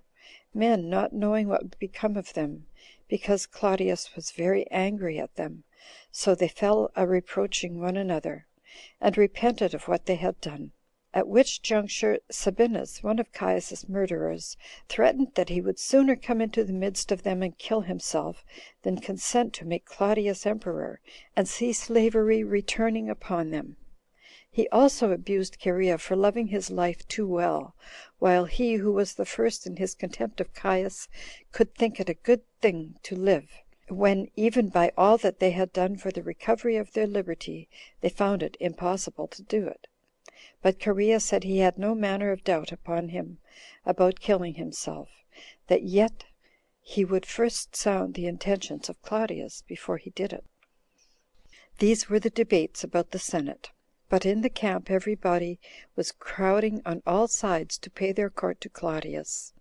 and the other consul, Quintus Pomponus, was reproached by the soldiery as having rather exhorted the Senate to recover their liberty, whereupon they drew their swords, and were going to assault him, and they had done it if Claudius had not hindered them, who snatched the consul out of the danger he was in, and set him by him. But he did not receive that part of the Senate which was with Quintus in the like honorable manner. Nay, some of them received blows, and were thrust away as they came to salute Claudius. Nay, Aponius went away wounded, and they were all in danger. However, King Agrippa went up to Claudius, and desired he would treat the senators more gently, for if any mischief should come to the Senate, he would have no others over whom to rule. Claudius complied with him, and called the Senate together into the palace, and was carried thither himself through the city, while the soldiery conducted him, though this was to the great vexation of the multitude, for Cherea and Sabinus, two of Caius's murderers, went in the forefront of them, in an open manner, while Pollio, whom Claudius a little before had made captain of his guards, had sent them an epistolary edict to forbid them to appear in public. Then did Claudius, upon his coming to the palace, get his friends together, and desired their suffrages about Cherea. They said that the work he had done was a glorious one, but they accused him that he did it of perfidiousness, and thought it just to inflict the punishment of death upon him, to discountenance such actions for the time to come. So Cherea was led to his execution, and Lupus and many other Romans with him. Now it is reported that Cherea bore this calamity courageously, and this not only by the firmness of his own behavior under it, but by the reproaches he laid upon Lupus, who fell into tears. For when Lupus laid his garment aside, and complained of the cold, he said that cold was never hurtful to Lupus, i.e. a wolf. And as a great many men went along with them to see the sight, when Cherea came to the place, he asked the soldier who was to be their executioner whether this office was what he was used to, or whether this was the first time of his using his sword in that manner, and desired him to bring him that very sword with which he himself slew Caius. So he was happily killed at one stroke. But Lupus did not meet with such good fortune in going out of the world, since he was timorous, and had many blows leveled at his neck, because he did not stretch it out boldly as he ought to have done. Now a few days after this, as the parental solemnities were just at hand, the Roman multitude made their usual oblations to their several ghosts, and put portions into the fire in honor of Cherea, and besought him to be merciful to them, and not continue his anger against them for their ingratitude. And this was the end of the life that Cherea came to. But for Sabinus, although Claudius not only set him at liberty, but gave him leave to retain his former command in the army, yet did he think it would be unjust in him to fail of performing his obligations to his fellow confederates, so he fell upon his sword, and killed himself, the wound reaching up to the very hilt of the sword. Chapter 5. How Claudius restored to Agrippa his grandfather's kingdoms, and augmented his dominions; and how he published an edict in behalf. Now, when Claudius had taken out of the way all those soldiers whom he suspected, which he did immediately, he published an edict, and therein confirmed that kingdom to Agrippa which Caius had given him, and therein commended the king highly. He also made all addition to it of all that country over which Herod, who was his grandfather, had reigned, that is, Judea and Samaria, and this he restored to him as due to his family. But for Abila of Lysanias, and all that lay at Mount Libanus, he bestowed them upon him, as out of his own territories. He also made a league with this Agrippa, confirmed by oaths, in the middle of the forum in the city of Rome. He also took away from Antiochus that kingdom which he was possessed of, but gave him a certain part of Cilicia and Commagena. He also set Alexander Lysimachus, the alabarch, at liberty, who had been his old friend and steward to his mother Antonia, but had been imprisoned by Caius, whose son Marcus married Bernice, the daughter of Agrippa. But when Marcus, Alexander's son, was dead, who had married her when she was a virgin, Agrippa gave her in marriage to his brother Herod, and begged for him of Claudius the kingdom of Chalcis. Now about this time there was a sedition between the Jews and the Greeks at the city of Alexandria, for when Caius was dead, the nation of the Jews, which had been very much mortified under the reign of Caius, and reduced to very great distress by the people of Alexandria, recovered itself, and immediately took up their arms to fight for themselves. So Claudius sent an order to the president of Egypt to quiet that tumult. He also sent an edict at the requests of King Agrippa and King Herod, both to Alexandria and to Syria, whose contents were as follows: Tiberius Claudius Caesar Augustus Germanicus, high priest and tribune of the people, ordains thus: Since I am assured that the Jews of Alexandria, called Alexandrians, have been joint inhabitants in the earliest times with the Alexandrians, and have obtained from their kings equal privileges with them, as is evident by the public records that are in their possession, and the edicts themselves, and that after Alexandria had been subjected to our empire by Augustus, their rights and privileges have been preserved by those presidents who have at divers times been sent thither, and that no dispute had been raised about those rights and privileges, even when Aquila was governor of Alexandria, and that when the Jewish ethnarch was dead, Augustus did not prohibit the making such ethnarchs as willing that all men should be so subject to the Romans as to continue in the observation of their own customs, and not be forced to transgress the ancient rules of their own country religion. but that in the time of Caius the Alexandrians became insolent towards the Jews that were among them, which Caius, out of his great madness and want of understanding, reduced the nation of the Jews very low, because they would not transgress the religious worship of their country, and call him a god. I will therefore that the nation of the Jews be not deprived of their rights and privileges, on account of the madness of Caius, but that those rights and privileges which they formerly enjoyed be preserved to them, and that they may continue in their own customs. And I charge both parties to take very great care that no troubles may arise after the promulgation of this edict. And such were the contents of this edict on behalf of the Jews that was sent to Alexandria. But the edict that was sent into the other parts of the habitable earth was this which follows: Tiberius Claudius Caesar Augustus Germanicus, high priest, tribune of the people, chosen consul the second time, ordains thus: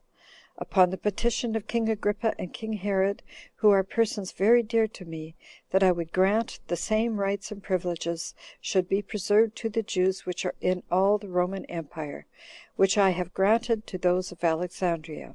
I very willingly comply therewith, and this grant I make not only for the sake of the petitioners, but as judging those Jews for whom I have been petitioned worthy of such a favor, on account of their fidelity and friendship to the Romans. I think it also very just that no Grecian city should be deprived of such rights and privileges, since they were preserved to them under the great Augustus. It will therefore be fit to permit the Jews who are in all the world under us to keep their ancient customs, without being hindered so to do. And I do charge them also to use this my kindness to them with moderation, and not to show a contempt of the superstitious observances of other nations, but to keep their own laws only. And I will that this decree of mine be engraven on tables by the magistrates of the cities, and colonies, and municipal places, both those within Italy and those without it, both kings and governors, by the means of the ambassadors, and to have them exposed to the public for full 30 days, in such a place whence it may plainly be read from the ground. End of Book 19, Chapters 4 and 5. Recording by Nicola K.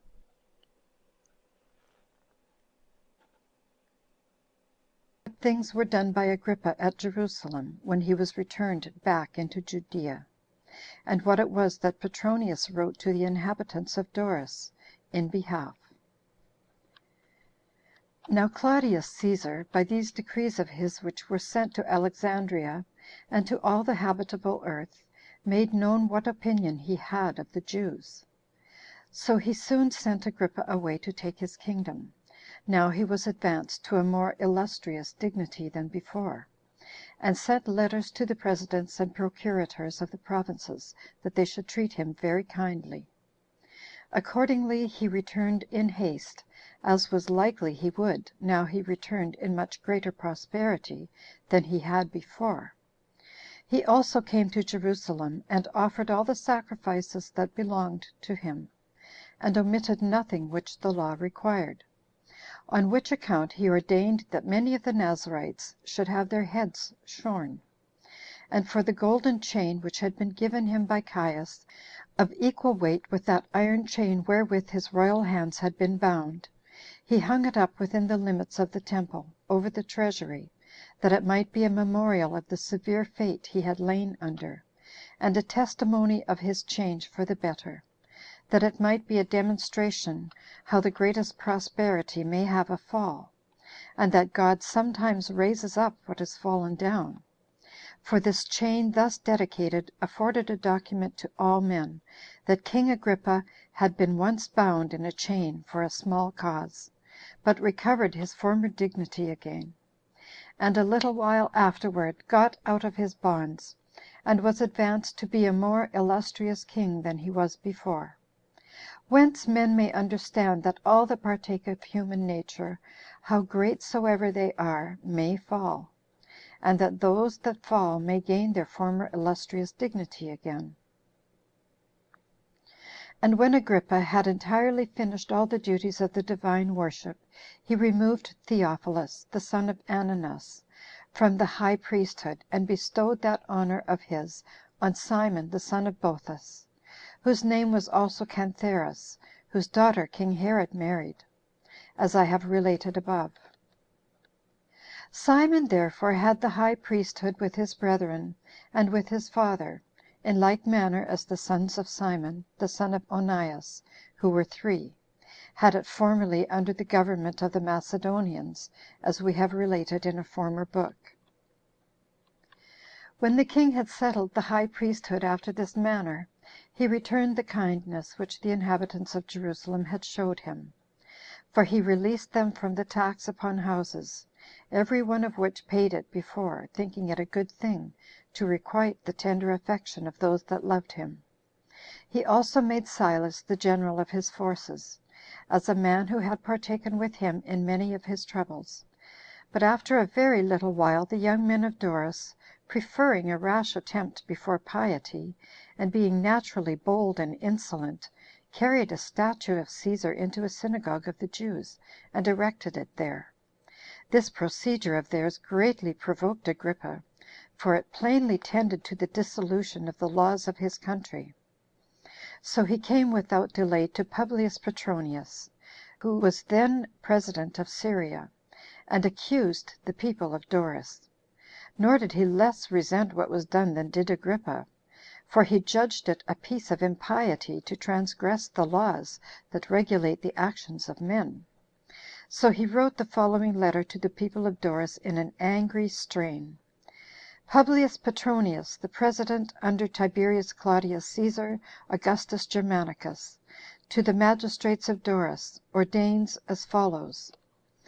Since some of you have had the boldness, or madness rather, after the edict of Claudius Caesar Augustus Germanicus was published, for permitting the Jews to observe the laws of their country, not to obey the same, but have acted in entire opposition thereto, as forbidding the Jews to assemble together in the synagogue, by removing Caesar's statue, and setting it up therein, and thereby have offended not only the Jews, but the emperor himself,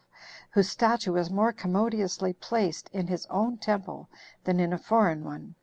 where is the place of assembling together; while it is but a part of natural justice that every one should have the power over the place belonging peculiarly to themselves, according to the determination of Caesar,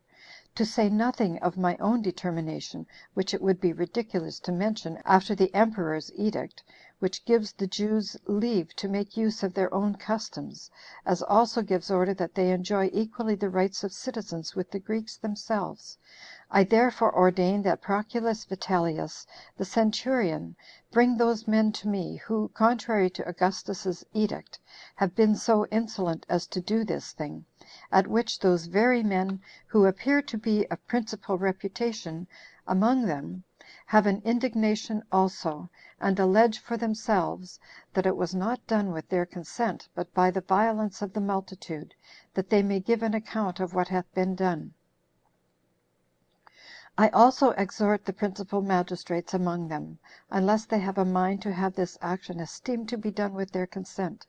to inform the centurion of those that were guilty of it, and take care that no handle be hence taken for raising a sedition or quarrel among them, which those seem to me to treat after who encourage such doings, while both I myself and King Agrippa, for whom I have the highest honor, have nothing more under our care than that the nation of the Jews may have no occasion given them of getting together under the pretense of avenging themselves, and become tumultuous; and that it may be more publicly known what Augustus hath resolved about this whole matter. I have subjoined those edicts which he hath lately caused to be published at Alexandria, and which, although they may be well known to all, yet did King Agrippa, for whom I have the highest honor, read them at that time before my tribunal, and pleaded that the Jews ought not to be deprived of those rights which Augustus hath granted them. I therefore charge you that you do not for the time to come seek for any occasion of sedition or disturbance, but that every one be allowed to follow their own religious customs." Thus did Petronius take care of this matter, that such a breach of the law might be corrected, and that no such thing might be attempted afterwards against the Jews. And now king Agrippa took the high priesthood away from Simon Cantheras, and put Jonathan the son of Ananus into it again, and owned that he was more worthy of that dignity than the other. But this was not a thing acceptable to him, to recover that his former dignity. So he refused it, and said, "O king, I rejoice in the honor that thou hast for me, and take it kindly that thou wouldst give me such a dignity of thine own inclinations, although God hath judged that I am not at all worthy of the high priesthood. I am satisfied with having once put on the sacred garments, for I then put them on after a more holy manner than I should now receive them again.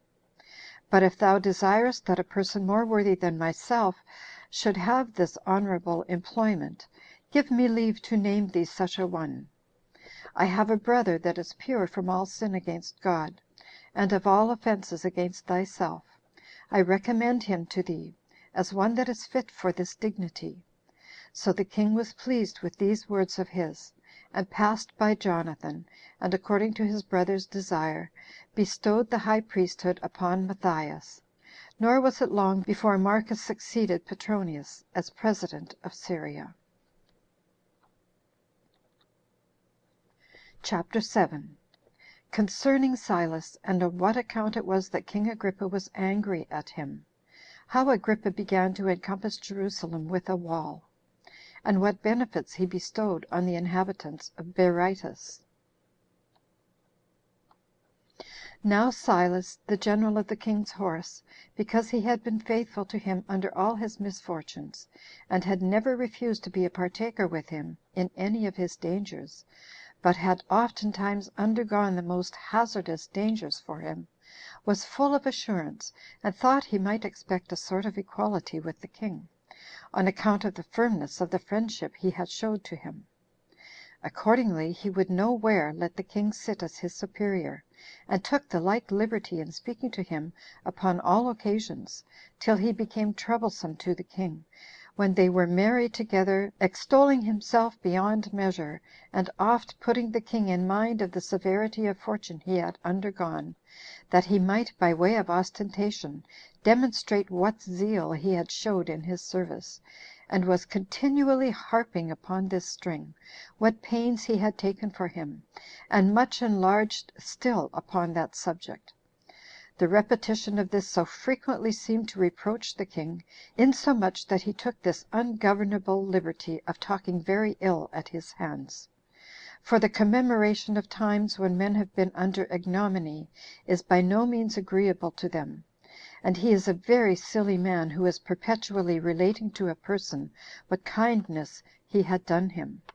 At last, therefore, Silas had so thoroughly provoked the king's indignation, that he acted rather out of passion than good consideration, and did not only turn Silas out of his place as general of his horse, but sent him in bonds into his own country. But the edge of his anger wore off by length of time, and made room for more just reasonings as to his judgment about this man, and he considered how many labors he had undergone for his sake. So when Agrippa was solemnizing his birthday, and he gave festival entertainments to all his subjects, he sent for Silas on the sudden to be his guest. But as he was a very frank man, he thought he had now a just handle given him to be angry, which he could not conceal from those that came for him, but said to them, "What honor is this that the king invites me to, which I conclude will soon be over? For the king hath not let me keep those original marks of the good will I bore him, which I once had from him, but he hath plundered me, and that unjustly also. Does he think that I can leave off that liberty of speech, which, upon the consciousness of my deserts, I shall use more loudly than before, and shall relate how many misfortunes I have been delivered from, how many labors I have undergone for him, whereby I procured him deliverance and respect? as a reward for which I have borne the hardships of bonds and a dark prison? I shall never forget this usage; nay, perhaps my very soul, when it is departed out of the body, will not forget the glorious actions I did on his account." This was the clamor he made, and he ordered the messengers to tell it to the king. So he perceived that Silas was incurable in his folly, and still suffered him to lie in prison. As for the walls of Jerusalem that were adjoining to the new city Bezetha, he repaired them at the expense of the public, and built them wider in breadth, and higher in altitude, and he had made them too strong for all human power to demolish, unless Marcus, the then president of Syria, had by letter informed Claudius Caesar of what he was doing. And when Claudius had some suspicion of attempts for innovation, he sent to Agrippa to leave off the building of those walls presently. So he obeyed, as not thinking it proper to contradict Claudius. Now this king was by nature very beneficent and liberal in his gifts, and very ambitious to oblige people with such large donations; and he made himself very illustrious by the many chargeable presents he made them. He took delight in giving, and rejoiced in living with good reputation. He was not at all like that Herod who reigned before him, for that Herod was ill-natured and severe in his punishments, and had no mercy on them that he hated. And every one perceived that he was more friendly to the Greeks than to the Jews; for he adorned foreign cities with large presents in money, with building them baths and theaters besides. Nay, in some of those places he erected temples and porticos in others, but he did not vouchsafe to raise one of the least edifices in any Jewish city, or make them any donation that was worth mentioning. But Agrippa's temper was mild, and equally liberal to all men. He was humane to foreigners, and made them sensible of his liberality. He was in like manner rather of a gentle and compassionate temper. Accordingly, he loved to live continually at Jerusalem, and was exactly careful in the observance of the laws of his country. He therefore kept himself entirely pure, nor did any day pass over his head without its appointed sacrifice. However, there was a certain mall of the Jewish nation at Jerusalem, who appeared to be very accurate in the knowledge of the law. His name was Simon. This man got together an assembly, while the king was absent at Cæsarea, and had the insolence to accuse him as not living holily, and that he might justly be excluded out of the temple, since it belonged only to native Jews. But the general of Agrippa's army informed him that Simon had made such a speech to the people. So the king sent for him, and as he was sitting in the theater, he bid him sit down by him, and said to him with a low and gentle voice, "What is there done in this place that is contrary to the law?" But he had nothing to say for himself, but begged his pardon. So the king was more easily reconciled to him than one could have imagined, as esteeming mildness a better quality in a king than anger, and knowing that moderation is more becoming in great men than passion. So he made Simon a small present, and dismissed him. Now, as Agrippa was a great builder in many places, he paid a peculiar regard to the people of Berytus; for he erected a theater for them, superior to many others of that sort, both in sumptuousness and elegance, as also an amphitheater, built at vast expenses; and besides these, he built them baths and porticos, and spared for no costs in any of his edifices, to render them both handsome and large.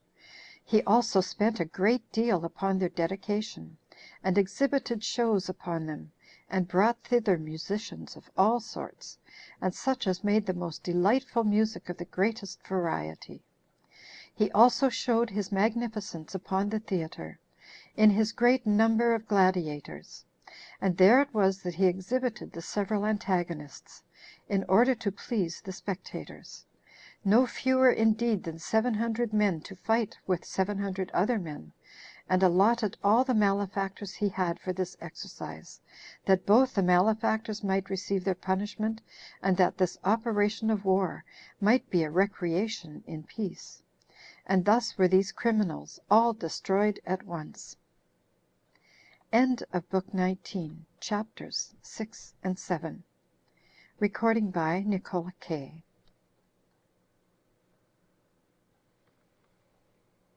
The Antiquities of the Jews, Volume 4, by Flavius Josephus. Translated by William Whiston. Book 19, chapters 8 and 9. Chapter 8. What other acts were done by Agrippa until his death, and after what manner he died. When Agrippa had finished what I have above related at Berytus, he removed to Tiberias, a city of Galilee. Now he was in great esteem among other kings. Accordingly there came to him Antiochus, king of Camalina, Sampsigeratnus, king of Emesa, and Cotys, who was king of the Lesser Armenia, and Polemo, who was king of Pontus, as also Herod his brother, who was king of Chalcis. All these he treated with agreeable entertainments, and after an obliging manner, and so as to exhibit the greatness of his mind, and so as to appear worthy of those respects which the kings paid to him, by coming thus to see him. However, while these kings stayed with him, Marcus, the president of Syria, came thither. So the king, in order to preserve the respect that was due to the Romans, went out of the city to meet him, as far as 7 furlongs. But this proved to be the beginning of a difference between him and Marcus, for he took with him in his chariot those other kings as his assessors. But Marcus had a suspicion what the meaning could be of so great a friendship of these kings one with another, and did not think so close an agreement of so many potentates to be for the interest of the Romans. He therefore sent some of his domestics to every one of them, and enjoined them to go their ways home without further delay. This was very ill taken by Agrippa, who after that became his enemy. And now he took the high priesthood away from Matthias, and made Elioneus, the son of Cantheras, high priest in his stead. Now when Agrippa had reigned 3 years over all Judea, he came to the city Caesarea, which was formerly called Strato's Tower, and there he exhibited shows in honor of Caesar, upon his being informed that there was a certain festival celebrated to make vows for his safety; at which festival a great multitude was gotten together of the principal persons, and such as were of dignity through his province. On the 2nd day of which shows he put on a garment made wholly of silver, and of a contexture truly wonderful, and came into the theater early in the morning; at which time the silver of his garment being illuminated by the fresh reflection of the sun's rays upon it, shone out after a surprising manner, and was so resplendent as to spread a horror over those that looked intently upon him. And presently his flatterers cried out, one from one place and another from another, though not for his good, that he was a god; and they added, "Be thou merciful to us, for although we have hitherto reverenced thee only as a man, yet shall we henceforth own thee as superior to mortal nature." Upon this the king did neither rebuke them, nor reject their impious flattery. But as he presently afterward looked up, he saw an owl sitting on a certain rope over his head, and immediately understood that this bird was the messenger of ill tidings, as it had once been the messenger of good tidings to him, and fell into the deepest sorrow. A severe pain also arose in his belly, and began in a most violent manner. He therefore looked upon his friends, and said, "I, whom you call a god, am commanded presently to depart this life, while Providence thus reproves the lying words you just now said to me; and I, who was by you called immortal, am immediately to be hurried away by death. But I am bound to accept of what Providence allots, as it pleases God. for we have by no means lived ill, but in a splendid and happy manner."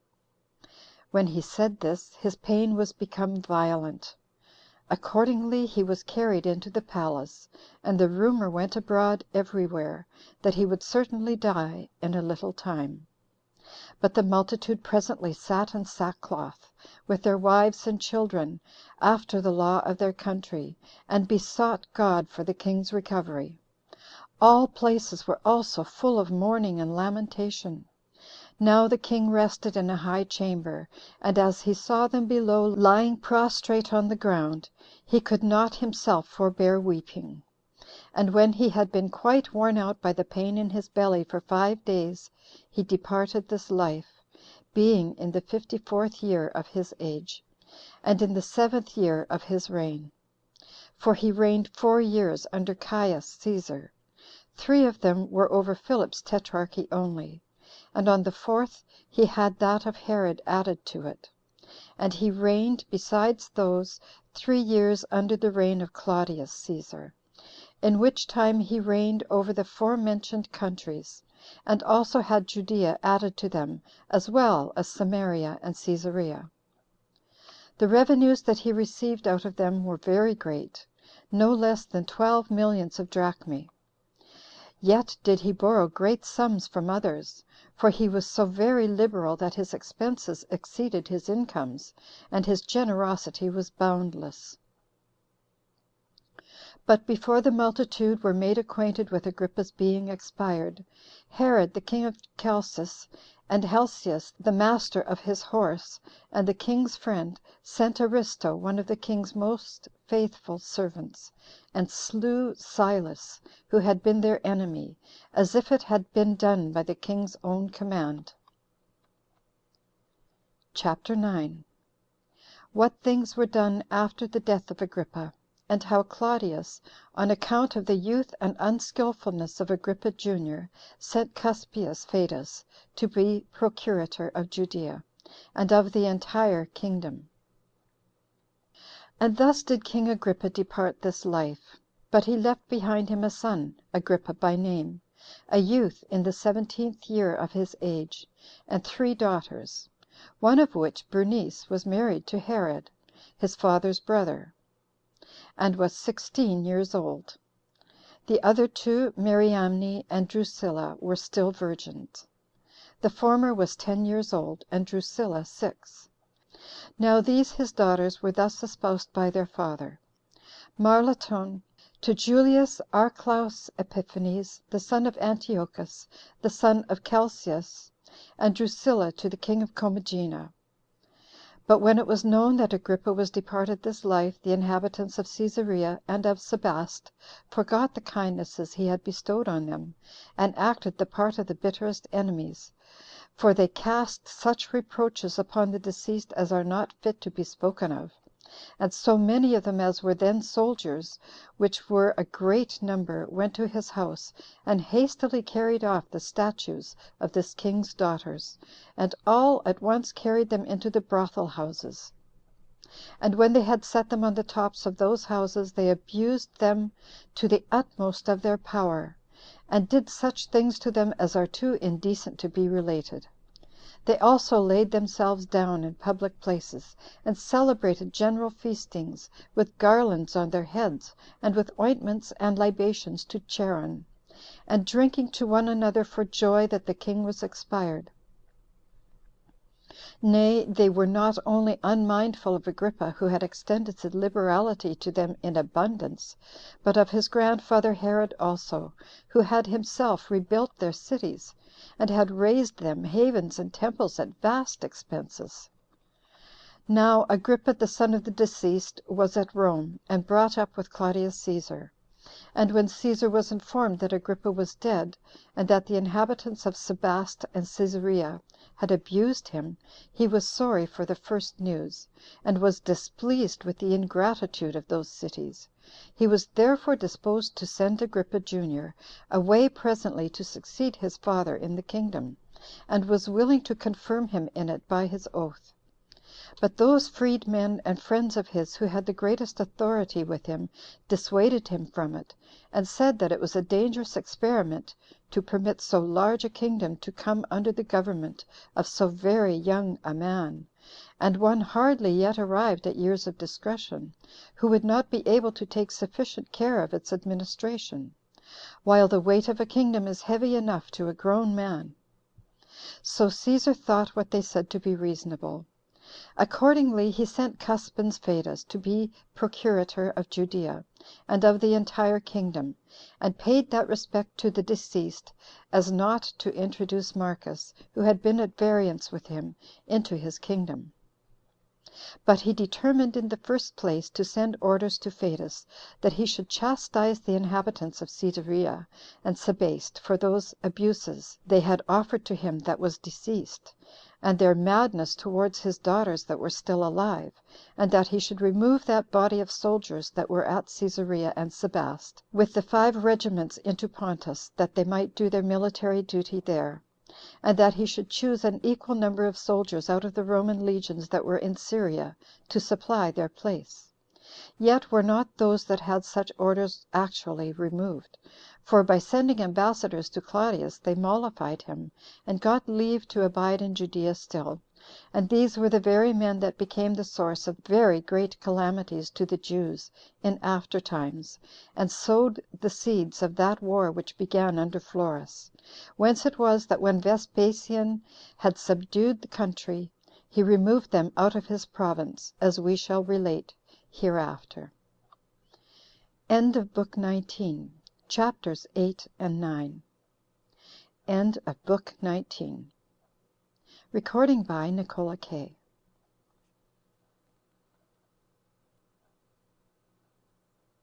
Of the high priest. Upon the death of King Agrippa, which we have related in the foregoing book, Claudius Caesar sent Cassius Longinus as successor to Marcus, out of regard to the memory of King Agrippa, who had often desired of him by letters, while he was alive, that he would not suffer Marcus to be any longer president of Syria. But Fadus, as soon as he was come procurator into Judea, found quarrelsome doings between the Jews that dwelt in Perea, and the people of Philadelphia, about their borders, at a village called Mia, that was filled with men of a warlike temper. For the Jews of Perea had taken up arms without the consent of their principal men, and had destroyed many of the Philadelphians. When Fadus was informed of this procedure, it provoked him very much that they had not left the determination of the matter to him, if they thought that the Philadelphians had done them any wrong, but had rashly taken up arms against them. So he seized upon 3 of their principal men, who were also the causes of this sedition, and ordered them to be bound, and afterwards had one of them slain, whose name was Hannibal, and he banished the other 2, Araram and Eleazar. Ptolemy also, the arch robber, was after some time brought to him bound and slain, but not till he had done a world of mischief to Idumea and the Arabians. And indeed from that time Judea was cleared of robberies by the care and providence of Fadus. He also at this time sent for the high priests and the principal citizens of Jerusalem, and this at the command of the emperor, and admonished them that they should lay up the long garment and the sacred vestment, which it is customary for nobody but the high priest to wear, in the tower of Antonia, that it might be under the power of the Romans, as it had been formerly. Now the Jews durst not contradict what he had said, but desired Fadus, however, and Longinus, which last was come to Jerusalem, and had brought a great army with him, out of a fear that the rigid injunctions of Fadus would force the Jews to rebel, that they might, in the first place, have leave to send ambassadors to Caesar, to petition him that they might have the holy vestments under their own power, and that, in the next place, they would tarry till they knew what answer Claudius would give to that their request. So they replied, that they would give them leave to send their ambassadors, provided they would give them their sons as pledges for their peaceable behavior.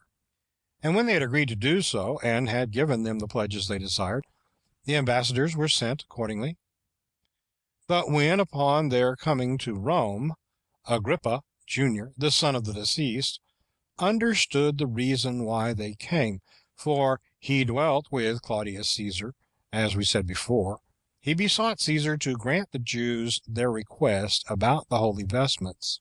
and to send a message to Flavius accordingly. Hereupon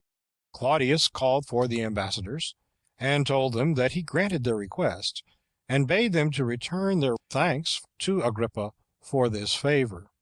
which had been bestowed on them upon his entreaty. And besides these answers of his, he sent the following letter by them: Claudius Caesar Germanicus, tribune of the people the 5th time, and designed consul the 4th time, and imperator the 10th time, the father of his country, to the magistrates, senate, and people,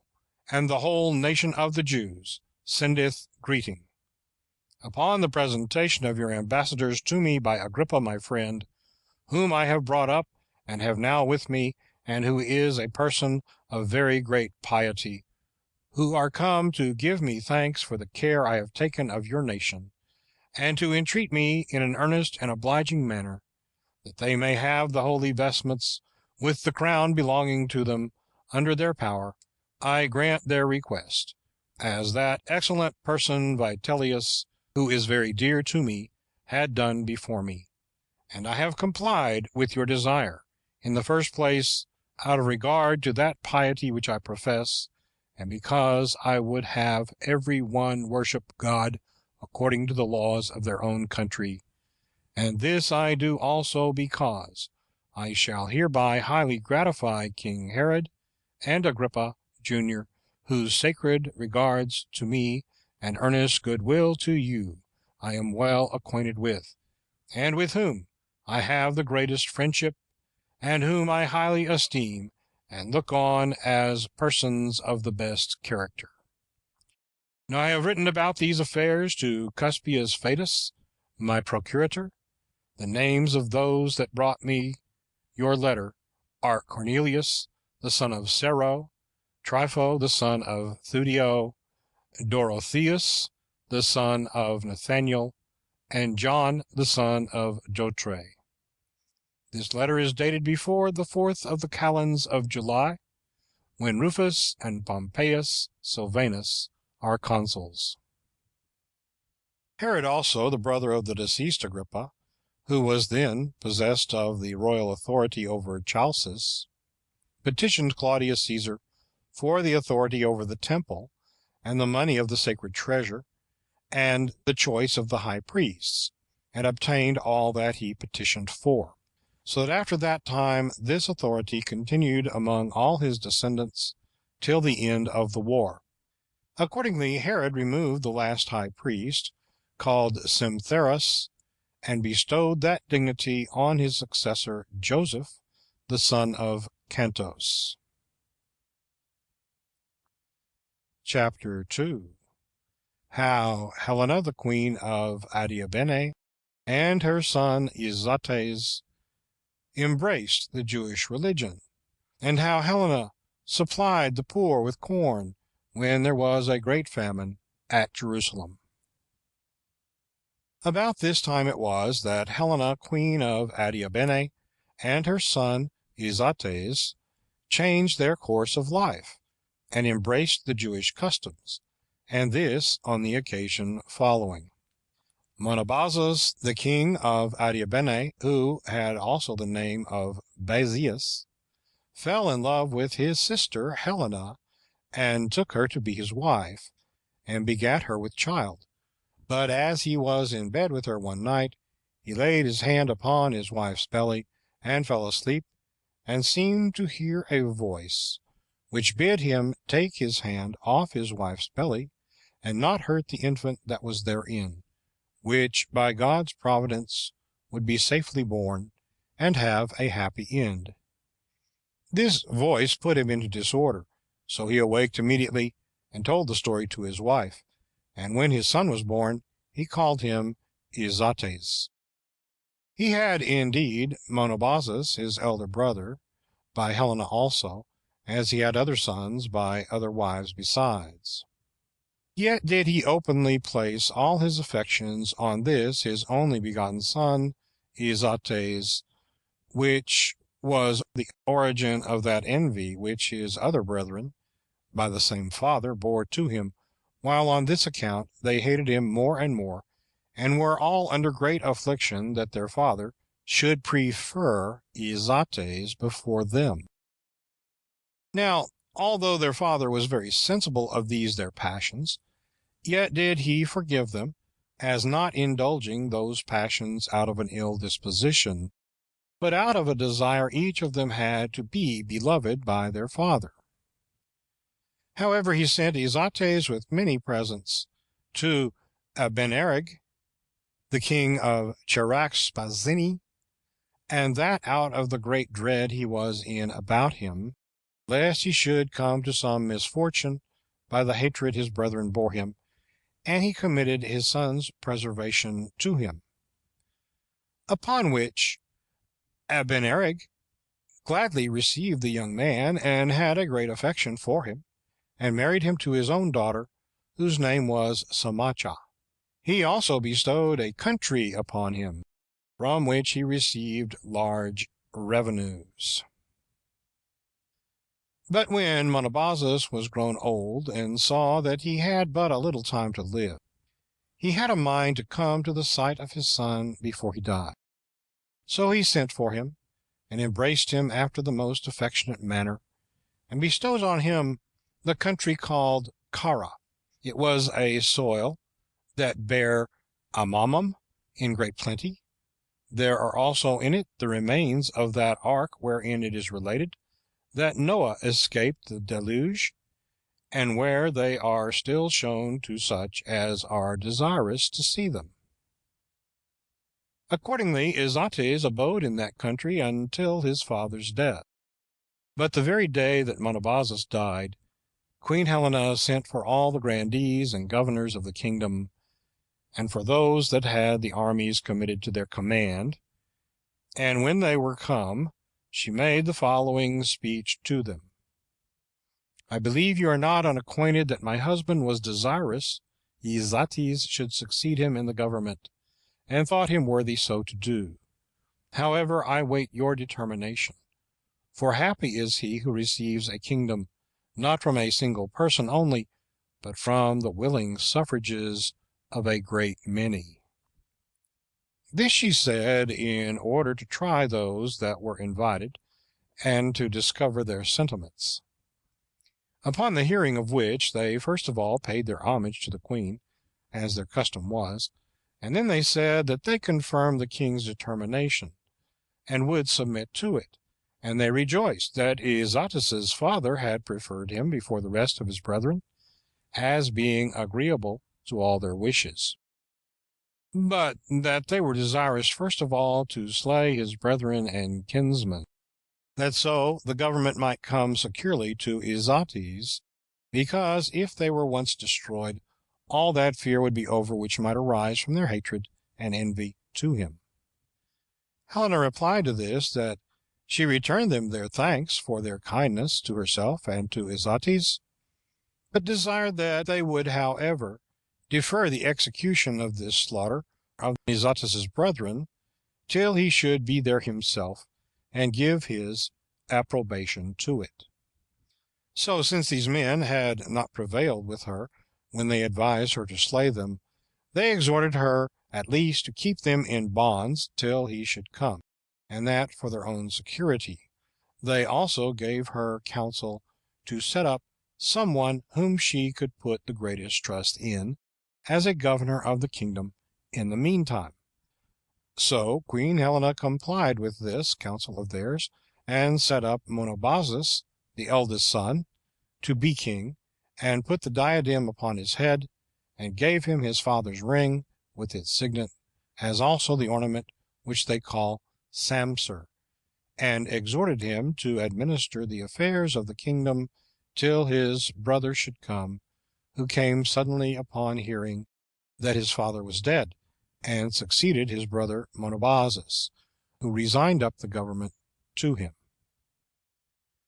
Now during the time Izates abode at Charax-Spasini, a certain Jewish merchant, whose name was Ananias, got among the women that belonged to the king, and taught them to worship God according to the Jewish religion. He, moreover, by their means, became known to Izates, and persuaded him in like manner to embrace that religion. He also, at the earnest entreaty of Izates, accompanied him when he was sent for by his father to come to Adiabene. It also happened that Helena, about the same time, was instructed by a certain other Jew, and went over to them. But when Izates had taken the kingdom, and was come to Adiabene, and there saw his brethren and other kinsmen in bonds, he was displeased at it, and as he thought it an instance of impiety either to slay or imprison them, but still thought it a hazardous thing for to let them have their liberty, with the remembrance of the injuries that had been offered them, he sent some of them and their children for hostages to Rome, to Claudius Caesar, and sent the others to Artabanus, the king of Parthia, with the like intentions. And when he perceived that his mother was highly pleased with the Jewish customs, he made haste to change and to embrace them entirely. And as he supposed that he could not be thoroughly a Jew unless he were circumcised, he was ready to have it done. But when his mother understood what he was about, she endeavored to hinder him from doing it, and said to him that this thing would bring him into danger, and that as he was a king, he would thereby bring himself into great odium among his subjects, when they should understand that he was so fond of rites that were to them strange and foreign, and that they would never bear to be ruled over by a Jew. This it was that she said to him, and for the present persuaded him to forbear. And when he had related what she had said to Ananias, he confirmed what his mother had said, and when he had also threatened to leave him, unless he complied with him, he went away from him, and said that he was afraid lest such an action being once become public to all, he should himself be in danger of punishment for having been the occasion of it, and having been the king's instructor in actions that were of ill reputation. And he said that he might worship God without being circumcised, even though he did resolve to follow the Jewish law entirely, which worship of God was of a superior nature to circumcision. He added that God would forgive him, though he did not perform the operation, while it was omitted out of necessity, and for fear of his subjects. So the king at that time complied with these persuasions of Ananias. But afterwards, as he had not quite left off his desire of doing this thing, a certain other Jew that came out of Galilee, whose name was Eleazar, and who was esteemed very skillful in the learning of his country, persuaded him to do the thing. For as he entered into his palace to salute him, and found him reading the law of Moses, he said to him, Thou dost not consider, O king, that thou unjustly breakest the principle of those laws, and art injurious to God himself by omitting to be circumcised. For thou oughtest not only to read them, but chiefly to practice what they enjoin thee. How long wilt thou continue uncircumcised? But if thou hast not yet read the law about circumcision, and dost not know how great impiety thou art guilty of by neglecting it, read it now. When the king had heard what he said, he delayed the thing no longer, but retired to another room, and sent for a surgeon, and did what he was commanded to do. He then sent for his mother, and Ananias his tutor, and informed them that he had done the thing, upon which they were presently struck with astonishment and fear, and that to a great degree, lest the thing should be openly discovered and censured, and the king should hazard the loss of his kingdom, while his subjects would not bear to be governed by a man who was so zealous in another religion, and lest they should themselves run some hazard, because they would be supposed the occasion of his so doing.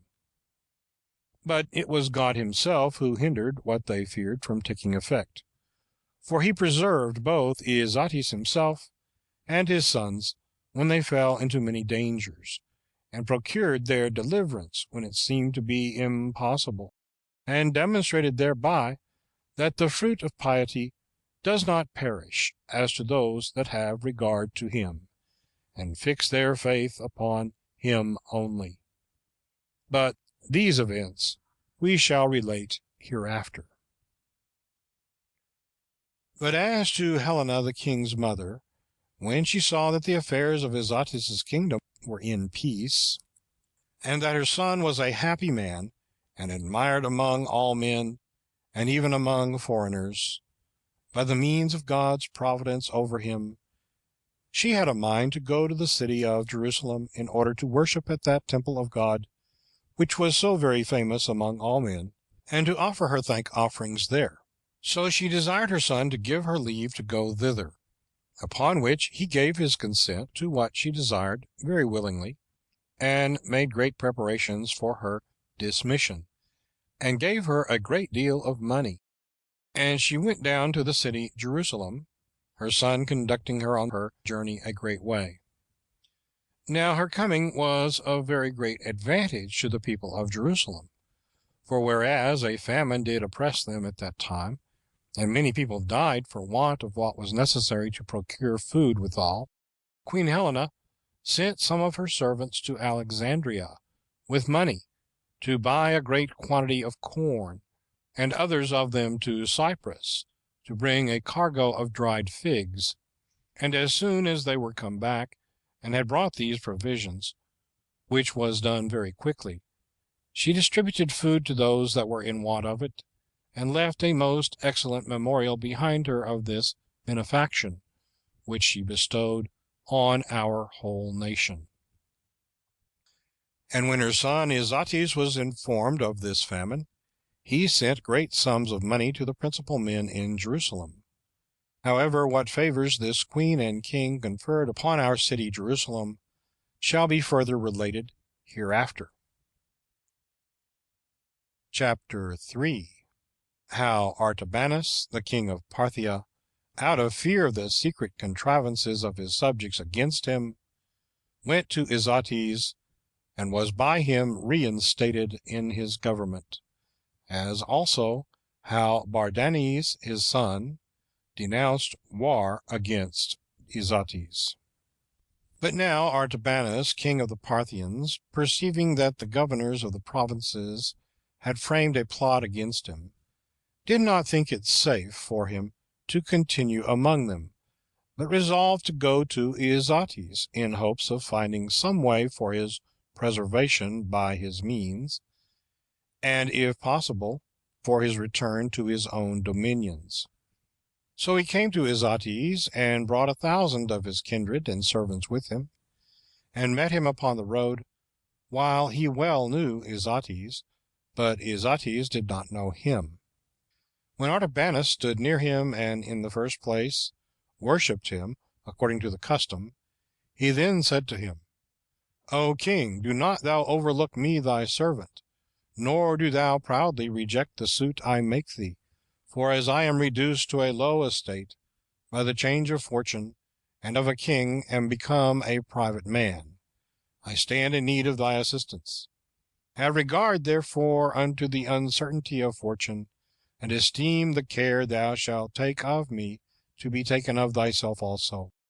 For if I be neglected, and my subjects go off unpunished, many other subjects will become the more insolent towards other kings also. And this speech Artabanus made with tears in his eyes, and with a dejected countenance. Now as soon as Isates heard Artabanus's name, and saw him stand as a supplicant before him, he leaped down from his horse immediately, and said to him, Take courage, O king, nor be disturbed at thy present calamity, as if it were incurable. For the change of thy sad condition shall be sudden. For thou shalt find me to be more thy friend and thy assistant than thy hopes can promise thee. For I will either re-establish thee in the kingdom of Parthia, or lose my own. When he had said this, he set Artabanus upon his horse, and followed him on foot, in honor of a king whom he owned as greater than himself; which when Artabanus saw, he was very uneasy at it, and sware by his present fortune and honor that he would get down from his horse, unless Izates would get up upon his horse again, and go before him. So he complied with his desire, and leaped upon his horse, and when he had brought him to his royal palace, he showed him all sorts of respect when they sat together, and he gave him the upper place at festivals also, as regarding not his present fortune, but his former dignity; and that upon this consideration also, that the changes of fortune are common to all men. He also wrote to the Parthians to persuade them to receive Artabanus again, and gave them his right hand and his faith, that he should forget what was past and done, and that he would undertake for this as a mediator between them. Now the Parthians did not themselves refuse to receive him again, but pleaded that it was not now in their power so to do, because they had committed the government to another person, who had accepted of it, and whose name was Cinnamus, and that they were afraid lest a civil war should rise on this account. When Cinnamus understood their intentions, he wrote to Artabanus himself, for he had been brought up by him, and was of a nature good and gentle also, and desired him to put confidence in him, and to come and take his own dominions again. Accordingly, Artabanus trusted him, and returned home, when Cinnamus met him, worshipped him, and saluted him as a king, and took the diadem off his own head, and put it on the head of Artabanus. And thus was Artabanus restored to his kingdom again by the means of Izates, when he had lost it by the means of the grandees of the kingdom. Nor was he unmindful of the benefits he had conferred upon him, but rewarded him with such honors as were of the greatest esteem among them. For he gave him leave to wear his tiara upright, and to sleep upon a golden bed, which are privileges and marks of honor peculiar to the kings of Parthia. He also cut off a large and fruitful country from the king of Armenia, and bestowed it upon him. The name of the country is Nisibis, wherein the Macedonians had formerly built that city which they called Antioch of Mygodonium. And these were the honors that were paid Izates by the king of the Parthians. But in no long time Artabanus died, and left his kingdom to his son Bardanes. Now this Bardanes came to Izates, and would have persuaded him to join him with his army, and to assist him in the war he was preparing to make with the Romans, but he could not prevail with him. For Izates so well knew the strength and good fortune of the Romans, that he took Bardanes to attempt what was impossible to be done, and having besides sent his sons, 5 in number, and they but young also, to learn accurately the language of our nation, together with our learning, as well as he had sent his mother to worship at our temple, as I have said already, and restrained Bardanes, telling him perpetually of the great armies and famous actions of the Romans, and thought thereby to terrify him, and desired thereby to hinder him from that expedition.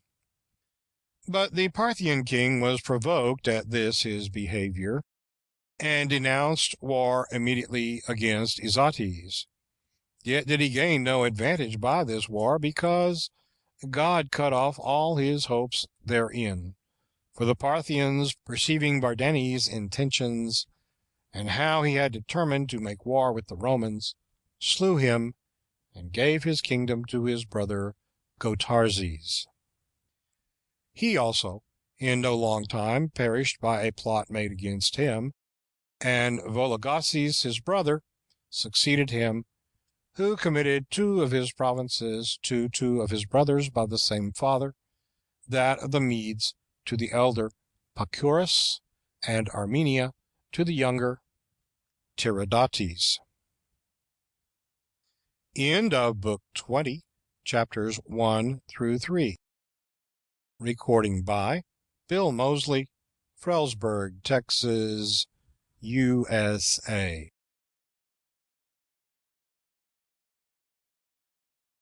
The Antiquities of the Jews, Volume 4, by Flavius Josephus, translated by William Whiston, Book 20, chapters 4 through 6. Chapter 4. How Izates was betrayed by his own subjects and fought against by the Arabians, and how Izates by the providence of God was delivered out of their hands. Now when the king's brother Monobazus and his other kindred saw how Izates, by his piety to God, was become greatly esteemed by all men, they also had a desire to leave the religion of their country, and to embrace the customs of the Jews, but that act of theirs was discovered by Izates' subjects. Whereupon the grandees were much displeased, and could not contain their anger at them, but had an intention, when they should find a proper opportunity, to inflict a punishment upon them. Accordingly, they wrote to Abia, king of the Arabians, and promised him great sums of money if he would make an expedition against their king, and they further promised him that on the first onset they would desert their king, because they were desirous to punish him by reason of the hatred he had to their religious worship. Then they obliged themselves by oaths to be faithful to each other, and desired that he would make haste in this design. The king of Arabia complied with their desires, and brought a great army into the field, and marched against Izates. And in the beginning of the first onset, and before they came to a close fight, those grandees, as if they had a panic terror upon them, all deserted Izates, as they had agreed to do, and turning their backs upon their enemies, ran away. Yet was not Izates dismayed at this, but when he understood that the grandees had betrayed him, he also retired into his camp, and made inquiry into the matter. And as soon as he knew who they were that made this conspiracy with the king of Arabia, he cut off those that were found guilty, and renewing the fight on the next day, he slew the greatest part of his enemies, and forced all the rest to betake themselves to flight. He also pursued their king, and drove him into a fortress called Arsamas, and following on the siege vigorously, he took that fortress. And when he had plundered it of all the prey that was in it, which was not small, he returned to Adiabene, yet did not he take Abia alive, because when he found himself encompassed on every side, he slew himself. But although the grandees of Adiabene had failed in their first attempt, as being delivered up by God into their king's hands, yet would they not even then be quiet, but wrote again to Vologases, who was then king of Parthia, and desired that he would kill Izates, and set over them some other potentate, who would be of a Parthian family. For they said that they hated their own king for abrogating the laws of their forefathers, and embracing foreign customs. When the king of Parthia heard this, he boldly made war upon Izates, and as he had no just pretense for his war, he sent to him and demanded back those honorable privileges which had been bestowed on him by his father, and threatened, on his refusal, to make war upon him. Upon hearing of this, Izates was under no small trouble of mind, as thinking it would be a reproach upon him to appear to resign those privileges that had been bestowed upon him out of cowardice, yet because he knew that though the king of Parthia should receive back those honors, yet would he not be quiet, he resolved to commit himself to God, his protector, in the present danger he was in of his life. And as he esteemed him to be his principal assistant, he entrusted his children and his wives to a very strong fortress, and laid up his corn in his citadels, and set the hay and the grass on fire. And when he had thus put things in order as well as he could, he awaited the coming of the enemy. And when the king of Parthia was come with a great army of footmen and horsemen, which he did sooner than was expected, for he marched in great haste, and had cast up a bank at the river that parted Adiabene from Media, Izates also pitched his camp not far off, having with him 6,000 horsemen. But there came a messenger to Izates, sent by the king of Parthia, who told him how large his dominions were, as reaching from the river Euphrates to Bactria, and enumerated that king's subjects. He also threatened him that he should be punished as a person ungrateful to his lords, and said that the God whom he worshipped could not deliver him out of the king's hands. When the messenger had delivered this his message, Izates replied that he knew the king of Parthia's power was much greater than his own, but that he knew also that God was much more powerful than all men. And when he had returned him this answer, he betook himself to make supplication to God, and threw himself upon the ground, and put ashes upon his head, in testimony of his confusion, and fasted together with his wives and children. Then he called upon God and said, O Lord and Governor, if I have not in vain committed myself did at such festivals. But on the fourth day of the feast, a certain soldier let down his breeches, and exposed his privy members to the multitude, which put those that saw him into a furious rage, and made them cry out that this impious action was not done to reproach them, but God himself. Nay, some of them reproached Cumanus, and pretended that the soldier was set on by him, which when Cumanus heard, he was also himself not a little provoked at such reproaches laid upon him. Yet did he exhort them to leave off such seditious attempts,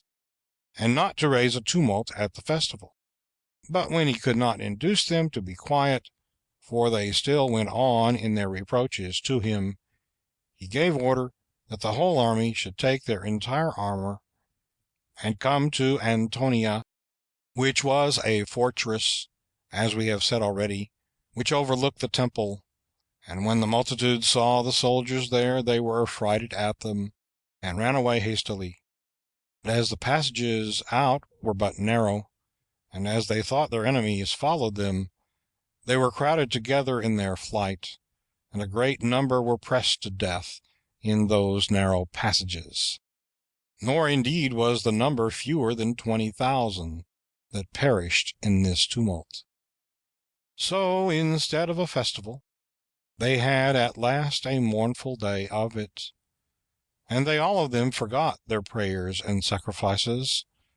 and betook themselves to lamentation and weeping. So great an affliction did the impudent obsceneness of a single soldier bring upon them. Now, before this their first mourning was over, another mischief befell them also. For some of those that raised the foregoing tumults, when they were traveling along the public road, about 100 furlongs from the city, robbed Stephanus, a servant of Caesar, as he was journeying, and plundered him of all that he had with him, which things when Curianus heard of, he sent soldiers immediately, and ordered them to plunder the neighboring villages, and to bring the most eminent persons among them in bonds to him. Now as this devastation was making, one of the soldiers seized the laws of Moses that lay in one of those villages, and brought them out before the eyes of all present, and tore them to pieces. And this was done with reproachful language and much scurrility, which things when the Jews heard of, they ran together, and that in great numbers, and came down to Caesarea, where Cumanus then was, and besought him that he would avenge, not themselves, but God himself, whose laws had been affronted, for that they could not bear to live any longer, if the laws of their forefathers must be affronted after this manner. Accordingly, Cumanus, out of fear lest the multitude should go into a sedition, and by the advice of his friends also, took care that the soldier who had offered the affront to the laws should be beheaded, and thereby put a stop to the sedition which was ready to be kindled a second time. Chapter 6. How there happened a quarrel between the Jews and the Samaritans, and how Claudius put an end to their differences. Now there arose a quarrel between the Samaritans and the Jews on the occasion following. It was the custom of the Galileans, when they came to the holy city at the festivals, to take their journeys through the country of the Samaritans. And at this time there lay in the road they took a village that was called Genea, which was situated in the limits of Samaria and the great plain, where certain persons thereto belonging fought with the Galileans, and killed a great many of them. But when the principal of the Galileans were informed of what had been done, they came to Cumanus, and desired him to avenge the murder of those that were killed. But he was induced by the Samaritans, with money, to do nothing in the matter. Upon which the Galileans were much displeased, and persuaded the multitude of the Jews to betake themselves to arms, and to regain their liberty, saying that slavery was in itself a bitter thing, but that when it was joined with direct injuries, it was perfectly intolerable. And when their principal men endeavored to pacify them, and promised to endeavor to persuade Curianus to avenge those that were killed, they would not hearken to them, but took their weapons, and entreated the assistance of Eleazar, the son of Daneus, a robber, who had many years made his abode in the mountains, with which assistance they plundered many villages of the Samaritans. When Cumanus heard of this action of theirs, he took the band of Sebaste with 4 regiments of footmen, and armed the Samaritans, and marched out against the Jews, and caught them, and slew many of them, and took a great number of them alive. Whereupon those that were the most eminent persons at Jerusalem, and that both in regard to the respect that was paid them, and the families they were of, as soon as they saw to what a height things were gone, put on sackcloth, and heaped ashes upon their heads, and by all possible means besought the seditious, and persuaded them that they would set before their eyes the utter subversion of their country, the conflagration of their temple, and the slavery of themselves, their wives, and children, which would be the consequences of what they were doing, and would alter their minds, would cast away their weapons, and for the future be quiet, and return to their own homes. These persuasions of theirs prevailed upon them.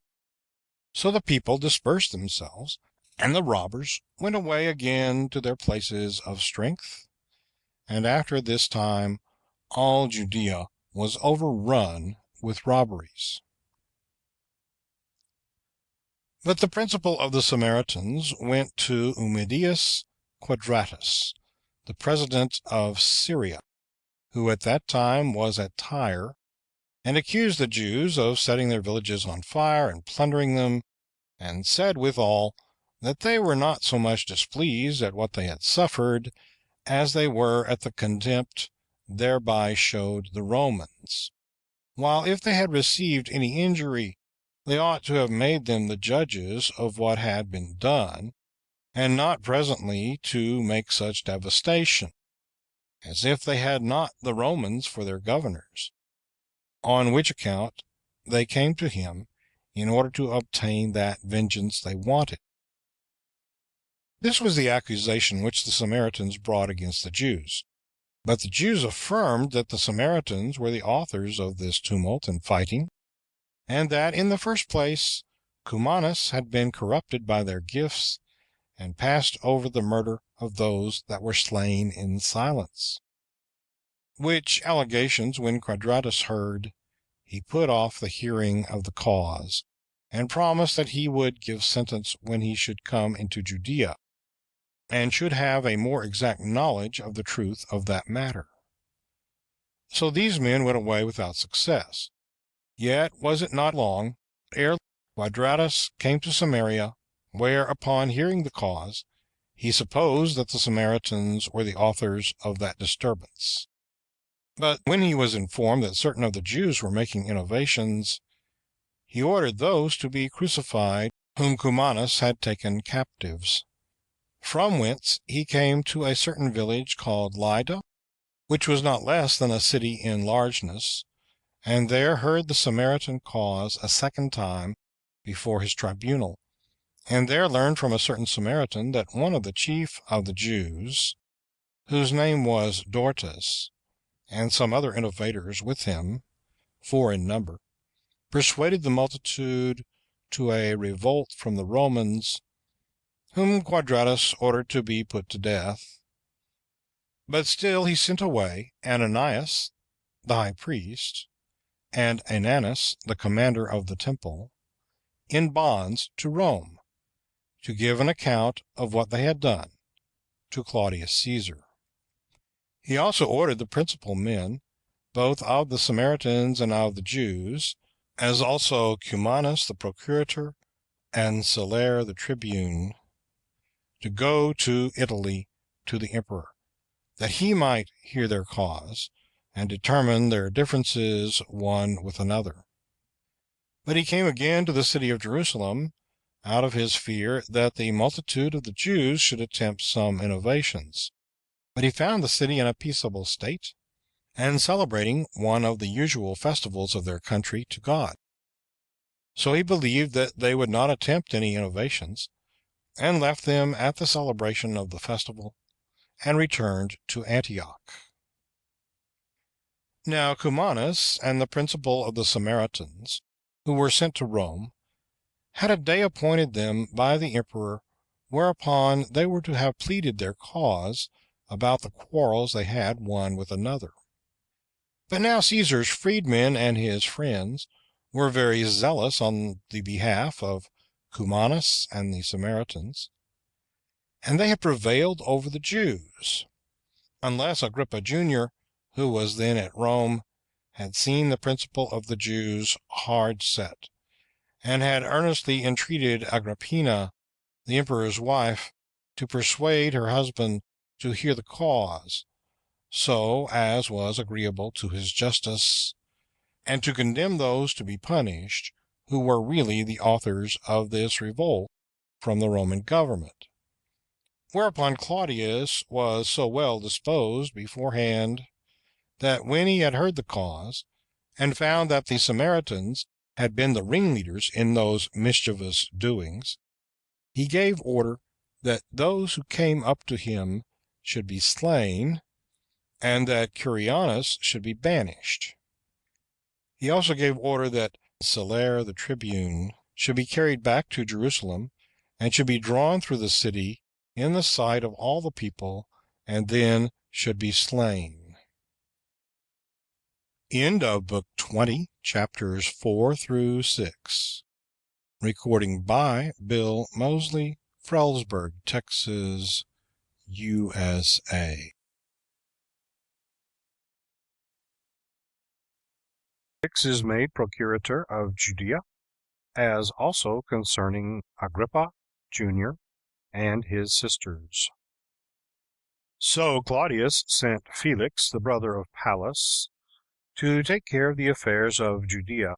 and when he had already completed the 12th year of his reign, he bestowed upon Agrippa the tetrarchy of Philip and Batanea,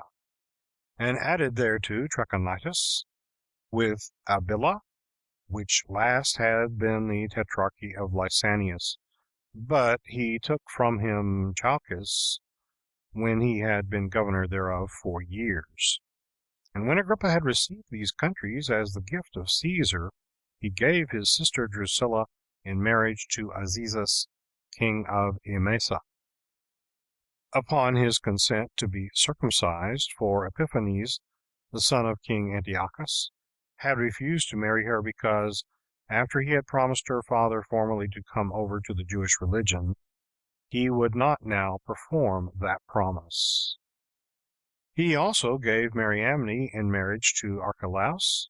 the son of Helcias, to whom she had formerly been betrothed by Agrippa her father, from which marriage was derived a daughter, whose name was Bernice. But for the marriage of Drusilla with Azizus, it was in no long time afterward dissolved upon the following occasion. When Felix was procurator of Judea,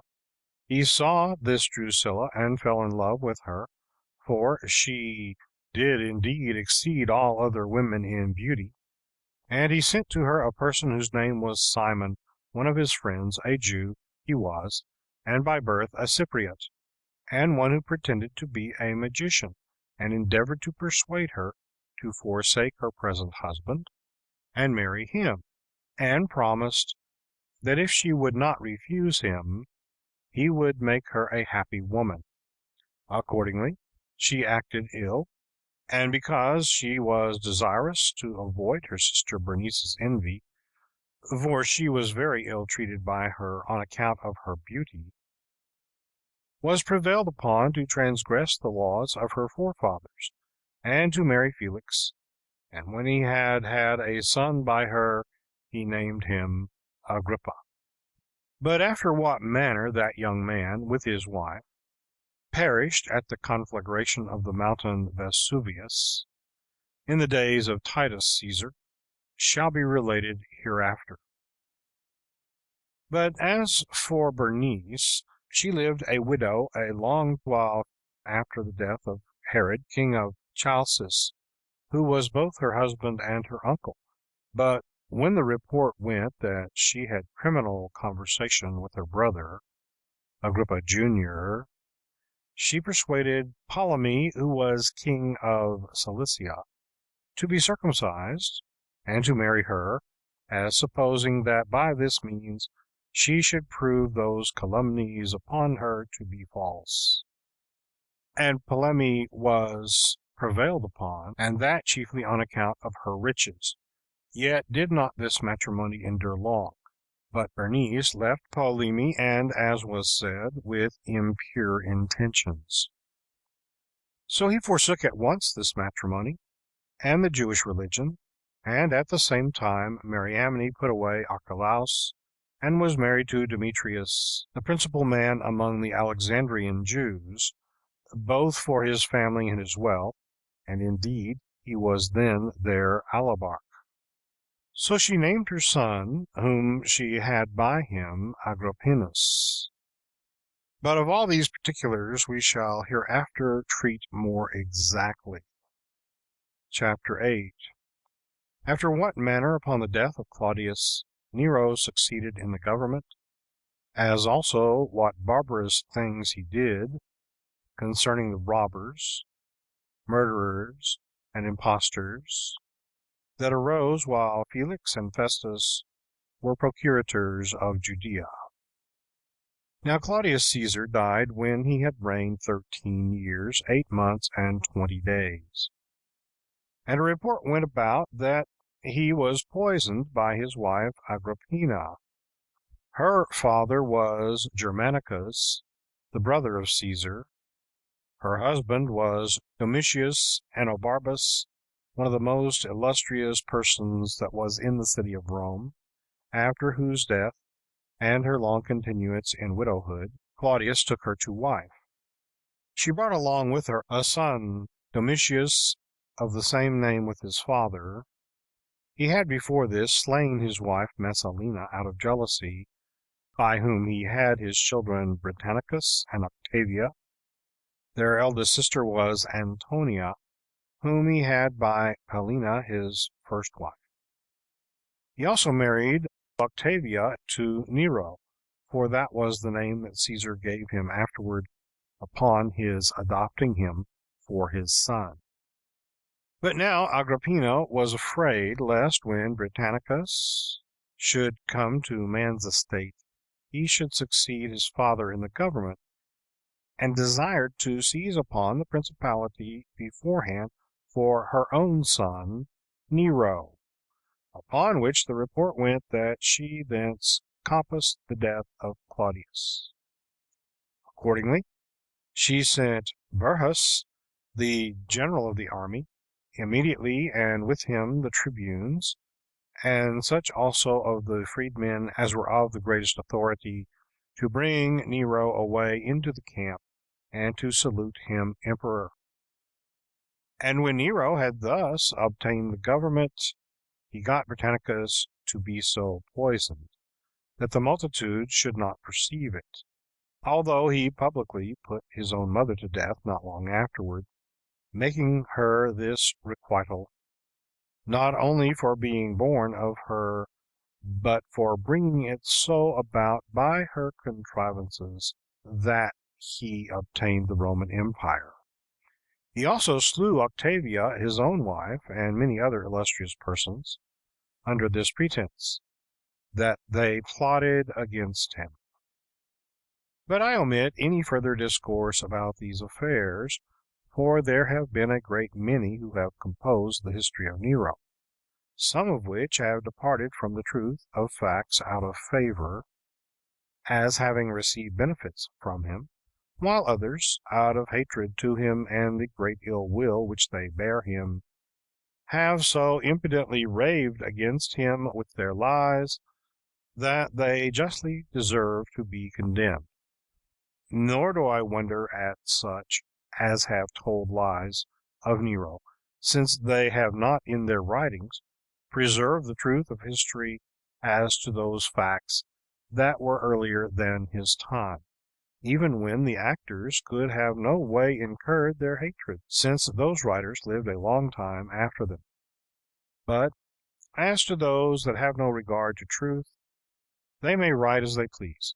for in that they take delight. But as to ourselves, who have made truth our direct aim, we shall briefly touch upon what only belongs remotely to this undertaking, but shall relate what hath happened to us Jews with great accuracy, and shall not grudge our pains in giving an account both of the calamities we have suffered and of the crimes we have been guilty of. I will now therefore return to the relation of our own affairs. For in the first year of the reign of Nero, upon the death of Azizus, king of Emesa, Soemus his brother succeeded in his kingdom, and Aristobulus the son of Herod, king of Chalcis, was entrusted by Nero with the government of the Lesser Armenia. Caesar also bestowed on Agrippa a certain part of Galilee, Tiberias, and Tarichaea, and ordered him to submit to his jurisdiction. He gave him also Julias, a city of Perea, with 14 villages that lay about it. Now as for the affairs of the Jews, they grew worse and worse continually, for the country was again filled with robbers and impostors, who deluded the multitude. Yet did Felix catch and put to death many of those impostors every day, together with the robbers. He also caught Eleazar the son of Daneus, who had gotten together a company of robbers, and this he did by treachery, for he gave him assurance that he should suffer no harm, and thereby persuaded him to come to him. But when he came, he bound him and sent him to Rome. Felix also bore an ill will to Jonathan the high priest, because he frequently gave him admonitions about governing the Jewish affairs better than he did, lest he should himself have complaints made of him by the multitude, since he it was who had desired Caesar to send him as procurator to Judea. So Felix contrived a method whereby he might get rid of him, now he was become so continually troublesome to him. For such continual admonitions are grievous to those who are disposed to act unjustly. Wherefore Felix persuaded one of Jonathan's most faithful friends, a citizen of Jerusalem, whose name was Dorus, to bring the robbers upon Jonathan in order to kill him, and this he did by promising to give him a great deal of money for so doing. Dorus complied with the proposal, and contrived matters so that the robbers might murder him after the following manner. Certain of those robbers went up to the city, as if they were going to worship God, while they had daggers under their garments, and by thus mingling themselves among the multitude, they slew Jonathan. And as this murder was never avenged, the robbers went up with the greatest security at the festivals after this time, and having weapons concealed in like manner as before, and mingling themselves among the multitude, they slew certain of their own enemies, and were subservient to other men for money, and slew others, not only in remote parts of the city, but in the temple itself also.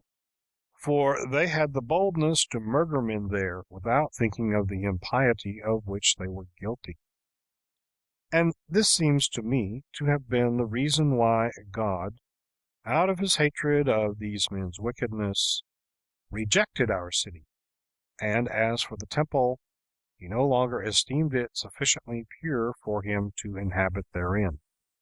but brought the Romans upon us, and threw a fire upon the city to purge it, and brought upon us, our wives and children, slavery, as desirous to make us wiser by our calamities. These works that were done by the robbers filled the city with all sorts of impiety. And now these impostors and deceivers persuaded the multitude to follow them into the wilderness, and pretended that they would exhibit manifest wonders and signs that should be performed by the providence of God. And many that were prevailed on by them suffered the punishments of their folly, for Felix brought them back, and then punished them.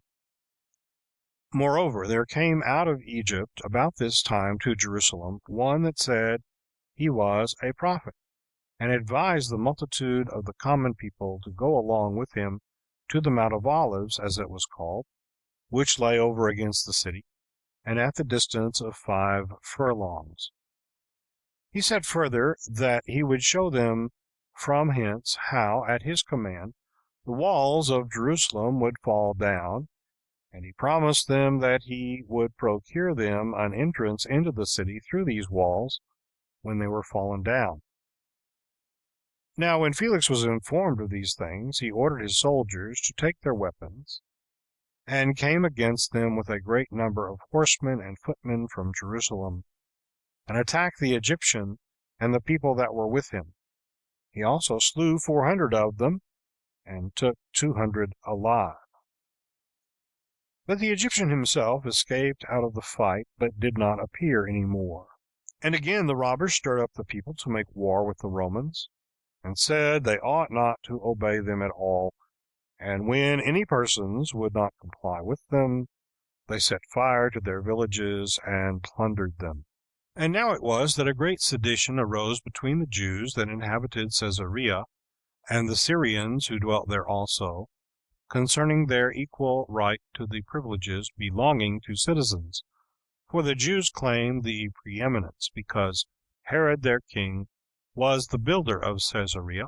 and because he was by birth a Jew. Now the Syrians did not deny what was alleged about Herod,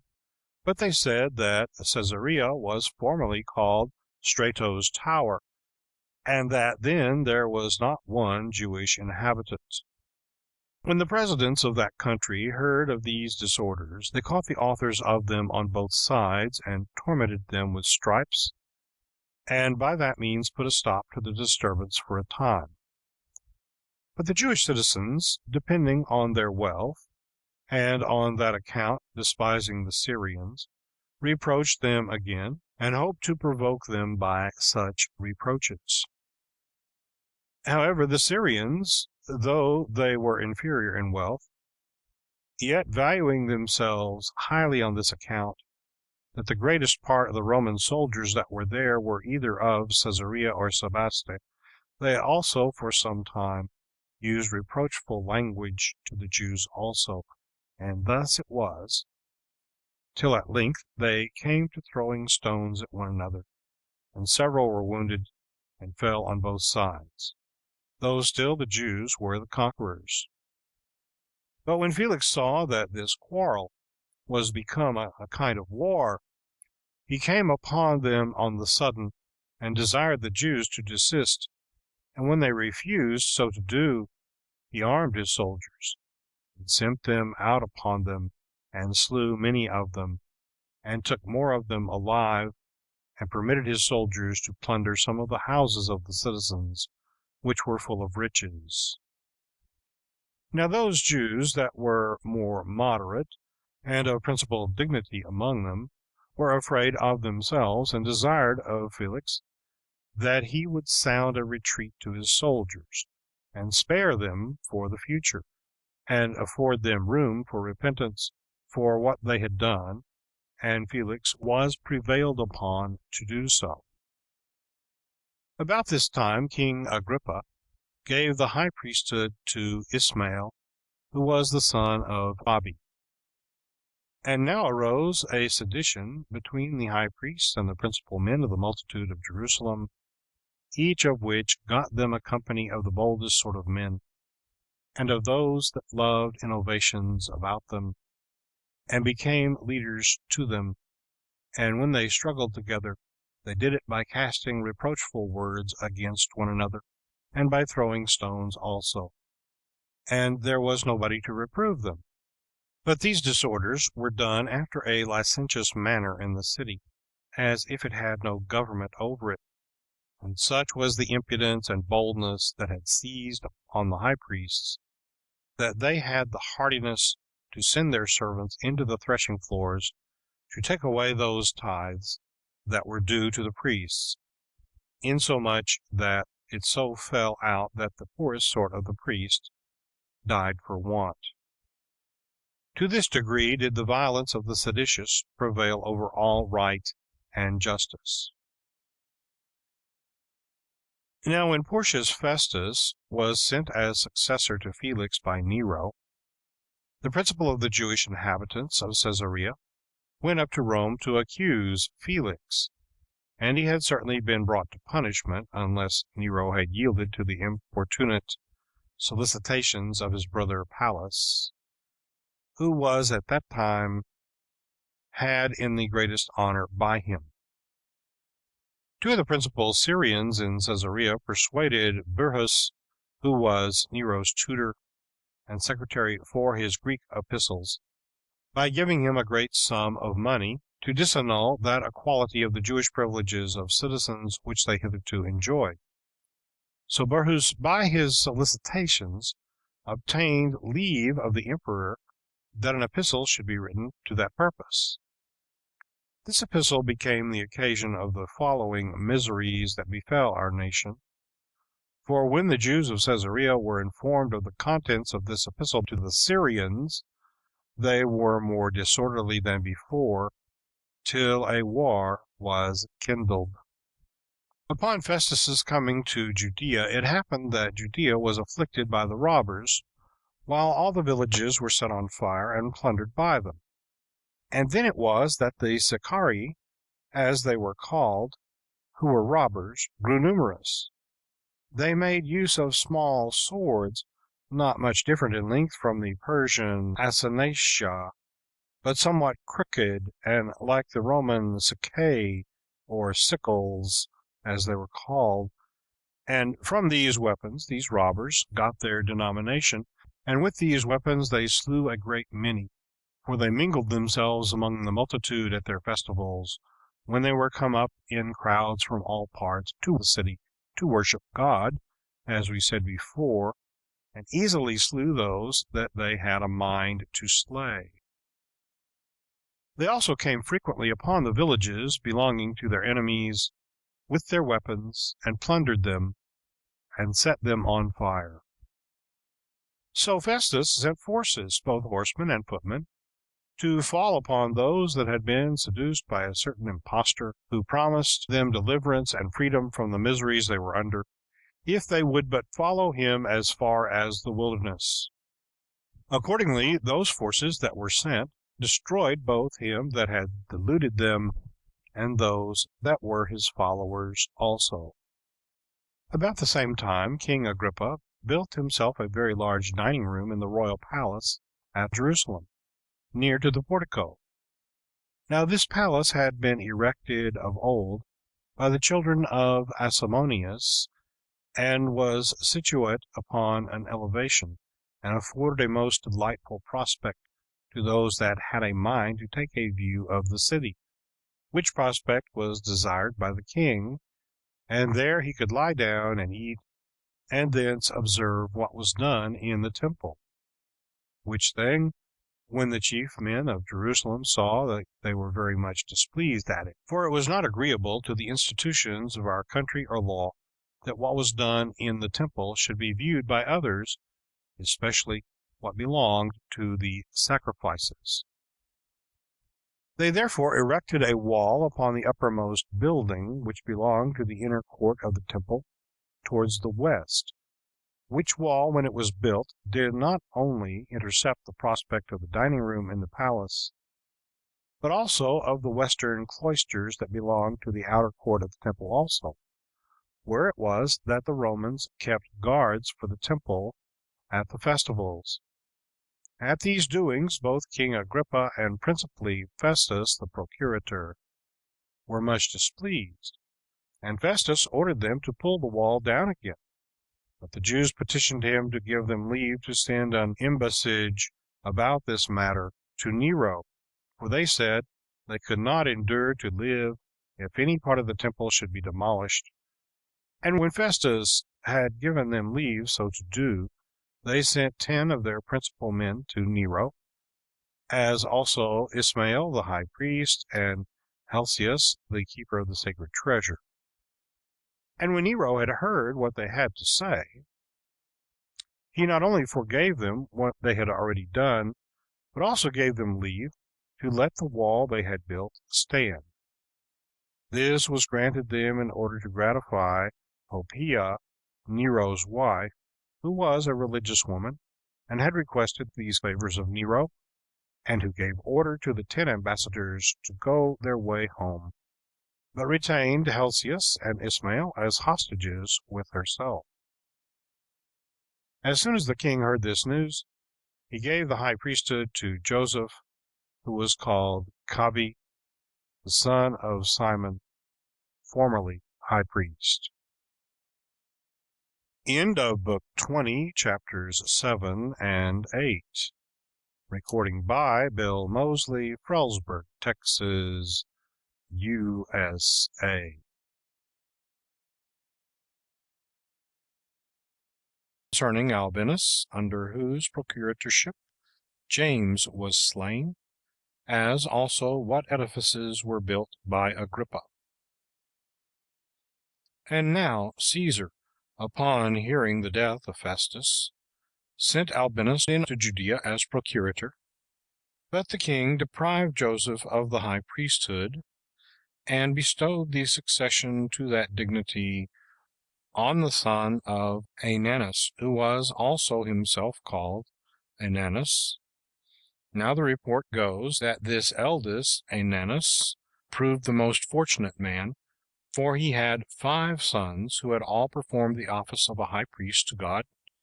and who had himself enjoyed that dignity a long time formerly, which had never happened to any other of our high priests. But this younger Ananus, who, as we have told you already, took the high priesthood, was a bold man in his temper, and very insolent. He was also of the sect of the Sadducees, who are very rigid in judging offenders, above all the rest of the Jews, as we have already observed. When, therefore, Ananus was of this disposition, he thought he had now a proper opportunity to exercise his authority. Festus was now dead, and Albinus was but upon the road, so he assembled the Sanhedrin of judges, and brought before them the brother of Jesus, who was called Christ, whose name was James, and some others, or some of his companions. And when he had formed an accusation against them as breakers of the law, he delivered them to be stoned.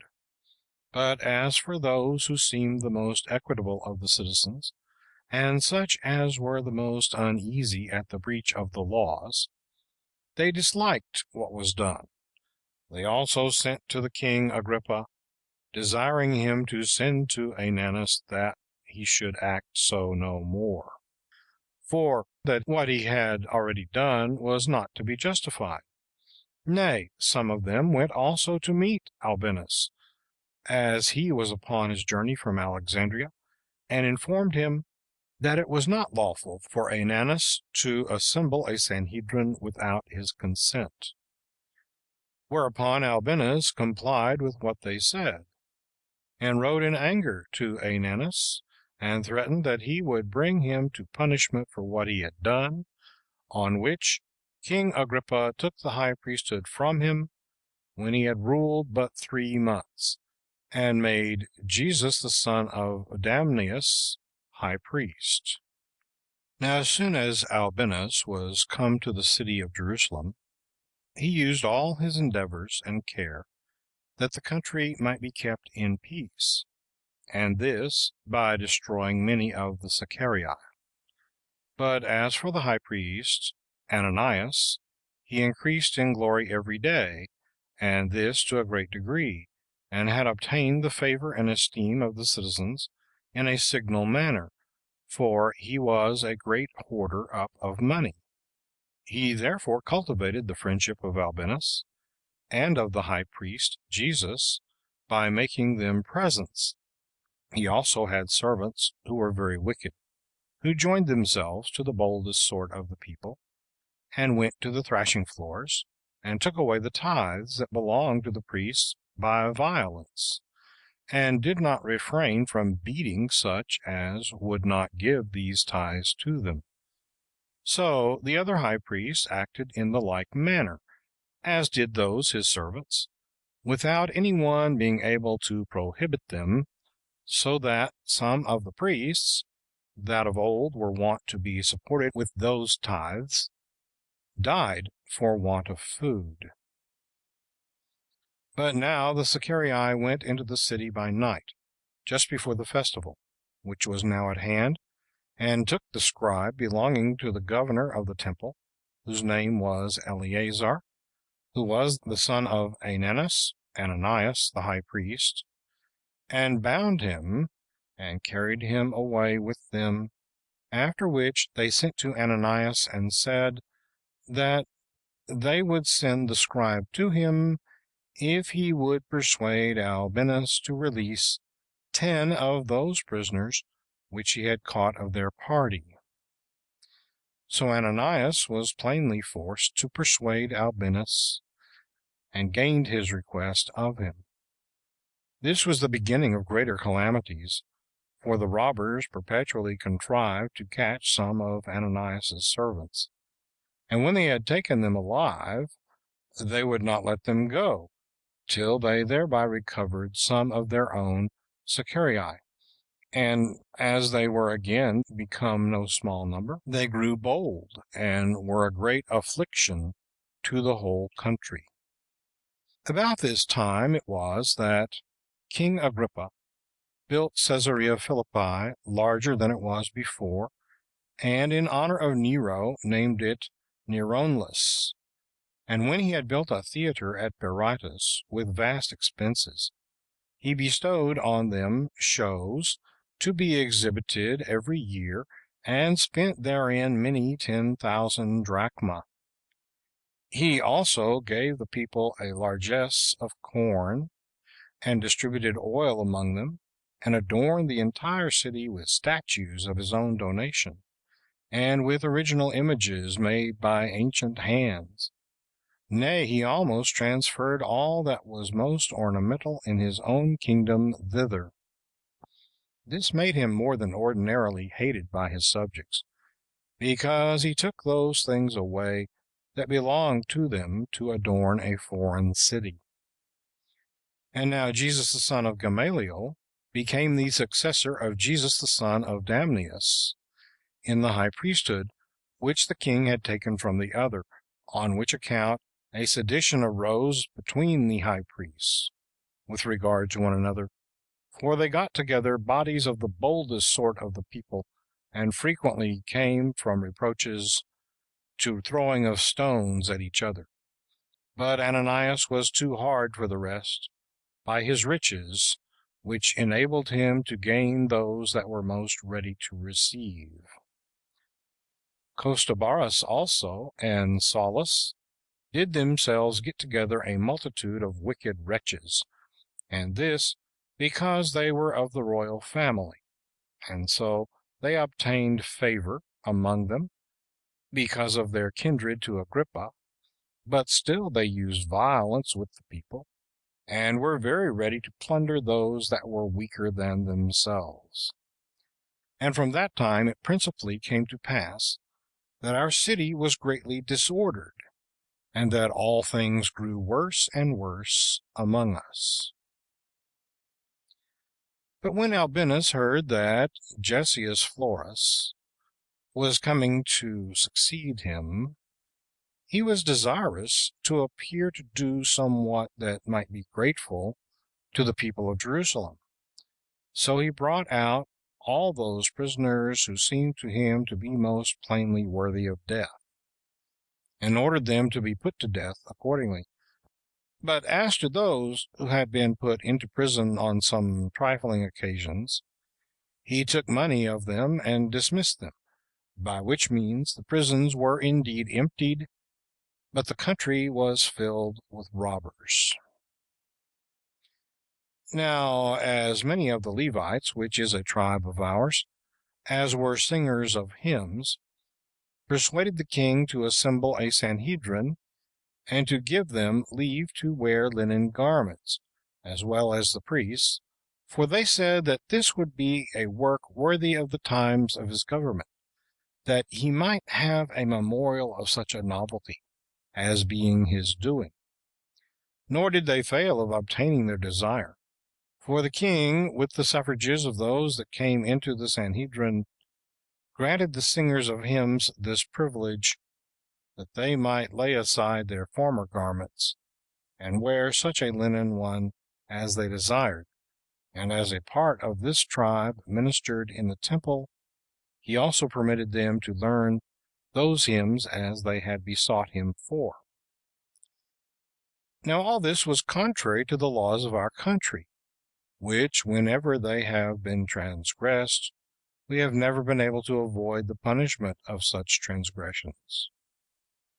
And now it was that the temple was finished. So when the people saw that the workmen were unemployed, who were above 18,000, and that they, receiving no wages, were in want because they had earned their bread by their labors about the temple, and while they were unwilling to keep by them the treasures that were there deposited,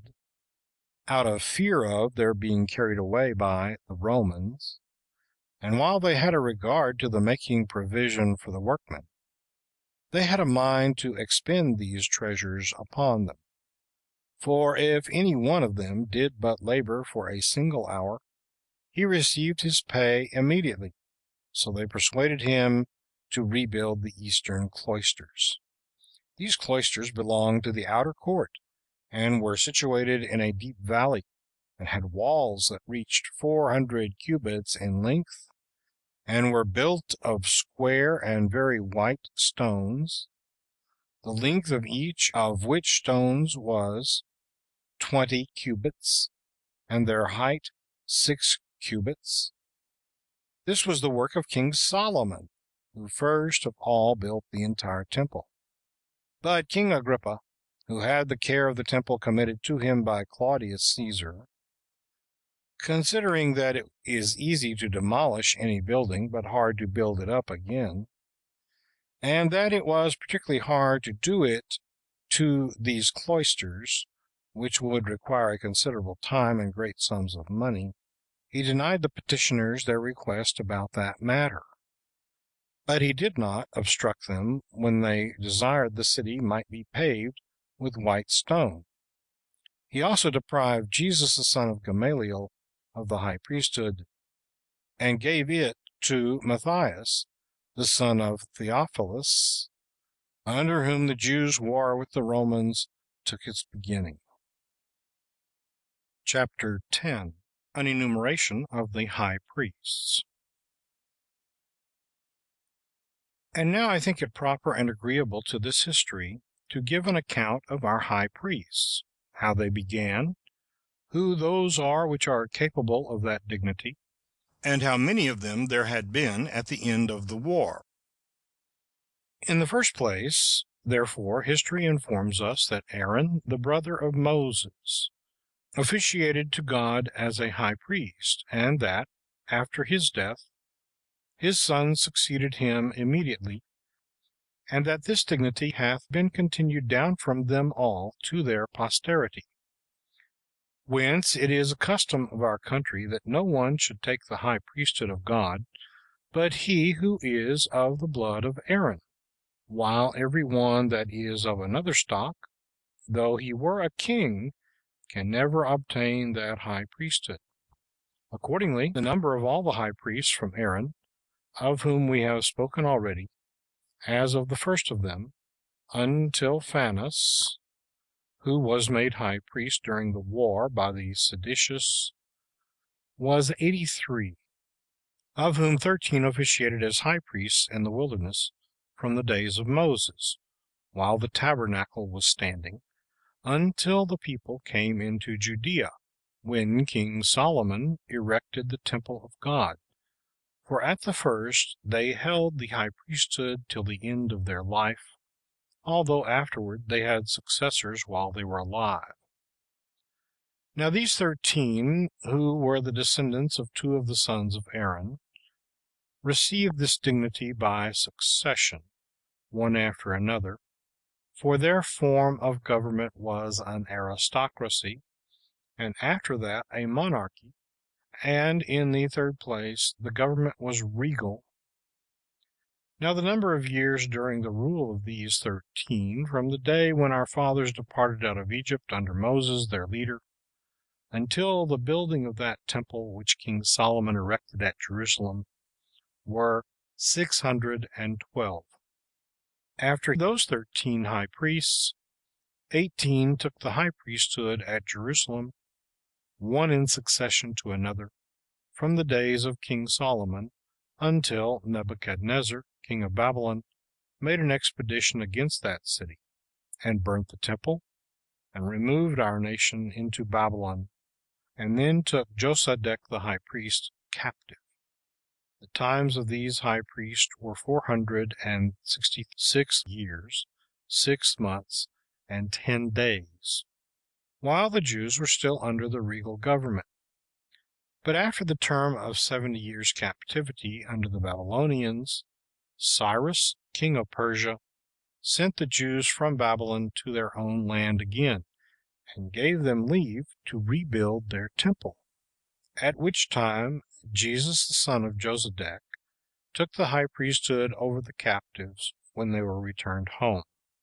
Now he and his posterity, who were in all 15, until King Antiochus Eupator, were under a democratical government for 414 years. And then the forementioned Antiochus and Lysias, the general of his army, deprived Onias, who was also called Menelaus, of the high priesthood, and slew him at Berea, and driving away the son of Onias the third, put Jaemus into the place of the high priest, one that was indeed of the stock of Aaron, but not of that family of Onias. On which account Onias, who was the nephew of Onias that was dead, and bore the same name with his father, came into Egypt, and got into the friendship of Ptolemy Philometor, and Cleopatra his wife, and persuaded them to make him the high priest of that temple which he built to God in the prefecture of Heliopolis, and this in imitation of that at Jerusalem. But as for that temple which was built in Egypt, we have spoken of it frequently already. Now when Josephus had retained the priesthood 3 years, he died, and there was no one that succeeded him, but the city continued 7 years without a high priest. But then the posterity of the sons of Asamoneus, who had the government of the nation conferred upon them, when they had beaten the Macedonians in war, appointed Jonathan to be their high priest, who ruled over them 7 years. And when he had been slain by the treacherous contrivance of Trypho, as we have related somewhere, Simon his brother took the high priesthood, and when he was destroyed at a feast by the treachery of his son-in-law, his own son, whose name was Hyrcanus, succeeded him, after he had held the high priesthood 1 year longer than his brother. This Hyrcanus enjoyed that dignity 30 years, and died an old man, leaving the succession to Judas, who was also called Aristobulus, whose brother Alexander was his heir, which Judas died of a sore distemper, after he had kept the priesthood together with the royal authority. For this Judas was the first that put on his head a diadem for 1 year. And when Alexander had been both king and high priest 27 years, he departed this life, and permitted his wife Alexandra to appoint him that should be high priest. So she gave the high priesthood to Hyrcanus, but retained the kingdom herself 9 years, and then departed this life. The like duration, and no longer, did her son Hyrcanus enjoy the high priesthood, for after her death his brother Aristobulus fought against him, and beat him, and deprived him of his principality, and he did himself both reign and perform the office of high priest to God. But when he had reigned 3 years, and as many months, Pompey came upon him, and not only took the city of Jerusalem by force, but put him and his children in bonds, and sent them to Rome. He also restored the high priesthood to Hyrcanus, and made him governor of the nation, but forbade him to wear a diadem. This Hyrcanus ruled, besides his first 9 years, 24 years more, when Barzapharnes and Pacorus, the generals of the Parthians, passed over Euphrates, and fought with Hyrcanus, and took him alive, and made Antigonus, the son of Aristobulus, king. And when he had reigned 3 years and 3 months, Sosius and Herod besieged him, and took him,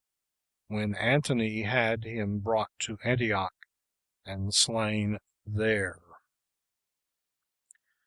Herod was then made king by the Romans, but did no longer appoint high priests out of the family of Asamoneus, but made certain men to be so that were of no eminent families, but barely of those that were priests, excepting that he gave that dignity to Aristobulus. For when he had made this Aristobulus the grandson of that Hyrcanus who was then taken by the Parthians, and had taken his sister Mariamne to wife, He thereby aimed to win the goodwill of the people, who had a kind remembrance of Hyrcanus his grandfather. Yet did he afterward, out of his fear lest they should all bend their inclinations to Aristobulus, put him to death, and that by contriving how to have him suffocated as he was swimming at Jericho, as we have already related that manner. But after this man, he never entrusted the priesthood to the posterity of the sons of Asamoneus. Archelaus also, Herod's son, did like his father in the appointment of the high priests, as did the Romans also, who took the government over the Jews into their hands afterward. Accordingly, the number of the high priests, from the days of Herod until the day when Titus took the temple and the city and burnt them, were in all 28. The time also that belonged to them was 107 years. Some of these were the political governors of the people under the reign of Herod, and under the reign of Archelaus his son, although after their death the government became an aristocracy, and the high priests were entrusted with a dominion over the nation. And thus much may suffice to be said concerning our high priests. Chapter 11. Concerning Florus the procurator, who necessitated the Jews to take up arms against the Romans. The conclusion. Now Gessius Florus, who was sent as successor to Albinus by Nero, filled Judea with abundance of miseries. He was by birth of the city of Clazomene, and brought along with him his wife Cleopatra, by his friendship with Poppaea, Nero's wife. He obtained this government, who was no way different from him in wickedness. This Florus was so wicked and so violent in the use of his authority that the Jews took Albinus to have been comparatively their benefactor, so excessive were the mischiefs that he brought upon them. For Albinus concealed his wickedness, and was careful that it might not be discovered to all men. But Gessius Florus, as though he had been sent on purpose to show his crimes to everybody, made a pompous ostentation of them to our nation, as never omitting any sort of violence, nor any unjust sort of punishment. For he was not to be moved by pity, and never was satisfied with any degree of gain that came in his way, nor had he any more regard to great than to small acquisitions, but became a partner with the robbers themselves. For a great many fell then into that practice without fear, as having him for their security, and depending on him that he should save them harmless in their particular robberies,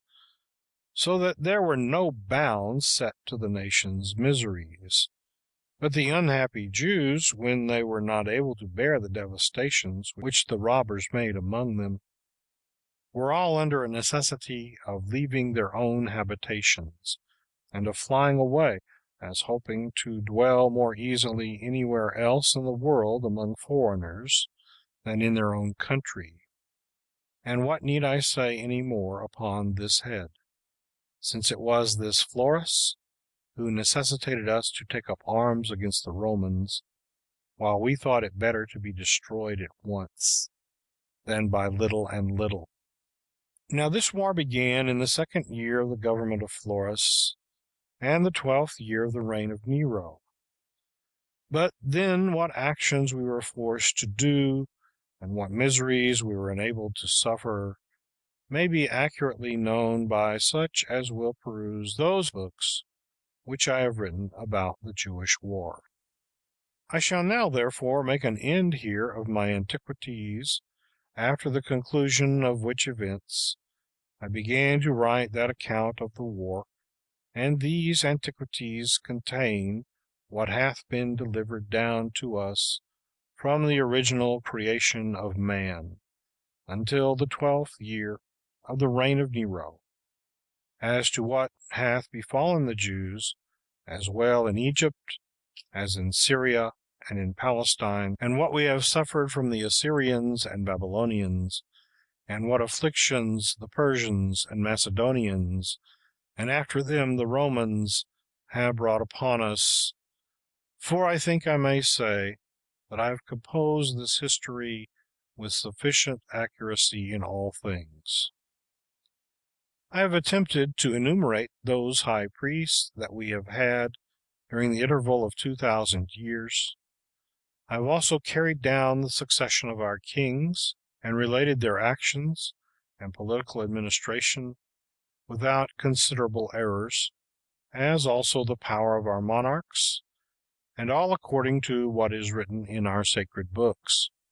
For this it was that I promised to do in the beginning of this history. And I am so bold as to say, now I have so completely perfected the work I proposed to myself to do, that no other person, whether he were a Jew or foreigner, had he ever so great an inclination to it, could so accurately deliver these accounts to the Greeks, as is done in these books. For those of my own nation freely acknowledge that I far exceed them in the learning belonging to Jews. I have also taken a great deal of pains to obtain the learning of the Greeks, and understand the elements of the Greek language, although I have so long accustomed myself to speak our own tongue, that I cannot pronounce Greek with sufficient exactness. For our nation does not encourage those that learn the languages of many nations, and so adorn their discourses with the smoothness of their periods, because they look upon this sort of accomplishment as common, not only to all sorts of free men, but to as many of the servants as please to learn them. But they give him the testimony of being a wise man, who is fully acquainted with our laws, and is able to interpret their meaning, on which account, as there have been many who have done their endeavors with great patience to obtain this learning,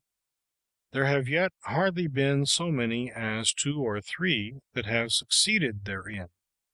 who were immediately well rewarded for their pains. And now it will not be perhaps an invidious thing if I treat briefly of my own family, and of the actions of my own life, while there are still living such as can either prove what I say to be false, or can attest that it is true, with which accounts I shall put an end to these Antiquities, which are contained in 20 books and 60,000 verses. And if God permit me, I will briefly run over this war, and to add what befell them further to that very day, the 13th of Domitian, or A.D. 03, is not, that I have observed, taken distinct notice of by any one, nor do we ever again, with what befell us therein to this very day, which is the 13th year of the reign of Caesar Domitian, and the 56th year of my own life. I have also an intention to write 3 books concerning our Jewish opinions about God and his essence, and about our laws, why, according to them, some things are permitted us to do, and others are prohibited. End of Book 20, chapters 9 through 11. End of Book 20. End of the Antiquities of the Jews by Flavius Josephus. Translated by William Whiston. Recording by Bill Mosley, Frelsburg, Texas, USA.